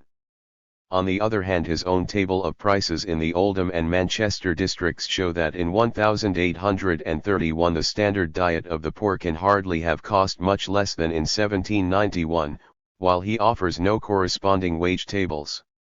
His conclusion is to suggest two main groups within the working class, a large class raised well above the level of mere subsistence and masses of unskilled or poorly skilled workers, seasonally employed agricultural workers and handloom weavers in particular, whose incomes were almost wholly absorbed in paying for the bare necessaries of life. My guess would be that the number of those who were able to share in the benefits of economic progress was larger than the number of those who were shut out from these benefits, and that it was steadily growing one. In fact, so far as the period 1790 to 1830 goes, there is very little in it. The condition of the majority was bad in 1790, it remained bad in 1830, but there is some disagreement as to the size of the relative groups within the working class. And matters are little clearer in the next decade. There were undoubted increases in real wages among organized workers during the burst of trade union activity between 1832–4, but the period of good trade between 1833 and 1837 was accompanied by the smashing of the trade unions by the concerted efforts of government, magistrates, and employers, while 1837–42 are depression years. So that it is indeed at some unspecified date between the drafting of the People's Charter and the Great Action that the tide begins to turn, let us say, with the railway boom in 1843. Moreover, even in the mid-40s the plight of very large groups of workers remains desperate, while the railway crash led to the Depression years of 1847 to 8. This does not look very much like a success story. In half a century of the fullest development of industrialism, the standard of living still remained, for very large but indeterminate groups, at the point of subsistency. This is not, however, the impression given in much contemporary writing. For, just as an earlier generation of historians who were also social reformers allowed their sympathy with the poor to lead on occasions to a confusion of history with ideology, so we find that the sympathies of some economic historians today for the capitalist entrepreneur have led to a confusion of history and apologetics. Point 1. The point of transition was marked by the publication, in 1954, of a symposium on capitalism and the historians, edited by Professor F. A. Hayek, itself the work of a group of specialists who for some years have been meeting regularly to discuss the problems of the preservation of a free society against the totalitarian threat. Since this group of international specialists regarded a free society as by definition a capitalist society, the effects of such an admixture of economic theory and special pleading were deplorable, and not least in the work of one of the contributors, Professor Ashton, whose cautious findings of 1949 are now transmuted, without further evidence, into the flat statement that generally it is now agreed that for the majority the gain in real wages was substantial. 1. It is at this stage that the controversy degenerated into a muddle, and despite more recent attempts to rescue it for scholarship too, in many respects it is as a muddle of assertion and special pleading that the controversy remains. The controversy falls into two parts. There is, first, the very real difficulty of constructing wage series, price series, and statistical indices from the abundant but patchy evidence. We shall examine some of the difficulties in interpreting such evidence when we come to the artisans. But at this point a further series of difficulties begins, since the term standard leads us from data amenable to statistical measurement to those satisfactions which are sometimes described by statisticians as imponderables. From food we are led to homes, from homes to health, from health to family life, and thence to leisure, work discipline, education and play, intensity of labor, and so on. From standard of life we pass to way of life. But the two are not the same. The first is a measurement of quantities, the second a description of qualities. Where statistical evidence is appropriate to the first, we must rely largely upon literary evidence as to the second. A major source of confusion arises from the drawing of conclusions as to one from evidence appropriate only to the other. It is at times as if statisticians have been arguing, the indices reveal an increased per capita consumption of tea, sugar, meat, and soap, therefore the working class was happier, while social historians have replied, literary sources show that people were unhappy, therefore their standard of living must have deteriorated. This is to simplify. But simple points must be made. It is quite possible for statistical averages and human experiences to run in opposite directions. A per capita increase in quantitative factors may take place at the same time as a great qualitative disturbance in people's way of life, traditional relationships, and sanctions. People may consume more goods and become less happy or less free at the same time. Next to the agricultural workers, the largest single group of working people during the whole period of the Industrial Revolution were the domestic servants. Very many of them were household servants, living in with the employing family, sharing cramped quarters, working excessive hours, for a few shillings reward. Nevertheless, we may confidently list them among the more favored groups whose standards improved on average slightly during the Industrial Revolution. But the handloom weaver and his wife, on the edge of starvation, still regarded their status as being superior to that of a flunky. Or again, we might cite those trades, such as coal mining, in which real wages advanced between 1790 and 1840, but at the cost of longer hours and greater intensity of labor, so that the breadwinner was worn out before the age of 40. In statistical terms, this reveals an upward curve. To the families concerned it might feel like immiseration. Thus it is perfectly possible to maintain two propositions which, on a casual view, appear to be contradictory. Over the period 1790 to 1840 there was a slight improvement in average material standards. Over the same period there was intensified exploitation, greater insecurity, and increasing human misery. By 1840 most people were better off than their forerunners had been 50 years before, but they had suffered and continued to suffer this slight improvement as a catastrophic experience.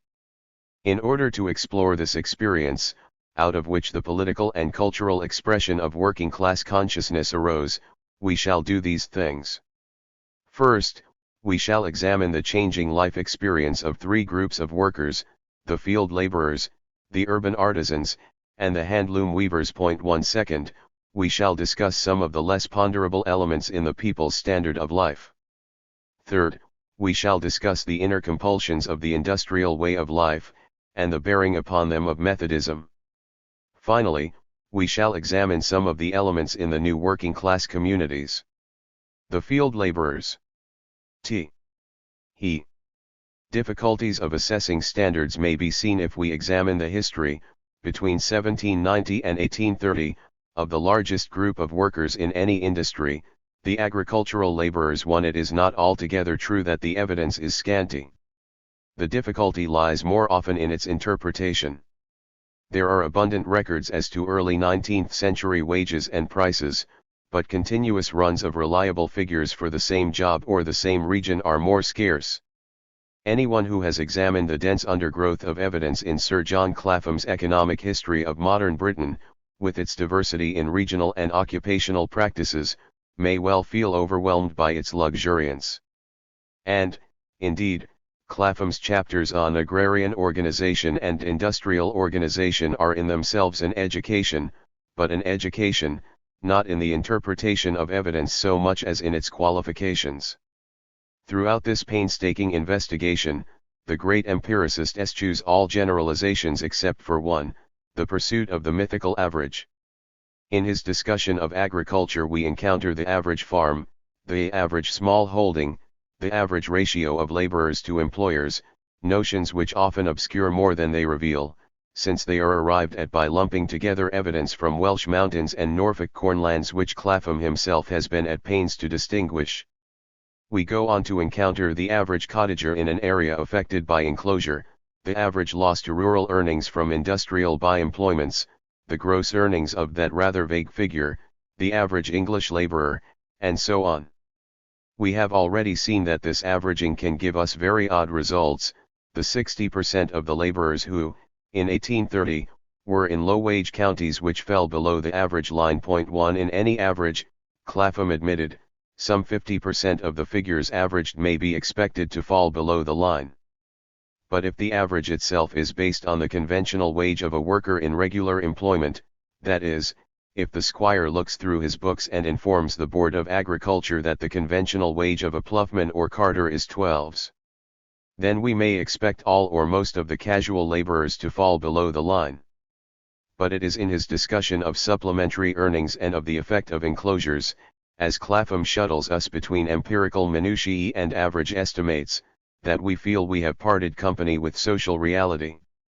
If the pig and the cottage garden brought in less to the average British labourer in 1824 than in 1794, very possibly the potato patch would, again on the average, balance the loss.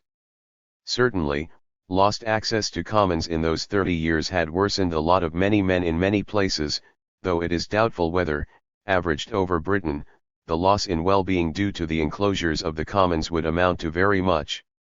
It has been exaggerated in popular retrospect, for it had little significance in many parts of England, still less in Wales, and in Scotland, for the pure labourer, none at all. 2. Now what is being averaged? The first part of this statement might be of some value if it could be shown that in the same villages where cottage gardens were lost potato patches came in. But the second part, which has already passed into comfortable tradition, is not an example of averaging but of statistical dilution. We are being invited to dilute the figures for those parts of Britain where enclosure did take place with those where it did not, divide the sum of this weak solution by the number of counties, and come up with an average loss in well-being due to enclosures. But this is nonsense. One may not take an average of unlike quantities, nor may one divide quantities by counties to arrive at an average of value. This is what Clapham has done. What he was really doing, of course, was to offer a tentative value judgment as to that elusive quality, well-being, in the period of maximum enclosure. But to do this, very many more factors, cultural as well as material, should have been brought to bear upon the judgment. Since the judgment springs like an oak out of such a thicket of circumstantial detail, and since it is itself disguised as an average, it is easily mistaken as a statement of fact. Nor are the facts themselves as clear as Clapham implies. Agricultural earnings, through much of the 19th century, stubbornly refuse to be reduced to statistical form. 1 Not only do we face marked seasonal fluctuations in the demand for labor, but we have at least 4 different kinds of master-servant relationship. Farm servants, hired by the year or the quarter. A regular labor force, on the large farm, more or less fully employed the year round. Casual labor, paid by day rate or piece rate. More or less skilled specialists, who might contract for the job. In the first category, declining over this period, there is the most security and the least independence, very low wages, long hours, but board and lodging in the farmer's household. In the second category will be found some of the best and some of the worst conditions, the ploughman or shepherd kept in security by a prudent farmer, his wife and children given preference in casual work, with milk and grain sold at cheap rates. At the other extreme, teenage farm hands, housed and fed as poorly as any pauper apprentices in the early mills, living in haylofts and subject to dismissal at any time, and in between those unhappy men whom necessity has compelled to become the slaves of one man, living in tied cottages, and bound to work for certain low wages all the year. 1 In the third category there is immense variation, pauper labor, women and children at pauper wages, Irish migratory workers, and finally graduated piece rates, such as those for mowing different qualities of hayfield. In the fourth category, we have countless differences of practice, and disguised subcontracting or family earnings, which play havoc with any statistical table. March 21. Sampson, water furrowing in 29 acres. 8.9. Robert, 1 day sawing tops pollards. 1.9. May 20. Strangers, hoeing 5 acres of wheat at threes. 60. 17.6. July 29. Wright, mowing 7 acres of clover. 14.0. Richardson and Pavley, cleaning farmyard pond. 2.1-2.6. So runs an Essex farmer's accounts in 1797.2. I was a hurdle maker and thatcher, and jobbed at hedging, Joseph Carter told Alexander Somerville, referring to the years 1823 to 30. The squire shewed as how I got £64 a year from him for work of that kind for 7 years. But then he did not shew that I had most times a man to help me, and 2 women besides at times. He did not shew that I paid as much as £20 some years for helpers. 3. If the figures do not shew that, it is impossible for them to show a score of other influences, payments in kind or at cheap rates, gardens and potato patches, the effect of enclosure, the effect of taxes, tithes, game laws, and poor rates, fluctuations in rural industrial employment, above all, the operation of the poor laws, before and after 1834. The incidence of different grievances may be felt quite differently at different times and in different parts. In some areas, and on some farms, payment in kind may be additional to wages and indicate an improvement in standards, but more generally we should see these allowances as the polite euphemism for truck in agriculture, a means of holding wages down or in extreme cases dispensing with money wage altogether. 1. In all this very difficult tangle of conflicting evidence, between the effect of the poor laws here and new potato patches there, this lost common right and that cottage garden, the average laborer proves more than elusive. 2 But if averages evade us, we may still sketch certain of the general processes at work in many parts of the country. And first we should remember that the spirit of agricultural improvements in the 18th century was impelled less by altruistic desires to banish ugly wastes or, as the tedious phrase goes, to feed a growing population than by the desire for fatter rent rolls and larger profits. As such it turned towards the laborer a face of parsimony. There is a practice which prevails, of giving them drink both forenoon and afternoon, be the work what it will, which is a ridiculous custom, and ought to be abolished without loss of time. What can be more absurd, than to see a ploughman stopping his horse half an hour, in a cold winter day, to drink ale? 3. The arguments of the enclosure propagandists were commonly phrased in terms of higher rental values and higher yield per acre. In village after village, enclosure destroyed the scratch can subsistence economy of the poor. The cottager without legal proof of rights was rarely compensated. The cottager who was able to establish his claim was left with a parcel of land inadequate for subsistence and a disproportionate share of the very high enclosure cost. Enclosure was a plain enough case of class robbery, played according to fair rules of property and law laid down by a parliament of property owners and lawyers. Recent scholarship suggests that the rules of the game were kept to more fairly than was suggested by the Hammonds in their Great Village Laborer. Even very small property owners received reasonable treatment, many enclosure commissioners acted conscientiously, and so on. Point 1. But, in making these useful qualifications, it is possible to overlook the larger fact that what was at issue was a redefinition of the nature of agrarian property itself.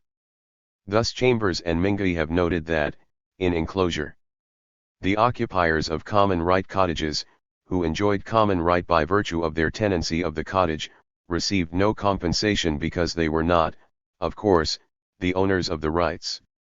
This was a perfectly proper distinction between owner and tenant, and involved no fraud or disregard for cottagers on the part of the commissioners. Point 2. But what was perfectly proper in terms of capitalist property relations involved, nonetheless, a rupture of the traditional entanglement of village custom and of right, and the social violence of enclosure consisted precisely in the drastic, total imposition upon the village of capitalist property definitions. Of course, such definitions had been encroaching within the village for centuries before enclosure, but they had coexisted with those self-governing and customary elements in the structure of the pre-capitalist village community, which, while they were no doubt crumbling under the pressure of increasing population, persisted with remarkable vigor in many places. Copyhold and even vaguer customary family tenancies might prove to be invalid at law, although they were endorsed by the collective memory of the community. Those petty rights of the villagers, such as gleaning, access to fuel, and the tethering of stock in the lanes or on the stubble, which are irrelevant to the historian of economic growth, might be of critical importance to the subsistence of the poor. Enclosure, indeed, was the culmination of a long secular process by which men's customary relations to the agrarian means of production were undermined. It was of profound social consequence because it illuminates, both backwards and forwards, the destruction of the traditional elements in English peasant society. If one looks at English agriculture in the 18th century through the pages of Arthur Young's Annals of Agriculture, or the various county surveys prepared for the Board of Agriculture, it is possible to suppose that customary sanctions had long lost their force. But if one looks at the scene again from the standpoint of the villager, one finds a dense cluster of claims and usages, which stretch from the common to the marketplace and which, taken together, made up the economic and cultural universe of the rural poor. Professor Chambers has well written, "The appropriation to their own exclusive use of practically the whole of the common waste by the legal owners meant that the curtain which separated the growing army of laborers from utter proletarianization was torn down. It was, no doubt, a thin and squalid curtain, but it was real, and to deprive them of it without providing a substitute implied the exclusion of the laborers from the benefits which their intensified labor alone made possible. Point 1. The loss of the commons entailed, for the poor, a radical sense of displacement. One encounters an exceptional note of vehemence in some of the protests against enclosure which crop up from time to time in the Home Office papers, as witness an anonymous letter of 1799 addressed to Oliver Cromwell, Esquire, of CHES Hunt Park. WHE write these lines to you who are the command of the parish of CHES Hunt in the defense of our parish rights which you unlawfully are about to disinherit us of. Resolutions is made by the aforesaid command that if you intend of enclosing our command fields Lammas Meads Marshes and CWHE resolved before, that bloudy and unlawful act is finished to have your hearts bloud if you proceed in the aforesaid bloudy act WHE like horse leeches will cry give until WHE have spilt the blood of every one that wishes to rob the innocent unborn. It shall not be in your power to say I am safe from the hands of my enemy for WHE like birds of prey will privily lie in wait to spill the blood of the aforesaid charistas whose names and places of abode are as putrefied sores in our nostrils. WHE declare that thou shalt not say I am safe when thou goest to thy bed for beware that thou liftest not thine eyes up in the most mist of flames. 1. The command of CHES Hunt were unusually articulate and determined. They succeeded in raising a counter-petition to Parliament, and as a result of their pressure common rights were taken into account in the enclosure award. But the tone of such a letter as this reminds one that enclosure must be seen within the total situation of power and deference in the countryside. Men in the social and cultural station of the authors of such letters could only in the most exceptional circumstances, and with the advice of some men of education and substance, have had recourse to the costly and procrastinating procedures of an alien culture and an alien power. The fatalism of the cottager in the face of this ever-present power, and the uneven, piecemeal incidents of enclosure, go some way towards explaining the seeming passivity of the victims. Even so, this passivity may be overstated. There has been little research into the actual responses of the poor to enclosure, and such research presents peculiar difficulties, being concerned with the illiterate and the inarticulate enduring distinct experiences in hundreds of different villages over many decades. 1 Enclosure riots, the breaking of fences, threatening letters, arson, were more common than some agrarian historians suppose. But a reason for the very patchy character of resistance by the poor may be found in the divisions within the poor themselves. We might find a clue in a later passage of the letter of the command of CHES Hunt. WHE cannot but say that there is plenty of room for alterations, for WHE cannot see why that Ruskins and a few more of them should run our common over while there is no room for another to put anything on. Thou hadst made an alteration in the rights of commoning, thou instead of being contemptible howled thy name been as a deriferous ointment poured forth to us the voice of us and the make war part of the parish is for a regulation of commons rights. There is evidence at the end of the 18th century of increasing pressure on the commons and of an overstocking, not only by squatters and cottagers but also by large graziers like that Ruskins. In such a context, the dividing lines between the interests of the very small proprietor and the poor cottager became of critical importance. The small proprietor was interested in the strictest stinting and regulation of common rights.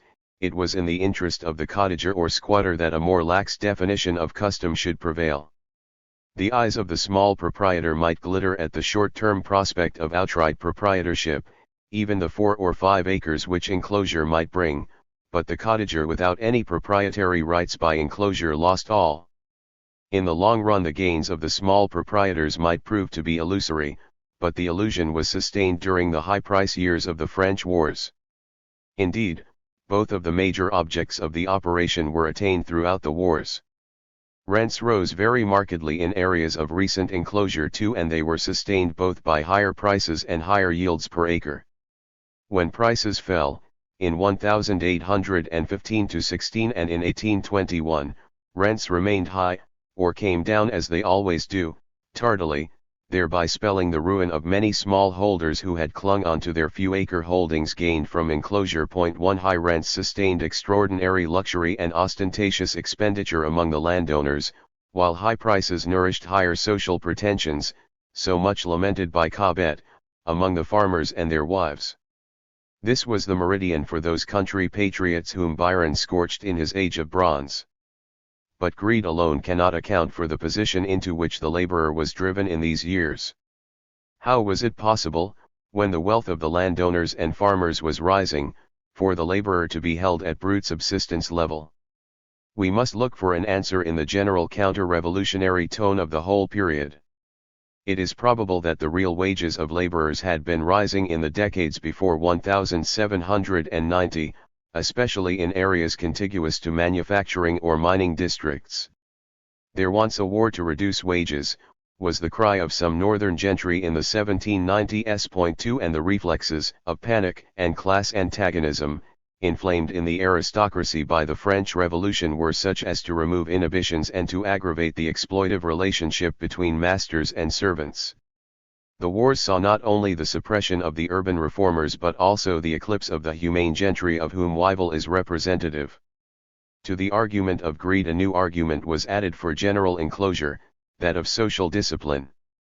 The commons, the poor man's heritage for ages past, on which Thomas Bewick could recall independent laborers still dwelling, who had built their cottages with their own hands, were now seen as a dangerous center of indiscipline. Arthur Young saw them as a breeding ground for barbarians, nursing up a mischievous race of people, of the Lincolnshire fens, so wild a country nurses up a race of people as wild as the fen. 4. Ideology was added to self-interest. It became a matter of public spirited policy for the gentleman to remove cottagers from the commons, reduce his laborers to dependence, pare away at supplementary earnings, drive out the small holder. At a time when Wordsworth was extolling the virtues of old Michael and his wife, in their struggle to maintain their patrimonial fields, the very much more influential commercial and agricultural magazine regarded the yeoman in a different light. A wicked, cross-grained, petty farmer is like the sow in his yard, almost an insulated individual, who has no communication with, and therefore, no reverence for the opinion of the world. As for the rights of the cottager in enclosure, it may seem needless to notice his claims. But the interest of the other claimants is ultimately concerned in permitting the laboring man to acquire a certain portion of land, for by this indulgence the poor rates must be speedily diminished, since a quarter of an acre of garden ground will go a great way towards rendering the peasant independent of any assistance. However, in this beneficent intention moderation must be observed, or we may chance to transform the laborer into a petty farmer, from the most beneficial to the most useless of all the applications of industry. When a laborer becomes possessed of more land than he and his family can cultivate in the evenings, the farmer can no longer depend on him for constant work, and the haymaking and harvest must suffer to a degree which would sometimes prove a national inconvenience. As for the village poor, they are designing rogues, who, under various pretenses, attempt to cheat the parish, and their whole abilities are exerted in the execution of deceit, which may procure from the parish officers an allowance of money for idle and profligate purposes. 1. There are, of course, exceptions. But this is the way the grain runs between 1790 and 1810.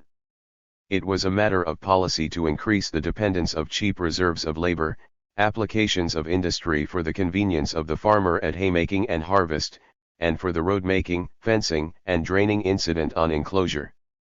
What Cobbett called Scotch philosophy and the Hammonds the spirit of the age was endorsed as heartily by landowners as by manufacturers.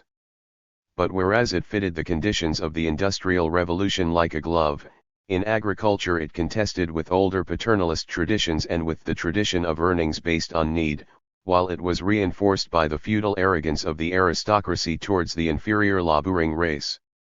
The doctrine that labor discovers its own natural price, according to the laws of supply and demand, had long been ousting the notion of the just wage. During the wars it was propagated by every means. The demand for labor must necessarily regulate wages, wrote a country magistrate in 1800. And he went on to argue that the poor rates, by maintaining a surplus population and encouraging marriages, thereby ensuring a supply of labor in excess of demand, brought down the total wages bill. Indeed, he showed himself a pioneer in the science of averages. Let us suppose the annual poor rates, and the amount of wages throughout England added together in one total.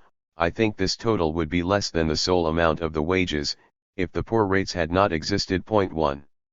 The motives which led to the introduction of the various systems of poor relief which related relief to the price of bread and to the number of children were no doubt various. The Speen-Hamland decision of 1795 was impelled by both humanity and necessity. but the perpetuation of speen hamland and roundsman systems, in all their variety, was ensured by the demand of the larger farmers, in an industry which has exceptional requirements for occasional or casual labor, for a permanent cheap labor reserve. After the wars there is a new emphasis. Farmers are very much more willing to listen to the warnings of Malthus against a bounty on population. Poor rates had risen from under £2 million per annum in the 1780s, to more than 4 millions in 1803, and over 6 millions after 1812. A bounty on population now appeared, as the Poor Law Commission was to describe it in 1834, as a bounty on indolence and vice. Landowners and farmers began to regret the lost commons, the cow, the geese, the turfs, which had enabled the poor to subsist without coming to the parish overseer. Some cows came back, here and there potato patches made some headway, the Board of Agriculture lent its strenuous support to the allotment propaganda. But it was too late to reverse a general process. No common was ever brought back and few landowners would risk renting land to a laborer. Farmers who had made a doctrine of parsimony during the years of war prosperity were not inclined to be less parsimonious when wheat prices fell. Moreover, the population of the villages was added to by returned soldiers, the laborers were joined by bankrupt smallholders, the work incidental to enclosure fell off, and the concentration of the textile industries in the North and the Midlands further weakened the position of the laborer in East Anglia, the West Country, and the South. New or expanding rural industries might afford temporary relief in certain counties, but the overall decline is beyond dispute. And as domestic employments failed, so the cheap labor of women as field laborers grew. 1. High rents or falling prices, war debt and currency crises, taxes on malt, on windows, on horses, game laws, with their paraphernalia of gamekeepers, spring guns, man-traps, and sentences of transportation, all served, directly or indirectly, to tighten the screw upon the laborer. The Jacobins did not do these things, exclaimed Cobbett. And will the government pretend that Providence did it? Poh! These things are the price of efforts to crush freedom in France, lest the example of France should produce a reform in England. These things are the price of that undertaking, too.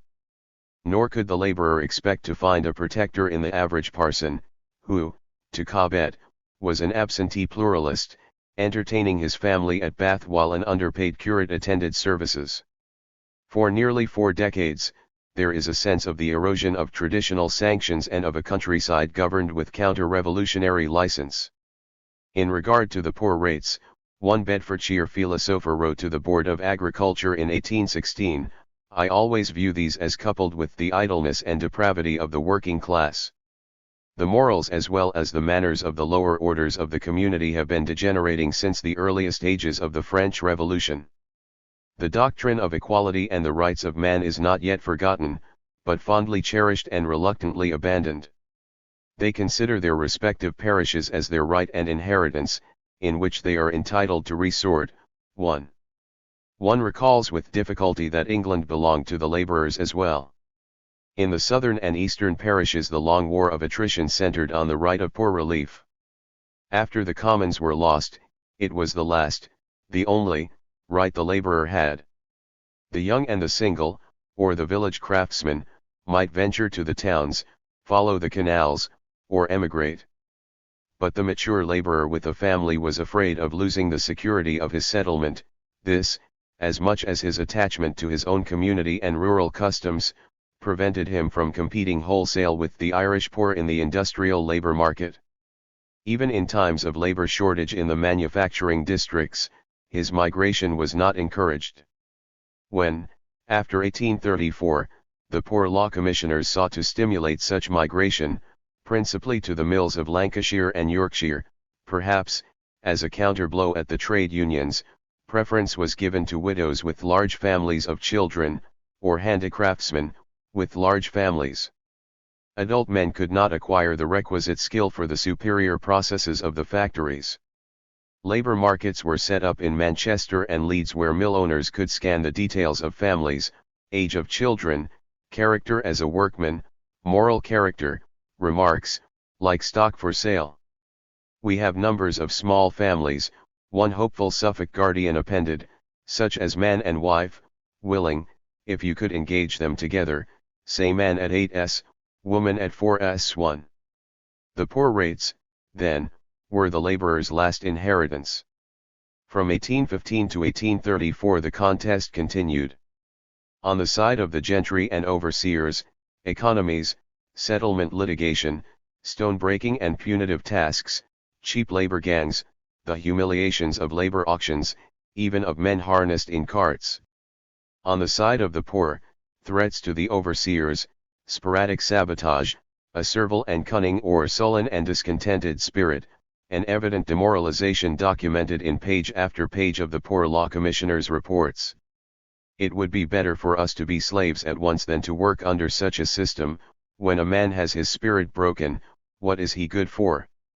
In the Speen Hamland counties of the south the laborers had their own bitter jest, the farmers keep us here like potatoes in a pit, and only take us out for use when they can no longer do without us. Point 2. It is an apt description. Cobbett, in his invectives against wholesale rural depopulation, was right in his description of causes but wrong in his conclusions. It seems probable that the enclosures, especially of arable land in the south and the east during the wars, did not result in general depopulation. While laborers were migrating, in ripples, from village to town, and from county to county, the general population rise more than compensated for the loss. After the wars, when prices fell and the farmers could no longer get vent for our young men in the army or navy, the outcry was about surplus population. But, after the new poor law was put into operation in 1834, this surplus in some villages proved fictitious. In these villages the greater part of the labor bill was being met through the poor rates, laborers were employed for odd days or half days and then turned back on the parish. If there comes a frost they discharge them, said one overseer, when the season opens they come to me, and take 'em back again. The farmers make my house what we call in our trade a house of call. Wet weather created a surplus, harvest a shortage. Employers, jealous at subsidizing the labor of their neighbors through the poor rates, would discharge their own men and apply for their labor from the overseer. So and so has turned off 2 of his men, if I am to pay to their wages, he shall pay to yours, you must go. It is a system open to endless permutations of muddle, waste, and extortion, and to a few tricks on the laborer's side as well.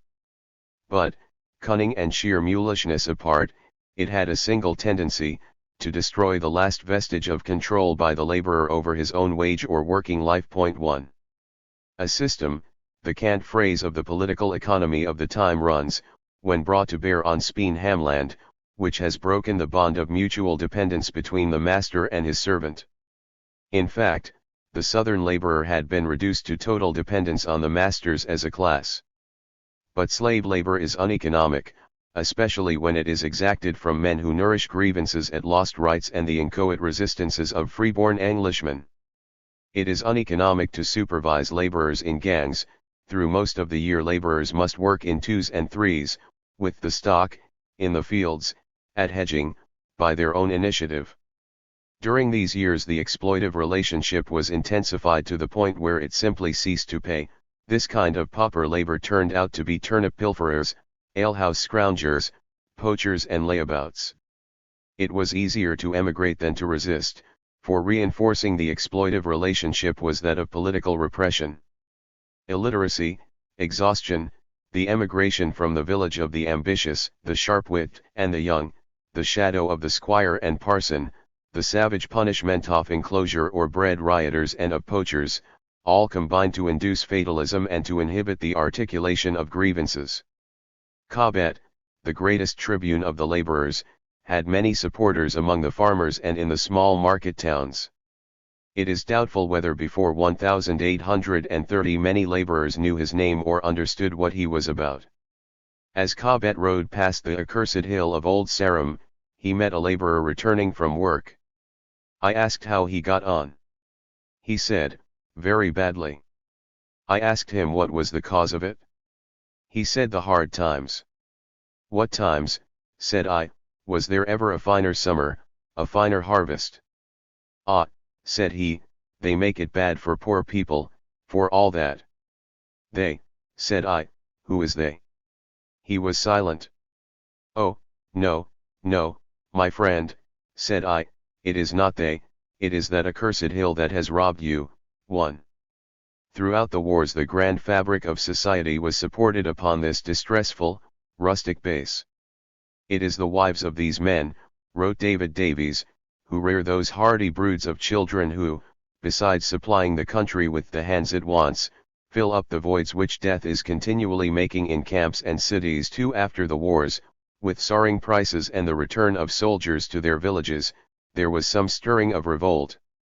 The burthen that is now laid on us we are determined to bear no longer, ran a letter from the Yeovil district, signed with a bleeding heart, blood and blood and blood, a general revolution there muse be. 3. But the very violence of such threats points to a sense of impotence. Only in 1816 in East Anglia, where the labourers were frequently employed in large gangs, did serious disturbances break out. The demand for a minimum wage was united with the demand for price maximums, there were food riots, forced levies for money from the gentry, and the destruction of threshing machines. But disorder was brutally repressed, and thrust back into the underground of the poaching war. The anonymous letter, the Flaming Corn Rick. 1. Revolt, when it came, in 1830, with its curiously indecisive and unbloodthirsty mobs was met with the same sense of outrage as a rising of the blacks. I induced the magistrates to put themselves on horseback, recorded the victor of Waterloo. Each at the head of his own servants and retainers, grooms, huntsmen, gamekeepers, armed with horsewhips, pistols, fowling pieces, and what they could get, and to attack in concert, these mobs, disperse them, destroy them, and take and put in confinement those who could not escape. 2. It was not the Duke, however, but the new Whig ministry which sent special commissions down to terrorize the insurgents. And it was the organ of middle-class radicalism, the Times, which led the outcry for examples of severity. The advice was followed. On the 9th of January, judgment of death was recorded against 23 prisoners, for the destruction of a paper machine in Buckingham, in Dorset. On the 11th, against 3, for extorting money, and 2 for robbery. At Norwich, 55 prisoners were convicted of machine breaking and rioting. At Ipswich, 3, for extorting money. At Petworth, 26 for machine breaking and rioting. At Gloucester, upwards of 30, at Oxford, 29, and at Winchester, out of upwards of 40 convicted, 6 were left for execution. At Salisbury, 44 prisoners were convicted, 3. And it was a Whig ministry again which sanctioned, 3 years later, the transportation of the labourers of Tolpuddle in Dorsetshire, who had had the insolence to form a trade union. This revolt of the field labourers extended more widely into East Anglia and the Midlands, as well as the southern counties, and lasted longer than is apparent from the Hammonds account. Few first-hand accounts from the labourers' side have survived. In 1845 Somerville took down the story of Joseph Carter, a Hampshire labourer from the village of Sutton Scotney, who was sentenced to transportation for his part, and who had spent 2 years in the Portsmouth hulks. Everybody was forced like to go, said Carter, there was no denying. I were at the meeting across the street there, in that corner house, the night as Joe Mason read the letter to us all, that came from Overton. There was no name to the letter. But Joe said he knowed who it came from. Joe was a good scholard. The letter, I know, came from old D.S., he be dead, and it came out of Newton, never came from Overton. It said we was all to leave off work, and the Sutton men was to go out and stop the ploughs. They was to send home the horses for the farmers to look after them themselves, and was to take the men with them. And they was to go and turn the men out of the barns. And they was all to go and break the sheens as the farmers had got to do the thrashing. Well, about the letter. Joe Mason read it. We did not then know who it came from. But we knows, all on us now in this here place, that old D.S. had a hand in 't. He was a great friend of Mr. Cobbett. He used to write to Mr. Cobbett. He never got into no trouble about it. He was too good a manager to get other people into trouble to get in himself. No, I do not blame this on Mr. Cobbett. I mean old D.S., the shoemaker. The laborers then collected or extorted money from gentry and farmers, and Joseph Carter was made treasurer. They said I were honest, and they gave it to me to carry. I had £40 at one time, £40 every shilling. Some people ha told me since that I should ha gone off with it. I did think of doing that once. The coach came by when we was up on the London road, and it did come into my head to get on the coach, and get away from the whole business, with the £40. But I thought about leaving my wife behind, and about what a vagabond they would all call me, and the coach was soon past. I needn't ha been tried at all. They came to me time and times after I was in Winchester jail, to get me to speak against the two Masons. They offered to let me clear, if I would only tell what I knowed in them. Had I told what I knowed, they'd ha been hung, as sure as Borrowman and Cook and Cooper was hung. I was took out with the other prisoners to see they hung.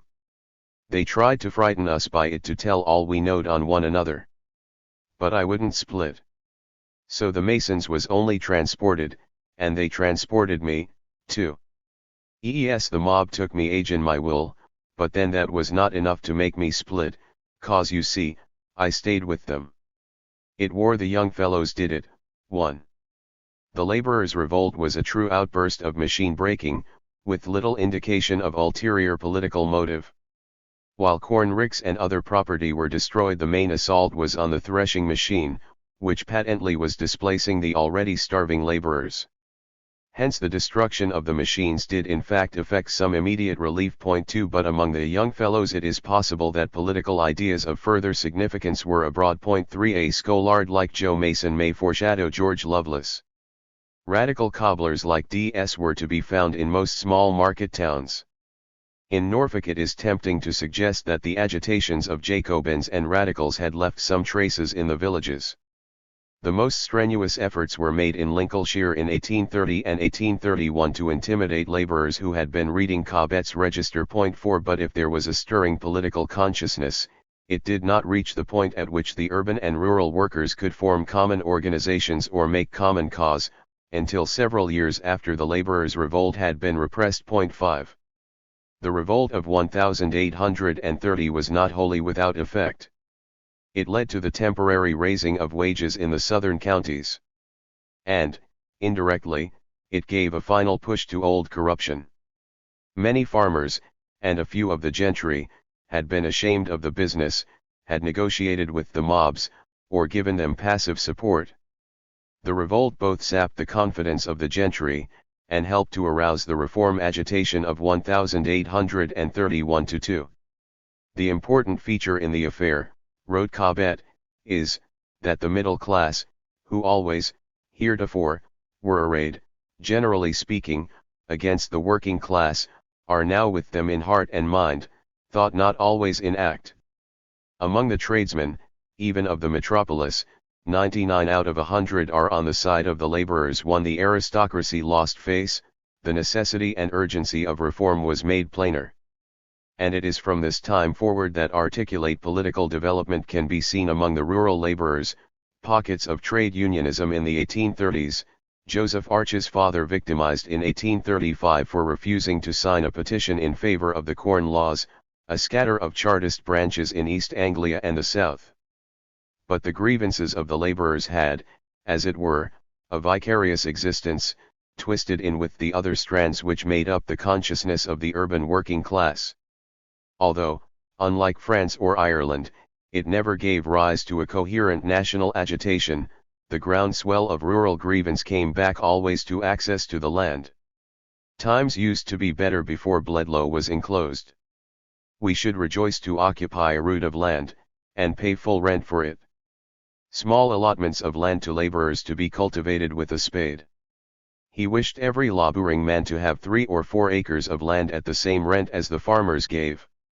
They would pay this, and gladly. When the laborer or his children moved into the town, it was this aspiration which remained.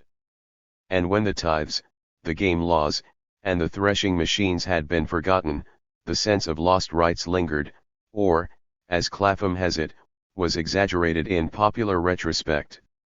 We shall see how Cobbett and Hunt, farmers both, helped to shape the new urban radicalism, but rural memories were fed into the urban working class culture through innumerable personal experiences. Point 1. Throughout the 19th century, the urban worker made articulate the hatred for the landed aristocrat which perhaps his grandfather had nourished in secret. He liked to see the squire cast in villainous melodramas, and he preferred even a board of guardians to the charity of a Lady Bountiful. He felt that the landowner had no right to his wealth, whereas, if only by foul means, the mill owner had earned his. The response of urban trade unionists to the transportation of the toll puddle laborers was immediate and overwhelming, and to the later struggles of Arches Union scarcely less so. And the yearning for land arises again and again, twisted in with the outworkers' desire for an independence, from the days of Spence to the Chartist land plan and beyond. Perhaps its vestiges are still with us today, in allotments and garden plots. Land always carries associations, of status, security, rights, more profound than the value of its crop. We see the influence of this as early as the 1790s, in the Jacobin hatred of the landed aristocracy. This was an enduring characteristic of the radicalism of the artisans, nourished by Paine's agrarian justice and Spence's propaganda for land nationalization.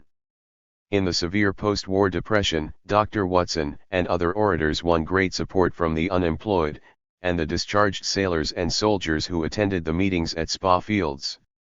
Trade and commerce have been annihilated, but still the earth was by nature designed for the support of mankind.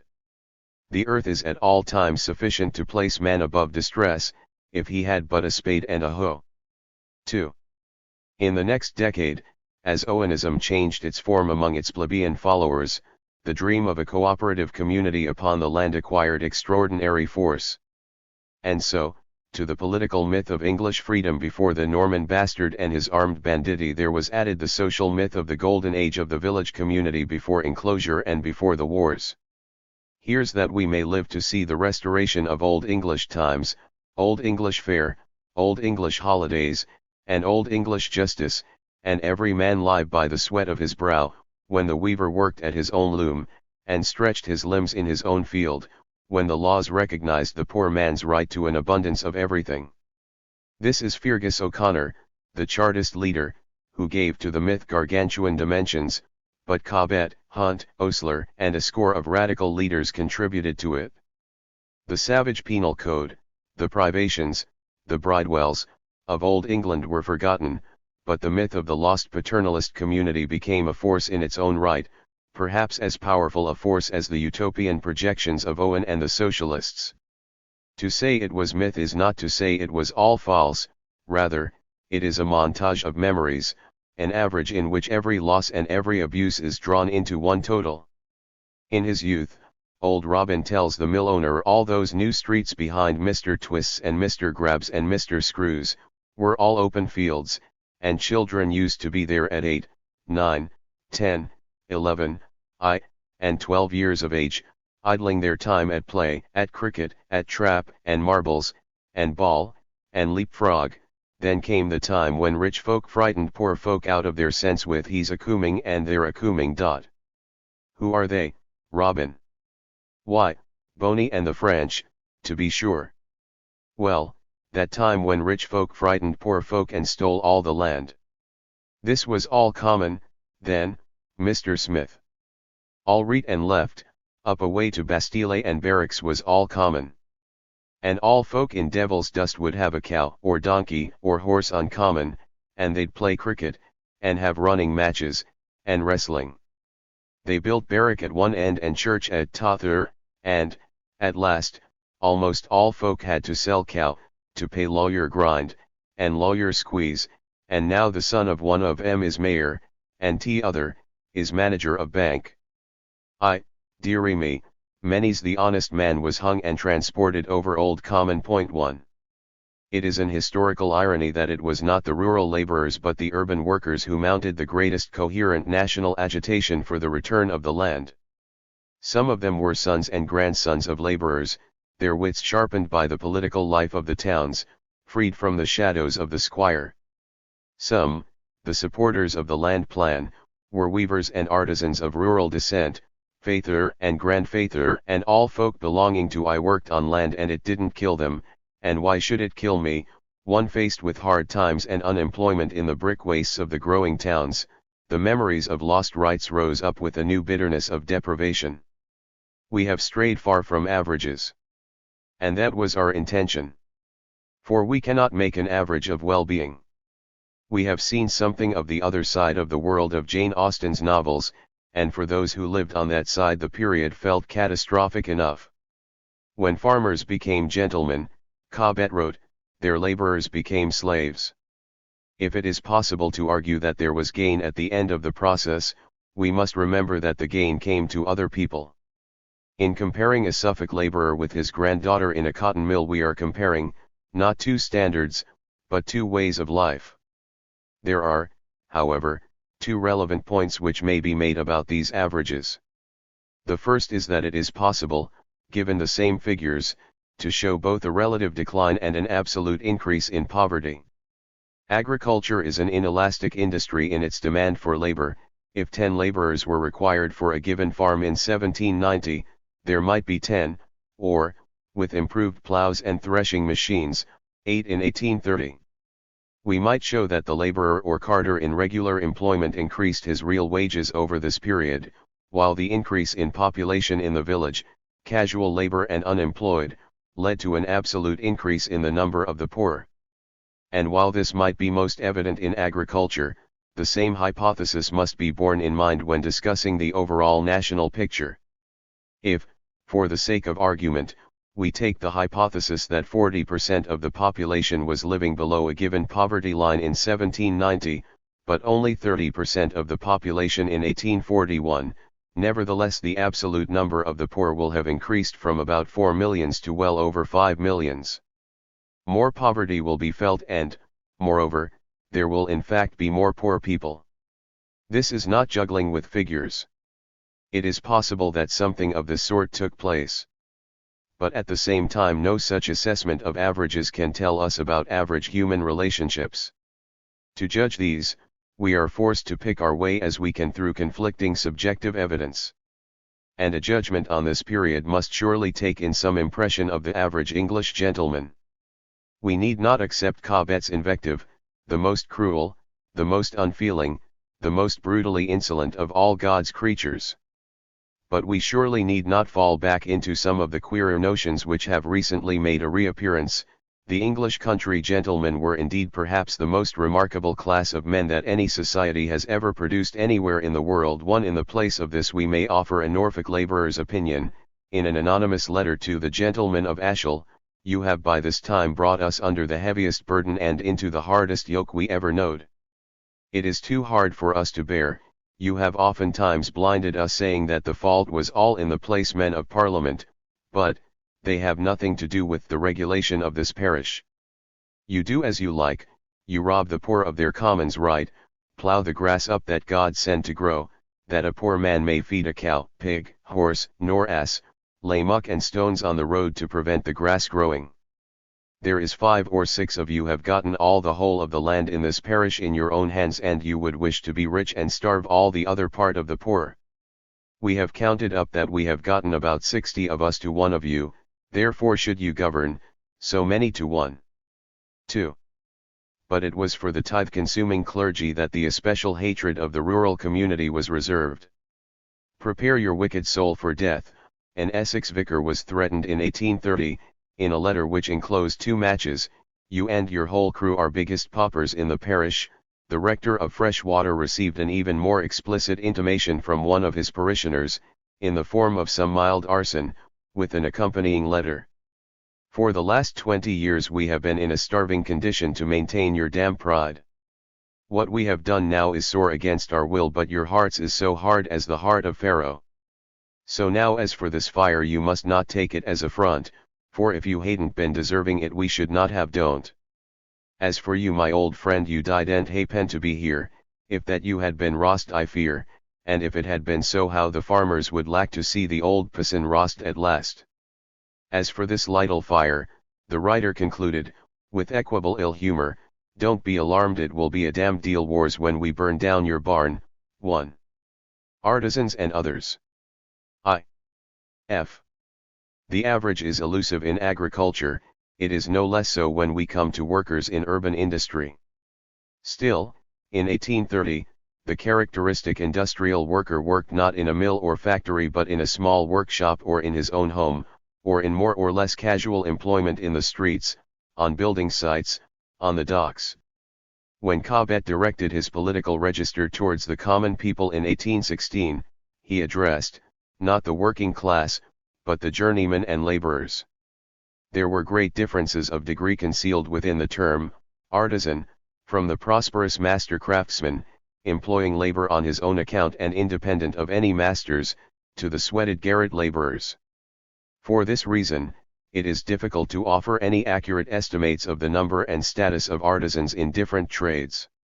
The occupational tables of the census of 1831 make no effort to differentiate between the master, the self-employed, and the laborer. 1 After the agricultural laborers and domestic servants, the building trades made up the next largest group, accounting perhaps for 350,000 to 400,000 men and boys in 1831. Leaving aside the textile industries where outwork still predominated, the largest single artisan trade was that of shoemaking, with 133,000 adult male workers estimated for 1,831, followed by tailoring, with 74,000. In London, the greatest artisan centre in the world, where Dr. Dorothy George appears to lend her authority to a rough estimate of 100,000 journeymen of all types in the early 19th century, Sir John Clapham advises us. The typical London skilled workman was neither brewery hand, shipwright, nor silk weaver, but either a member of the building trades, or a shoemaker, tailor, cabinet maker, printer, clockmaker, jeweler, baker, to mention the chief trades, each of which had over 2,500 adult members in 1831.1. The wages of the skilled craftsmen at the beginning of the 19th century were often determined less by supply and demand in the labor market than by notions of social prestige, or custom. Customary wage regulation may cover many things, from the status accorded by tradition to the rural craftsman to intricate institutional regulation in urban centers. Industry was still widely dispersed throughout the countryside. The tinker, knife grinder, or peddler would take his wares or skills from farm to farm and fair to fair. In the large villages there would be stonemasons, thatchers, carpenters, wheelwrights, shoemakers, the blacksmith's forge. In the small market town there would be saddlers and harness makers, tanners, tailors, shoemakers, weavers, and very possibly some local specialities such as stirrup making or pillow lace, as well as all the business of the posting inns, carriage of farm produce and of coals, milling, baking, and the like. Many of these rural craftsmen were better educated and more versatile and felt themselves to be a cut above the urban workers, weavers, stockingers, or miners, with whom they came into contact when they came to the towns. They brought their own customs with them, and no doubt these influenced wage fixing and differentials in those small town crafts which grew into great urban industries, building, coachmaking, even engineering. Custom, rather than costing, governed prices in many village industries, especially where local materials, timber or stone, were used. The blacksmith might work for so much a pound for rough work, a little more for fine. George Sturt, in his classic study of the wheelwright's shop, has described how customary prices still prevailed in Farnham when he took over the family firm in 1884. My great difficulty was to find out the customary price. I doubt if there was a tradesman in the district, I am sure there was no wheelwright, who really knew what his output cost, or what his profits were, or if he was making money or losing it on a particular job. Much of the profit came from jobbing and repairs. As for carts and wagons, the only chance for me to make a profit would have been by lowering the quality of the output, and this the temper of the men made out of the question. The men worked at the pace which their craftsmanship demanded, they possibly exaggerated the respect for good workmanship and material, and as for the latter, it happened not infrequently that a disgusted workman would refuse to use what I had supplied to him.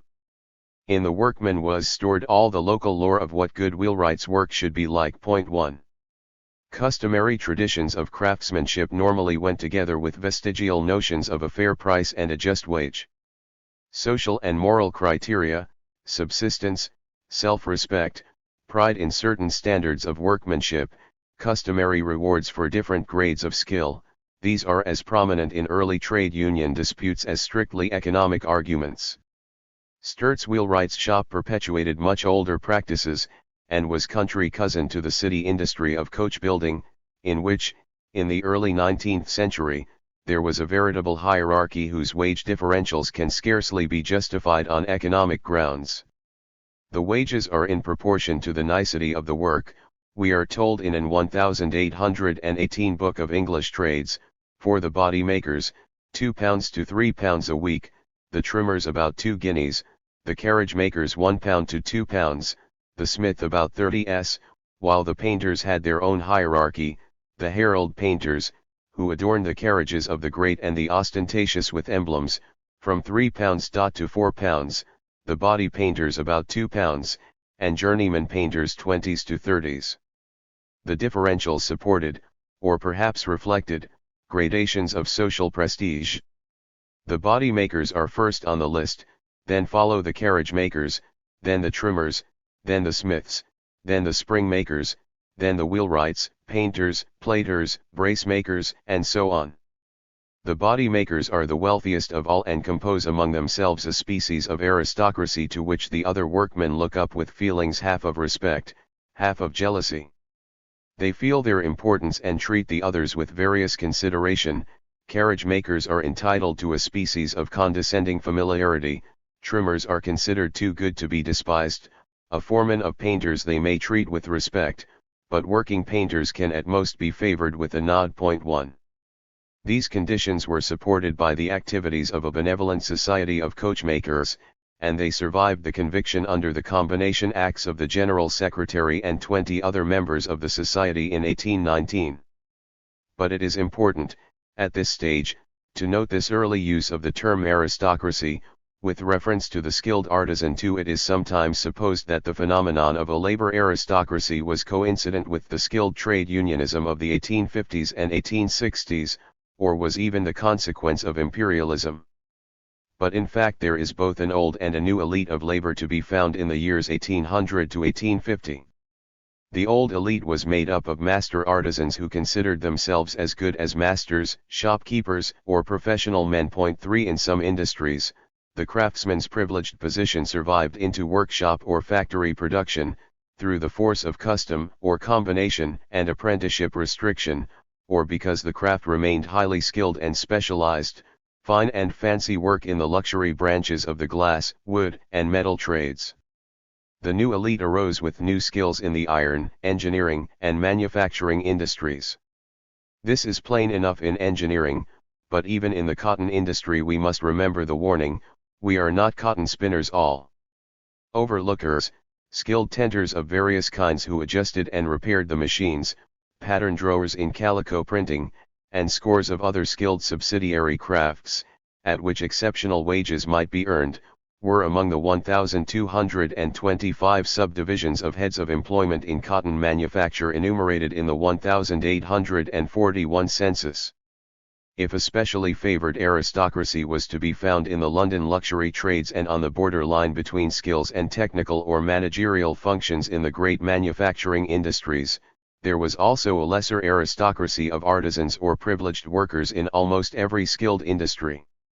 We can see this if we look for a moment through the inquisitive, humorous eyes of Thomas Large, a Leicester stocking weaver who took part in a deputation to London in 1812 to lobby M.P.S. on behalf of a bill for regulating conditions in the hosiery industry. 1. Once they had reached London, the framework knitters, who had at this time no permanent trade union organization but simply an ad hoc committee formed to promote the passage of their bill, made contact with trade unionists in London who despite the combination acts, were easily located at their houses of call.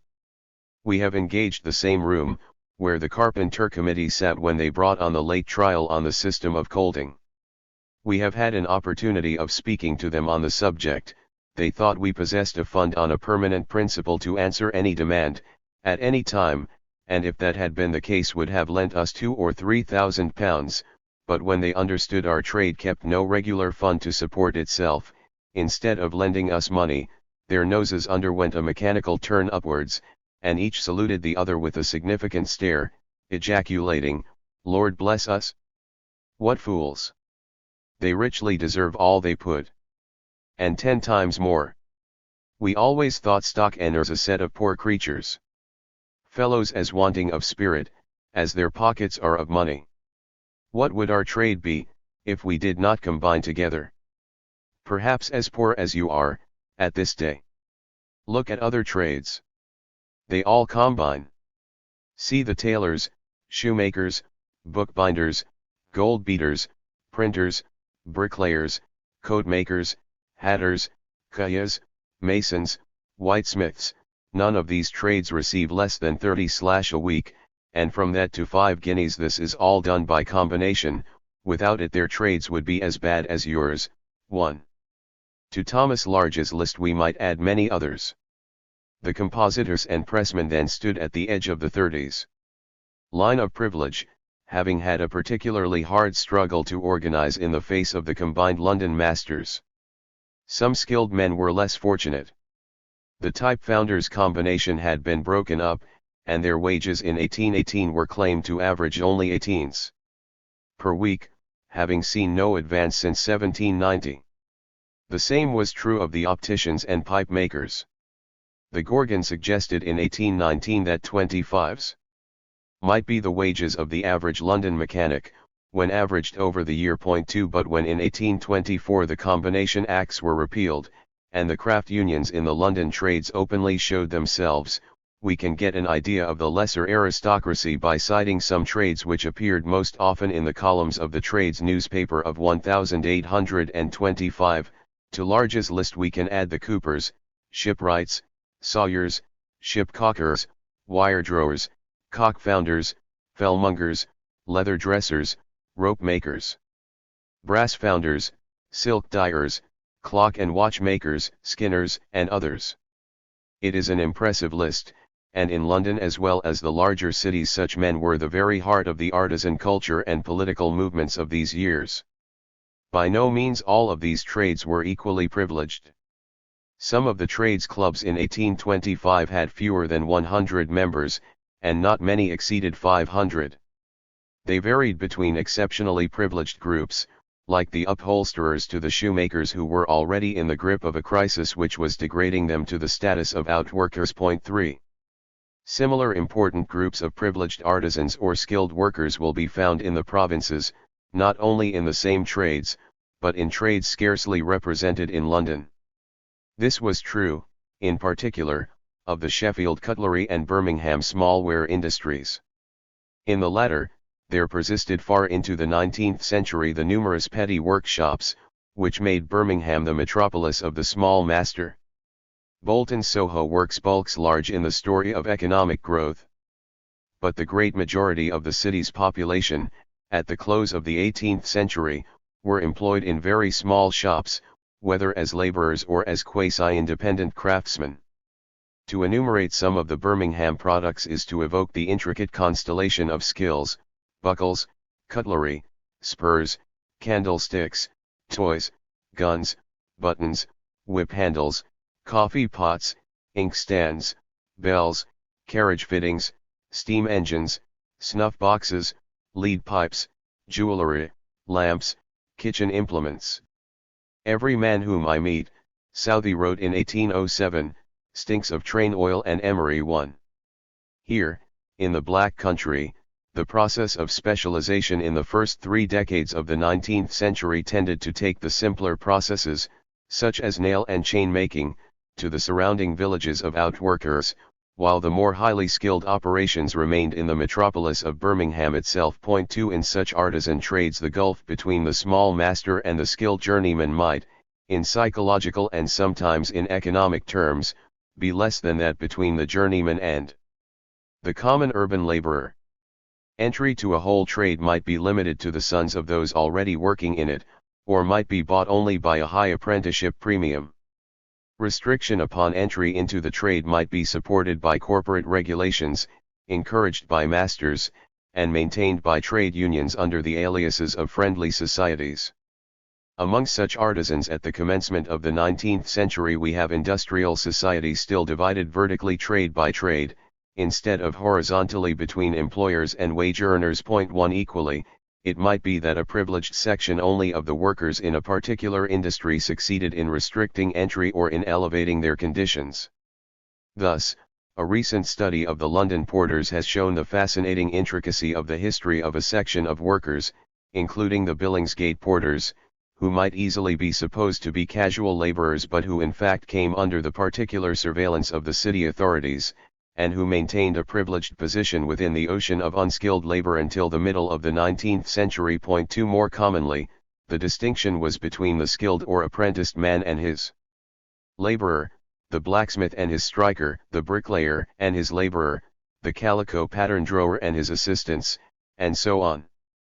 The distinction between the artisan and the laborer, in terms of status, organization, and economic reward, remained as great, if not greater, in Henry Mayhew's London of the late 1840s and 1850s as it was during the Napoleonic Wars. In passing from the skilled operative of the West End to the unskilled workman of the eastern quarter of London, Mayhew commented, "The moral and intellectual change is so great, that it seems as if we were in a new land, and among another race. The artisans are almost to a man red-hot politicians. They are sufficiently educated and thoughtful to have a sense of their importance in the state. The unskilled laborers are a different class of people. As yet they are as unpolitical as footmen, and instead of entertaining violent democratic opinions, they appear to have no political opinions whatever, or, if they do, they rather lead towards the maintenance of things as they are, than towards the ascendancy of the working people. 3. In the South, it was among the artisans that the membership of friendly societies was largest and trade union organization was most continuous and stable, that educational and religious movements flourished, and that Owenism struck deepest root. It was, again, among the artisans that the custom of tramping in search of work was so widespread that it has been described by one historian as the artisan's equivalent of the Grand Tour. 2 We shall see how their self-esteem and their desire for independence colored the political radicalism of the post-war years. And, if stripped of his craft and of his trade union defenses, the artisan was one of the most pitiful figures in Mayhew's London. The destitute mechanics, Mayhew was told by the master of the Wandsworth and Clapham Union, are entirely a different class from the regular vagrants. Their lodging houses and houses of call were different from those of the tramps and the fraternity of travellers. They would turn to the workhouse only in final despair. Occasionally they have sold the shirt and waistcoat off their backs before they applied for admittance. The poor mechanic will sit in the casual ward like a lost man, scared. When he's beat out he's like a bird out of a cage, he doesn't know where to go, or how to get a bit. 3. The London artisan was rarely beaten down so low, there were many halfway stages before the workhouse door was reached. His history varies greatly from trade to trade. And if we look out of London to the northern and Midlands centres of industry, there are other important classes of skilled labourer or factory operative, miners in certain coal fields, cotton spinners, skilled building workers, skilled workers in the iron and metal industries, who are among those whom Professor Ashton describes as being able to share in the benefits of economic progress. Among such were the Durham miners whom Cobbett described in 1832. You see nothing here that is pretty, but everything seems to be abundant in value, and one great thing is, the working people live well. The peatmen have 24 shillings a week, they live rent-free, their fuel costs them nothing, and their doctor costs them nothing. Their work is terrible, to be sure, and, perhaps, they do not have what they ought to have, but, at any rate, they live well, their houses are good and their furniture good, and, their lives seem to be as good as that of the working part of mankind can reasonably expect. Point 1. The miners, who in many districts were almost an hereditary caste, had a reputation as comparatively high wage earners. Collier lads get goud and silver. Factory lads gets nout but brass. Professor Ashton considers it to be probable that their real wages were higher in the 1840s than in any but the best of the war years. But their conditions of work were probably worse. Point 2. Many such groups increased their real wages between 1790 and 1840. The progress was not as smooth nor as continuous as is sometimes implied. It was closely related to the success or failure of trade unionism in each industry, and unemployment or seasonal short time must be set against optimistic wage series. But if we were concerned only with skilled society men in regular employment, then the controversy as to living standards would long ago have been settled on the optimistic side. But in fact the whole problem presents endless complexities. The student who comes across a confident statement of this order in his textbook, in 1831 the cost of living was 11% higher than in 1790, but over this span of time urban wages had increased, it appears, by no less than 43%. Should at once scent danger. It is not only that the cost of living indices are themselves the subject of serious dispute, Professor Ashton himself having described the index upon which his own statement is based as being perhaps derived from the diet of a diabetic. Point 1. We should also realize that the index of urban wages is based, in the main, upon the wages of skilled workers in full work. And it is exactly here that a host of further problems enter. Why should we suppose, in a period of very rapid population growth, that the proportion of employed and skilled to casual and unemployed workers should move in favor of the former? Why should the social historian repeatedly encounter evidence suggesting that this was an exceptionally painful period for great masses of the people? How was it, if 1820 to 1850 showed an appreciable rise in the standard of living, that after 30 more years of unquestioned improvement between 1850 and 1880, the unskilled workers of England still lived in the conditions of extreme deprivation revealed, in the 1890s, by Booth, and by Rowntree? The first half of the 19th century must be seen as a period of chronic underemployment, in which the skilled trades are like islands threatened on every side by technological innovation and by the inrush of unskilled or juvenile labor. Skilled wages themselves often conceal a number of enforced outpayments, rent of machinery, payment for the use of motive power, fines for faulty work or indiscipline, or compulsory deductions of other kinds. Subcontracting was predominant in the mining, iron, and pottery industries, and fairly widespread in building, whereby the buddy or ganger would himself employ less skilled laborers, while children, peasants in the mills or hurriers in the pits, were customarily employed by the spinner or the collier. The Manchester cotton spinners claimed in 1818, that a wage of £2 3s. 4d was subject to the following outpayments. First piecer per week. 0. 9. 2. Second piecer per week. 0. 7. 2. Third piecer per week. 0. 5. 3. Candles on the average winter and summer per week. 0. 1. 6. Sick and other incidental expenses. 0. 1. 6. Expense. £1. 5. 0. Leaving a balance of 18s. 4d.1 In every industry similar cases can be cited, whereby the wages quoted by workers reveal a different complexion from those quoted by employers. Truck, or payment in goods, and Tommy shops complicate the picture further, while seamen and waterside workers were subject to peculiar extortions, often at the hands of publicans, for example, the Thames coal whippers who, until a protective act in 1843, could only gain employment through the publicans who, in their turn, would only employ men who consumed up to 50% of their wages in the public house. Point 2. Where a skill was involved, The artisan was as much concerned with maintaining his status as against the unskilled man as he was in bringing pressure upon the employers. Trade unions which attempted to cater for both the skilled and the unskilled in the same trade are rare before 1830, and when the builders, in their period of Owenite enthusiasm, adopted proposals embracing the laborers, the distinction was very clearly marked. These lodges should, by degrees, consist of architects, masons, bricklayers, carpenters, slaters, plasterers, plumbers, glaziers, painters, and also quarriers, brickmakers, and laborers as soon as they can be prepared with better habits and more knowledge to enable them to act for themselves, assisted by the other branches who will have an overwhelming interest to improve the mind, morals, and general conditions of their families in the shortest time. 3.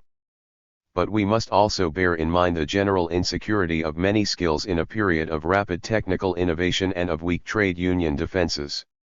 Invention simultaneously devalued old skills and elevated new ones. There is little uniformity in the process. As late as 1818 the Book of English Trades does not list the trades of engineer, steam engine maker, or boiler maker.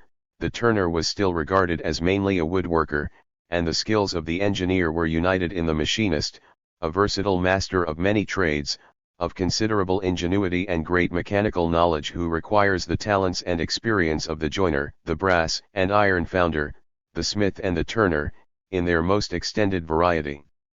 Only 10 years later there was published The Operative Mechanic and British Machinist, running to no less than 900 pages, showing the extraordinary diversity of what had once been the millwright's craft. And the separation off of new skills can be seen in the formation of the early societies or trade unions which were later to make up the engineers. Well-organized trades clubs of millwrights at the end of the 18th century give rise to the Friendly Society of Iron Molders, the Friendly and Benevolent Society of Weissmen and Turners, the Mechanics' Friendly Union Institution, Steam Engine Makers Society, and the Friendly Union of Mechanics. But the progression of these societies should not lead us to suppose a record of continuing advancement as new skills became established. On the contrary, whereas the millwright was an aristocrat, who was protected both by his own organization and by apprenticeship restrictions, and who maintained a wage of 2 guineas in the first years of the 19th century, the repeal of the apprenticeship clauses of the Elizabethan Statute of Artificers in 1814 left him exposed to serious competition. Alexander Galloway, a former assistant secretary of the LCS and now the leading engineering employer in London, gave evidence in 1824 that after repeal, when a man was allowed to work at any employment, whether he had served 1, 2, or 3 years, or not at all, that broke the neck of all combinations. The old millwrights were so overwhelmed by new men, that we could do without them, while peace rates and other incentives completed the trade unionists' discomfiture. Where the millwrights used to scoff and spurn at the name of an engineer, which was thought to be an inferior, upstart trade, it was now the turn of the millwrights to disappear. Unapprenticed engineers could be found at 18s per week, and the introduction of the self-acting principle to the lathe led to an influx of youths and unskilled. Hence even this industry, surely one of the most remarkable for the introduction of new skills, does not show an easy progression in status and in wages commensurate to the pace of technical innovation. Rather, it shows a peak towards the end of the 18th century, a rapid decline in the second decade of the 19th accompanied by an influx of unskilled labor, followed by the establishment of a new hierarchy and of new forms of combination. The work was highly differentiated, and for some years it was doubtful which trade would establish precedence. 1 The rise of the skilled engineer, in the machine-making industry, was facilitated by the scarcity of his experience. The labor turnover in the early engineering workshops was prodigious. Galloway, who employed 80 or 90 men in 1824, claimed to have had between 1,000 and 1,500 men pass through his works in the previous 12 years, that is more than a total turnover of the labor force per annum. Agents of foreign employers scoured Britain in the hope of enticing skilled men to France, Russia, Germany, America. 2 London employers naturally suffered especially. A foreign agent has only to watch at my gates as they come out and in, and get the names of the most able men, and many engagements of this sort have been made in this way. In consequence, the wages of the best men steadily rose until by the 1830s and 1840s they belonged to a privileged elite. In 1845, at Messrs. Hibbert and Platts, the premier textile machinery works in Britain, employing close on 2,000 workers, wages of 30s and upwards were paid to good men. The engineers spent freely, gambled on horses and dogs, trained whip pets, and had flesh meat twice or thrice a day. The wheel had now, however, turned full circle. Where Galloway had been forced to bribe his best men to stay in 1824, the engineer's skill had now multiplied so far that Hibbert and Platts could carefully select only the best qualified men. I saw, our Methodist recalls, many start that were paid off the first day, some at even shorter trial. Already the engineer could rely no more on the scarcity of his skill to protect his conditions. He was forced to return to trade unionism, and it is significant that Hibbert and Platts was the storm center of the engineers' lockout of 1851.1. We must always bear in mind this overlap between the extinction of old skills and the rise of new. One after another, as the 19th century ran its course, old domestic crafts were displaced in the textile industries, the shearmen or croppers, the hand calico printers, the hand wool combers, the fustian cutters. And yet there are contrary instances of laborious and ill-paid domestic tasks, sometimes performed by children, which were transformed by technical innovation into jealously defended crafts. Thus, carding in the woolen industry was done with leather-backed cards into which thousands of wire teeth must be set. In the 1820s and 1830s this was done by children at the rate of 1,500 or 1,600 for a 1/2 d, and on almost every cottage hearth little workers who could scarcely walk relieved the monotony of the weary task by putting a tooth into the card for every inhabitant of the village, and calling out each name as the representative wire was inserted. 1 Less than 50 years later, successive inventions in card-setting machinery had enabled the small craft union of card-setters and machine tent to establish itself in a privileged position among the aristocracy of the woolen industry. But when we follow through the history of particular industries, and see new skills arise as old ones decline, it is possible to forget that the old skill and the new almost always were the perquisite of different people. Manufacturers in the first half of the 19th century pressed forward each innovation which enabled them to dispense with adult male craftsmen and to replace them with women or juvenile labor. Even where an old skill was replaced by a new process requiring equal or greater skill, we rarely find the same workers transferred from one to the other, or from domestic to factory production. Insecurity, and hostility in the face of machinery and innovation, was not the consequence of mere prejudice and of insufficient knowledge of political economy. The cropper or wool comber knew well enough that, while the new machinery might offer skilled employment for his son, or for someone else's son, it would offer none for him. The rewards of the march of progress always seem to be gathered by someone else. We shall see this more clearly when we examine Luddism. But even so, we are only at the fringe of the problem, for these particular insecurities were only a facet of the general insecurity of all skills during this period.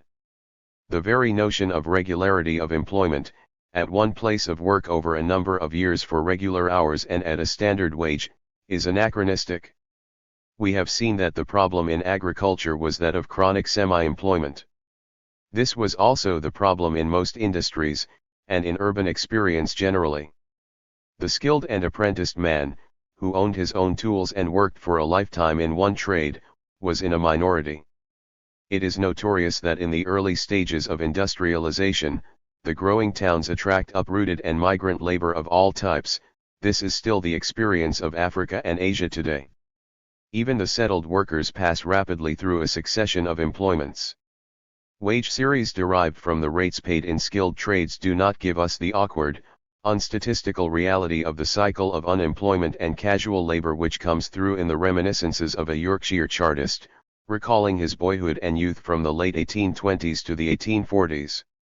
Tom Brown's school days would have had no charm for me, as I had never been to a day school in my life. When very young I had to begin working, and was pulled out of bed between 4 and 5 o'clock, in summer time to go with a donkey 1½ miles away, and then take part in milking a number of cows, and in the evening had again to go with milk, and it would be 8 o'clock before I had done.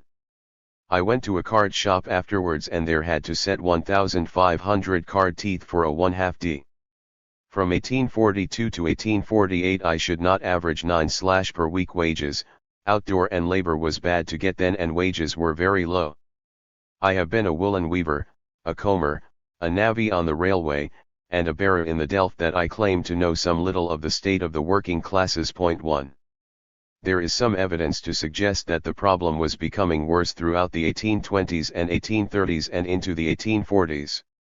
That is, while wages were moving slowly but favorably in relation to the cost of living, the proportion of workers chronically underemployed was moving unfavorably in relation to those in full work. Henry Mayhew, who devoted a section of his great study of the London poor to the problem of casual labor, understood that this was the crux of the problem.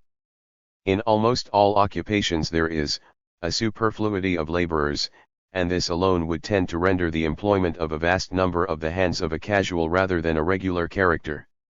In the generality of trades the calculation is that 1/3 of the hands are fully employed, 1/3 partially, and 1/3 unemployed throughout the year. 1. Mayhew was incomparably the greatest social investigator in the mid-century. Observant, ironic, detached yet compassionate, he had an eye for all the awkward particularities which escape statistical measurement. In a fact-finding age, he looked for the facts which the enumerators forgot. He wrote consciously against the grain of the orthodoxies of his day, discovering his own outrageous laws of political economy: underpay makes overwork and overwork makes underpay. He knew that when an easterly wind closed the Thames, 20,000 dockside workers were at once unemployed. He knew the seasonal fluctuations of the timber trade, or of the bonnet makers and pastry cooks. He bothered to find out for how many hours and how many months in the year scavengers or rubbish carters were actually employed. He held meetings of the workmen in the trades investigated, and took down their life histories. If the standard of living controversy really depends on a guess as to which group was increasing most, those who were able to share in the benefits of economic progress and those who were shut out, then Mayhew's guess is worth our attention. Mayhew's guess is given in this form.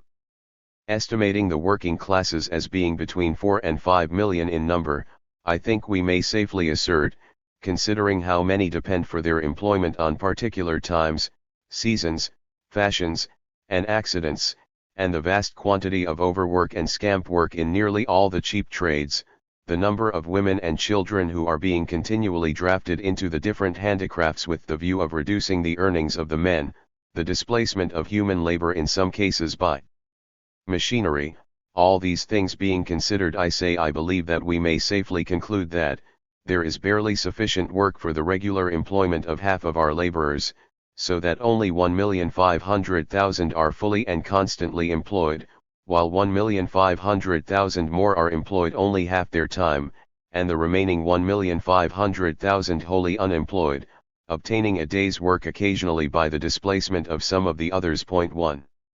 This remains no more than a guess, a grasping at the statistical expression of the complexities of London experience.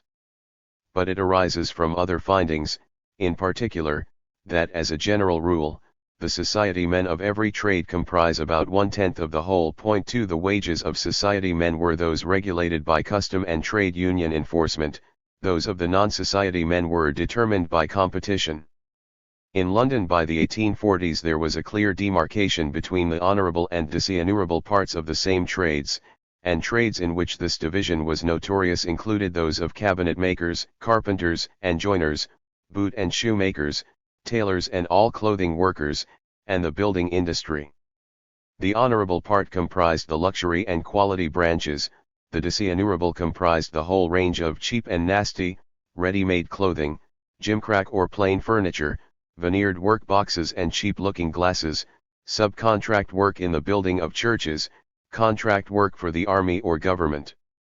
In a number of the trades which Thomas Large noted as being both organized and highly paid in 1812, there was a serious deterioration in the status and living standards of the artisan over the next 30 years. The debasing of trades took many forms, and was sometimes accomplished only after intense conflict, in some cases as late as the 1830s. When William Lovett, who had been apprenticed as a rope maker in Penzance, came to London in 1821 and, finding no employment at his own trade, sought to get work as a carpenter or cabinet maker, the distinction between the honorable and dishonorable trades was not so marked. The fact that he had served no apprenticeship weighed heavily against him, but after bad experiences at a dishonorable shop, and worse experiences attempting to hawk his own products, he finally gained employment at a large cabinet workshop. When it was discovered that he had served no apprenticeship, the men talked of setting Mother Shorney at me, this is a cant term in the trade, and meant the putting away of your tools, the injuring of your work, and annoying you in such a way as to drive you out of the shop.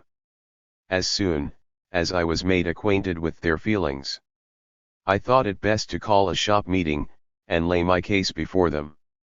To call a meeting of this description, the first requisite was to send for a quantity of drink, and then to strike your hammer and hold fast together, which, making a bell-like sound, is a summons causing all the shop to assemble around your bench. A chairman is then appointed, and you are called upon to state your business.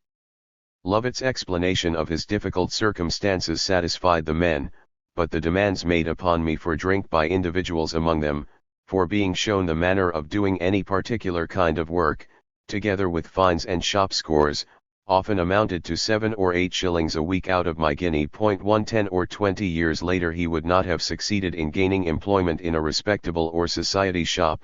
The influential Cabinet Makers' Society had consolidated the position of its members in the quality branches of the trade and closed the doors against the mass of unapprenticed or semi-skilled labor clamouring without. At the same time, the dishonorable trade had mushroomed. 2 middlemen had set up slaughterhouses or great furniture warehouses, and poor garret masters in Bethnal Green and Spitalfields employed their own families and apprentices in making chairs and shoddy furniture for sale to the warehouses at knockdown prices. Even less fortunate workers would buy or scrape together wood to make work boxes or card tables, which they hawked in the streets or sold to cut-rate East End shops. The history of each trade is different, but it is possible to suggest the outlines of a general pattern. Whereas it is generally assumed that living standards declined during the price rises of the war years, nevertheless the war stimulated many industries and made for fuller employment. In London the arsenal, the shipyards, and the docks were busy, and there were large government contracts for clothing and equipment for the services. Birmingham prospered similarly until the years of the Continental blockade. The later years of the war saw a general erosion of apprenticeship restrictions, both in practice and at law, culminating in the repeal of the apprenticeship clauses of the Elizabethan Statute of Artificers in 1814. According to their position, the artisans reacted vigorously to this threat. We must remember that this was a time when there was little schooling, and neither mechanics institutes nor technical colleges, and that almost the entire skill or mystery of the trade was conveyed by precept and example in the workshop, by the journeyman to his apprentice. The artisans regarded this mystery as their property, and asserted their unquestionable right to the quiet and exclusive use and enjoyment of their arts and trades. Consequently, not only was repeal resisted, a nascent trades council being formed in London, and 60,000 signatures being collected nationally to a petition to strengthen the apprenticeship laws, but as a result of the threat there is evidence that the trades clubs were actually strengthened, so that many London artisans emerged from the wars in a comparatively strong position. But at this point the histories of different trades begin to diverge. The pressure of the unskilled tide, beating against the doors, broke through in different ways and with different degrees of violence. In some trades the demarcation between an honorable and dishonorable trade was already to be found in the 18th century. 1 That the honorable trade had maintained its position despite this long-standing threat may be accounted for by several reasons. Much of the 18th century trade was in luxury articles, demanding a quality of workmanship not obtainable by sweated labor. Moreover, in times of full employment, the small-scale disinurable trade might actually offer better conditions than those of the society men. Thus the Gorgon noted in 1818 of the opticians and type founders, that there had grown up a smaller class of tradesmen, termed garret masters, who not only sell their manufacture cheaper than those of large capital, and who carry on the trade on a more extensive scale, but they do actually give higher wages to the men they employ. This we believe is the case in all trades, too. The outline of this demarcation can be seen in the differentiation between the flint and dung tailors, and between the militant and well-organized ladies' shoemakers, and the workers in the men's boot and shoe trade. The shoemakers of both groups were, however, among the first to feel the full effect of the influx of illegal men. The position of the Londoners was weakened by the growth of the large outwork boot and shoe industry in Northamptonshire and Staffordshire. 3 Some incidents in the London shoemakers' history were recorded by Alan Davenport, a Spencean socialist.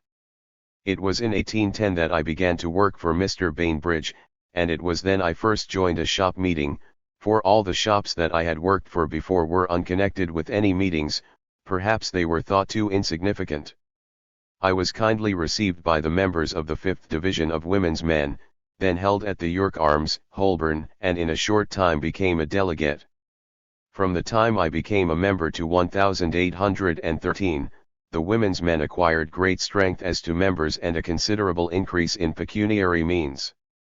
We had at one time 14 divisions in London, besides being in union, kept up by a well-regulated correspondence, with the trade in every city and town, of any importance, throughout the kingdom. But about this time the trade commenced a lawsuit against a master, for employing an illegal man, and refusing to discharge him. The case was conducted by 2 intelligent shopmates, assisted by an attorney in the Court of King's Bench. We gained the day, but the prosecution cost the trade £100, which was money thrown away, for almost immediately afterwards the law of Elizabeth, which made it illegal for a master to employ a man in our trade that had not served an apprenticeship, was repealed, and the trade was thrown open to all. In the spring of 1813, the Union held a strike in support of a detailed price list.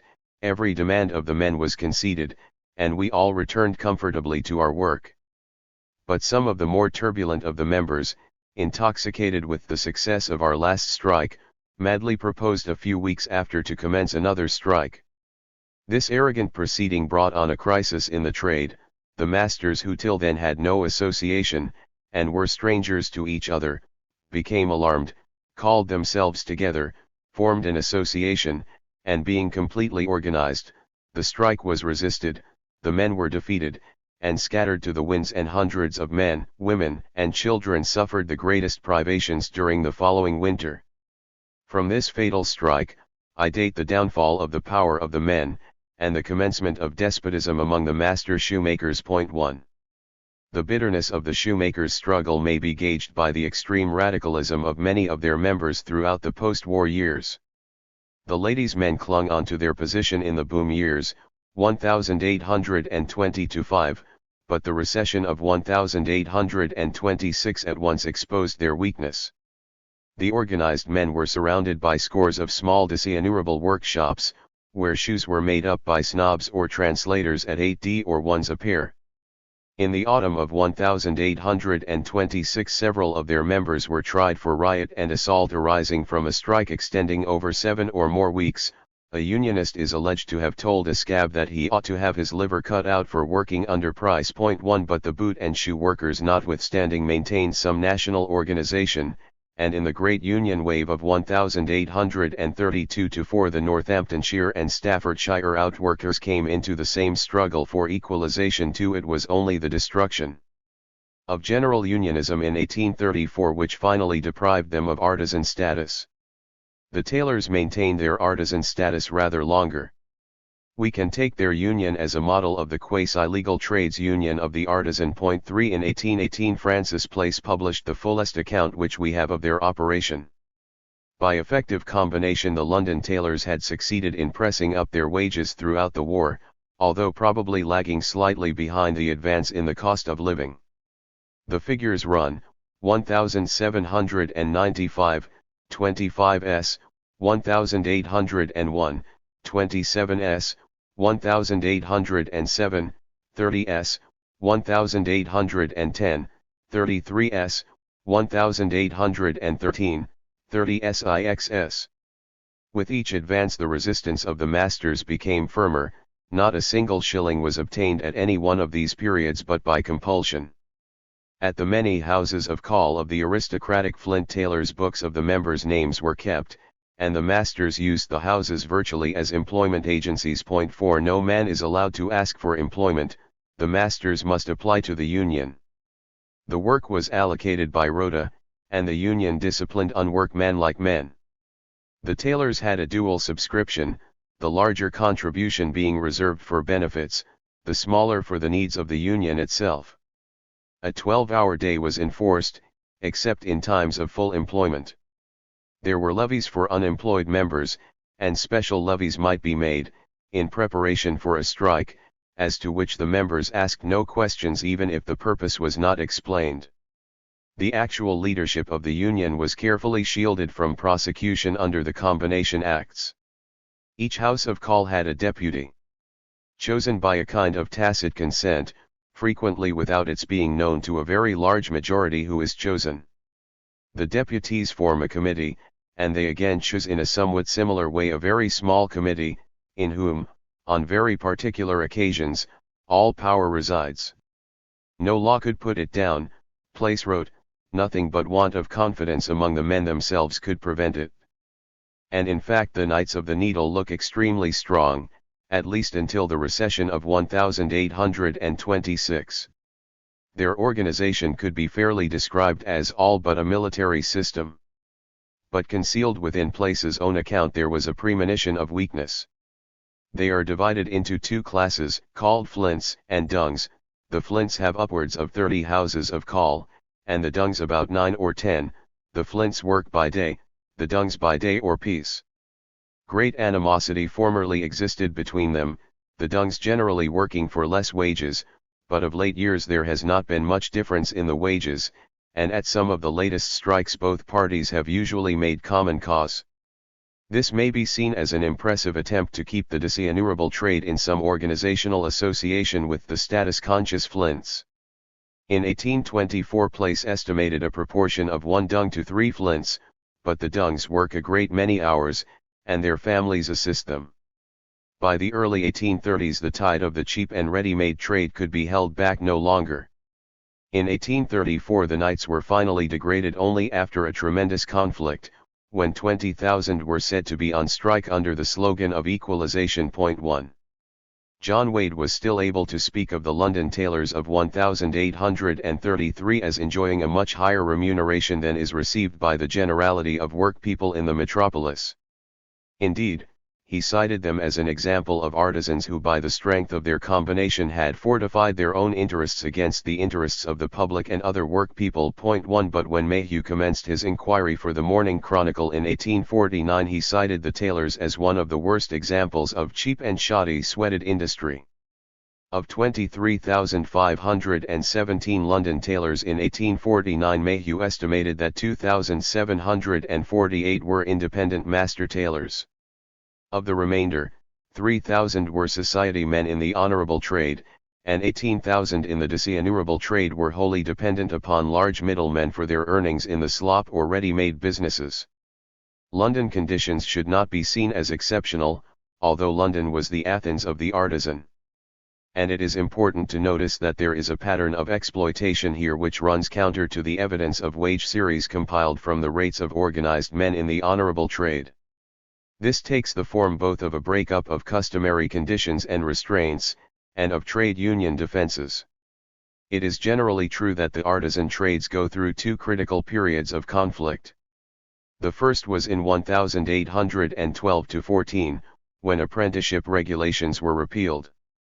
Those trades, such as the shoemakers and tailors, which were already strongly organized in unions or trades clubs, were able in some degree to defend their position after repeal by strikes and other forms of direct action, although the same years saw greater organization among the masters. but consolidation in closed society shops between 1815 and 1830 was at a price. Illegal men were kept out of the better parts of the trade only to swell the numbers in the unorganized dishonorable trade outside. The second critical period is 1833-5, when on the crest of the great trade union wave attempts were made to equalize conditions, shorten working hours in the honorable trade and suppress dishonorable work. These attempts not only failed in the face of the combined forces of the employers and the government, they also led to at least a temporary deterioration in the position of the society men. The economic historian should see the cases of the Tolpuddle martyrs and the great lockouts of 1834 as being as consequential for all grades of labor as the radicals and trade unionists of the time held them to be. 1. But this conflict between the artisans and the large employers was only part of a more general exploitive pattern.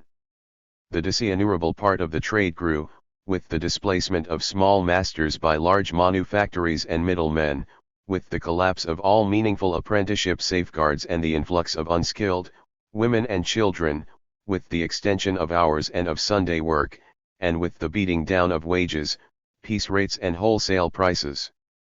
The form and extent of the deterioration relates directly to the material conditions of the industry, the cost of raw materials, tools, the skill involved, conditions favoring or discouraging trade union organization, the nature of the market. Thus, woodworkers and shoemakers could obtain their own materials cheaply and own their own tools, so that the unemployed artisan set up as an independent garret master or chamber master, working his whole family, and perhaps other juveniles, round a 7-day week and hawking the products on his own account. Carpenters requiring a more costly outlay were reduced to strapping shops where a sickening pace of gimcrack work was kept up under the foreman's patrol and where each man who fell behind was sacked. Tailoring workers, who could rarely purchase their own cloth, became wholly dependent upon the middlemen who farmed out work at sweated prices. Dressmaking, a notoriously sweated trade, was largely done by needlewomen in shops contracted by large establishments. The building worker, who could neither buy his bricks nor hawk a part of a cathedral round the streets, was at the mercy of the subcontractor.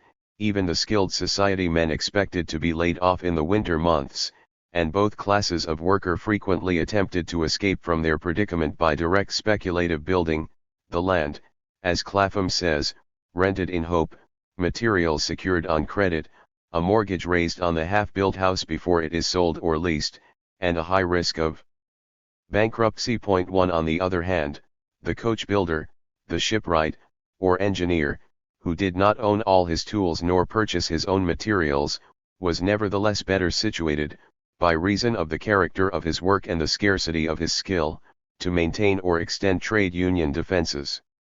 A similar collapse in the status of the artisan took place in older provincial centers. There are many complexities and qualifications. On one hand, the boot and shoe industry of Stafford and of Northamptonshire had long lost its artisan character and was conducted on an outwork basis when the London shoemakers were still trying to hold back the dishonourable trade.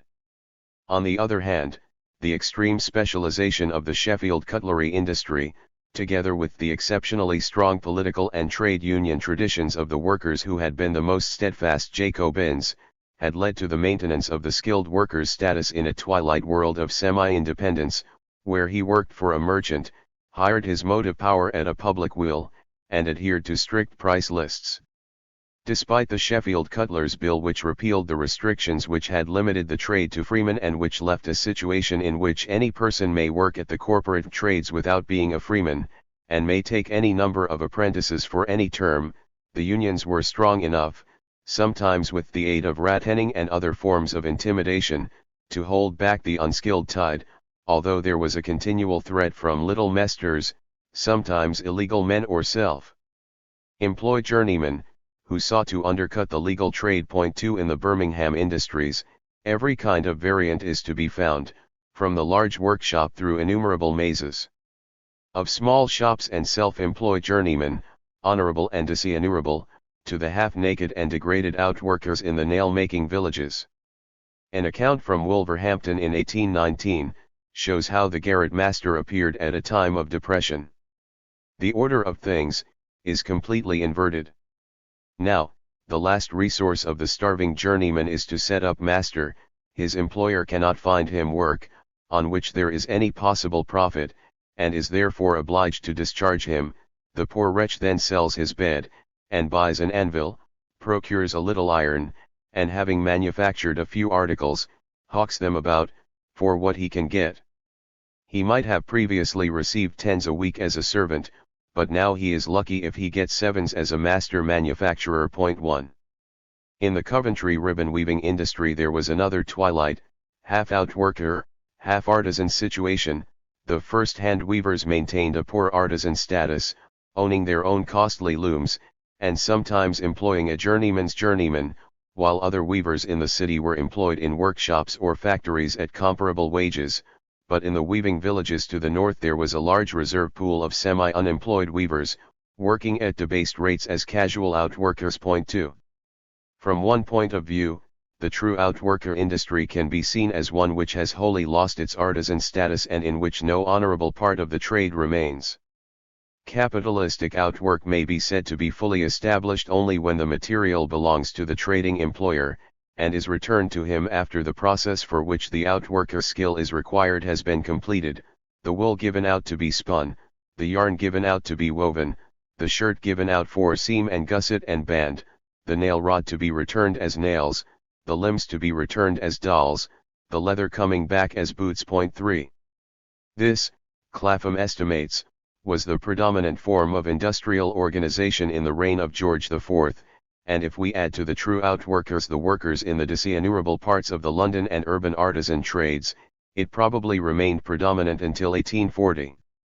We shall look at the weaver, as an example of the outworker, later. But there are some general points which relate both to the outworkers and to the artisans.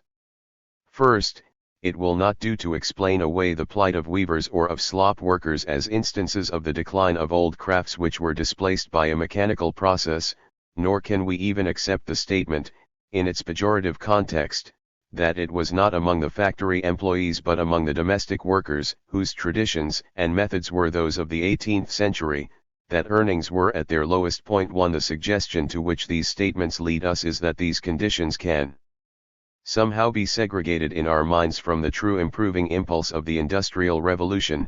They belong to an older, pre-industrial order, whereas the authentic features of the new capitalist order may be seen where there are steam factory operatives and meat-eating engineers.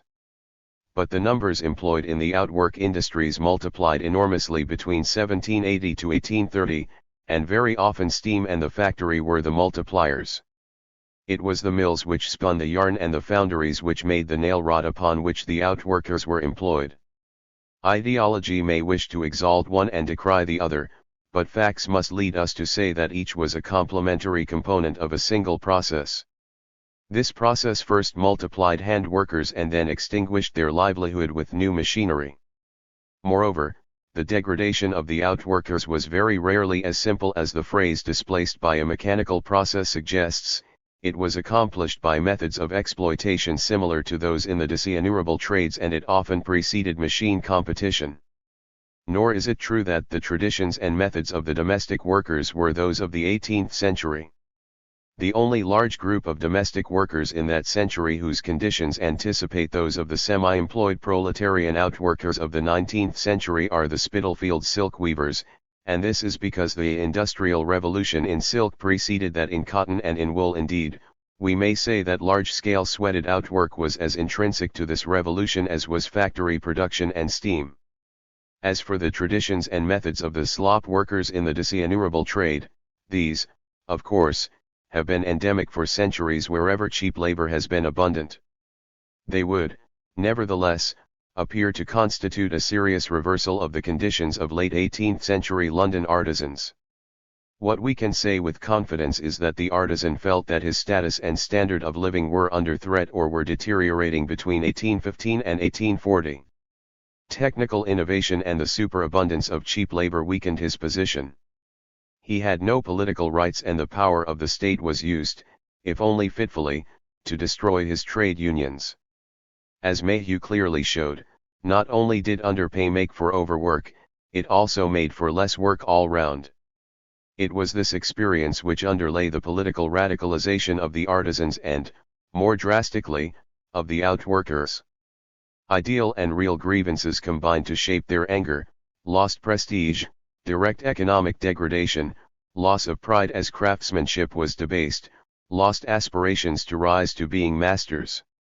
The society men, though more fortunate, were not the least radical. Many London and provincial working-class leaders came, like William Lovett, from this stratum.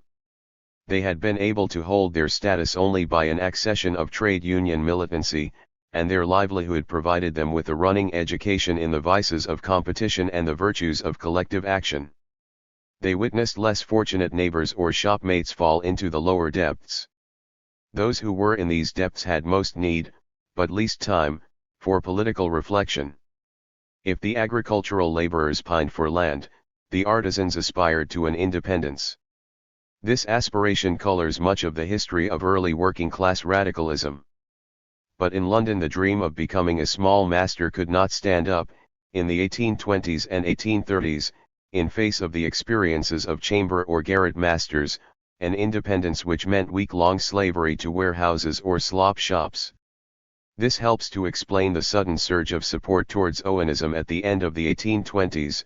Trade union traditions and the yearning for independence were twisted together in the idea of social control over their own means of livelihood, a collective independence. 1 When most of the Owenite ventures failed, the London artisan still fought for his independence to the last. When leather, wood, or cloth ran out, he swelled the throng of street sellers, hawking bootlaces, oranges, or nuts. In the main they were rural workers who entered the strapping shops. The London-born artisan could rarely stand the pace, nor did he wish to become a proletarian. We have not, perhaps, clarified the wage indices, but have proposed a way of reading and of criticizing such indices as exist. In particular, we must always find out whether figures are derived from society or non-society men, and how far the division, in any trade, has gone at any given time. There were certain experiences common to most trades and industries. Few did not suffer during the post-war depression, and most were buoyant between 1820 and 1825, indeed, in such a period of fuller employment the disinnumerable trades could actually extend their operation and be little noticed, since they did not threaten the position of society men. The 12 months after the repeal of the Combination Acts was a period of exceptional buoyancy, when general prosperity conjoined to aggressive trade unionism led to considerable advances by many groups of workers. In the summer of 1825 a report was published in the trades newspaper from the potteries, which admitted their thriving state in language quite unusual in the radical or working-class journalism of the time. It would be difficult to point out a period when the working classes, with the exception of the weavers, enjoyed a greater degree of comfort. The potteries had been swept, in the previous 8 months, by a veritable strike wave. In Staffordshire, the carpenters were the first to strike, and then every other trade turned out in rotation.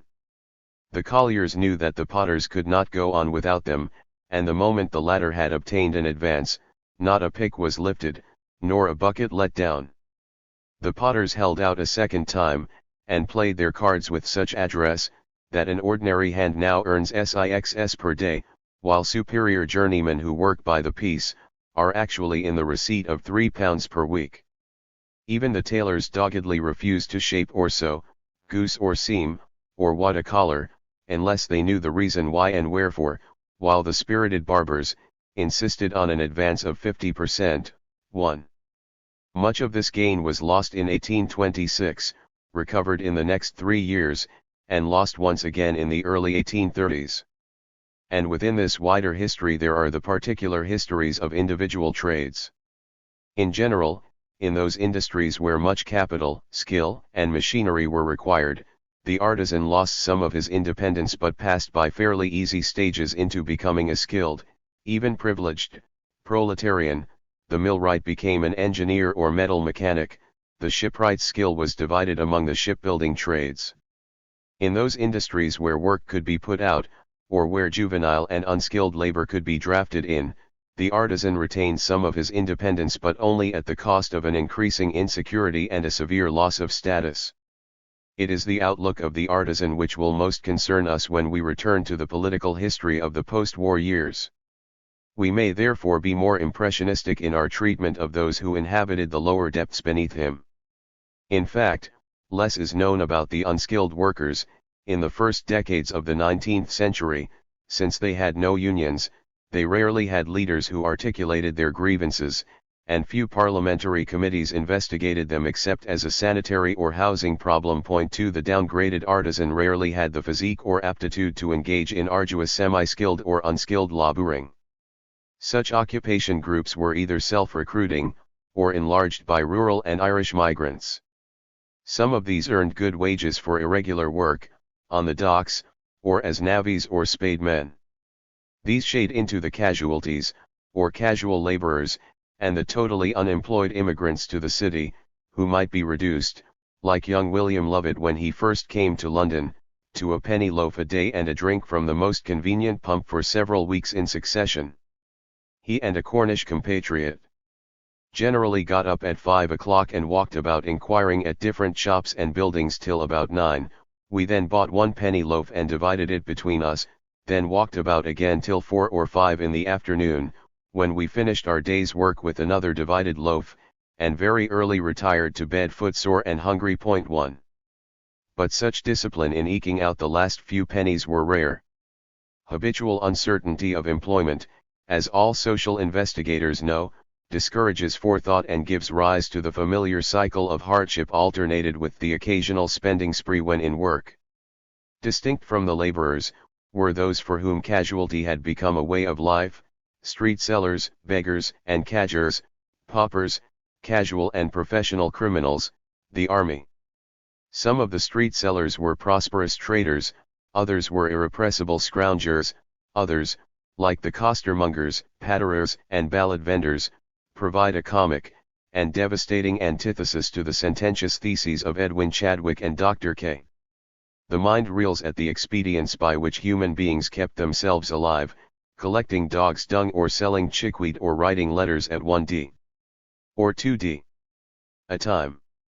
The greater part of the street sellers, certainly by the 1840s, were desperately poor.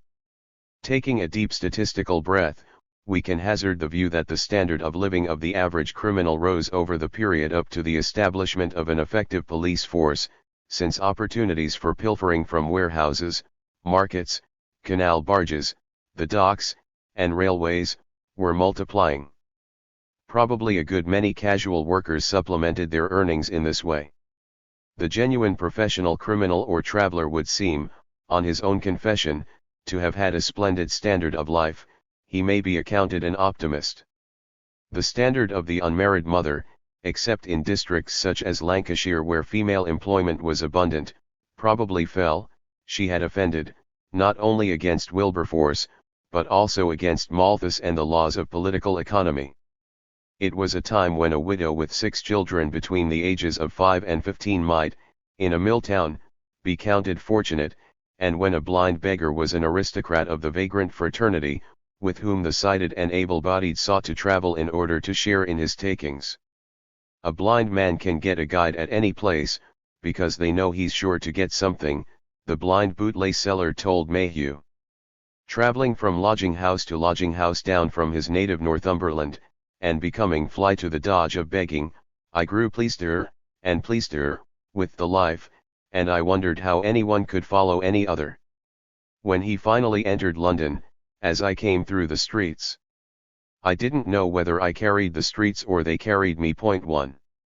Other optimists included the highly professional cadgers, who had as many disguises as a quick change repertory actor, and who rang the changes according to the state of trade by assuming the distresses of others, the respectable broken-down tradesman or reduced gentleman caper, the destitute mechanic's lurk, the turnpike sailors. I went out as one of the shallow brigade, wearing Guernsey shirt and drawers, or tattered trousers. There was a school of 4. We only got a tidy living, 16s. or £1 a day among us. We used to call every one that came along, coal heavers and all, Sea fighting captains. Now, my noble sea fighting captain, we used to say, fire an odd shot from your larboard locker to us, Nelson's bulldogs. The shallow got so grannied in London, that the supplies got queer, and I quitted the land navy. Shipwrecks got so common in the streets, you see, that people didn't care for them. 1. The impostors, who studied the market and were quick to vary the supplies of suffering to meet the jaded and inelastic demands of human compassion, fared better than the genuine sufferers, who were too proud or too inexperienced to market their misery to its best advantage. By the 1840s many of the tricks of the impostors were known, unless he had the knowledge of humanity of Dickens or Mayhew. The middle-class man saw in every open palm the evidence of idleness and deceit, and, in the center of London or the big cities, he might well be right, for he walked through a surrealist world. The open palm might be that of a receiver, the half-naked man in the snowstorm might be working the shivering dodge, the child sobbing in the gutter over a package of spilt tea, and a tale of lost change might be schooled in the dodge by her mother. The collier who had lost both arms was a man to be envied, and there's the man with the very big leg, who sits on the pavement, and tells a long yarn about the tram carriage having gone over him in the mine. He does very well, remarkable well. Point 2. Most of the worst sufferers were not there. They remained, with their families, in the garrets of Spitalfields, the cellars of Ancoats and South Leeds, in the outworkers' villages. We may be fairly confident that the standard of living of paupers declined. The 30 years leading up to the New Poor Law of 1834 saw continuous attempts to hold down the poor rates, to chip away at outdoor relief, or to pioneer the new type workhouse. 3. It was not of one of Chadwick's Bastilles but of an earlier model that Crabbe wrote in the Borough. Your plan I love not, with the number you have placed your poor, your pitiable few. There, in one house, throughout their lives to be. The pauper palace which they hate to see. That giant building, that high-bounding wall. Those bare-worn walks, that lofty thundering hall. That large loud clock, which tolls each dreaded hour. Those gates and locks, and all those signs of power. It is a prison, with a milder name, which few inhabit without dread or shame. The Act of 1834, and its subsequent administration by men like Chadwick and Kay, was perhaps the most sustained attempt to impose an ideological dogma, in defiance of the evidence of human need, in English history. No discussion of the standard of living after 1834 can make sense which does not examine the consequences, as troubled boards of guardians tried to apply Chadwick's insane instructional circulars as to the abolition or savage restriction of outrelief in depressed industrial centers, and which does not follow the missionary zeal of the assistant commissioners as they sought to bring the doctrinaire light of Malthusian Benthamism into the empirical North. The doctrine of discipline and restraint was, from the start, more important than that of material less eligibility. The most inventive state would have been hard put to it to create institutions which simulated conditions worse than those of garret masters, Dorset labourers, framework knitters, and nailers. The impractical policy of systematic starvation was displaced by the policy of psychological deterrence, labor, discipline, and restraint. Our intention, said one assistant commissioner, is to make the workhouses as like prisons as possible, and another, our object, is to establish therein a discipline so severe and repulsive as to make them a terror to the poor and prevent them from entering. Dr. K recorded with satisfaction his successes in Norfolk. The reduction in diet proved less effective than minute and regular observance of routine, religious exercises, silence during meals, prompt obedience, total separation of the sexes, separation of families, labor, and total confinement. I had observed, he recorded, in that bastard ceremonial English which one day may be as quaint as the thumbscrew and the stocks, that the custom of permitting paupers to retain their possession, while residing within the walls of the workhouse, boxes, china, articles of clothing, and had been perpetuated. I therefore directed these articles to be taken into the possession of the various governors, and deposited in the storeroom. In effecting this change in the Cofford Union workhouse, Mr. Plum found considerable quantities of bread secreted in these boxes, and likewise soap and other articles, purloined from the workhouse stores. On the morning after this change 12 able-bodied female paupers left the house, saying they preferred labor out of doors. Neither widows with families, nor the aged and the infirm, nor the sick, continued Dr. K., in full Chadwickian cry, should be spared these workhouse humiliations, for fear of sustaining improvidence and imposture, and of sapping the motives to industry, frugality, prudence, filial duties, independent exertions of the laborers during their years of ability and activity. A notable victory for Dr. K. and Mr. Plum. 12 able-bodied females made frugal and prudent at a blow.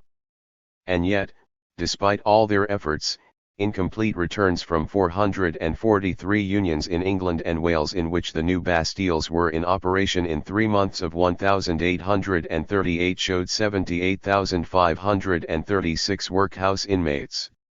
By 1843 the figure had risen to 197,179.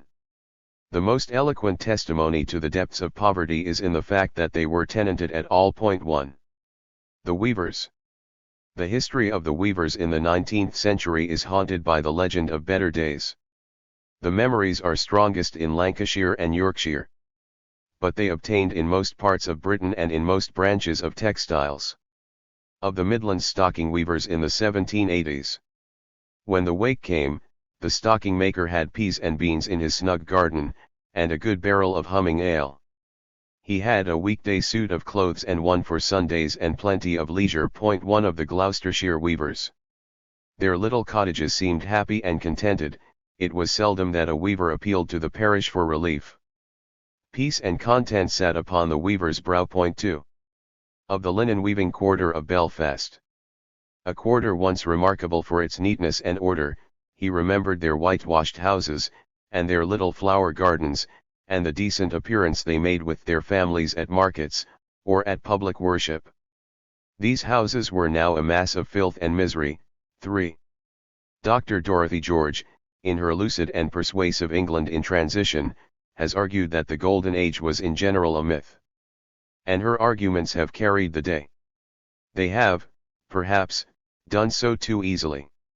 After all, if we set up the ninepin of a golden age it is not difficult to knock it down.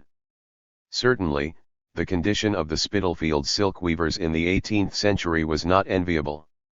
And it is true that capitalist organization of the woolen and worsted industries of the southwest and of Norwich early gave rise to many forms of antagonism which anticipate later developments in Lancashire and Yorkshire. Certainly, also the conditions of 18th century weaving communities were idealized by Gaskell in his influential manufacturing population of England, and by Engels when he conjured up a picture of the grandparents of the factory operatives of 1844 leading a righteous and peaceful life in all piety and probity. But the fact of 18th century hardship and conflict on the one hand, and of 19th century idealization on the other, does not end the matter. The memories remain. And so does plentiful evidence which does not admit of easy interpretation. The existence of supplementary earnings from small farming or merely slips of garden, spinning, harvest work, etc., is attested from most parts of the country. There is architectural evidence to this day testifying to the solidity of many late 18th century weaving hamlets in the Pennines. The commonest error today is not that of Gaskell and of Engels but that of the optimist who muddles over the difficult and painful nature of the change in status from artisan to depressed outworker in some such comforting phrases as these. The view that the period before the Industrial Revolution was a sort of golden age is a myth. Many of the evils of the early factory age were no worse than those of an earlier period. Domestic spinners and weavers in the 18th century had been exploited by the clothiers as ruthlessly as the factory operatives were exploited by the manufacturers in the 1840s. 1. We may distinguish between 4 kinds of weaver-employer relationship to be found in the 18th century. The customer weaver, the Silas Marner, who lived in independent status in a village or small town, much like a master tailor, making up orders for customers. His numbers were declining, and he need not concern us here. The weaver, with the status of superior artisan, self-employed, and working by the piece for a choice of masters. The journeyman weaver, working either in the shop of the master clothier, or, more commonly, in his own home and at his own loom for a single master. The farmer or smallholder weaver, working only part-time in the loom. The last three groups all run into each other, but it is helpful if the distinctions are made. For example, in the mid-18th century, the Manchester smallware and check trades were largely conducted by weaver artisans, with a high degree of organization. As the cotton industry expanded in the latter half of the century, more and more small farmers were attracted by the high wages to becoming part-time weavers. At the same time, the West Riding woolen industry remained largely organized on the basis of small working clothiers employing only a handful of journeymen and apprentices in their own domestic unit. We may simplify the experiences of the years 1780 to 1830 if we say that they saw the merging of all three groups into a group whose status was greatly debased, that of the proletarian outworker, who worked in his own home, sometimes owned and sometimes rented his loom, and who wove up the yarn to the specifications of the factor or agent of a mill or of some middleman. He lost the status and security which groups 2 and 3 might expect, and the side earnings of group 4, he was exposed to conditions which were, in the sense of the London artisan, wholly dishonorable. Among the weavers of the North, memories of lost status were grounded in authentic experiences and lingered longest. In the West Country, by the end of the 18th century, the weavers were already outworkers, employed by the great gentleman clothier who buys the wool, pays for the spinning, weaving, milling, dyeing, shearing, dressing, etc., and who might employ as many as 1,000 workers in these processes. A Yorkshire witness in 1806 contrasted the two systems. In the West Country, there is no such thing as what we in Yorkshire call the domestic system. What I mean by the domestic system is the little clothiers living in villages, or in detached places, with all their comforts, carrying on business with their own capital. I understand that in the west of England it is quite the reverse of that. The manufacturer there is the same as our common workman in a factory in Yorkshire, except living in a detached house. In the west the wool is delivered out to them to weave. In Yorkshire it is the man's own property. 1. But in the Yorkshire domestic industry of the 18th century, the wool was the property, not of the weaver, but of the little master clothier. Most weavers were journeymen, working for a single clothier, and in a dependent status.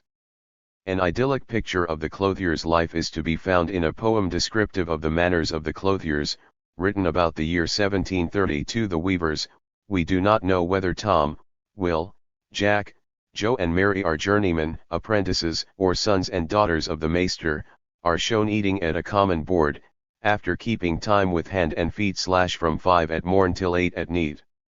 Quoth maester, lads, work hard, I pray. Cloth mun be perked next market day. And Tom mun go to morn to tea spinners. And Will mun seek about for tea swingers. And Jack, to morn, by time be rising. And go to tea sizing house for sizing. And get you web, in warping, done. That ye may get it into tea loom. Joe, go give my horse some corn. For I design for tea wolds to morn. So mind and clean my boots and shoon. For I'll be up at morn right soon. Mary, there's wool, tack thee and dye it. It's that Edligs ith clout sheet. Mistress, so thou setting me my work. I think I'd more need mend thy sark. Prithee, who mun sit at bobbin wheel? And ne'er a cake at top o' the creel. And we to bake, and swing, to blend. And milk, and barns to school to send. And dumplins for the lads to mak. And yeast to seek, and syk is that. And washing up, morn, noon and need. And bowls to scald, and milk to fleet.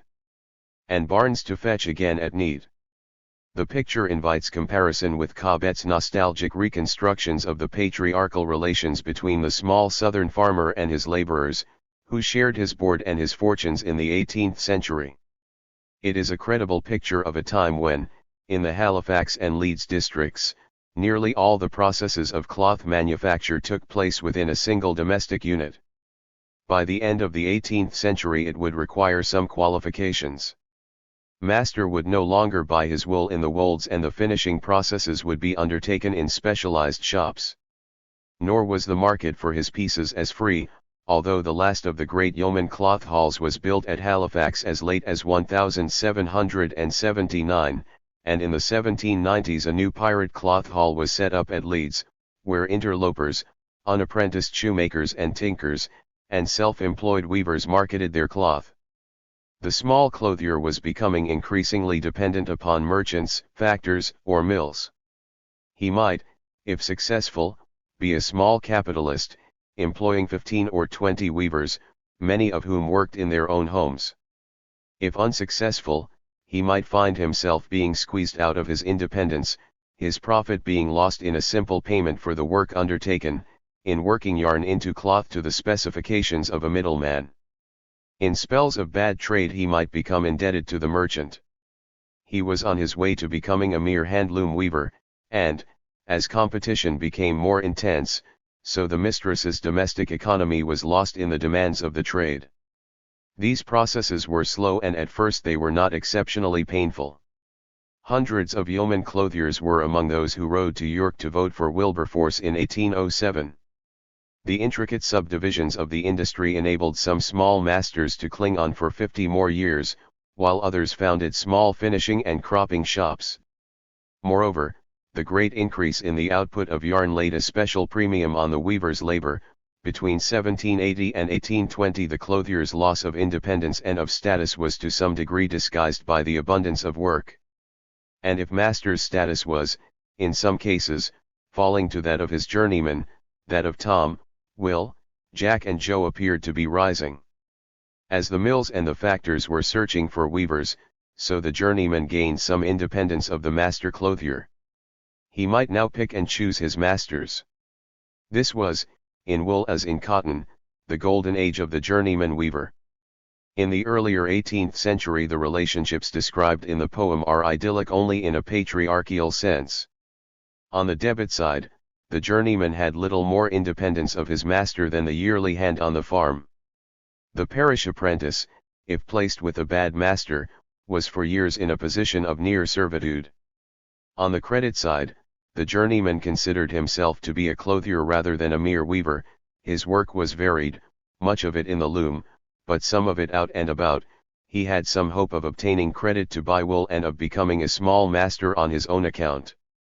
If he worked in his own home, rather than in the master's workshop, he was subject to no work discipline except that of his own making. Relations between small masters and their men were personal and sometimes close. They observed the same customs and owned allegiance to the same community values. The little makers were men who doffed their caps to no one, and recognized no right in either squire or parson to question, or meddle with them. Their brusqueness and plain speaking might at times be offensive.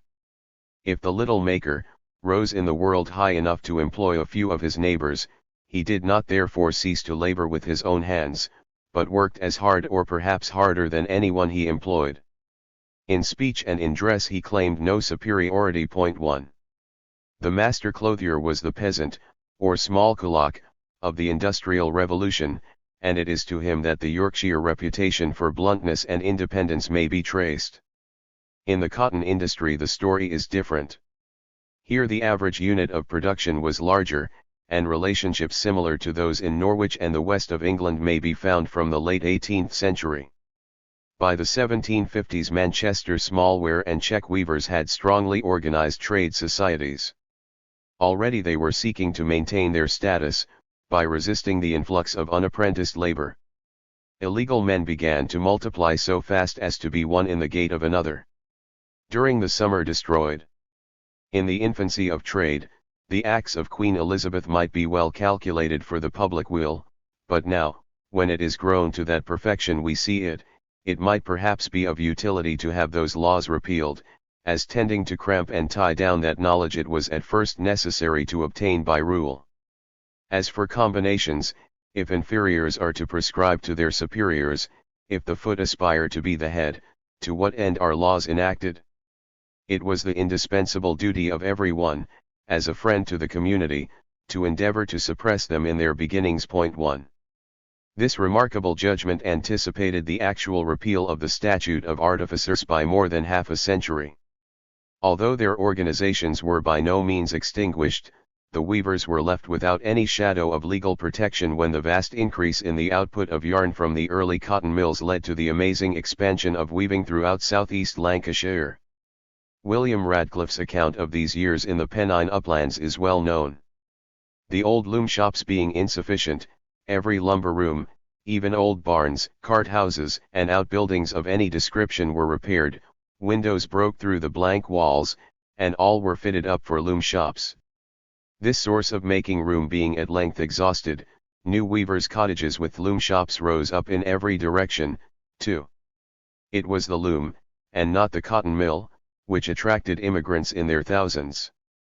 From the 1770s onwards the great settlement of the uplands, Middleton, Oldham, Mottram, Rochdale, commenced. Bolton leapt from 5,339 inhabitants in 1773 to 11,739 in 1789, at the commencement of the wars.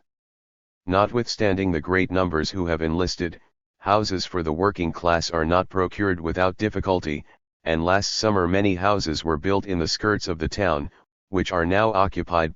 3. Small farmers turned weaver, and agricultural laborers and immigrant artisans entered the trade. It was the 15 years between 1788 and 1803 which Radcliffe described as the golden age of this great trade for the weaving communities. Their dwellings and small gardens clean and neat, all the family well clad, the men with each a watch in his pocket, and the women dressed to their own fancy, the church crowded to excess every Sunday, every house well furnished with a clock in elegant mahogany or fancy case, handsome tea services in Staffordshire ware, Birmingham potteries and Sheffield wares for necessary use and ornament. Many cottage families had their cow. 1. Experience and myth are here intermingled, as they are in Gaskell's account of weaving families earning £4 per week at the turn of the century, and in Bamford's description of his own early days in Middleton. We know from an Oldham diarist that the prosperity did not extend to fussed eons, the coarsest branch of the trade. 2. In fact, probably only a minority of weavers attained Radcliffe's standard, but many aspired towards it. In these 15 or 20 years of moderate prosperity a distinct cultural pattern emerges in the weaving communities, a rhythm of work and leisure, a Wesleyanism in some villages softer and more humanized than it was to be in the first decades of the 19th century, with class leaders and local preachers among the weavers, a stirring of political radicalism, and a deep attachment to the values of independence. But the prosperity induced by the soaring output of machine yarn disguised a more essential loss of status. It is in the Golden Age that the artisan, or journeyman weaver, becomes merged in the generic handloom weaver. Except in a few specialized branches, the older artisans were placed on a par with the new immigrants, while many of the farming weavers abandoned their small holdings to concentrate upon the loom. Reduced to complete dependence upon the spinning mill or the putters out who took yarn into the uplands, the weavers were now exposed to round after round of wage reductions. Wage cutting had long been sanctioned not only by the employer's greed but by the widely diffused theory that poverty was an essential goad to industry. The author of the Memoirs of Wool had probably the industry of the west of England in mind when he wrote. It is a fact well known, that scarcity, to a certain degree, promotes industry, and that the manufacturer who can subsist on 3 days' work will be idle and drunken the remainder of the week. The poor in the manufacturing counties will never work any more time in general than is necessary just to live and support their weekly debauches. We can fairly aver that a reduction of wages in the woolen manufacture would be a national blessing and advantage, and no real injury to the poor. By this means we might keep our trade, uphold our rents, and reform the people into the bargain. 1. But the theory is found, almost universally, among employers, as well as among many magistrates and clergy, in the cotton districts as well. 2. The prosperity of the weavers aroused feelings of active alarm in the minds of some masters and magistrates. Some years ago, wrote one magistrate in 1818, the weavers were so extravagantly paid that by working 3 or 4 days in the week they could maintain themselves in a comparative state of luxury. They spent a great portion of their time and money in alehouses, and at home had their tea tables twice a day provided with a rum bottle and the finest wheaten bread and butter. 3. Reductions, during the Napoleonic Wars, were sometimes forced by the large employers, sometimes by the least scrupulous employers, sometimes by little masters or self-employed weavers working for commission houses. When markets were sluggish, manufacturers took advantage of the situation by putting out work to weavers desperate for employment at any price, thereby compelling them to manufacture great quantities of goods at a time, when they are absolutely not wanted. 1. With the return of demand, the goods were then released on the market at cut price, so that each minor recession was succeeded by a period in which the market was glutted with cheap goods, thereby holding wages down to their recession level. The practices of some employers were unscrupulous to a degree, both in the exaction of fines for faulty work and in giving false weight in yarn. Yet at the same time as wages were screwed lower and lower, the number of weavers continued to increase over the first 3 decades of the 19th century, for weaving, next to general labouring, was the grand resource of the northern unemployed.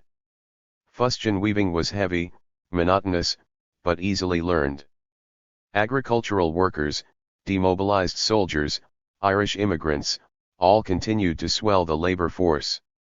The first severe general reductions took place at the turn of the century. There was an improvement in the last year or two of the wars, followed by further reductions after 1815 and an uninterrupted decline thereafter. The weavers' first demand, from 1790 onwards, was for a legal minimum wage, a demand supported by some employers, as a means of enforcing fair conditions of competition upon their less scrupulous rivals.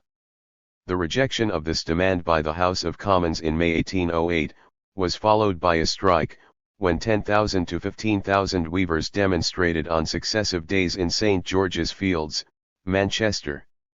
The demonstration was dispersed by the magistrates with bloodshed, and the full vindictiveness of the authorities was revealed by the state prosecution and imprisonment of a prominent manufacturer, Colonel Joseph Hanson of the Volunteers, who had supported the minimum wage bill, for the crime of riding among the weavers and uttering malicious and inflammatory words. Stake to your cause and you will certainly succeed. Neither Naden nor any of his faction shall put you off the field today. Gentlemen, you cannot live by your labor.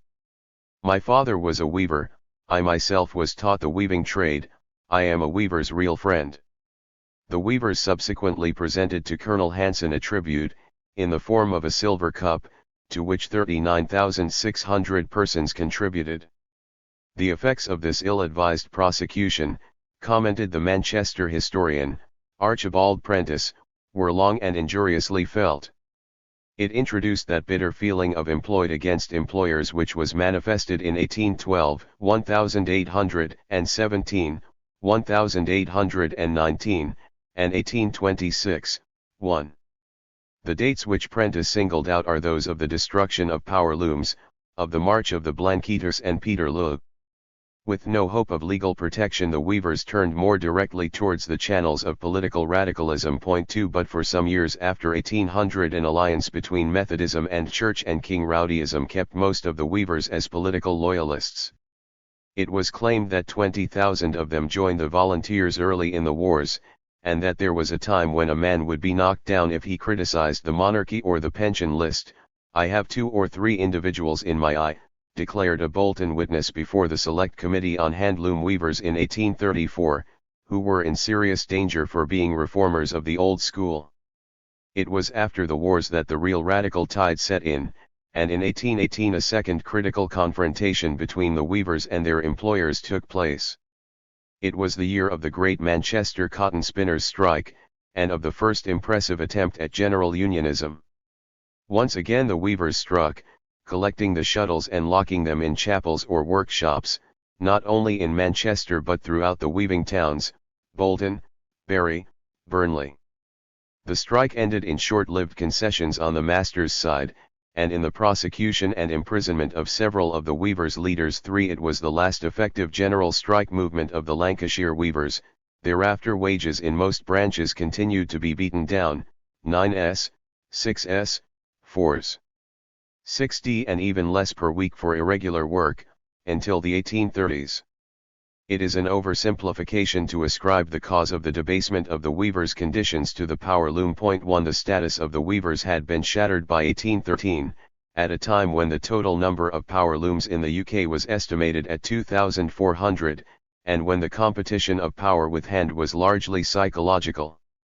The estimate of power looms rises to 14,000 in 1820, but even then it was slow and clumsy and had not yet been adapted to the jacquard principle, so that it was incapable of weaving difficult figured patterns.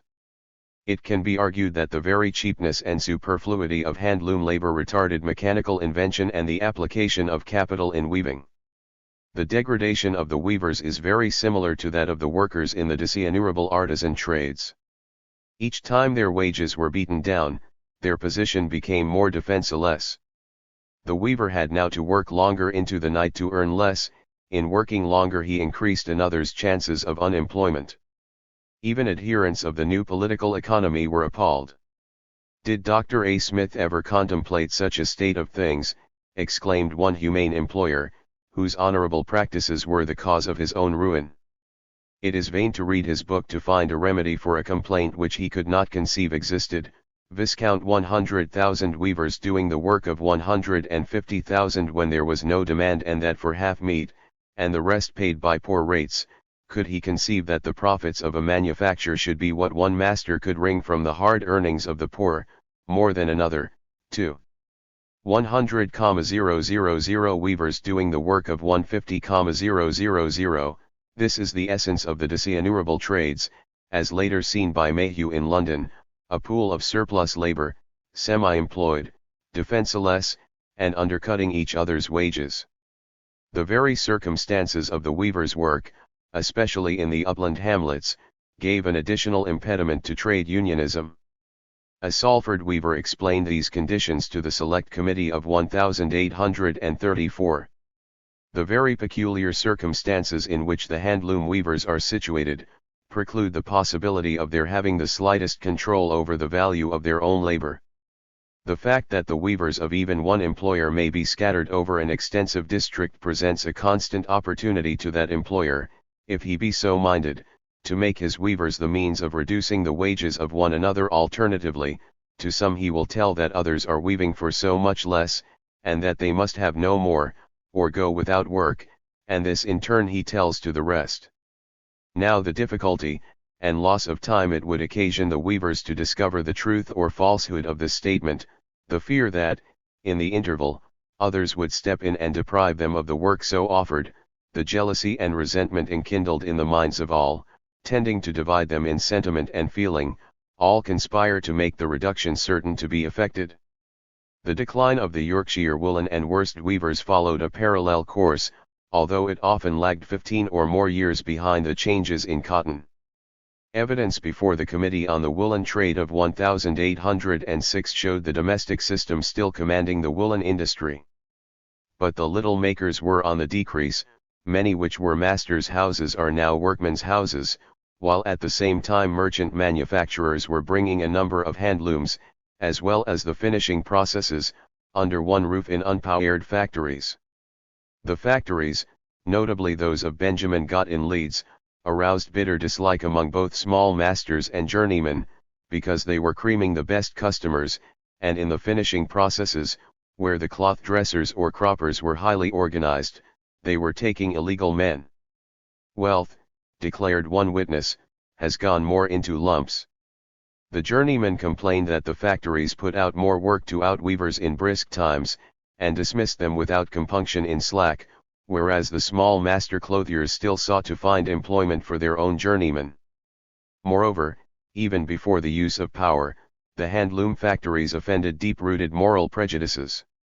A trade union, the clothiers' community or the institution, existed among the croppers and weavers, its avowed purpose being to join with the small clothiers in petitioning for a restriction upon the factories and for an enforcement of apprenticeship. 1. Neither the little makers nor the journeymen received any satisfaction from the House of Commons. Their petitions served only to draw attention to their combination, and to the old paternalist statutes which were soon afterwards repealed. In the Leeds and Spen Valley clothing districts the small clothiers were tenacious, and their decline was protracted over a further 50 years. It was in the worst districts of Bradford and Halifax, and in the fancy woolen district to the south of Huddersfield that the putting out system was most fully developed by the 1820s, and, just as in cotton, the weavers were the victims of wage cutting, and of slaughterhouse men who warehoused stocks of cut-price goods. Just as the croppers were the artisan elite of the woolen industry, so the woolcombers were the elite workers in worst. Controlling a bottleneck in the manufacturing process, they were in a position to uphold their status so long as they could limit entry to their trade. And this they had done with some success, owing to their exceptional trade union organization which reached back at least to the 1740s.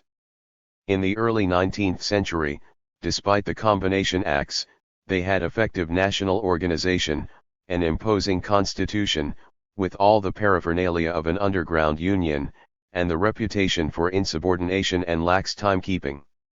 They come on a Monday morning, and having lighted the fire in the comb pot, will frequently go away, and perhaps return no more till Wednesday, or even Thursday. A spare bench is always provided in the shop, upon which people on the tramp may rest, too. In Bradford, in February 1825, the festival in honor of Bishop Blaise, the woolcombers' saint, was celebrated on a magnificent scale. 3 In June, as if to punctuate the transition to the new industrialism, there commenced the bitterest strike of Bradford's history, in which 20,000 woolcombers and weavers were involved, and which lasted for 23 weeks, ending in total defeat for the strikers. 1 The Combination Acts had been repealed in the previous year. Commencing in demands for wage advances and rationalization, the strike turned into a struggle for union recognition, the employers going so far as to dismiss all children from the spinning mills whose parents refused to sign a document renouncing the union. The contest was seen to be crucial throughout the country, and up to £20,000 was contributed in support of strike funds. After defeat, the woolcomber was translated almost overnight from a privileged artisan to a defenseless outworker. Apprenticeship restrictions had already broken down, and in the years before 1,825 had been attracted by high wages into the trade. While some combers worked in large workshops, it had been customary for others to club together in threes and fours sharing an independent shop. Now they were supplemented by hundreds of newcomers whose unhealthy trade was carried on in their own homes. Although combing machinery was in existence by 1825, it was of doubtful service in fine combing, and the cheapness of combers' labor enabled the threat of machinery to be kept above their heads for a further 20 years. Throughout this time the combers remained noted for their independence and their democratic politics. The Union estimated that 7,000 or 8,000 were employed in the Bradford trade in 1825, 20 years later there were still 10,000 handcombers in the district. Many came, in the 1820s, from agricultural districts. They came from Kendal, North Yorkshire, Leicester, Devonshire, and even from the Emerald Isle, so that to spend an hour in a public house one might have heard a perfect babel of different dialects. His attachment to rural life was evidenced by the fact that in haytime and harvest he used to lay aside his wool combs, take up his scythe, and go to his own country a-harvesting. He was a bird fancier too, and his comb shop was often transformed into a perfect aviary. Some combers had a talent for elocution, and could recite with wonderful power. Others again were so clever at dramatic personation that they even went the length of forming themselves into companies. So runs one Bradford account. 1 An account from Cleckheaton is in more sombre terms. Perhaps a more wretched class of workmen never existed than the old woolcombers.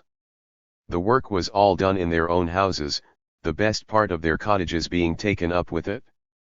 The whole family, of sometimes 6 or 8, both male and female, worked together round a compot heated by charcoal, the fumes of which had a very deleterious effect upon their health.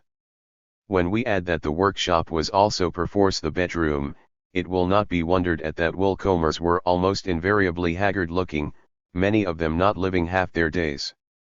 Their wives also had often to stand at the pad posts and work from 6 o'clock in the morning till 10 at night like their husbands. Another peculiarity about these wool combers was that they were almost without exception rabid politicians. The Chartist movement had no more enthusiastic adherents than these men. The Northern Star was their one book of study. 2. Perhaps no group was thrown so precipitately as the wool combers from honorable into dishonorable conditions. The worsted and woolen weavers had not known so privileged a status as the 18th century combers, and at first they resisted less stubbornly as their wages declined. As late as 1830, the largest employer of handloom weavers in Bradford wrote, "The weavers are of all classes we have to do with the most orderly and steady, never at any period, that I know of, constraining an advance of wages, but submitting to every privation and suffering with almost unexampled patience and forbearance." 1. 2 years later, Cobbett rode through the Halifax district, and reported that it is truly lamentable to behold so many thousands of men who formerly earned 20 to 30 shillings per week, now compelled to live upon 5s, 4s, or even less. It is the more sorrowful to behold these men in their state, as they still retain the frank and bold character formed in the days of their independence. 2. The depression in the Huddersfield fancy trade had continued without intermission since 1825. In 1826, 3,500 families were on the list of paupers in Delft in the Saddleworth district, and there was some extension of the industrial Speen-Hamland system whereby weavers were relieved out of the poor rates while still in work, thereby further reducing their wages. In Huddersfield a committee of the masters established, in 1829, that there were over 13,000 out of a population of 29,000 who, when the wage was divided between all members of the family, subsisted on 2d. per day per head. But it was a curious depression, in which the actual output of woolen cloth exceeded that in any previous period. The conditions of the weavers were bluntly attributed to the abominable system of reducing wages. 3. Once again the decline preceded serious competition with the power loom. Power was not introduced into worsted weaving on any scale until the late 1820s, into fancy woolens until the late 1830s, while the power loom was not effectively adapted to carpet weaving until 1851. Even where direct power competition existed, the speed of weaving only slowly rose to that by which the handloom's output was trebled or quadrupled. 1 But there was undoubtedly a chain reaction, as weavers forced out of plain cottons and fustians turned to fine work or silk or worsted and thence to fancy woolen or carpets. 2 Power, indeed, continued in many branches of textiles as an auxiliary to handloom weaving, for 10, 15, or 20 years. In Halifax, one witness informed the Select Committee. There are two very extensive manufacturers, two brothers, the one weaves by power looms and the other by hand looms. They have to sell their goods against each other, therefore they must bring their wages as near in point of comparison as possible, to obtain a profit. 3. Here the power loom might appear as a lever to reduce the handloom weaver's wages and vice versa. From another aspect, the manufacturer was well satisfied with an arrangement by which he could base his steady trade upon his power loom sheds and in times of brisk trade give out more work to the hand workers who themselves bore the costs of fixed charges for rent, loom, etc. In the event of a decreased demand, reported the Assistant Commissioner inquiring into the West Riding in 1839. The manufacturer who employs power, as well as hand looms, will, of course, work his fixed capital as long as possible. Hence the services of the handloom weaver are first dispensed with. The conditions of most weavers, from the 1820s to the 1840s and beyond, are commonly referred to as indescribable or as well known. They deserve, however, to be described and to be better known. There were selected groups of weavers who maintained their artisan status, owing to some special skill. Until the 1830s, the lead stuff weavers were better situated than most, while the Norwich worsted weavers, whose Jacobin and trade union traditions were exceptionally strong, succeeded in keeping up wages in the 1830s by a combination of picketing, intimidation of masters and illegal men, municipal politics, and violent opposition to machinery, all of which contributed to the supersession of the Norwich by the West Riding industry. 1 But the great majority of the weavers were living on the edge, and sometimes beyond the edge, of the borders of starvation.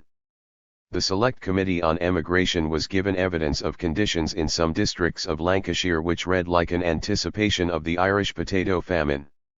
Mrs. Hulton and myself, in visiting the poor, were asked by a person almost starving to go into a house. We there found on one side of the fire a very old man, apparently dying, on the other side a young man about 18 with a child on his knee, whose mother had just died and been buried. We were going away from that house, when the woman said, "Sir, you have not seen all."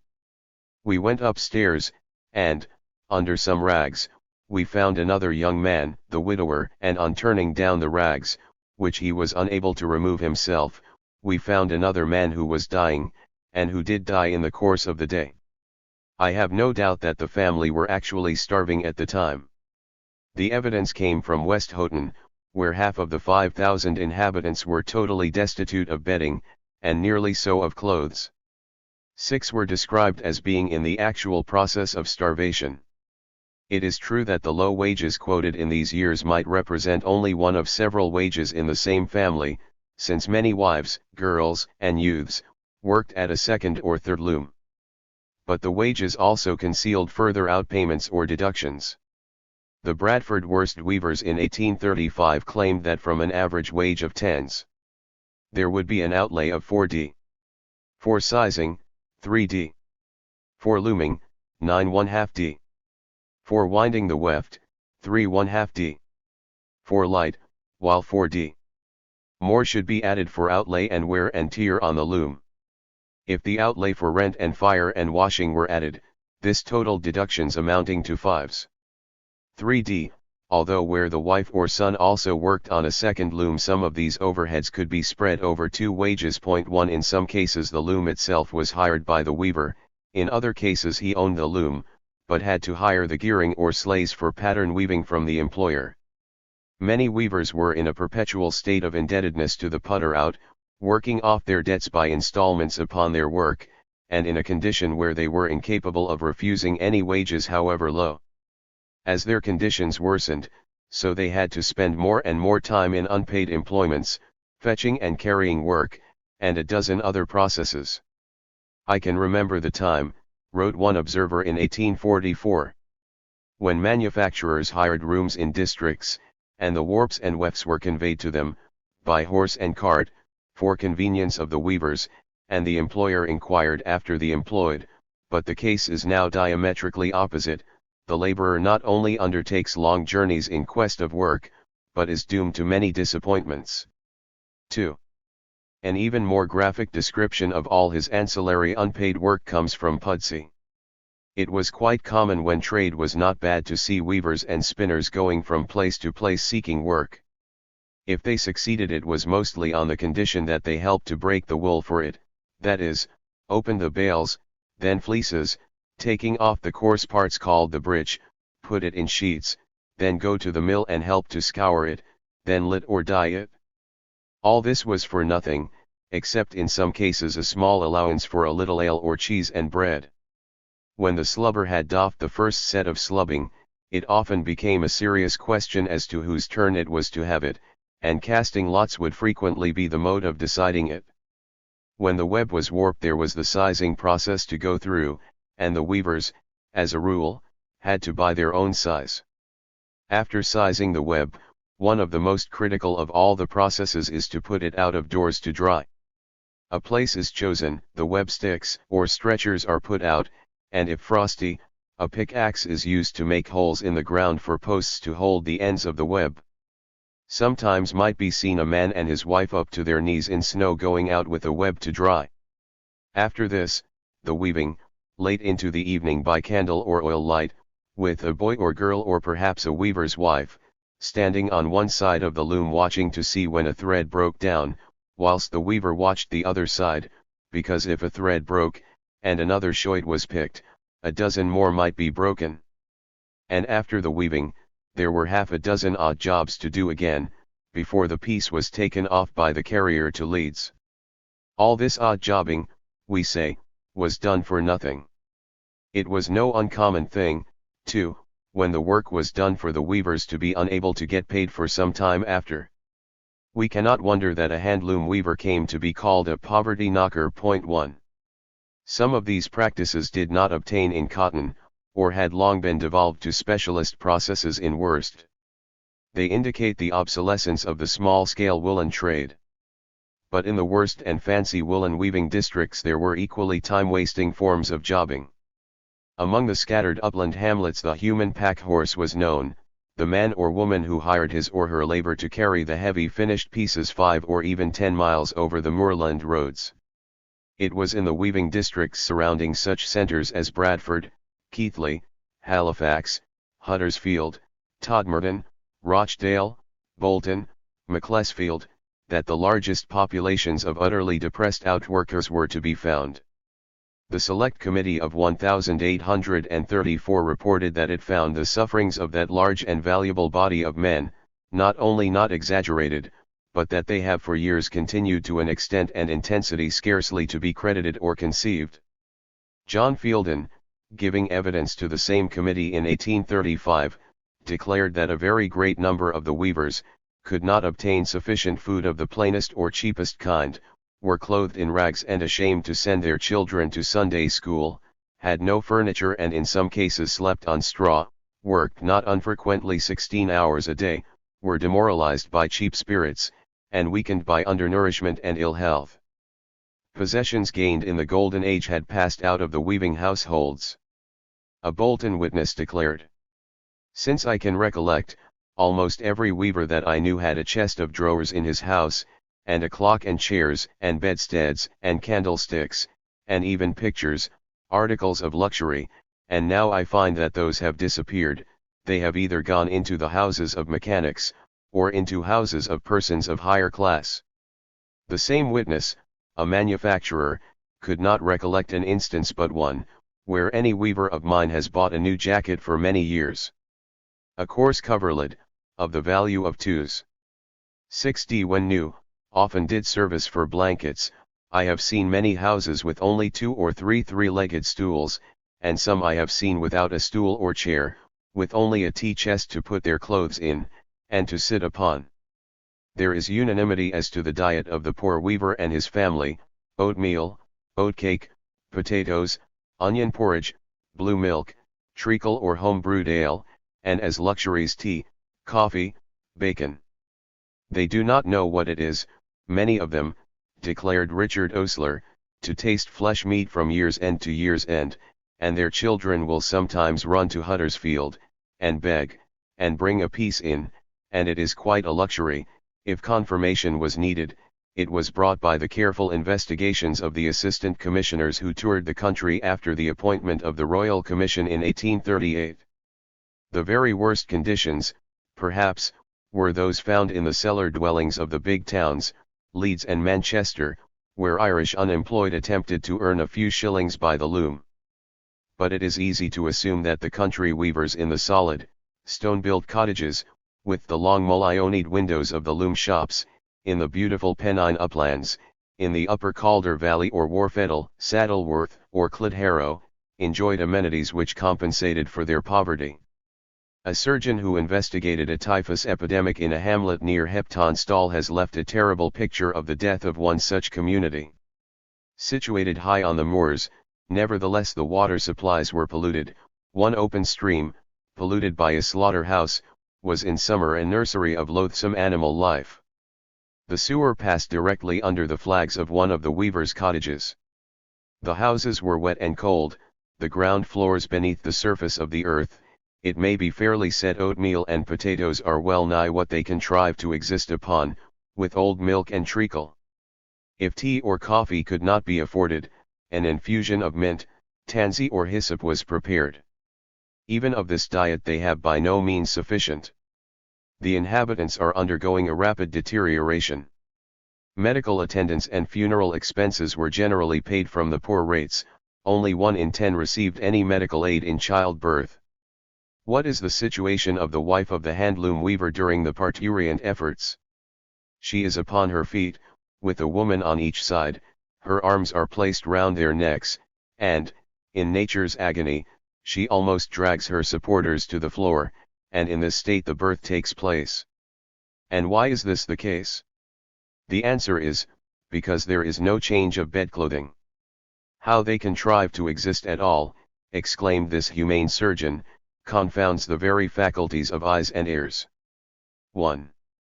The contemporary reaction against the Hammonds has gone so far that it is almost impossible to quote such sources, with which these years are all too plentiful, without being accused of pejorative intentions.